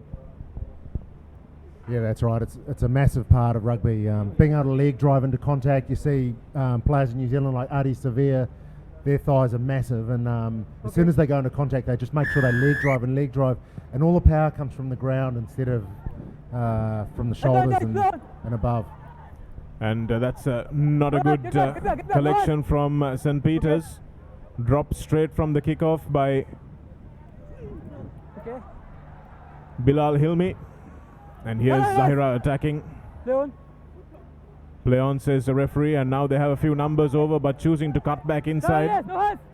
Get back. Advantage. No. Again, St. Peter's tackle not wrapping up the ball, so it's available for Zahira once again. Stepping on the inside is Lantra, and here's Zaid will go in for his second try. Mohammad Zaid taking a lovely pass off Lantra and ran a good support angle inside. And one thing we've been noticing the franchise ball is that the support runners are not really reading those little flicks and offloads from the Fijians, but here the school players know each other really well. Yeah, that's right. So what they're doing is they're seeing a St. Peter's defence that's really well connected. So there's no real. They can try and go out wide, but the St. Peter's defence just moves across. So the only way they're going to get through a defence like that that's so well connected is to find a weak shoulder, get half through that gap, turn inside and find a trailing support runner, and that's exactly what they did there. And that's making inroads up through the middle instead of going around the outside. Mohammad Zaid with a stabbed little kick through, and referee says that was knocked forward as well. Bilal Hilmi, the man who knocked on for the second time, so Zaid has clearly identified the weak link under the high ball, and he's kicked it twice to him. That's good awareness from the fly half. And there was a great wounded duck kick as well that just sort of floated through the air, and difficult to take those ones that come off the side of the boot. Good clearance from Amat. He's playing at fly half, and now taking on Thikshana Dasanayaka is Lantra. Dasanayaka will tag him down, and it's a good cover tackle, but Lantra was not wanting for pace there. Tried to go around the outside and dragged the big winger with him. Okay. Centre mark here. He just pins his ears back. He's got the ball in the right hand, but he could have maybe gotten a fend away, but he was at get back. He was into fifth gear there, and he was had the afterburners on, but good confidence to go around the outside. Okay. Taken there by Zaruk, and now Dasanayaka. He's just tracked back in defense, but that won't tire him one bit. Just goes straight round the outside of his man, tracking back, but no chance of stopping him. He puts the ball down. Good presence of mind to get up and go with it again, and a lovely offload, and Robin Fernando has left the ball behind. Thikshana Dasanayaka is out on his feet. Mate, he says, what on earth, we only had to walk that one in. Zahira College defense committed to the last. So sevens is all about effort and double effort and another effort putting in, and there we see Zahira not giving up. They chased right to the end. They managed to just get half a tackle in. Then they had more support defenders come in, and they've stopped the try, and maybe they might be able to come back. They're still only 7 points behind. Yes, Zaid puts a little kick in, and it's into space. He's the first man there, but leaves the ball behind, and Sivaraj picks it up beautifully. Lovely pickup and an eventual good tackle on him by Irfan. Here's a nice stepping run from Mark Assau, and Zahira have stolen it, but they're in front of the player. Let's watch the replay here. Number 7. Dasanayaka knocks that forward. Okay. Last time, okay. Get back. It must have been an earlier infringement that evaded the commentary team. Our eagle eyes didn't pick that one up, but the referee did. He's brought it back for the previous phase, Paul. Robin Fernando goes through the gap, but the referee's blown his whistle. We'll tell you for what in a minute.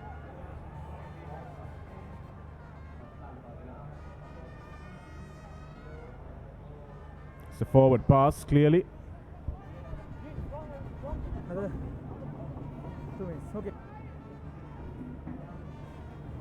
So it's great to see the schoolboys here at the Super Sevens. The standard's still so high at their day 4 of this of this two-legged tournament, and they're still playing at such a great standard. So their fitness levels have obviously gone up in the last 4 days or in the last 2 weeks. As you can see, plenty of work has been done since the last tournament to this tournament. The standard of play has raised itself more than a couple of notches in the school and franchise. So just set. Okay. He's got to get back. Advantage.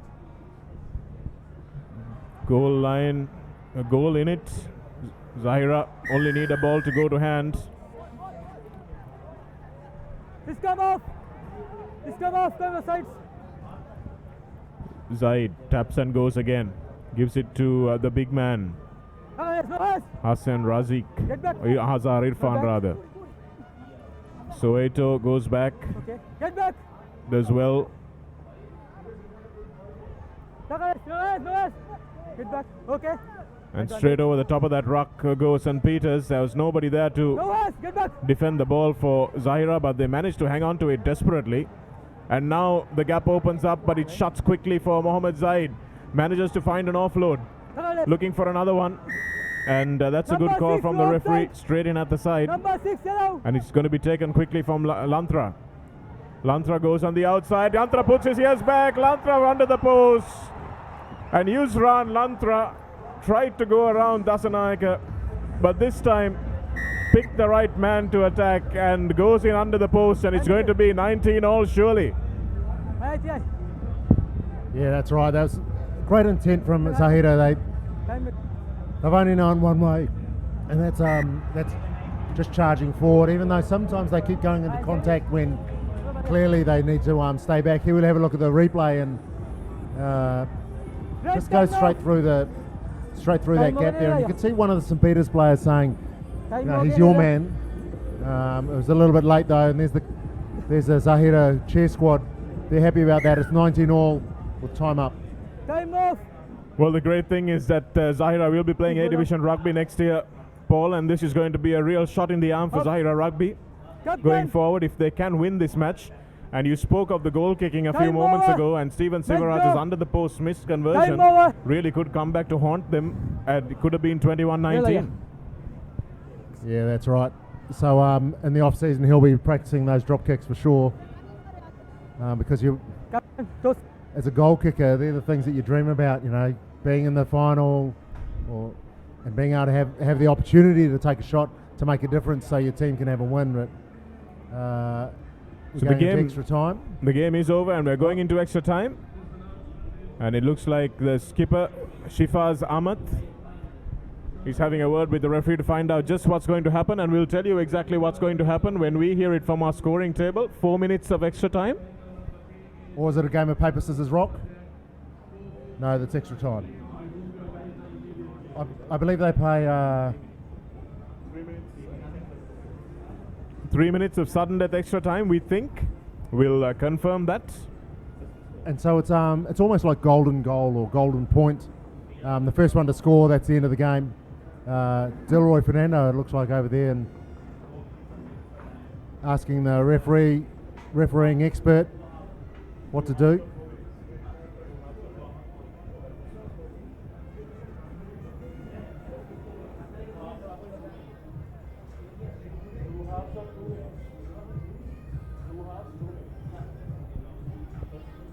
We're told it's 2 halves of 2 minutes.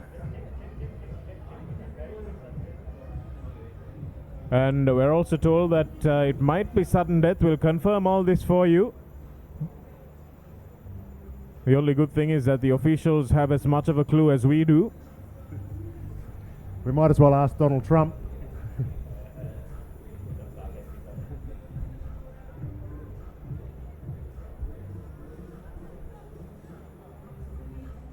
Obviously, Donald will be tuned in to ThePapare.com watching this live. Of course he will, Paul. So it's 5 minutes sudden death. So the first one to score. So this is an advantage to St. Peter's because they're going to be receiving the ball first. Zahira will be wanting to put pressure on this kick.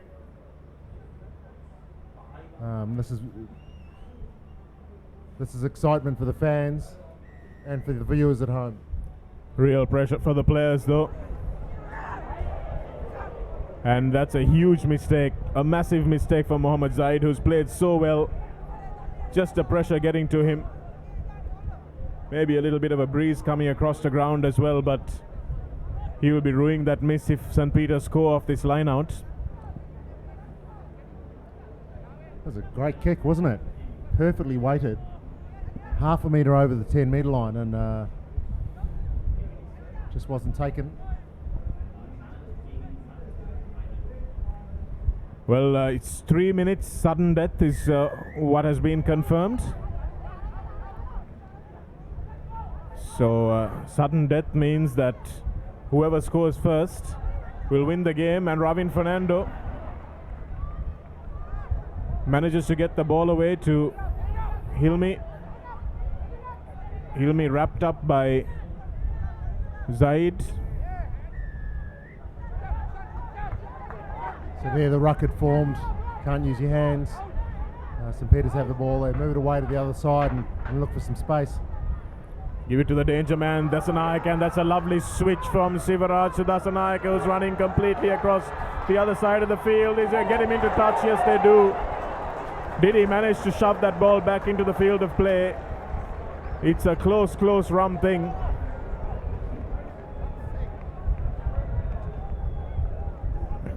And I think the touch judge got that absolutely spot on. The foot was on the line the same time he tried to throw the ball in.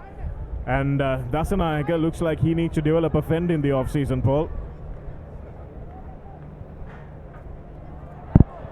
Stolen in the front, and Ravin Fernando gives the ball out to...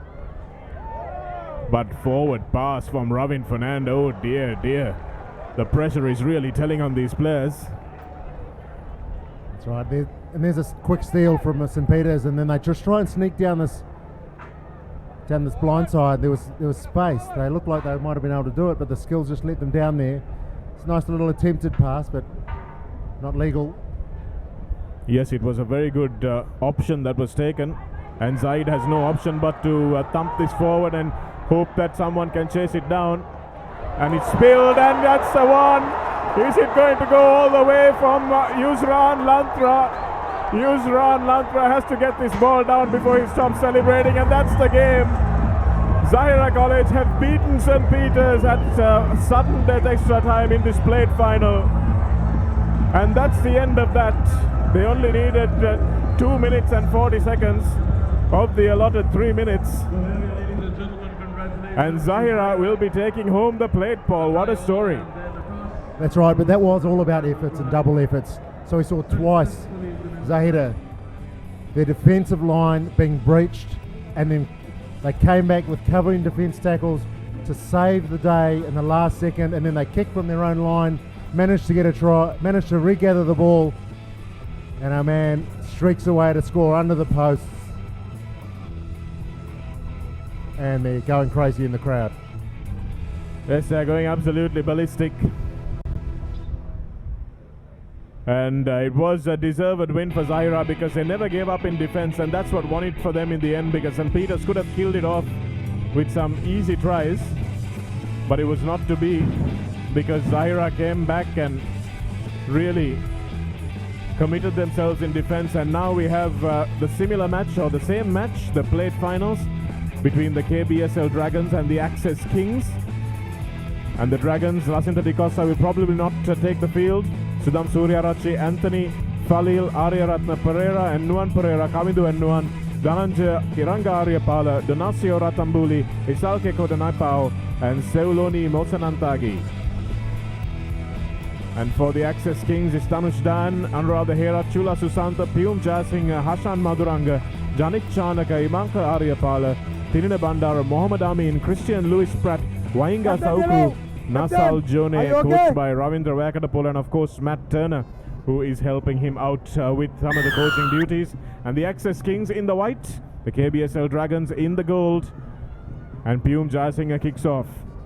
It's a lovely weighted kick, but it doesn't find its way backwards off the hand of Anuradha Herath, who was chasing that. Mark here.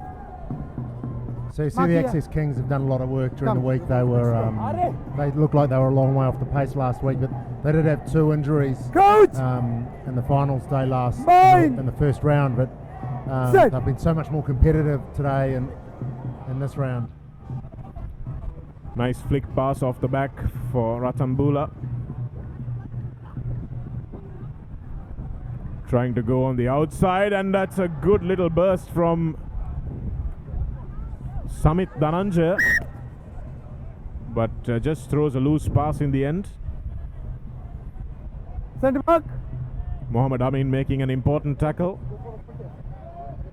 and Ratambula Centre mark. points to the touch judge. The Dragons looked like they were lucky to get away with that because the ball came back and beaten, and it was Johnny. It came to Johnny, and he was through a hole. So the referee brought them back for the line out. back. Ratambula makes a big tackle and then controls the ball subtly with his boot. Samit Dhananjay puts one over the top. Does he have the pace on Heshan Madhuranga? He doesn't, but doesn't need it. And now that's a big fend from Aryapala. And Eranga Aryapala will go in for the first try of this plate final, with the KBSL Dragons crowd going absolutely wild in the crowd. Well done by the Dragons. It's great recognition of space on the other side of the defensive line, and a beautiful little kick. We might see when we see the replay. Firstly, we'll concentrate on the conversion attempt. Comes up short.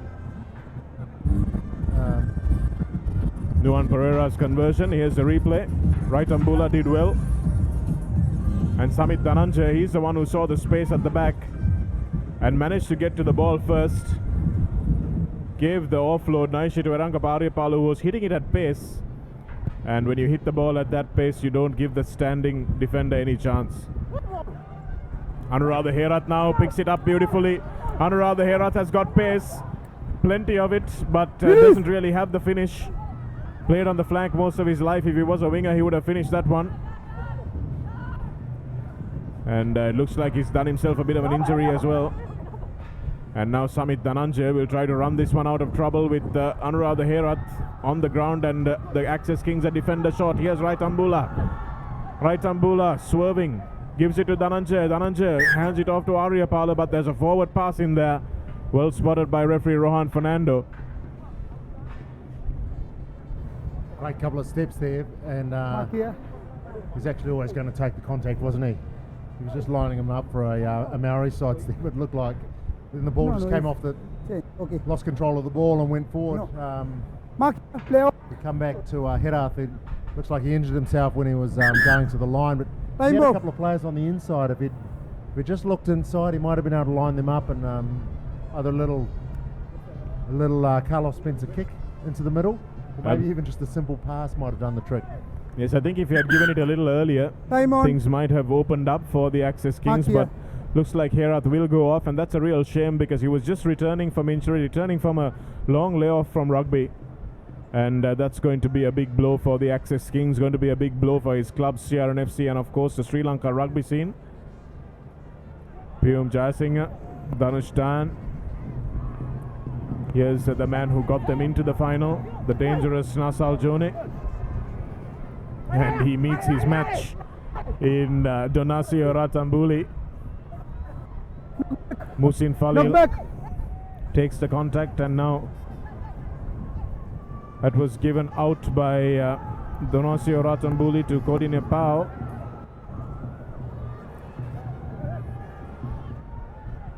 Here's Kodine Pao. Here's Falil. Gives the ball. It was a little bit too far back for Suru Anthony to run onto it.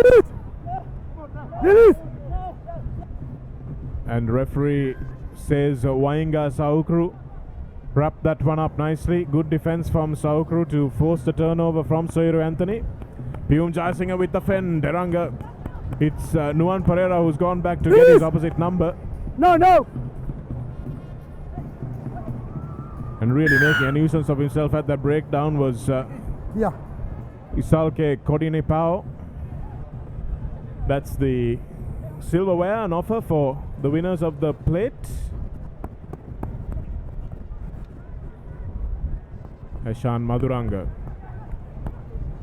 Here's Jone. Jone brought down in a good tackle from Musin Falil. The flick between the legs, Fijian style. Come to expect the unexpected from them. Dhanush Dayan manages to get the ball away to Jayasinghe, who's controlling the game. Doesn't find a way through, so gives it off to Wainga Saukru. Oh, that was Nasal Jone rather. And here's the man who's just come on. That's Imanka Aryapala playing against his brother. Eshan Maduranga gives it to Saukru, and Saukru will walk this one in. And the Access Kings will go under the posts. And Samit Dhananjay has the presence of mind to pressure Wainga Saukru into actually dotting that one down away from the post. Didn't allow him an easy run in because he knows that the conversion is going to be all important. Yeah, it will be all important as the Dragons miss their kick. But what a beautiful trophy that's up for grabs there. The series winner will be taking that home or putting that in their cabinet. But Saukru, he was just too strong and too big, wasn't he? He had two defenders coming at him, and he almost just walked that over. Aryapala manages to get the offload to Eshan Maduranga. I thought he should have just given a pass instead of giving this fancy flick, but it managed to find its way to its intended recipient. And Saukru was going to go under the post, and Samit Dhananjay takes one for the team. Saved his team 2 points with that effort. Here's the big man on the KBSL Dragons side. Smashed to the ground was Dhanush Dan, but he managed to get the pass away. Mohammad Amin gives it to Aryapala, and now Maduranga, who assisted that last try.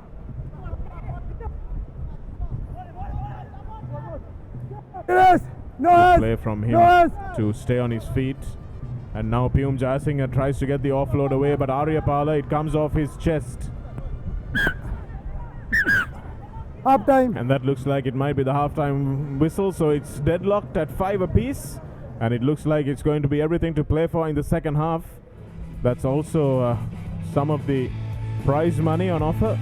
Signed jersey of the All Blacks, and we see the two first names there, Bowden Barrett and Sam Cane, probably the long-term replacements for Richie McCaw and Daniel Carter, and not bad replacements to have, Paul.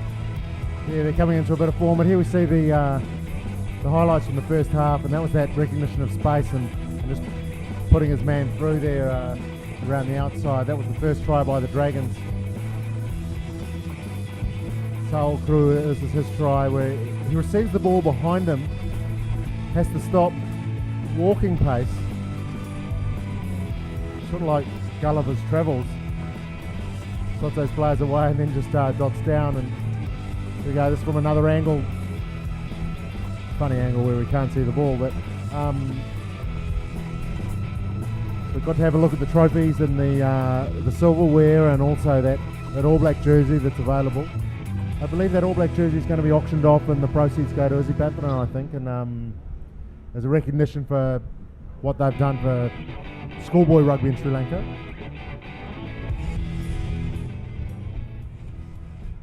So it's 5-all in this plate final. This is for third and fourth place in this second day's competition, second week's competition.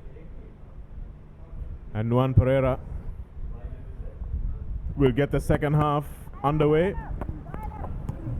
Not so well because he doesn't find the 10-meter mark, and Christian Louis Pratt will run it back quickly for Piyum Jayasinghe to take the short tap. 10. Dhanush Dayan is stepping of Mohammad Amin. Get back. Jayasinghe, Louis Pratt, Eshan Maduranga. Maduranga with the inside flick, and it's a no-look pass. Not 10 meter, number 6. There have been a few that have worked really well. The switches, I mean, but not those no-look ones. I think he had one eye on Kodani Pao, who was going to destroy him. Yeah, that wasn't really on. But I like the way the Access Kings are moving the ball from one side of the field to the other, and Lewis Pratt has an opportunity.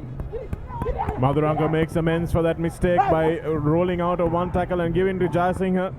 Jayasinghe was obstructed more by Dhanush Dayan than anyone else, and now Dayan has a chance to go under the post, but he's dragged down.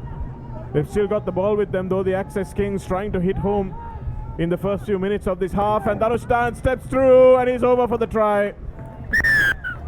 Dhanush Dayan almost made it. You can see Honorable Minister Dasari Jayasekara talking to two men very important in this broadcast.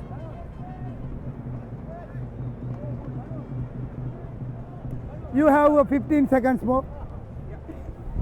So there's still a kick to come. You've got 40 seconds after the try's been awarded to take the kick. Lewis Pratt, so he does just that, and it's a successful kick. They go ahead 12 points to 5. And here we have a look at the replay. It was consistent pressure from Access Kings. They just held on to the ball. Here we see almost 5 people all around the ball there, and they looked like they were looking for the exit. Well, the exit was straight ahead, and that's an easy try there. Or it looked easy, straight through the middle. Not concentrating enough on the fringes, the Access Kings. And it looks like Advantage. they've got a substitute on the pitch for them as well. Thilila Bandara, the tall man, has come on the park for the Access Kings. And they will have the scrum put in to try and consolidate their one try advantage. We had extra time in the last game. We will see it. Will we see it again here? Coach! Bind! Lewis Pratt stands just behind the scrum, as fly halves in the modern sevens game do. Jayasinghe manages to get it away under immense pressure, and Lewis Pratt's pass is a good one. Stepping out is Imanka Aryapala, and he goes over for the try. Imanka Aryapala, lovely finish on the outside. There was absolutely nothing on when Lewis Pratt's pass went to him, but he did really well, the Army player. Lovely fend. 2 beautiful steps. Came in, went away, came in, went away. He also had a fend going on there. You saw how important giving space was to Lewis Pratt. He ended up passing backwards, maybe 25 metres behind where they originally picked the ball up from the scrum. Very sorry, that was Janit Chanaka actually who scored, not Aryapala. Janit Chanaka just come onto the park, so he's got fresh legs.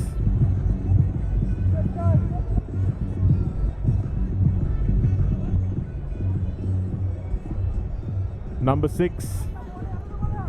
See hard-working DJs in action, plenty of good music at the grounds if you want to still come down for the cup finals, which are coming up in just a few moments. Kodani Pao.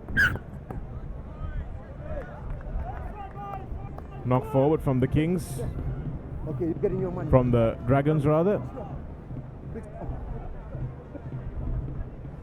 So the Access Kings here will just be looking to game manage the last couple of minutes. There's a little bit over 2 minutes to go. They'll just want to hold on to the ball, maybe spread it wide and then bring it back.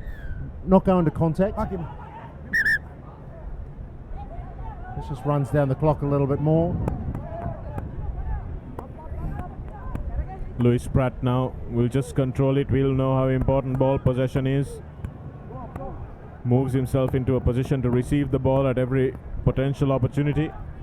Here's Aryapala on this side of the field. Step back. Jayasinghe to Number Pratt. 3, offside. Sees the space. Madhuranga has handled quite often in this game. Advantage over. And Janit Chanaka, will he try another few heroics down that right touchline? He does, in fact, and manages to recycle the ball. So Lewis Pratt adding some sanity to the proceedings.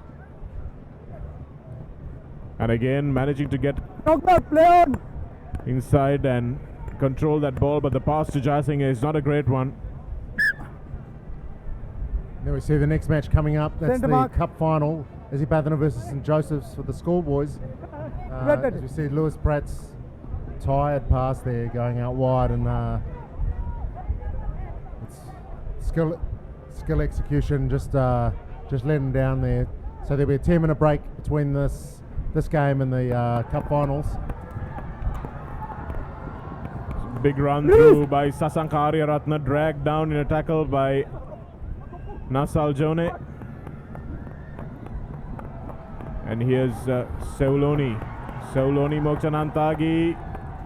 Surprised he didn't come on a little earlier for the KBSL Dragons. It was devastating when he came on last time, and he's scored an important try. There's 30 seconds left, Paul. Is there something in this yet? Well, they've just asked Number full 7, time off. 17. Yeah, they're going to have White a little the word. yellow. There's a discussion. The referee. 17. But it looked like Number a great 17. run. I didn't see anything wrong with it. 17 white. the thing is that 17. Number 17. Well, it looks like they might be overruling this try, are they? Your number. They're calling it back. Number 10. Don't go high, okay? And it's a warning. That was a bit of unnecessary stuff there. The try was scored, just let play go on. Don't waste everyone's time. And that looks like it's the end of the game. Yeah, Just on 7 minutes. It's 7 minutes on our clock, which has no stoppages.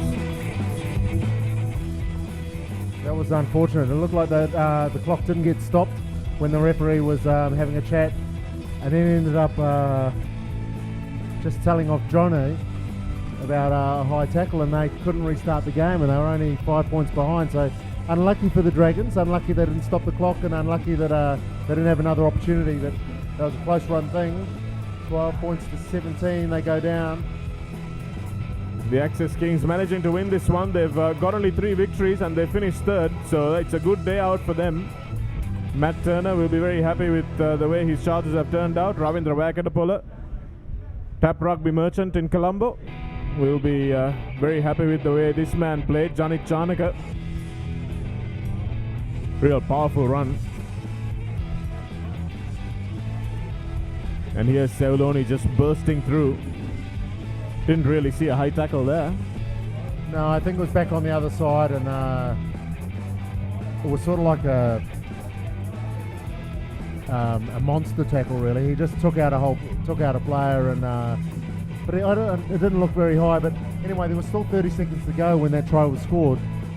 They could have quickly taken the kick and then come straight back and had another opportunity, but the clock was run down by the referee talking to the line staff, and that's really almost inexperience from the referee.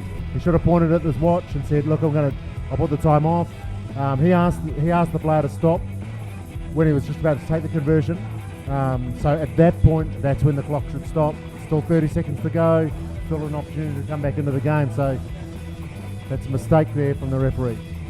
Costly one as well. It could have been. Well, we'll never know now. But it doesn't matter because the Access Kings have acceded to third place here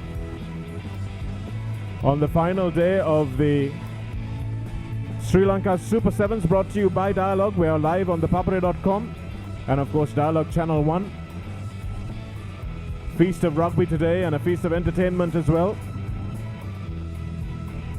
Some outstanding play from the schoolboys, which we saw the last match. Zahira College beating St. Peter's, which has been the story of the day. We'll be back with the cup finals in the schools and the franchise divisions. The schools will be a battle between St. Joseph's and Isipathana, and it will be a ding-dong battle, I'll tell you that much. We'll be back in just a few moments. 10-minute break.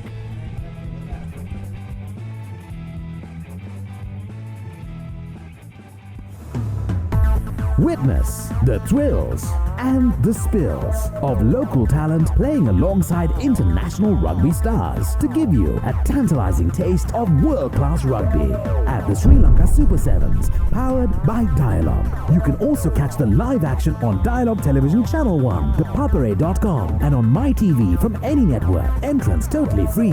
Sri Lanka Super Sevens, powered by Dialogue. The future today.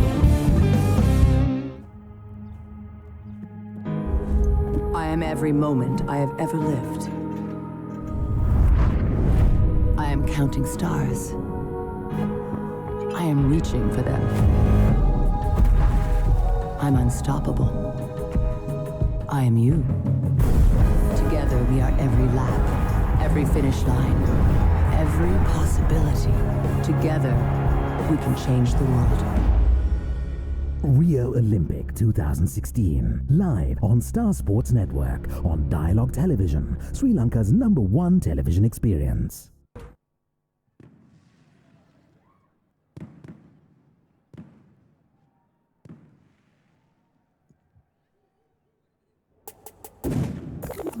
Don't act like you forgot. I call the shot. Like blah, blah, blah. Y'all should know me well enough. Do you recall, not long ago, we would walk on the sidewalk? Innocent, remember, all we did was care for each other. But the night was warm, we were bold and young.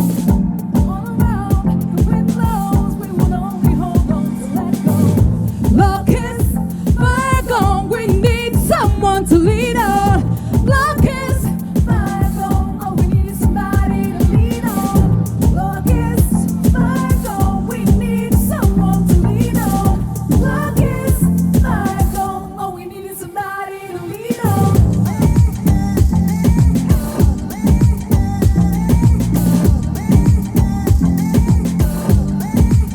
Come on, everybody! Woo!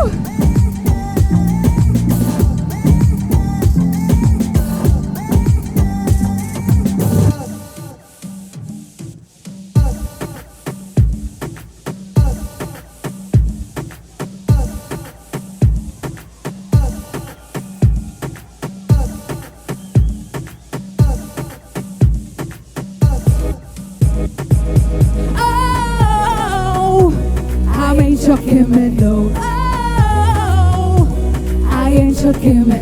Lucky to have the scars. Stop getting on my nerves.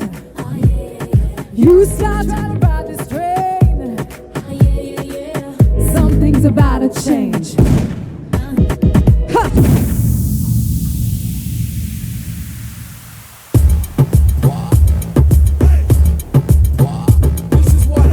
Representing for reggae dancehall promo. Me make you bounce on the left, bounce on the right. More them together, man, I watch me all night. Down on the ground, me make it bounce. What a sight! Bounce up, make it bounce up, make it bounce up, bounce up, make it bounce up, make it bounce up, bounce up, make it bounce up, make it bounce up. Watch how she a go on, my girl, make your bounce up. Come on, man, make some noise! The party name will Woo! Everybody!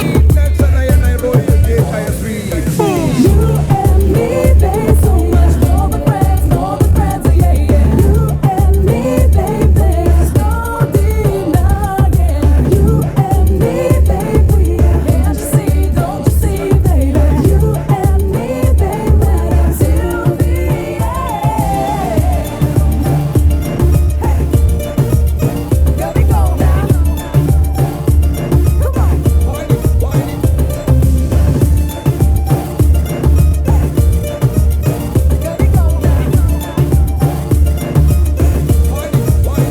I know you don't like to dance. Let me tell you something, understand. You can't stand while everyone gets down, shake that. Come shake that. Now don't be shy. Let your body feel the vibe. And pretend there's no one inside. And shake that. Come shake that booty. Ladies be shaking it on the floor. Boys be checking it once more. Temperature rising, that's for sure. Everybody! Get it now. You and me, baby, so much more than friends, yeah, yeah. You and me, baby, there's no denying. You and me, baby, can't you see, don't you see, baby? You and me, baby, right until the end. Ha! Here we go. Break it down to me, homeboy. When they shake up the body like a cobra.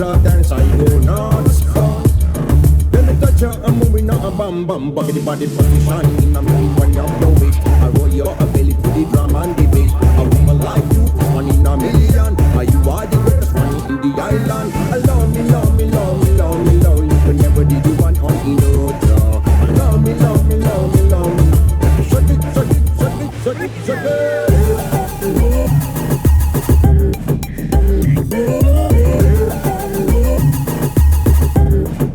Hold up!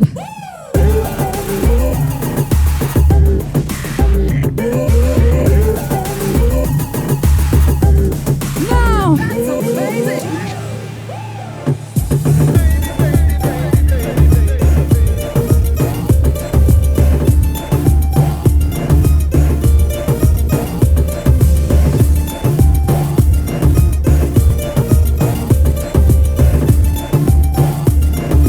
You and me! All right, ladies and Thank gentlemen. you very much, Colombo! Yeah, there we are. The beautiful Natasha Ratnaika. How about another round of applause, people?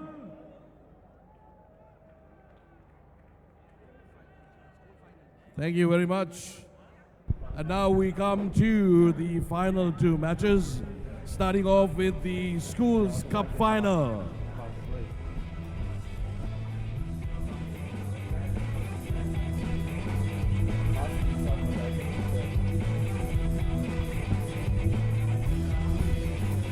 Very good evening. Welcome back to the Racecourse grounds as we wait for the cup finals of this Sri Lanka Super Sevens powered by Dialogue. And just as we thought the night was cooling off a little bit, Natasha Ratnaika raising the temperature in the entire stadium. And with that performance of hers, and we're waiting for the boys to match that tempo, of course, with Isipatana College taking on St. Joseph's in what promises to be a really entertaining final.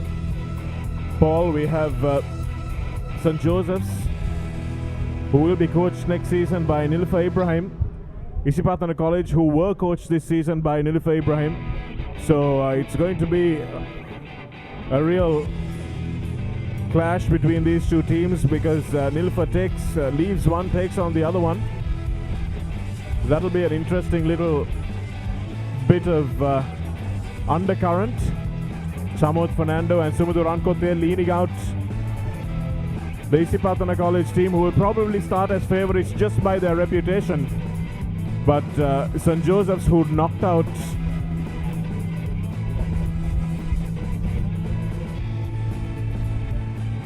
St. Joseph's, beat St. Peter's in a repeat of that final from last week, and they beat them well. They'll be coming in with a lot of confidence from that. And we will have the formalities before this final, of course, the cup final. It's a winner-take-all final, so if St. Joseph's wins, they win the overall competition, the Sri Lanka Super Sevens competition. And if Isipatana win, they will win the Sri Lanka Super Sevens competition. So there's a lot at stake here, Paul.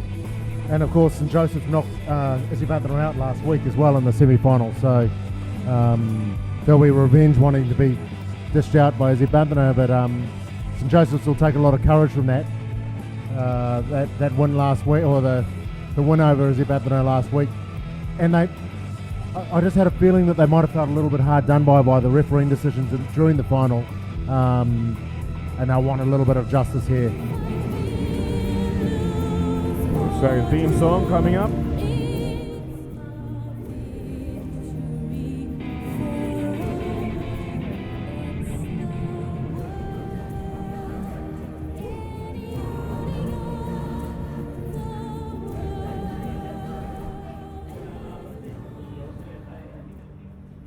Ladies and gentlemen, please rise for the anthem of St. Joseph's College.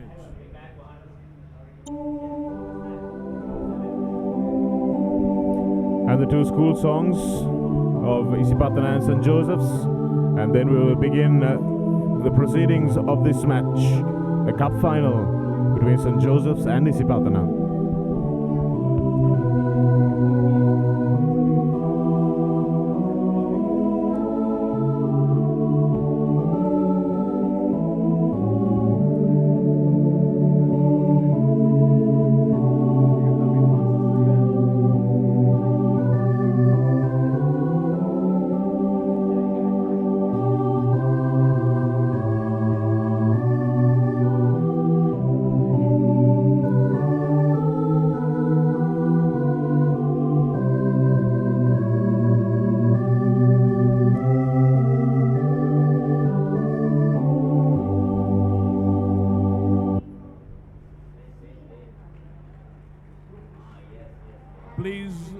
standing for the school song of Isipatana College.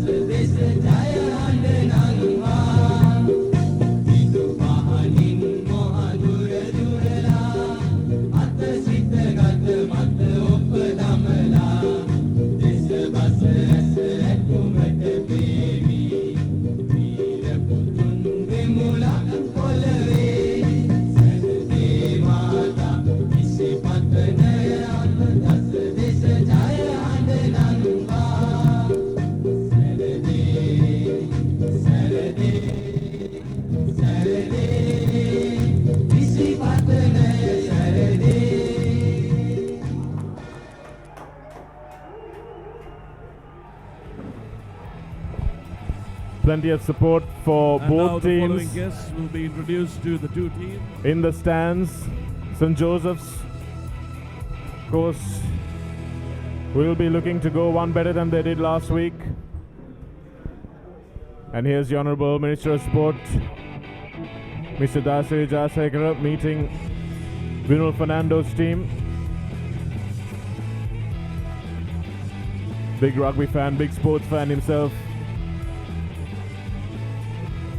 Followed by Ms. Amali Nanayakara of Dialogue. She's the Group Chief Marketing Officer, so she's responsible for this wonderful show that you're seeing here, her and her team. Spectacular event that Dialogue have helped put together with the SLRFU. Minister Jayasekara just asking Harit Bandara what happened to his nose, and the Honourable Minister Harin Fernando as well in the dignitaries party. We'll be hoping his old school, which he played for, will be on the right side of the result this time. Asanga Seniratna, Nazim Mohammed, SLRFU officials making up the touring party, and St. Joseph's College from Vinul Fernando, the captain, Chatura Seniviratna, Viranga Samish, Gamunu Chetia, Sean Akila, Udisha Pereira, Rashain Gunawardena, Imesh Tisanayaka, Navin De Silva, Vishwa Pereira, Shehan Eranda, Talinduri Alves, and coached probably for the final time by Bilal Yusuf.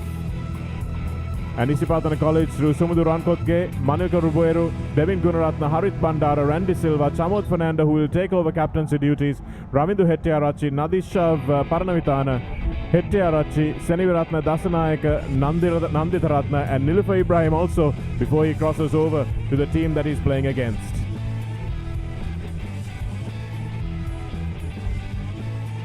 So it's all systems go now for the final after the formalities have been concluded. It's St. Joseph's in the white taking on Isipatana in their traditional green, and Chatura Vikramaratna puts in a long kick to put Isipatana back in their territory, and the first mistake is made. Harit Bandara's low pass can't be collected. And that's just why they put in those long kicks. You put in the long kick, you put a line of 6 men up, and you try and create some sort of pressure. And although the pressure didn't come on from the advancing defensive team, St. Joseph's, the pressure was there of being in a final, and the ball was knocked on, and St. Joseph's have an opportunity just 10 metres out from the try line. Important scrum, and it's fed by Gamunu Chetia. But the ball is lost, and Isipatana now have a chance through Chamod Fernando to counter-attack. It's a good tackle made on him. Advantage. No forward. Referee says the ball was knocked forward and they play advantage. Now St. Joseph's, they don't have enough numbers outside. So coming back on the inside is Navin De Silva. And once again, stolen off by Chamod Fernando. Gamunu Chetia knocks the ball out of his hands, tries to get a boot on it, and the referee says play on, so it's a long passage of play here, with the ball bouncing in and out of both teams' hands. Ducking under one tackle. No! Josephian player. Okay. And this is a long ball out to Navin De Silva. Navin De Silva tries to go on the outside, loses his footing. Okay, play. Good strong counter ruck there. Release! Wide release! Ruck, by ruck! Fernando. Go ahead! Advantage! So no. And the penalty is coming, so St. Joseph's will now need to defend after plenty of trying Advantage to breach over. Sarisipatana defense, Advantage which held. over. Here's Chamod Fernando, so elusive. Manages to get out of the tackle and gives the ball away. Devin Gunaratne racing for the line. He should be caught by Gamunu Chetia. He is, but manages to turn around, and Gamunu Chetia does so well to get his body under the ball. Oh, that's excellent defense from Gamunu Chetia. Thought he might have caught him early, Paul, but that was a lovely chase back. That's an amazing piece of play. And an amazing decision. It didn't look like it was a try, but it wasn't a try. It's not a try. It's held up over the line. It's like some sort of judo move. We get to see the replay. He shadows the man back all the way, and then just rolls him over and holds the ball up. Beautiful play there, and saves his side a certain try over the line, and now they're defending hard 5 metres from their own try line. Well, that's an interesting one, Paul, because as Abdullah was pointing out a little while earlier, Gamunu Chetia and Devin Gunaratne, the men involved in that, their brothers both playing for the Sri Lanka under-20, which came up trumps in the sevens tournament, but Chamod Fernando going straight through the gap. And Gamunu Chetia's defense is to no avail as Chamod Fernando makes the Josephians miss the first up tackle. And the on-field skipper in place of Sumudu Rankotke, injured today, scores first time for Isipatana. Fernando just showed too much pace there, didn't he? He got on the outside of his defender. Here you see on the replay, the ball, it's just a simple play. He comes out wide, and he just gets on the outside of this defender there, and he's just a little bit too strong and too quick. Dots down under the posts. The conversion successful, so Isipatana take a 7-0 lead. What about Sumudu Rankotke, despite his injury, has a heavily strapped hamstring, and he has made it onto the park. But Sean Akila is the man who missed that tackle, and he will be wanting to make amends. What should have been a fairly simple one-on-one tackle. Chatra Vikramanatne. Ball bouncing awkwardly for Vinul Fernando, the skipper, and he will try to run it out of trouble. He's got men on his outside, doesn't need them as he's shepherded into touch. Play on. And Isipatana take it quickly. They're not allowing this Joe's team to settle. Randy Silva lost the ball forward, and here it is laid back nicely from Vikramaratne. And putting in a big fend. The Josephian player that was advantage. Gamunu Chetia. And now Vinul Fernando puts the chip kick in. Penalty. The penalty is coming for St. Okay, in touch.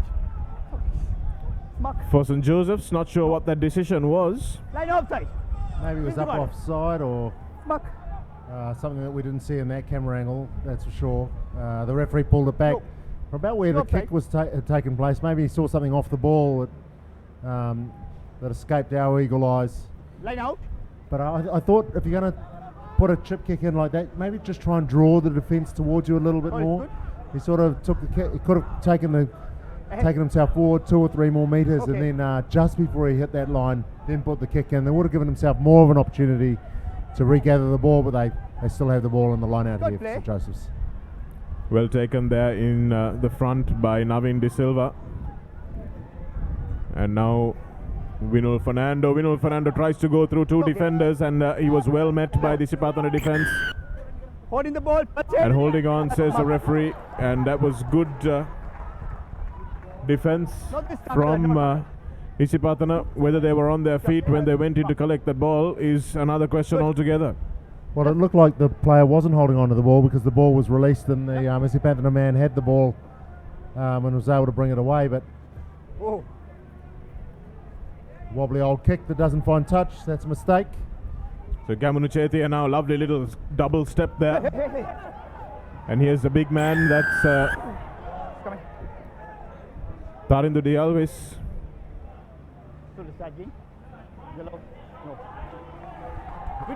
And the referee doesn't really play advantage there, which is a little shocking really, to say the least.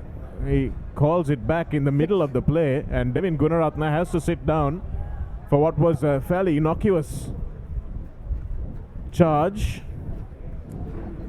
The charge wasn't right, but the in the game of rugby there's advantage that could be played, and if advantage was played out there, St Joseph's were a 3-on-1 overlap and they were looking to attack, and there was a good chance they were going to score a try there. So a little bit of injustice, but St Joseph's play on when Isipatana come away with the ball.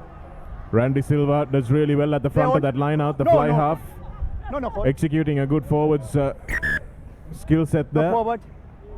Knock forward, says the referee, so St Joseph's will get the ball back. Come, white ball.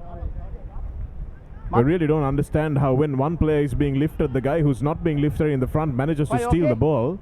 I know we've got scrum halves throwing in, but they really need to do a little bit better than that. Green, come here. Green, come on. Just spotted himself on the big screen, the young lad on the left. Coach! Fine! Okay. Gamunu Chetia to feed. So this will be the last play of the half. It's 7 minutes is up. Oh no, they play 10 minutes obviously in the final, so there's another 3 minutes left. Straight through the middle, Navin Dialvis, and that might be a try under the post. Can he be caught? No, he can't, and he dots it down. That's a wonderful try by Shah Nakila, and I told you, Paul, he'll be wanting to make amends, and he's the one who let Chamod Fernando through, and he scored the try that brings them level, so that's him done for the day. Well, he'll be wanting to do a little bit more, I'm sure, but the clock seems to have stopped on 7 minutes. Hasn't been ticking away since that last play, but it was the beautiful angle that he ran. The kick wasn't successful, so it's 5 points to 7, and as we have a look on the replay, there's that angle, just cuts back inside, little half step, bend, and it was his pace really that got him through that last tackle. Beautiful pace. His pace wasn't enough to stop the try at the other end, but he gives his team 5 points, and he'll hope to do that again soon. It's a lovely run. And we're still playing because although the clock has stopped, 7 minutes is not the finals time. Chamod Fernando, has he got enough pace? He's looked for the support, beautifully done. And Vinul Fernando drags him down. Gamunu Chetia in another try-saving tackle. But Isipatana swarming forward in a horde of green, and it's going to be a try for Randy Silva. Hitting back immediately. This Isipatana team just does not go to sleep. Captain! Great support play there by Isipatana. See, when the man makes one break and he looks around and he tries to find support. You see so many players so far in the sevens in the last 2 days that they make a break and then they don't actually look for their support, but there's Isipatana actively looking for support. And then they just flood it through like a green wave. That numbers to burn there on the outside. Ravindu Hettiarachchi with the try there. Now we see the replay. And then they had an extra man on the outside as well, and Banzara goes over and takes the score out to 12 points to 5 in favour of Isipatana as we go to the break. They have 2 minutes to have a little chat with their coaches. Well, that was a crucial try, wasn't it, Paul? Just before half time, here's Chamod Fernando, who scored the first try, created the second with his little break. And here's Shan Akila.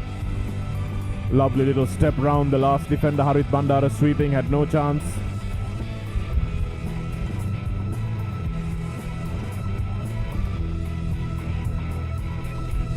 And there's the end of the second try for Izzy Bathana, and really the break was made by Fernando earlier, and he set that one up.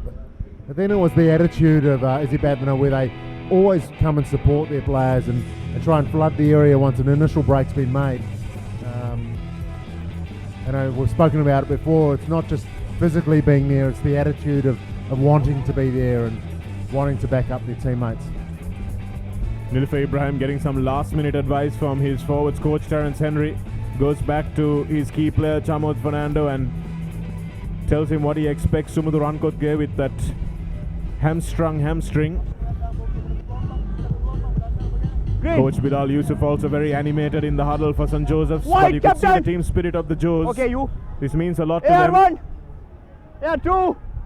That last little cheer that they gave themselves was very intense one. And that doesn't go the 10 meters, so immediate mistake for Misipatana. No 10 meter. And it's just one score in it yet. Back here. Center back. And here's a new man on the park, Viranga Samisha. That's a nice little pass out through Chatura Vikramaratne, who throws a terrible pass in. No. Oh, advantage. And this is where the good sevens players differ. They pull out before the contact and make sure they throw a good pass back in to recycle the ball. Play on. Good Release. tackle again by Good. Shan Akila. Good. Chamod Fernando leaves the ball and gets up again. It's okay. One-handed offload from the Isipatana players, and that's now space. Lots of space. Gamunu Chetia coming across. Does he have enough? He held his line really well, and now the offload is made. Gamunu Chetia really needed to lift that player and drive him into the ground to prevent the offload. Instead, he wrapped him up and held him. And that was a lovely little offload under pressure. Chamod Fernando scores another. And you can see, Paul, what you were talking about, support play. They really are on each other's shoulders when they need them. So there's that, but there's also the basic skill execution. You saw Rankoke, the skipper, on the ground. He just sort of flicked the ball back, and then there's a draw and pass and a draw and pass there to put their man away. And then here we go. You see the support players running from all over the place to come and help. There's another man on the inside. There's more players coming. Behind the ball. They've started to kick away. It's 19 points to 5. It's okay. After 2 minutes of the second half. Good run again from Ravindu Hettiarachchi, who scored the last try. So they are the two men who have been really destroying this Josephian defense, Chamod Fernando and Hettiarachchi. Chatra Vikramaratne runs backwards and goes nowhere, brought down by Fernando. And now a little bit of space. Release! All very high tackling, but the referee has spotted the Isipatana player coming in from the side. You come sideways. Penalty. That was Fernando again. 10 advantage. And that's a good break. This is some space for Gamunu Chetia, who cuts back in beautifully, steps back in off his right foot once again. He's going under the posts. Gamunu Chetia with a lovely run. We have seen some wonderful exponents of broken field running here this afternoon and now this evening in this game. Some outstanding ball runners, Paul, on both sides. That's right, that was great ball running, but also it was good recognition that the Isipatana defence wasn't set. And just back before that, when St. Joseph's took a quick tap and then just ran through a broken line, and that set up the space for our man to come through and score the try. You can see Gamunu Chetia enjoyed that one. It's okay. And Chatra Seneviratne puts this one deep into the Isipatana half. They need a good chase. They get a hack through. Harit Bandara chases back. And he's flung to the ground by the Josephian defense. Oh, I don't understand what that tackle was about. The player was Advantage. not brought to the ground. That was a terrible call by the referee. And Harit Bandara looks like he might go 100 meters the other way. Gamunu Chetia coming across. And they drag him down. No. Vinul Fernando is the man who makes a telling tackle. Not release. And not releasing in the tackle, says the referee. They're making the call. They just don't know what it's about.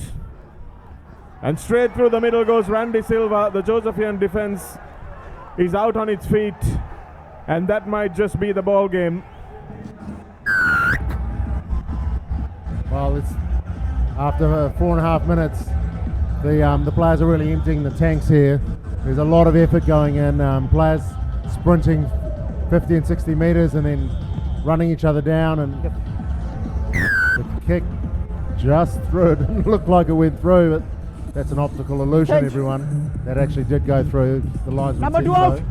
Number 2 out. Just easily. The defence didn't move up on him. They didn't connect well enough, and as a Bandana man just slipped through that gap. Takes the score out to 26 points to 12. Well, the Josephian dugout will be frothing again. Are they going to be foiled by another call? Good. We got a shocker on the other end of the field when they were bearing down on the Isipatana try line. And now they've got a lot to do. Vinul Fernando gives the ball away, managed to be controlled by Sean Akila. And he recovers well, Vinul Fernando, to give this ball back. And Gamunu Chetia will control the play, and it's sliced off his boot. Knock back, Leon, knock back. Release. And Isipatana regain the ball. They'll just hang on to this one for as long as they can. And there's absolutely no chance.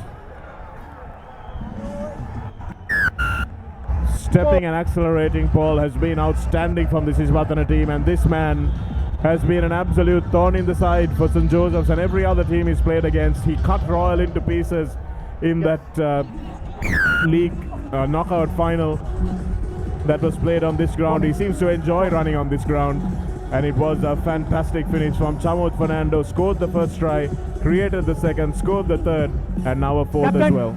Captain! Fernando, was great awareness, wasn't it? St. Joseph's defensive line aren't connecting up and moving forward. They just seem to be mentally turning off here, and that's causing them problems. As we see the next match coming up, the Mobitel Eagles versus the Cargill Gladiators for the Cup final. And that's a better hanging kick. Chandra Seneviratne gets the ball away to Tarandu Alvis, and he has to leave it behind. Knock forward. Knock on. Scrum. White ball. Mark. Referee spotted a little knock on there by Isipatana, so St. Joseph's have the ball again, but beautiful hanging kick there. The ball goes shuffled back and then just shuffled away, and coach just looking for the knock on must have occurred there. Steady, wait. 3 minutes to go. St. Joseph's won't give up, obviously. It's okay. Rankotge, his pass is not a great one. Hacking it forward is Vinul Fernando, dragged back, and that should be a yellow. Penalty. Mark. Well, that's an interesting one. If Vinul Fernando picked that one up, he would have been in for a try, so I'm surprised that that's not a yellow card, regardless of where on the field it occurred. Chandra Seneviratne now.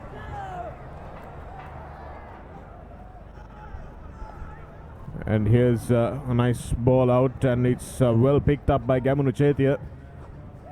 And that's really not a good collection from Viranga Samisha, who's come on in the second half. Okay. Move forward. And in the school section, Isipatana will probably go on to win this, as we see this knock forward coming from Samisha. St. Joseph's will finish second, St. Peter's third. We have Zahira, who finished fourth in a very creditable performance. Wesley are fifth. And St. Thomas's 6th, DS 7th, and Prince of Wales also finished a joint 7th. Okay. You okay? Fine. So 1.5 minutes to go, just over 1.5 minutes to go in the final, and Isipatana looked like they might have kicked away. They've got a 21-point lead. Okay. Really messy scrum that one. Hey, right out. Surprised the referee didn't blow it up.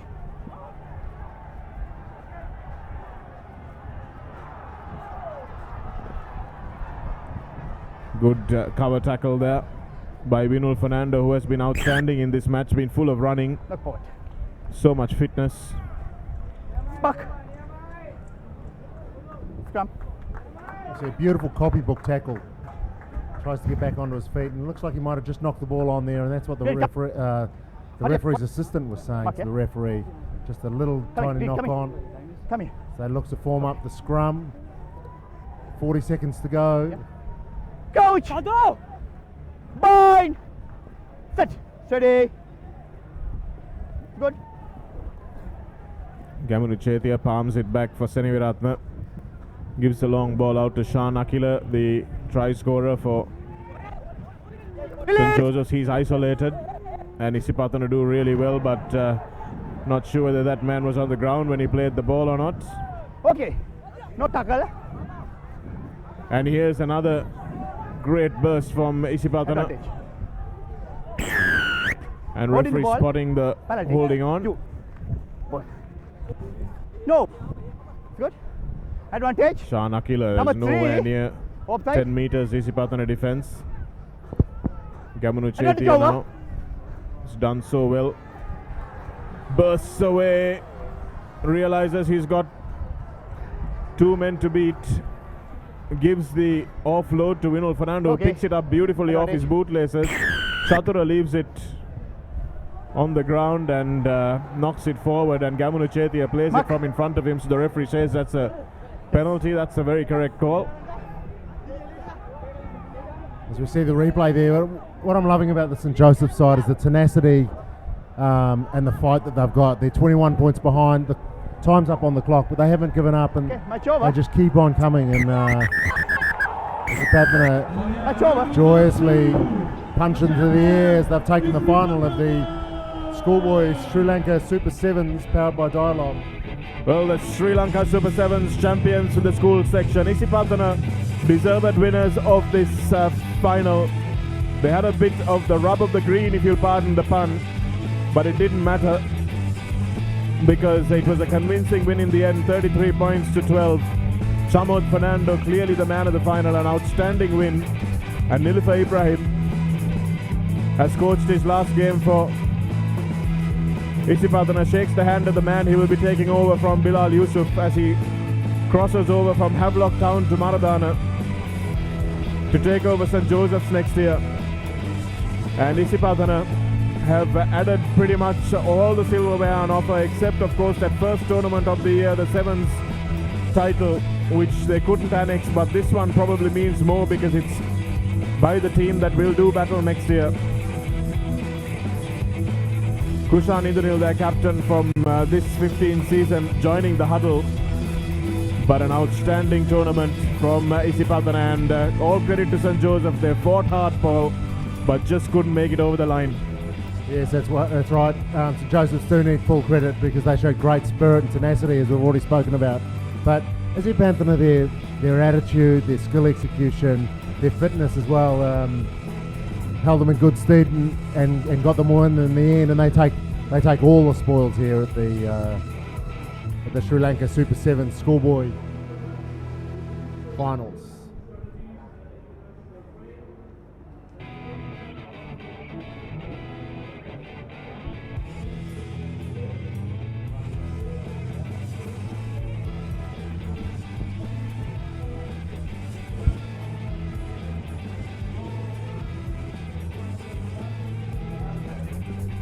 Well, this is the all-important cup final that we've come to now. Isipatana crowned champions, and they're still doing their victory lap on the field behind the two teams lining up. The Kyrgyz Gladiators and the SLT Mobitel Eagles. The Mobitel Eagles can afford to lose this game. They'll still finish on top, but that won't prevent them from going hell for leather in trying to win it. The Kyrgyz Gladiators have everything to prove. And Mushtaq Jifri, their coach, will really want to prove that he is one of the best 7s coaches on the Sri Lankan circuit. Chamod Fernando bangs his chest. Devin Gunaratne raises his arms. This has been a superb performance from this Isipatana team, and they deserve all the accolades that they'll get. That's right, what a classy outfit, going and thanking all their fans, thanking everyone in the stands and also thanking the commentary box. But they did really well, and they are deserved winners. They've taken the whole series after that great performance in the final. And the rankings for the franchise teams. We will have SLT Eagles, who will finish top regardless of what happens in this game. And we have the Kargils Gladiators, who will finish second also regardless of what happens in this game. The Soft Logic Warriors, who were last week's finalists, finished third. And then we have in fourth place the KBSL Dragons. In joint fifth place we have the Easy Wolves and the Access Kings. And in seventh place we have the Etisalat Panthers and Walker's CML finishing bringing up the rear in 8th place. So that's the calculations done for us by Inshaf in the ThePapare.com commentary box. And Malik Samaravikrama, Honourable Minister for Economic Development, looks on. Sitting next to the principal of Royal College.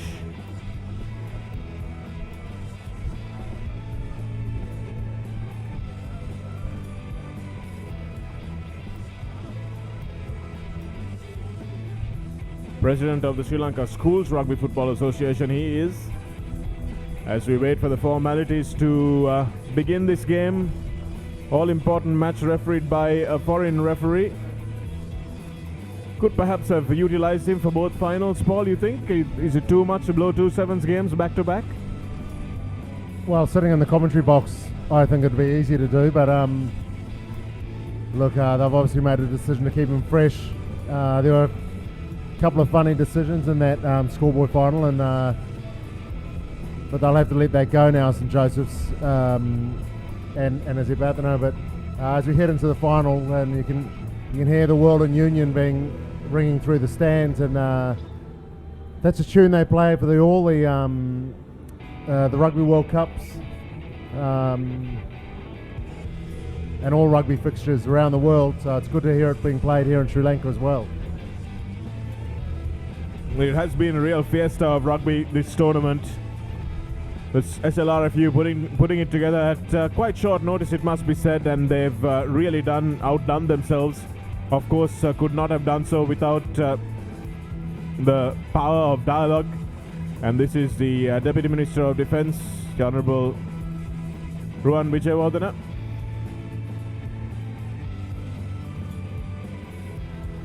Accompanied by another Honourable Minister, Harin Fernando. Must be still gutted seeing his Josephian team lose. Asanga Senirath, the President of the Sri Lanka Rugby Football Union. Nazim Mohammed, Chairman of Selectors, or member of the selection panel. I think he's been on the organising committee of this tournament. Dulaj Pereira will introduce his champion SLT Mobitel Eagles team.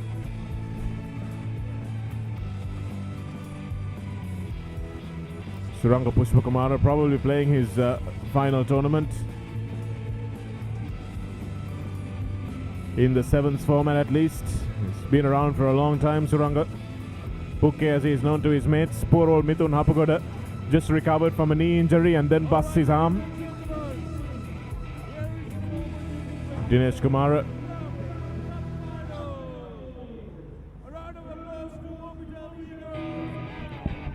And the champion Sri Lankan Telecom Mobitel Eagles run out. Mithun Hapugoda is not taking the field today, obviously. Dulaj Pereira takes over captaincy. Leek Eagles, Ashan Mohammed, Suranga Pushpakumara, Shehan Dias, Tarinder Atwat, the Prince Charmer, Senal Dileka, Setefano Takao, the Fijian former captain, Jone Vota, Terio Bailawa, and a lot will depend on Takao today.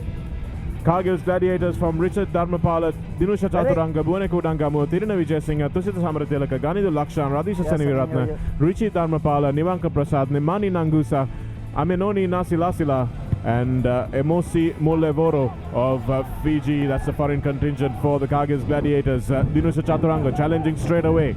Taninder Atwat hangs on to the ball, and now it will be Jone Vota. Tries to get through Tirina Vijayasinghe, who makes a good fist of that tackle. Dulaj Pereira interfered with, and the halfback cannot be interfered with, whether it's 7s or 15s rugby. And the referee blowing the penalty immediately. That's right. So that's a law that World Rugby's put in just to make sure that the game's going to continue to flow. And the halfback can't be touched by anyone that's involved in the ruck or the maul. So you can't just stick your arm out and try and drag the man in. It's a beautiful kick. Massive touch finder there, and the Eagles are very happy about that. Dulaj Pereira, the wonderful boot. So just carved off maybe 60, 70 metres there and put it over the top of the heads of the winger who was back there covering. So now they're attacking from maybe 15 metres out from the try line. Rishi Dharmapala at the back of the line, Thirina Vijay Singh. Here's Dinusha Chaturanga, stretches those long legs. Vijay Singh smashed back, and there was a pull back there. The referee's ignoring it because he thinks there was a bit of play acting involved. And going down is Buaneka Udangamua.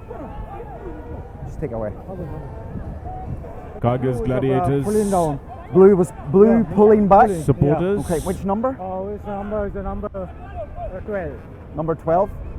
So the referee's just, as we're having a look at the replay, also got one eye on the field, and the referee's just having had a little chat to the referee's assistant. Penalty here. And well, the penalty is for a pullback by one of the Eagles. So referee Pradeep Fernando spotted something we haven't. If we can see a replay of that, we'll tell you exactly what happened there. Referee Pradeep Fernando, very experienced himself. It looked like it might have been gone the other way, but here we see in the replay it looked like there was a pullback. Firstly, this won't show exactly what we're looking for. Well, it was the replay just a little bit before that, a couple of seconds before that play. And here's Thirina Vijay Singh with a little chip kick through, but Leek Eagle has got enough pace to get back and cover this. He will get isolated though, and he's isolated with... Feet. Vantage.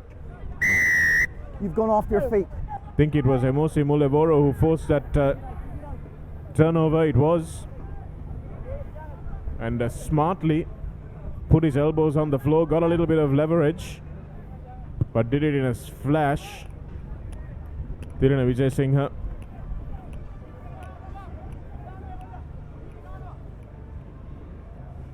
Made a good chase, did Dharmapala. Give them space, please. And here we see they get over the ball. The referee says play on. And that man just had his hands on the ground, and I see there's a little bit of game management here where the teams aren't taking the quick tap. They just use the time up, kick for the line. That's because it's a 10-minute half for the finals. Here's MOC Melavaru, Leek Eagle. Tarinder Atwata with a good tackle, but it's not enough to keep out MOC Melavaru, is it? And the referee says no, it's in touch. MOC Melavaru almost managed to fly his way in for that try. It's almost Rokothoko-like, wasn't it? Where he just sort of flies through the air and gets the ball down, but wasn't able to get the ball down and took the corner flag out. He's been watching his countryman, Joseph, who's been scoring so many tries in Rio. Stefano Takao has no option but to thump this one way down the park. And the bounce is kind for Richie Dharmapala, and now Dinusha Chaturanga has managed to send this back to their danger man. Nivanka Prasad cuts back in, takes a couple of defenders with him. It takes Johnny Wota to bring him down. And Nangusa to Molevaru. Molevaru through the gap. There's no stopping him from that angle. Dulaj Pereira misses the tackle, and the big strong legs of the Fijian helps him break that first time, and he will take his time before touching down. Still hasn't dotted down. The referee's still waiting, and the Water Boys are on.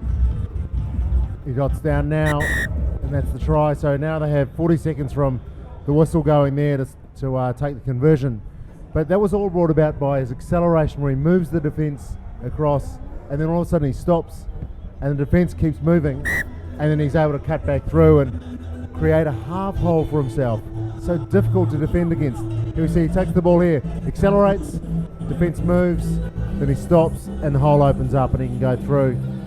So kids at home, if you're practicing anything down the hallway with your sister defending, then that's what you can do. Accelerate, stop, and the defence keeps moving in one direction, you can stop and go back through the hole. Molevaru with the restart, it's a good one. Backwards. Dias not able to get his hands to it. Here's Nangusa, gets it away nicely to Dharmapala. Dharmapala, we haven't really seen those scorching runs of his. Left them more to this Fijian contingent as Molevaru looks to score another try. Tarinder Ratpatha hangs on for dear life. Tries to prevent the offload over his head. Well cleared from Tirina Vijayasinghe now. Dharmapala runs at an angle. Should probably have straightened out and passed it. He had men over. Offside. And the referee says there was an offside. Push. And Nemani Nangusa straight over from close range. Just barreling himself over that try line. There's only ever going to be one result when Nangusu takes the ball from 5 metres out and there's a man in front of him. You didn't even need to pretend to retire 5 metres and be behind the line. There was no way they were going to stop him. He's just too big and too powerful. But Dharmapala, it looked like he was half through a hole and there was lots of support there for him.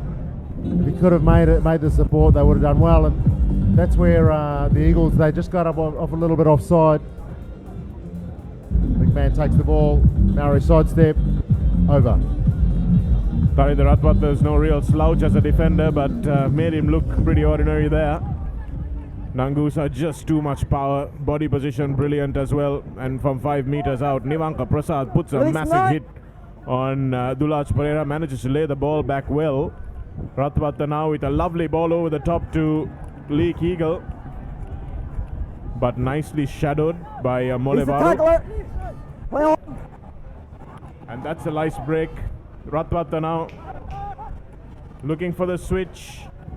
Manages to get a lovely long ball over the top, and it looks as if Dias has made a hash of this one. All he had to do was go on the outside. He had plenty of men to just pop the ball back to on his inside.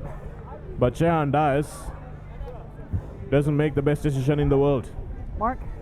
Yeah, it looked like he could have just propped. There were 2 players on the inside. There was lots of space.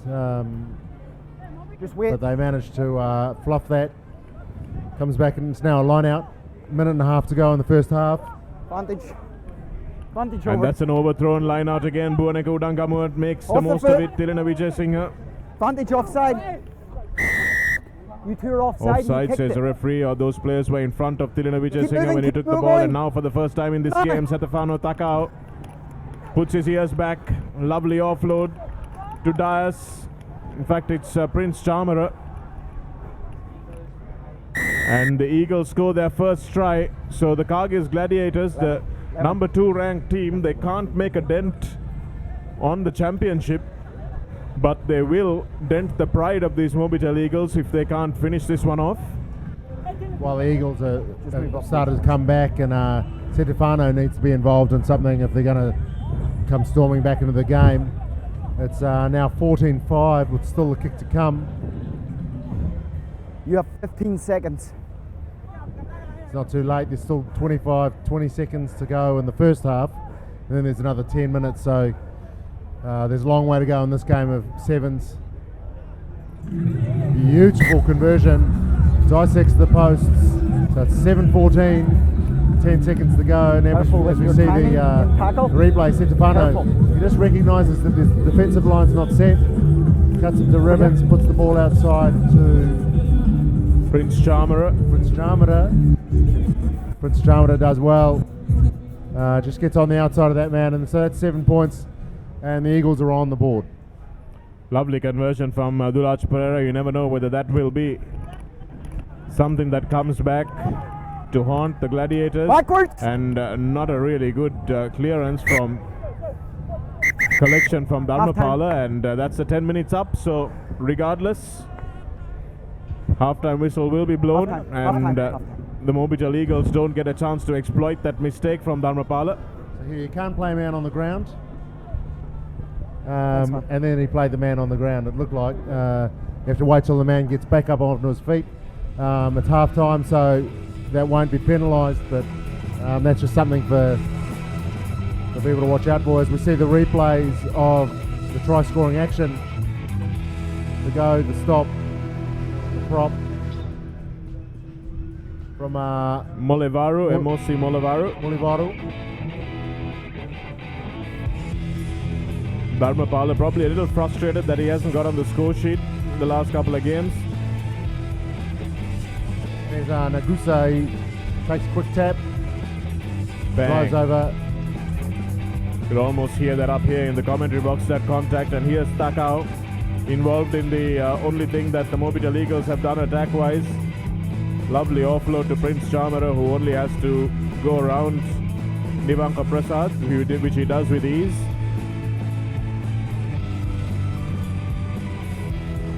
So the crowd there warming up for the after party. An appropriate band playing as well, because these players will all be in a house of pain, Paul. But they'll find the energy to jump around if they do win this game. The Cargill's Gladiators, they're leading 14 points to 7. So there you saw the Eagles. They've already wrapped up the series. In the last 30 seconds of the first half, they still continue to keep trying. So they might have wrapped up the series, but they'll still keep pushing to win this game because there's pride and pride of performance and these professionals, and they make sure they push so that they can produce the best rugby they can. Dulaj Pereira taken over captaincy duties for Mithun Hapugoda. It's a lovely hanging kick. Well taken by Molevaru, I think it was. And here's Tiruna Vijayasinghe, comes back on the side that the ball came from, and now puts Dharmapala away. Richie Dharmapala, there's only going to be Setefano Takao. Does just enough to stop him, but does not to stop this man, and Jone Vota will not catch his countryman. Okay, let's go. Great pace there by Dharmapala, but that was really set up by the man who passed it to him, who recognised that there was no space on the right-hand side for the Gladiators and cut back onto the left-hand side, and that created the space for the captain, Dharmapala, to streak away, and then that beautiful offload once the tackle had been made, and he just sort of popped the ball up. This is how the try was created. Lovely pace by Richie Dharmapala.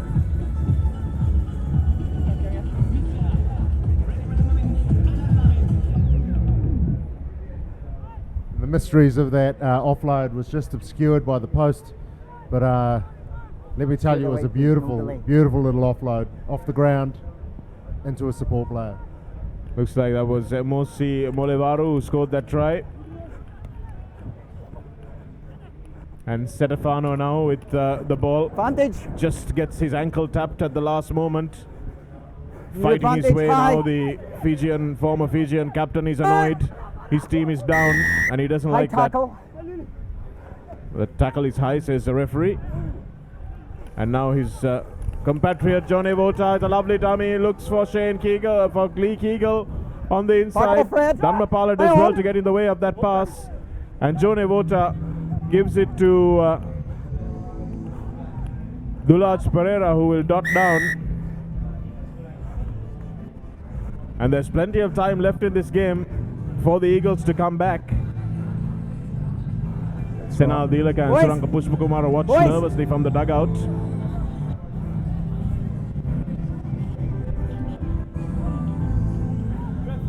So the Eagles aren't going to take this lying down. They're continuing to play on and do well. Move! The Eagles supporters a little shell-shocked for the moment. They expected this one to come their way as well after their victory last weekend. Perhaps they don't know in the stands that the Mobitel Eagles have already wrapped up the championship And just curling away from that right hand upright, Dulaj Pereira's kick. Here we see the replay, and Johnny Volta, I think it was, who just went through the hole, and it was lovely recognition to see where his support was coming from. Then the space was seen on the outside, and we saw the eagle streak across easily and score in the corner, unable to convert his own try. That's a kick that was not collected by the Gladiators.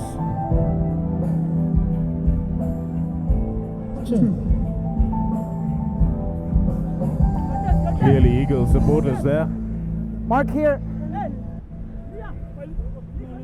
Clear the space. Clear the space. Stay. Okay. Molevaru at the top of the line out, and Dharmapala wants to have another go. Ball doesn't go anywhere, but now it does. And here's Nasilasila. Nasilasila streaking for the line, chased all the way by Stefano Takao. And a year or so ago, Nasilasila may not have won that race, but Stefano Takao this time just doesn't have the legs to catch. Okay. Amenoni Nasilasila just missing out on selections for the Olympic team. It's a great bit of play and a great pace there from both of the big men, and he wasn't pulling away, but he wasn't being caught at the same time. See, just 65, 70 metres out. Stefano wasn't able to make the ground up. That's a long way to run in a final after 2 hard days of competition.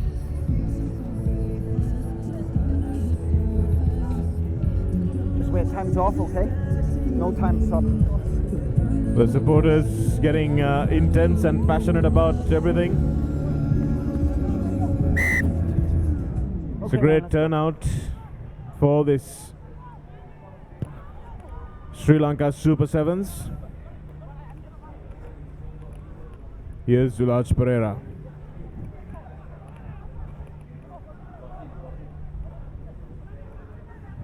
Straight through the middle goes Away Lava. Trying to drag him into touch. He's good. And here's Johnny Vota. So Stefano Takao looks like he's off. And Terry Owelava is on. Johnny Vota. Stuvelava, long ball out, and that's to Dulaj Pereira. That's the last warning. And the thing about the passing, Paul, is that sometimes the Fijians don't realize that they're passing to the Sri Lankan players, and those passes are pretty hard. They come much harder at you than passes from local players do, so it's a little bit of a surprise factor. Lovely behind the back pass from Prince Chamara. Suranga Pushpurana gets one away, and it looks like this is going to be a try to the Mobitel Eagles. Yes, it is. Senal Dilaka. 6. Much to the delight of the supporters. The former Isipatana captain, triple champion, Senal Dilaka goes in by the corner flag. So a lovely little sleight of hand, and Pushpa Kumara linking well.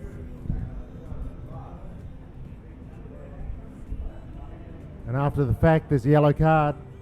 It looked like the shoulder went in without the arm after the try was scored, but it was a great little interplay of passing there from the Eagles to set that try up. Pereira goes from a wide angle to try and slot this conversion and bring it back. Buenega Udangamo, it's not Dulaj Pereira's greatest kick. Udangamo going to the bin for 2 minutes for a shoulder charge. It's the second time he's gone to the bin today. Lovely little back of the hand pass that was. And Senal Dilaka.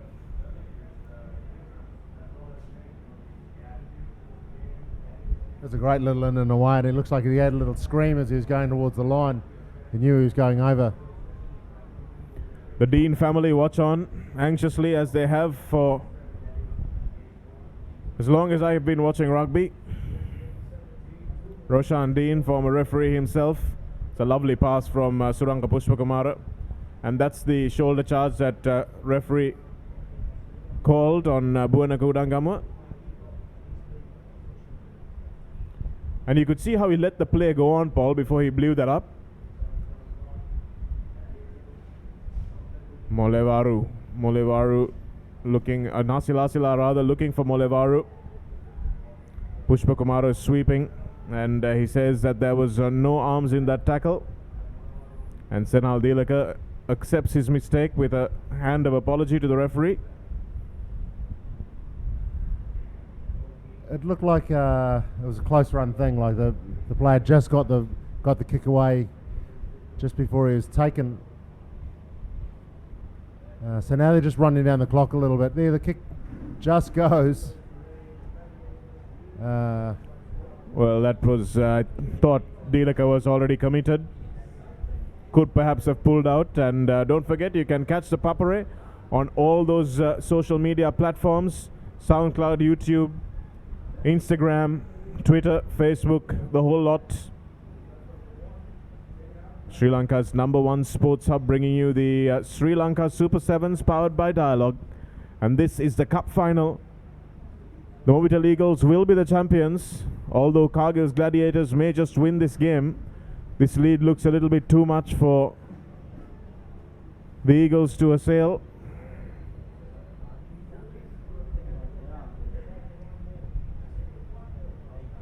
Well, the Cargill Gladiators have obviously done a lot of work in the last 7 days, and they've managed to turn things around. And Thilina Vijayasinghe trying to profit from that mistake,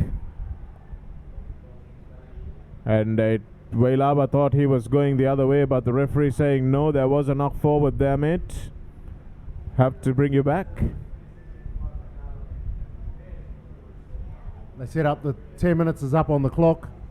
So this will be the last play of the game. And you saw there that the Eagles are still trying to score a try, even from 95 metres out from the try line they're going for.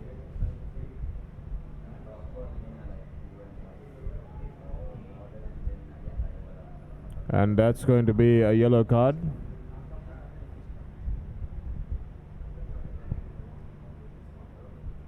And having a bit of a chat with the referee is Mulevaro, who is not in agreement with his yellow card.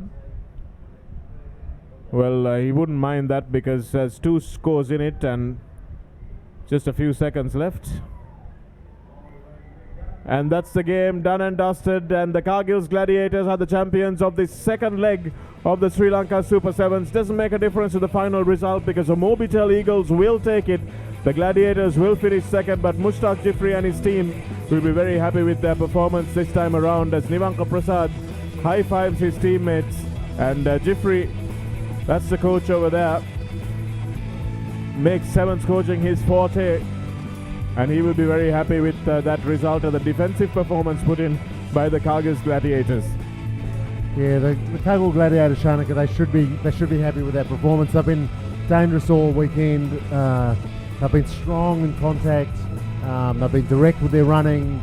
Their defensive line's connected all the time. But whenever they've noticed an opportunity, they've managed to execute their skills well enough so that they can take advantage of those opportunities. So now they take out the second leg of the Sri Lanka Super Sevens powered by Dialogue. Fazil Marija high-fiving the team, and on the extreme right of your screen, Pravin Muthukumara, who is a team manager, leaves no stone unturned. Ganindu Lakshan, the tallest man in that picture there, very happy with the result, of course. And Thirina Vijayasinghe gives it away to Mulevaro. The stop-start, busting through that first and last line of defence. There we go, there's another replay, and that's Dharma Bala. He ran across field a little bit, but the Eagles, they infringed there, so the referee brought them back for a penalty. And the big man, Nagusa, he just rumbled over there from 5 metres out. Stefano sets Prince Chamada away, and he scored untouched. managed to bring the Eagles back into it. That was the highlights from the first half. Here's the second half highlights. ThePapare again streaking down that left-hand touch, just gets the pass inside. And the Gladiators set off a drive to Mulivoro. But the Eagles weren't done as they kept on coming. They managed to recognise that there's space out wide, and they pick up another 5-pointer for their troubles. So they just kept on coming, the Eagles. It's a great bust up the middle by Nasilasila. This is Nasilasila actually. Nasila he streaks away and wasn't able to be caught from 70 metres out. That wasn't the end of the scoring action. Little in and away there, and the Eagles get to score one more try in the corner. Try and make the game respectable. They never gave up. They take up the series, even though they lost their final in the second leg. And a wonderful performance from these Mobitel Eagles over the course of the 2 legs. So they win the award for their consistency. They won the first leg of the tournament, and they came through and got into the finals of the second leg of the tournament. The Kyrgyz Gladiators pay the price for not a good performance in the first weekend, Paul. So it's all about consistency in these sevens games, the ability to come back game after game and execute. An outstanding performance from the Gladiators this time, but over the course of the last 2 weeks, it has been a superb Sri Lanka Super Sevens performance from the Mobitel Eagles.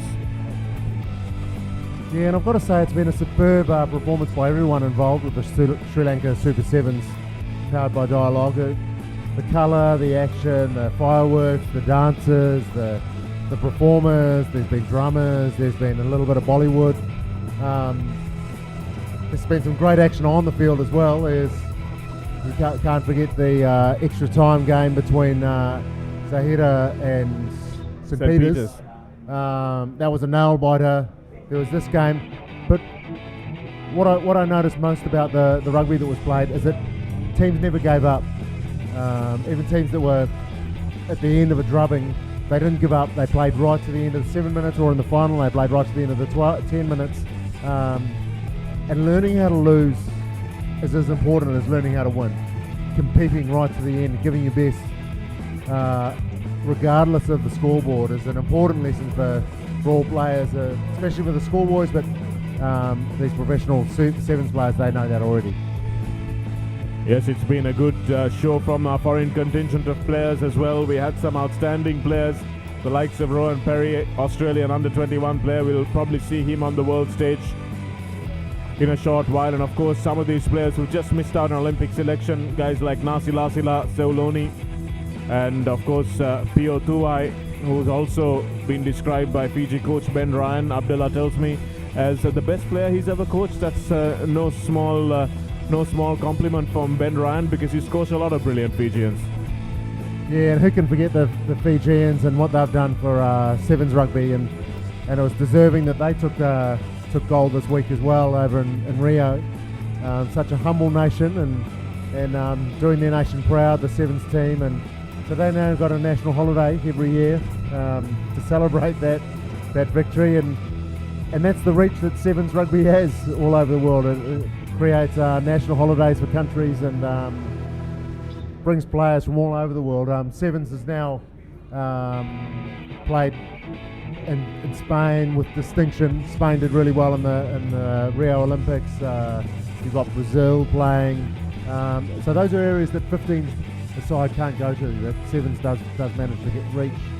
And Asia is going to come through as well. We had Japan carrying the flag for Asia, and they beat the Springboks, of course, in the Rugby World Cup in the 15s version, and of course beat the fancied All Blacks in the Rio group stages as well, and managed to get up and win 4th place in the rankings, Paul. So Asia is slowly but surely catching up, given that maybe about 20 years ago they were getting thrashed by 145 points by the All Blacks. That's right, and speaking of Asia, you can see the future of Asia is here in Sri Lanka, with the under-20s, the young Tuskers, going over to Hong Kong, and although they lost the final, they took the series out winning in Malaysia and then coming second in the second leg. So there's a great future there for Sri Lanka. The young boys coming through and they're doing well in Asia. And Asia's coming up in World Rugby as well. It absolutely is, and that pretty much is the end of our broadcast from the commentary box here. But we'll head over to the presentation ceremony, which will take place in just a few moments. But that's after the break.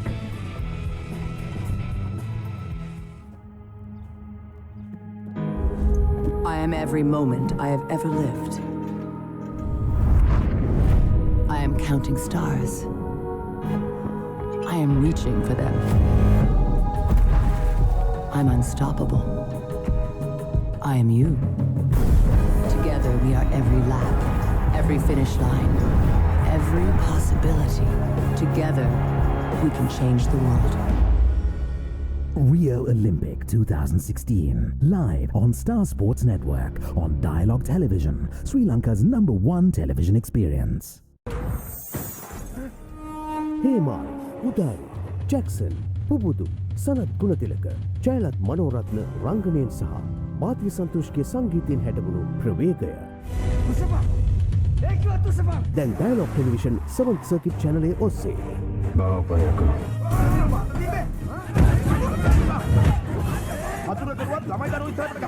නැරඹීමට අදම channel අංක 20 activate කරගන්න.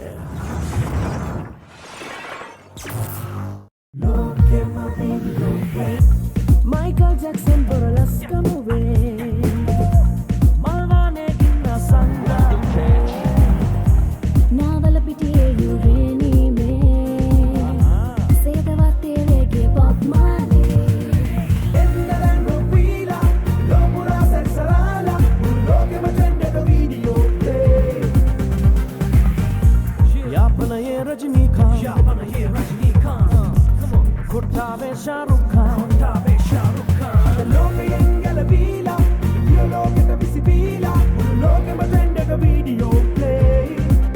ලංකාවේ ඕනෑම තැනක ඉන්න අපේ ලෝකෙන් වීඩියෝ ලෝකෙට විසි වෙන්න. ශ්‍රී ලංකාවේ වේගවත්ම ජාලය සමග වීඩියෝ ලෝකෙ රිසිසේ සැරිසරන්න.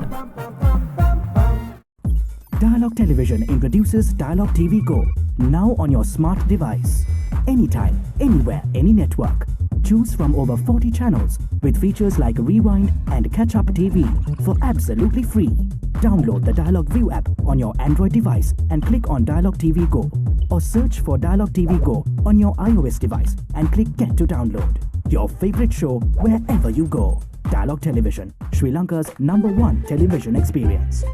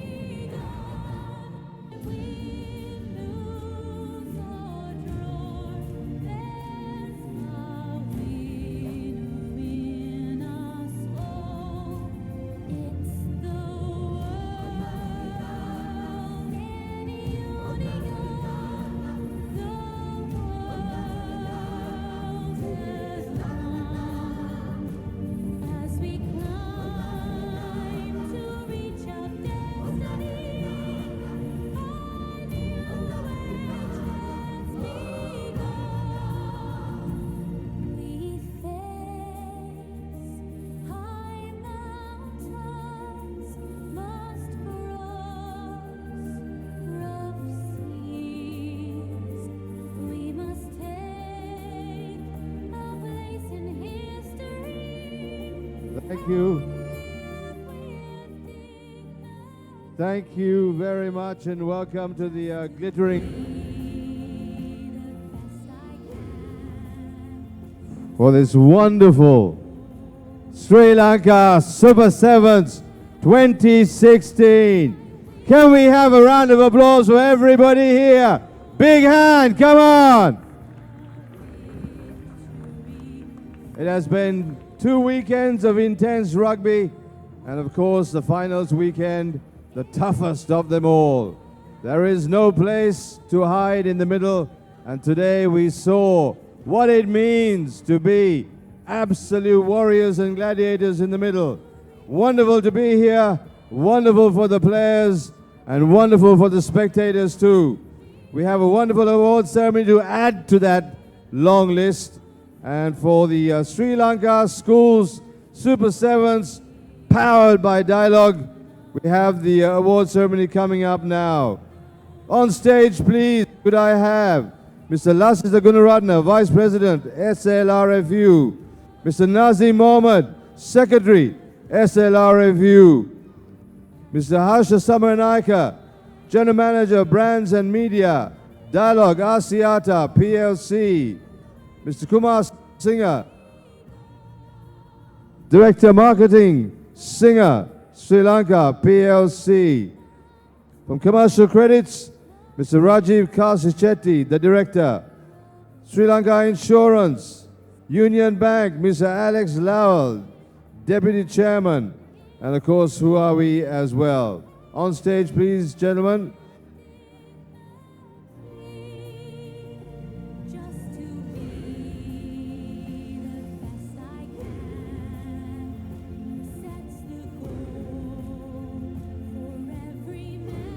We start off with tokens of appreciation for the referees. Mr. Nazim Mohammed, please, Secretary of to present the first tokens of appreciation to referee Roy Fernando.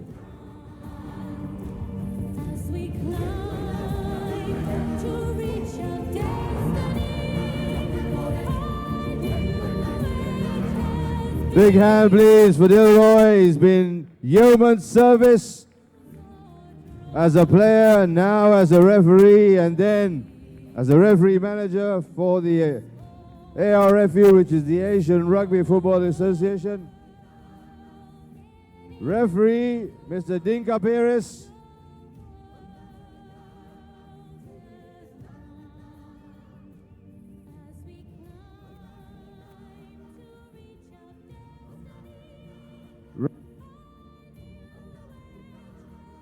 Referee, Mr. Rohan Fernando.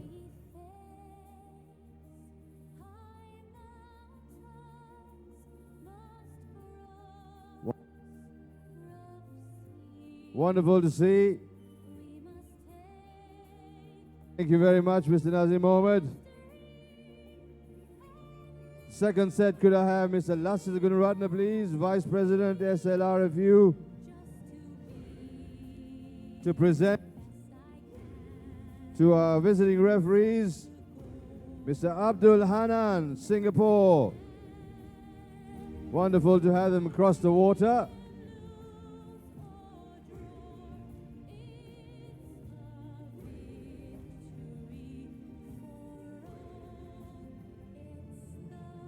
Mr. Charlie Brown, Singapore.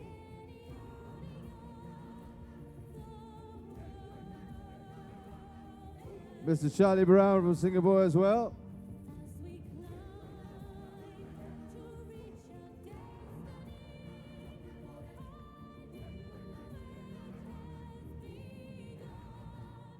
Asian rugby getting smaller as we speak. Pitch manager, Mr. Damika Matagedara, for a sterling job. Big hand for perfect conditions all through the 2 weekends.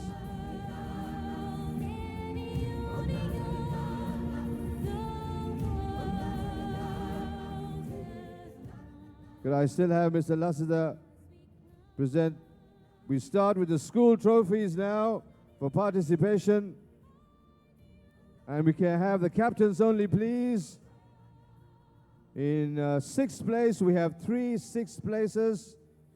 Prince of Wales, Morotua. The captain, please.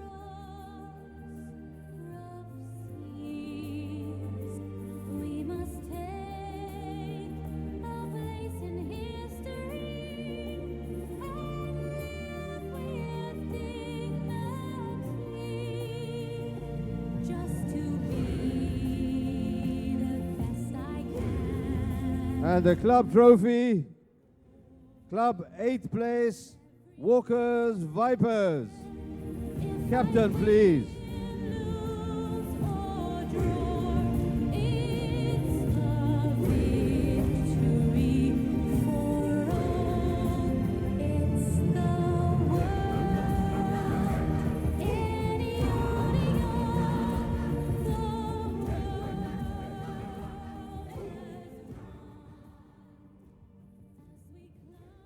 School trophies, also in 6th place. To Rajiv Kasichetti, please. Director Commercial Credit on stage.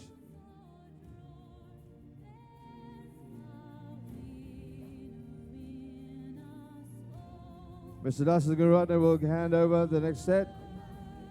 School 6 College.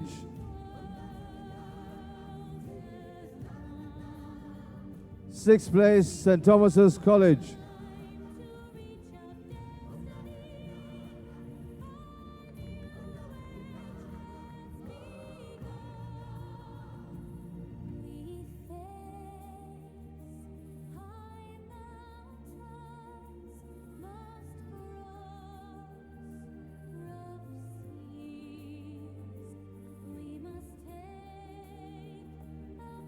Club, 7th place, Etisalat Panthers.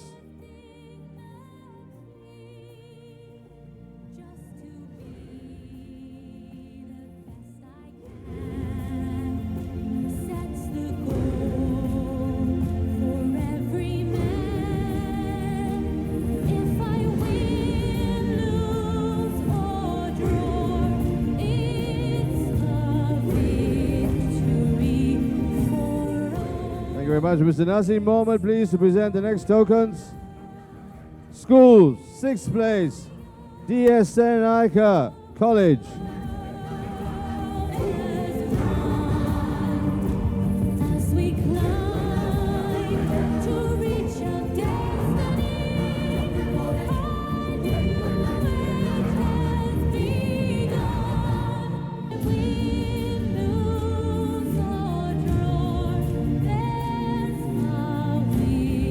Club, 5th place club, Access Kings.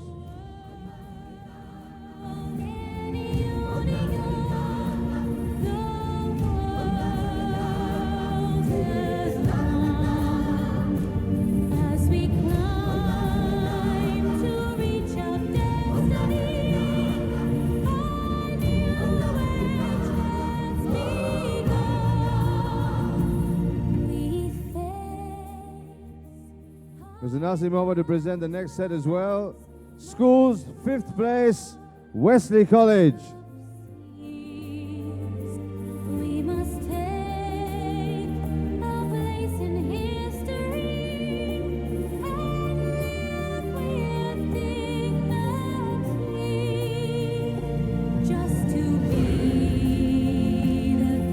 Club, 5th place, Easy Wolves.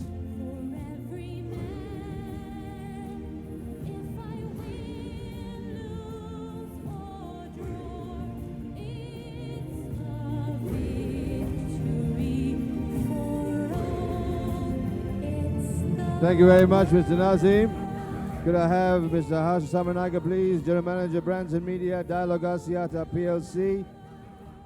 Schools, 4th place, Zaira College.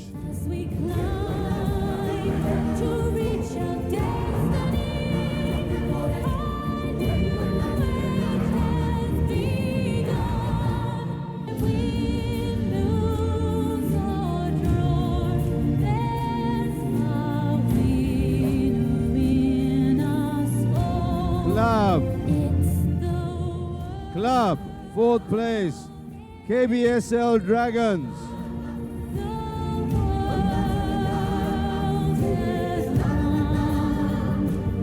As we climb to reach our destiny, a new age has begun.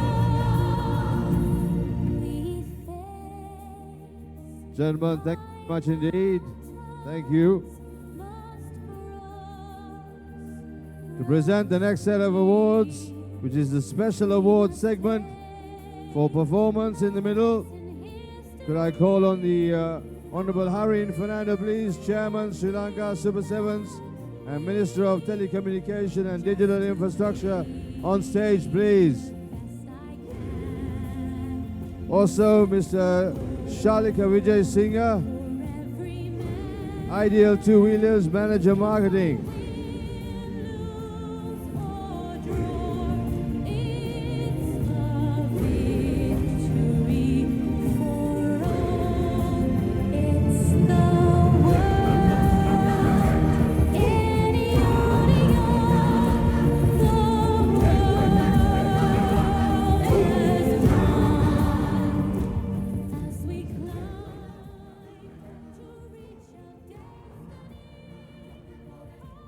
The Honorable Harin Fernando, Chairman, of course, of the Sri Lanka Super Sevens, and Honorable Minister of Telecommunication and Digital Infrastructure, and Mr. Shalika Vijay Singha, Ideal Two Wheelers, to present the most promising player of this tournament in Sri Lanka 2016.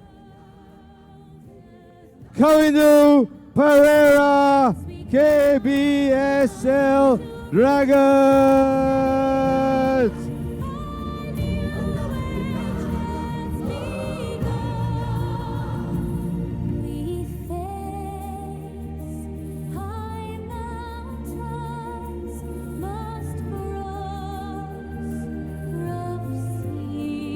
Wonderful sight, coming to Wills himself as the most promising player.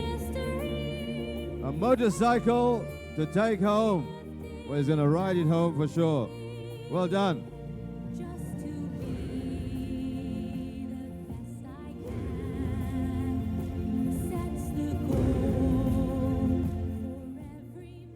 And the next is a special award for the highest try scorer of the tournament.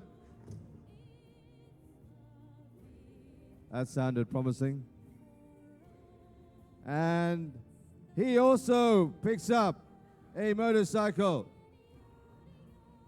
Mr. Danushka Ranjan, Walker's Vipers. As we climb to reach our destiny,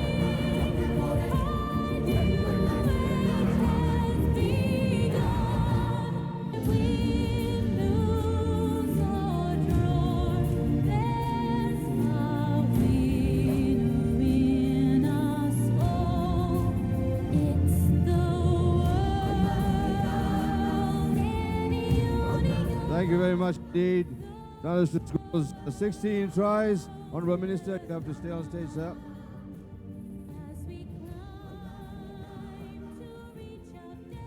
I'm told. Alika.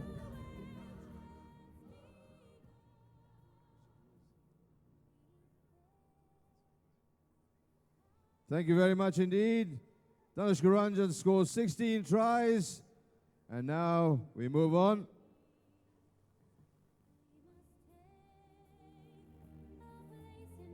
Honorable Harin Fernando, of course, Chairman of the Sri Lanka Super Sevens, has a very good story about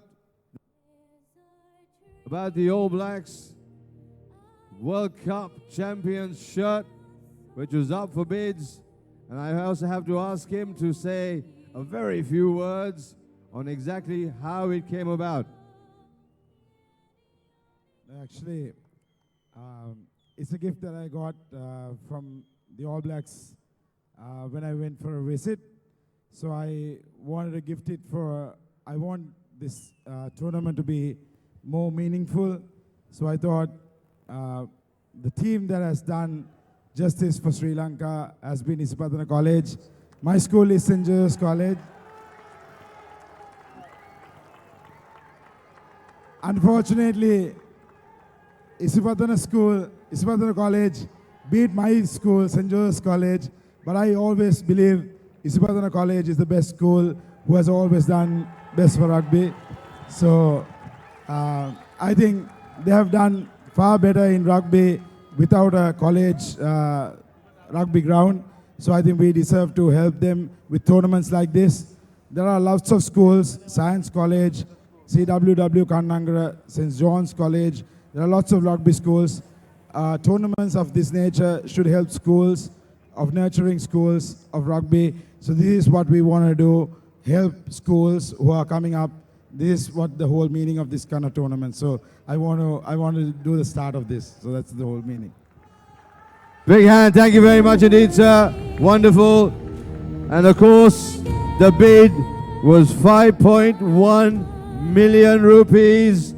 And to hand that over, could I have on stage, please, from Isipathana College, Mr. Prema Seriappa, the principal of Isipathana College, Mr. Sumit Jayasekara, the rugby committee chairman, and the captain of Patana, Sumudu Rankotge, on stage.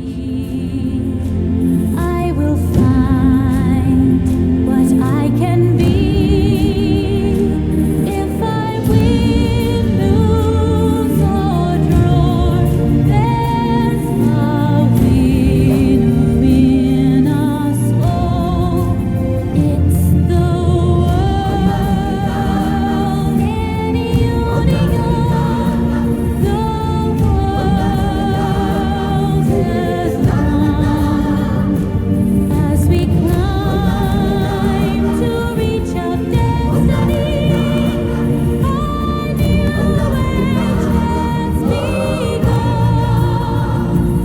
We face high. Thank you very much indeed, and a wonderful story, and everything to look forward to. As Honorable Minister said, this is how you win and earn your reward.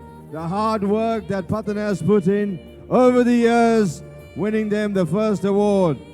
Now, could I invite on stage, please, for tokens of appreciation for the club sponsors, the Honorable Dayasri Jayasekara, Minister of Sports, the Honorable Ruhan Wijewardena, State Minister for Defence, Mr. B.A. Aberatna, President, Sri Lanka School Rugby Football Association, Mr. Asanga Seniratna, President, Sri Lanka Rugby Football Union, Mr. Mali Nanakara, Group Chief Marketing Officer, Dialog Asiata PLC, Mr. Lasita Gunaratna, Vice President, Sri Lanka Rugby Football Union, Mr. Nazim Mohammed, Secretary, Sri Lanka Rugby Football Union.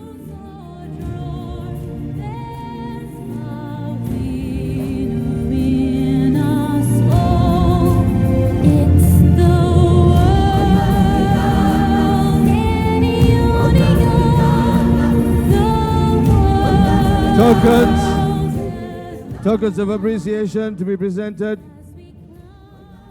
from KBSL Dragons, Mr. Silmi Ahmed, Chief Executive Officer. KBSL Dragons. Mr. Silmi Ahmed, please.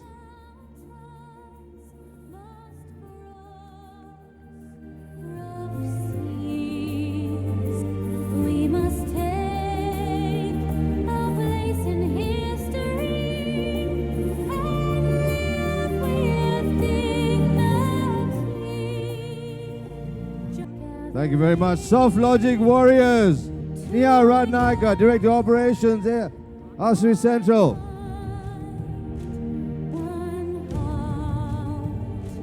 Every creed, every color, once joined, never apart, searching for the best in me. I will find what I can be. If I win, lose or draw, there's a winner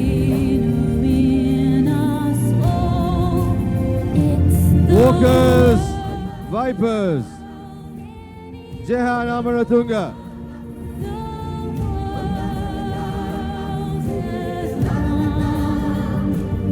As we climb to reach our destiny, Hari Mahadeva.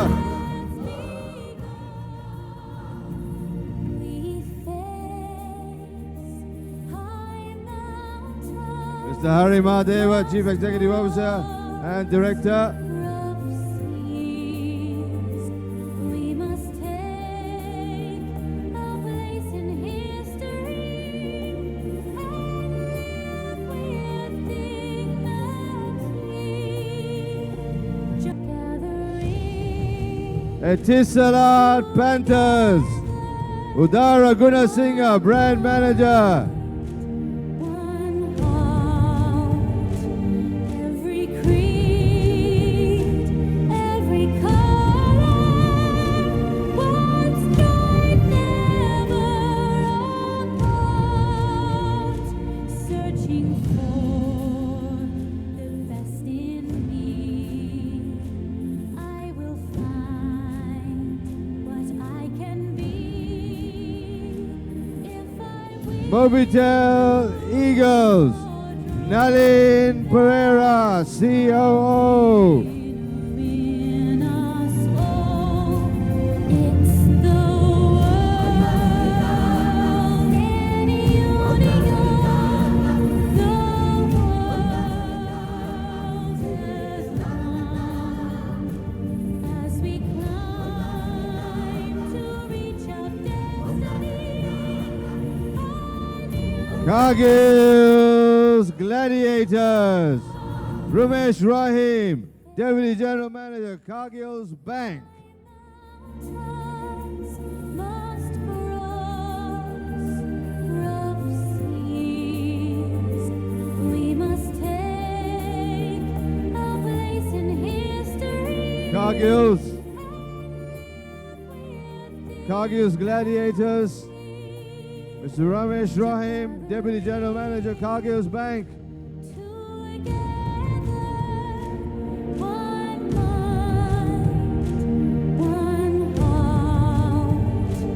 Every creed, every color, once joined, never apart, searching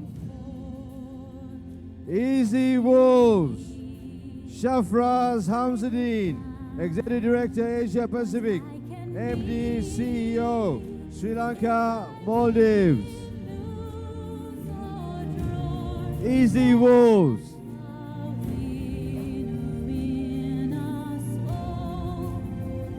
Shafraz Hamzadeen.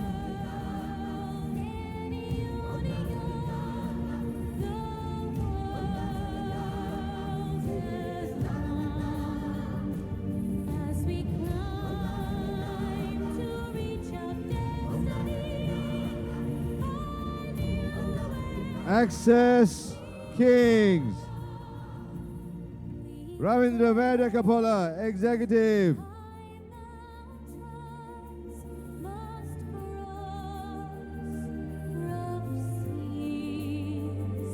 We must take a place in history and live with dignity.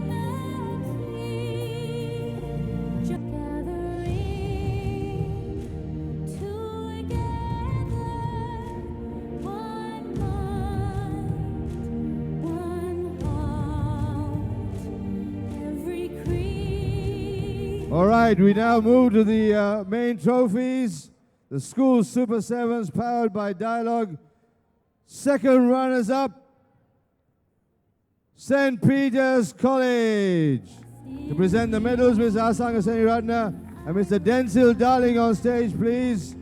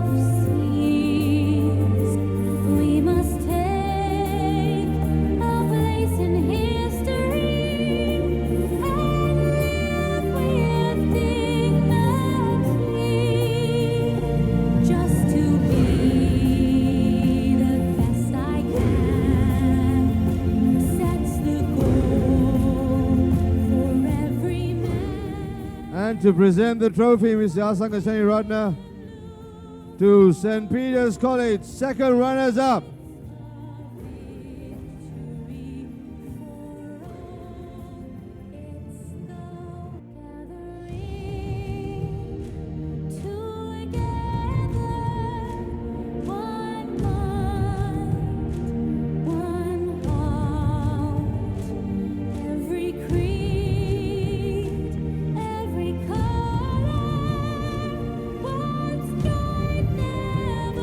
Thank you very much. Again, could I call on Mr. Delcy Darling and Mr. Sani Ratna to present medals, please, to the first runner-up in this Super Schools 7s powered by Dialogue, St. Joseph's College.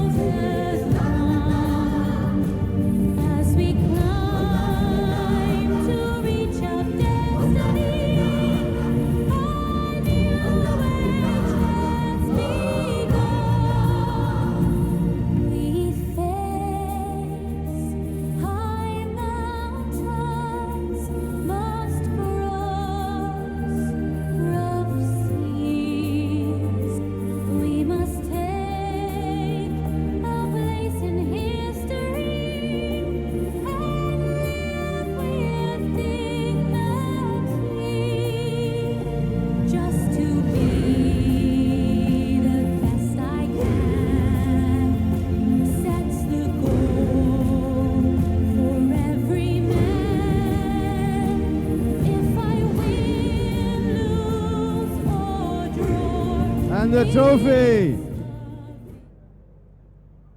First runner-up, St. Joseph's College.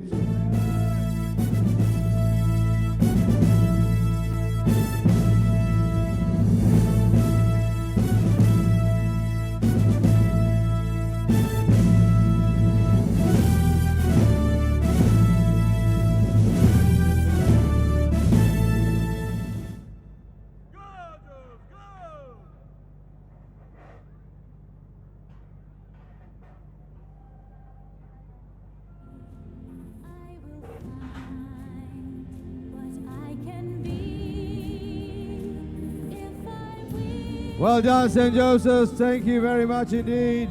All right, boys. School Super 7s, the champions. And could I have the Honorable Dayasri Jayasekar, please, Minister of Sports, present the medals, and Ms. Amalina Nakara, Chief Marketing Officer, Dialogue Asia, the PLC. 2. Easy Patana College.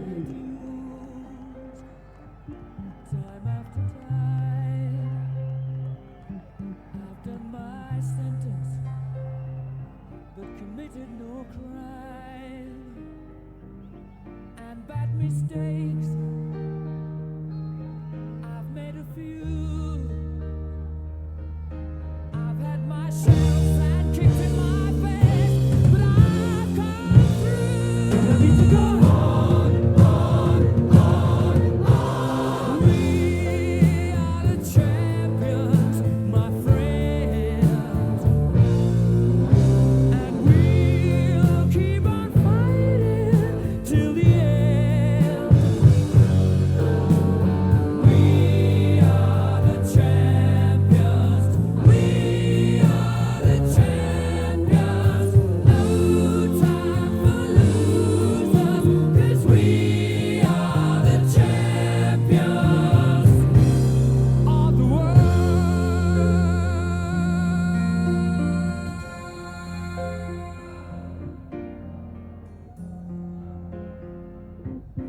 Taken my bows and my curtain calls. You brought me fame and fortune and everything that goes. Could I also have the Honourable Minister? But it's been no bed of and Ms. Amainana Kara present the trophy. The champions of the school Super Sevens 2016, Isi Patadu!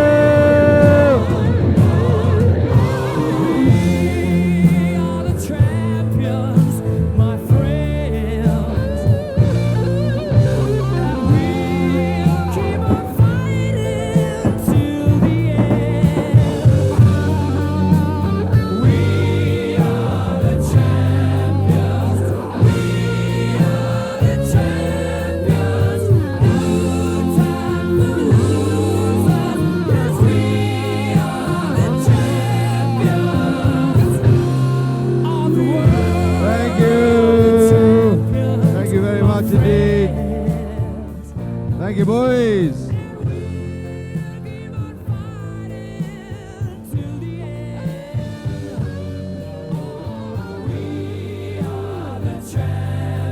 All right. We now move to the club franchise, Sri Lanka Super Sevens, of course. Second runners-up in the club franchise, Soft Logic Warriors. Honorable Harin Fernando, please, Chairman, Sri Lanka Super Sevens, to present the medals with Mr. Nazim Mohammed.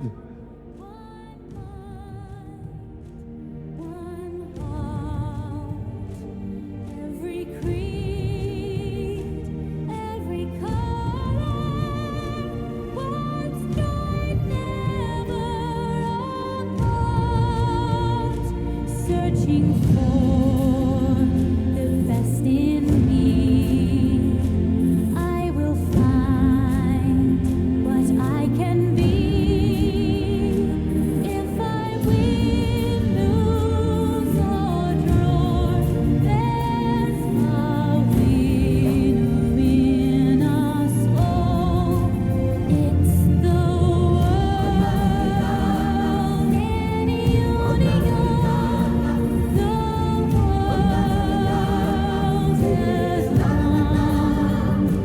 As we climb to reach our destiny,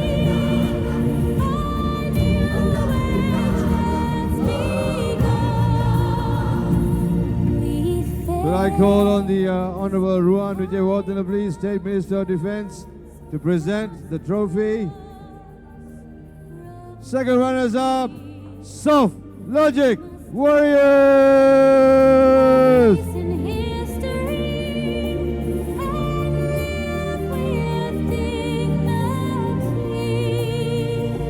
just to be the best I can, sets the goal for every man.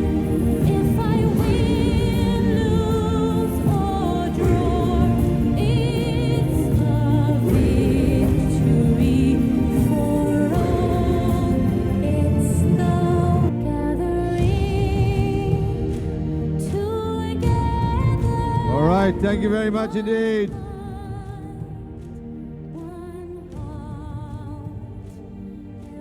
Sri Lanka Super Sevens.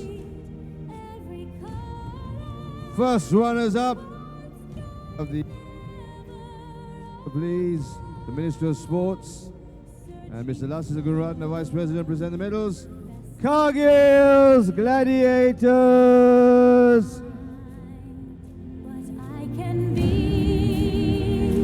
If I win, lose, or draw, there's a winner in us all. It's the world in union. The world is one. As we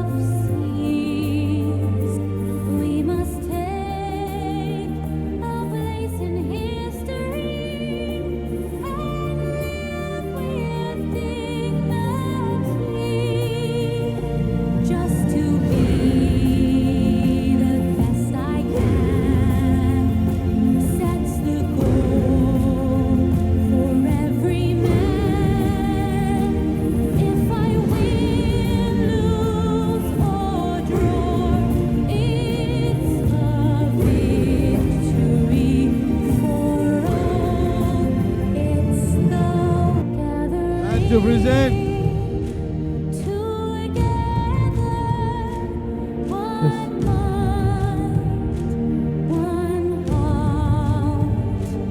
Every creed, every color, once joined, never apart. and to present the trophy with Honorable Darcy Jayasekaran, Minister of Sports, please. Cargill's Gladiators! I can be if I win, lose or draw. There's a winner in us all. Yeah. It's the world in union. The world is one. As we climb to reach our destiny, I knew where chance begun. We face I've done my sentence, but committed no crime. Thank you very much indeed, the Gladiators. Well done, lads. Bad mistakes. Could I also have on stage Mr. Alex Lovell, please? Union Bank.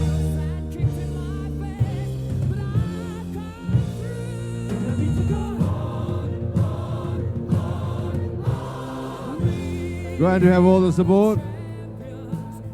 And now, to present the Sri Lanka Super Sevens powered by Dialogue, the champions. Could I have Ms. Amalina Nakar, please? Chief Group Marketing Officer, Dialogue Asiata PLC. Mr. Asanga Seniratna, President SLRF, to present the medals. The champions, Mobitel Eagles!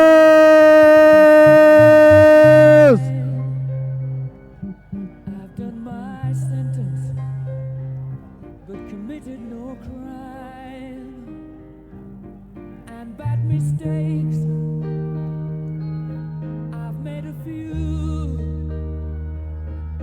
I've had my share of bad kicks in my face, but I've come through. I need to go on.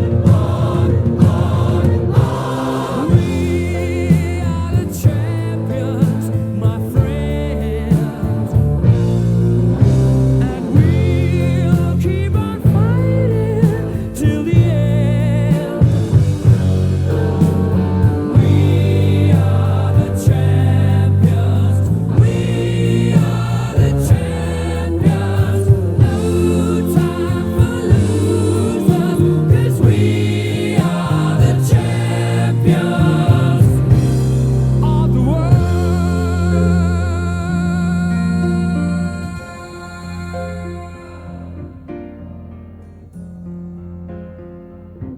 I've taken my bows and my curtain calls. You brought me fame and fortune and everything. And to present the award, please, a trophy. Could I have the Honorable Vijay Sekara, the Minister of Sports, the Honorable Ruan Vijay Wardana, State Minister of Defence, the Honorable Harin Fernando, Chairman, Sri Lanka Super Sevens, the Minister of Telecom and Digital Infrastructure, and Mr. Asanga Seniratna, all four, please. The winner of the Sri Lanka Super Sevens 2016, powered by Dialogue, Mobitel Eagles! We are the champions. We are the champions. No time for losers, 'cause we are the champions of the world. The champions, my friends, and we'll keep on fighting.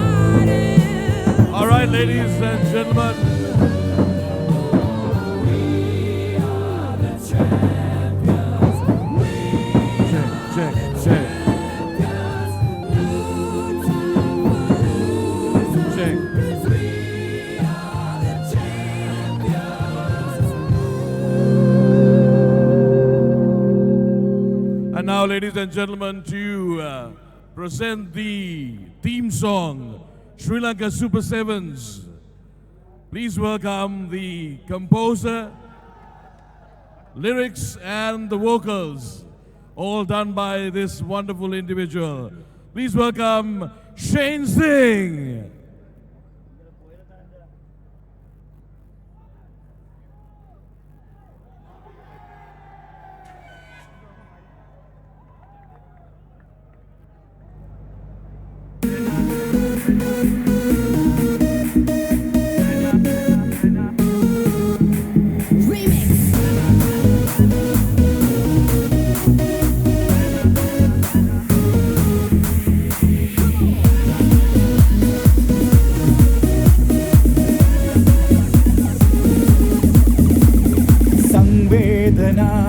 Mahadedara Manginne mulurema no nida nida Pem chetana Evili kiya Dukkinna madadi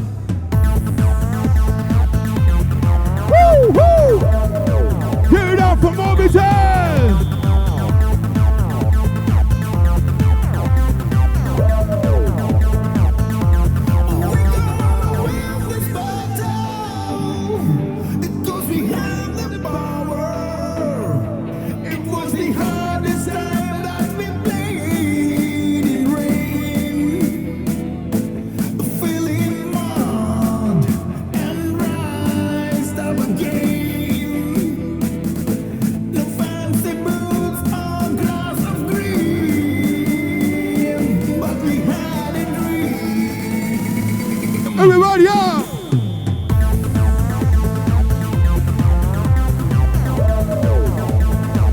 Can you give it up for Moby Town one more time?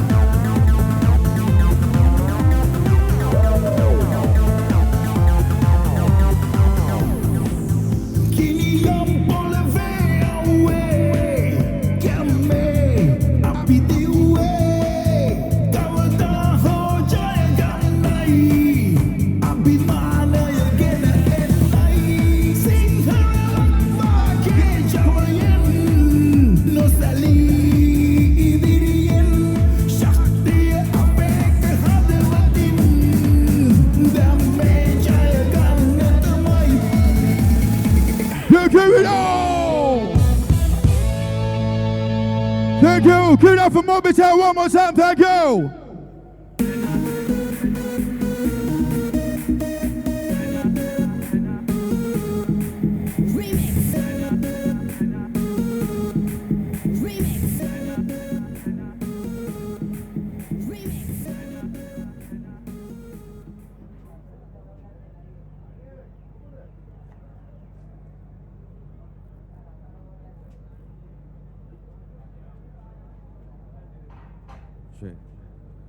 Well, once again, congratulations to the champions.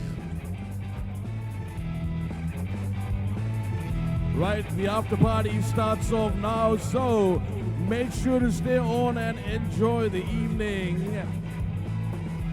We've got so many acts lined up for you. We've got Umaria, we've got Dushmant, and we've got Natasha, as well as Badi and Santosh as well.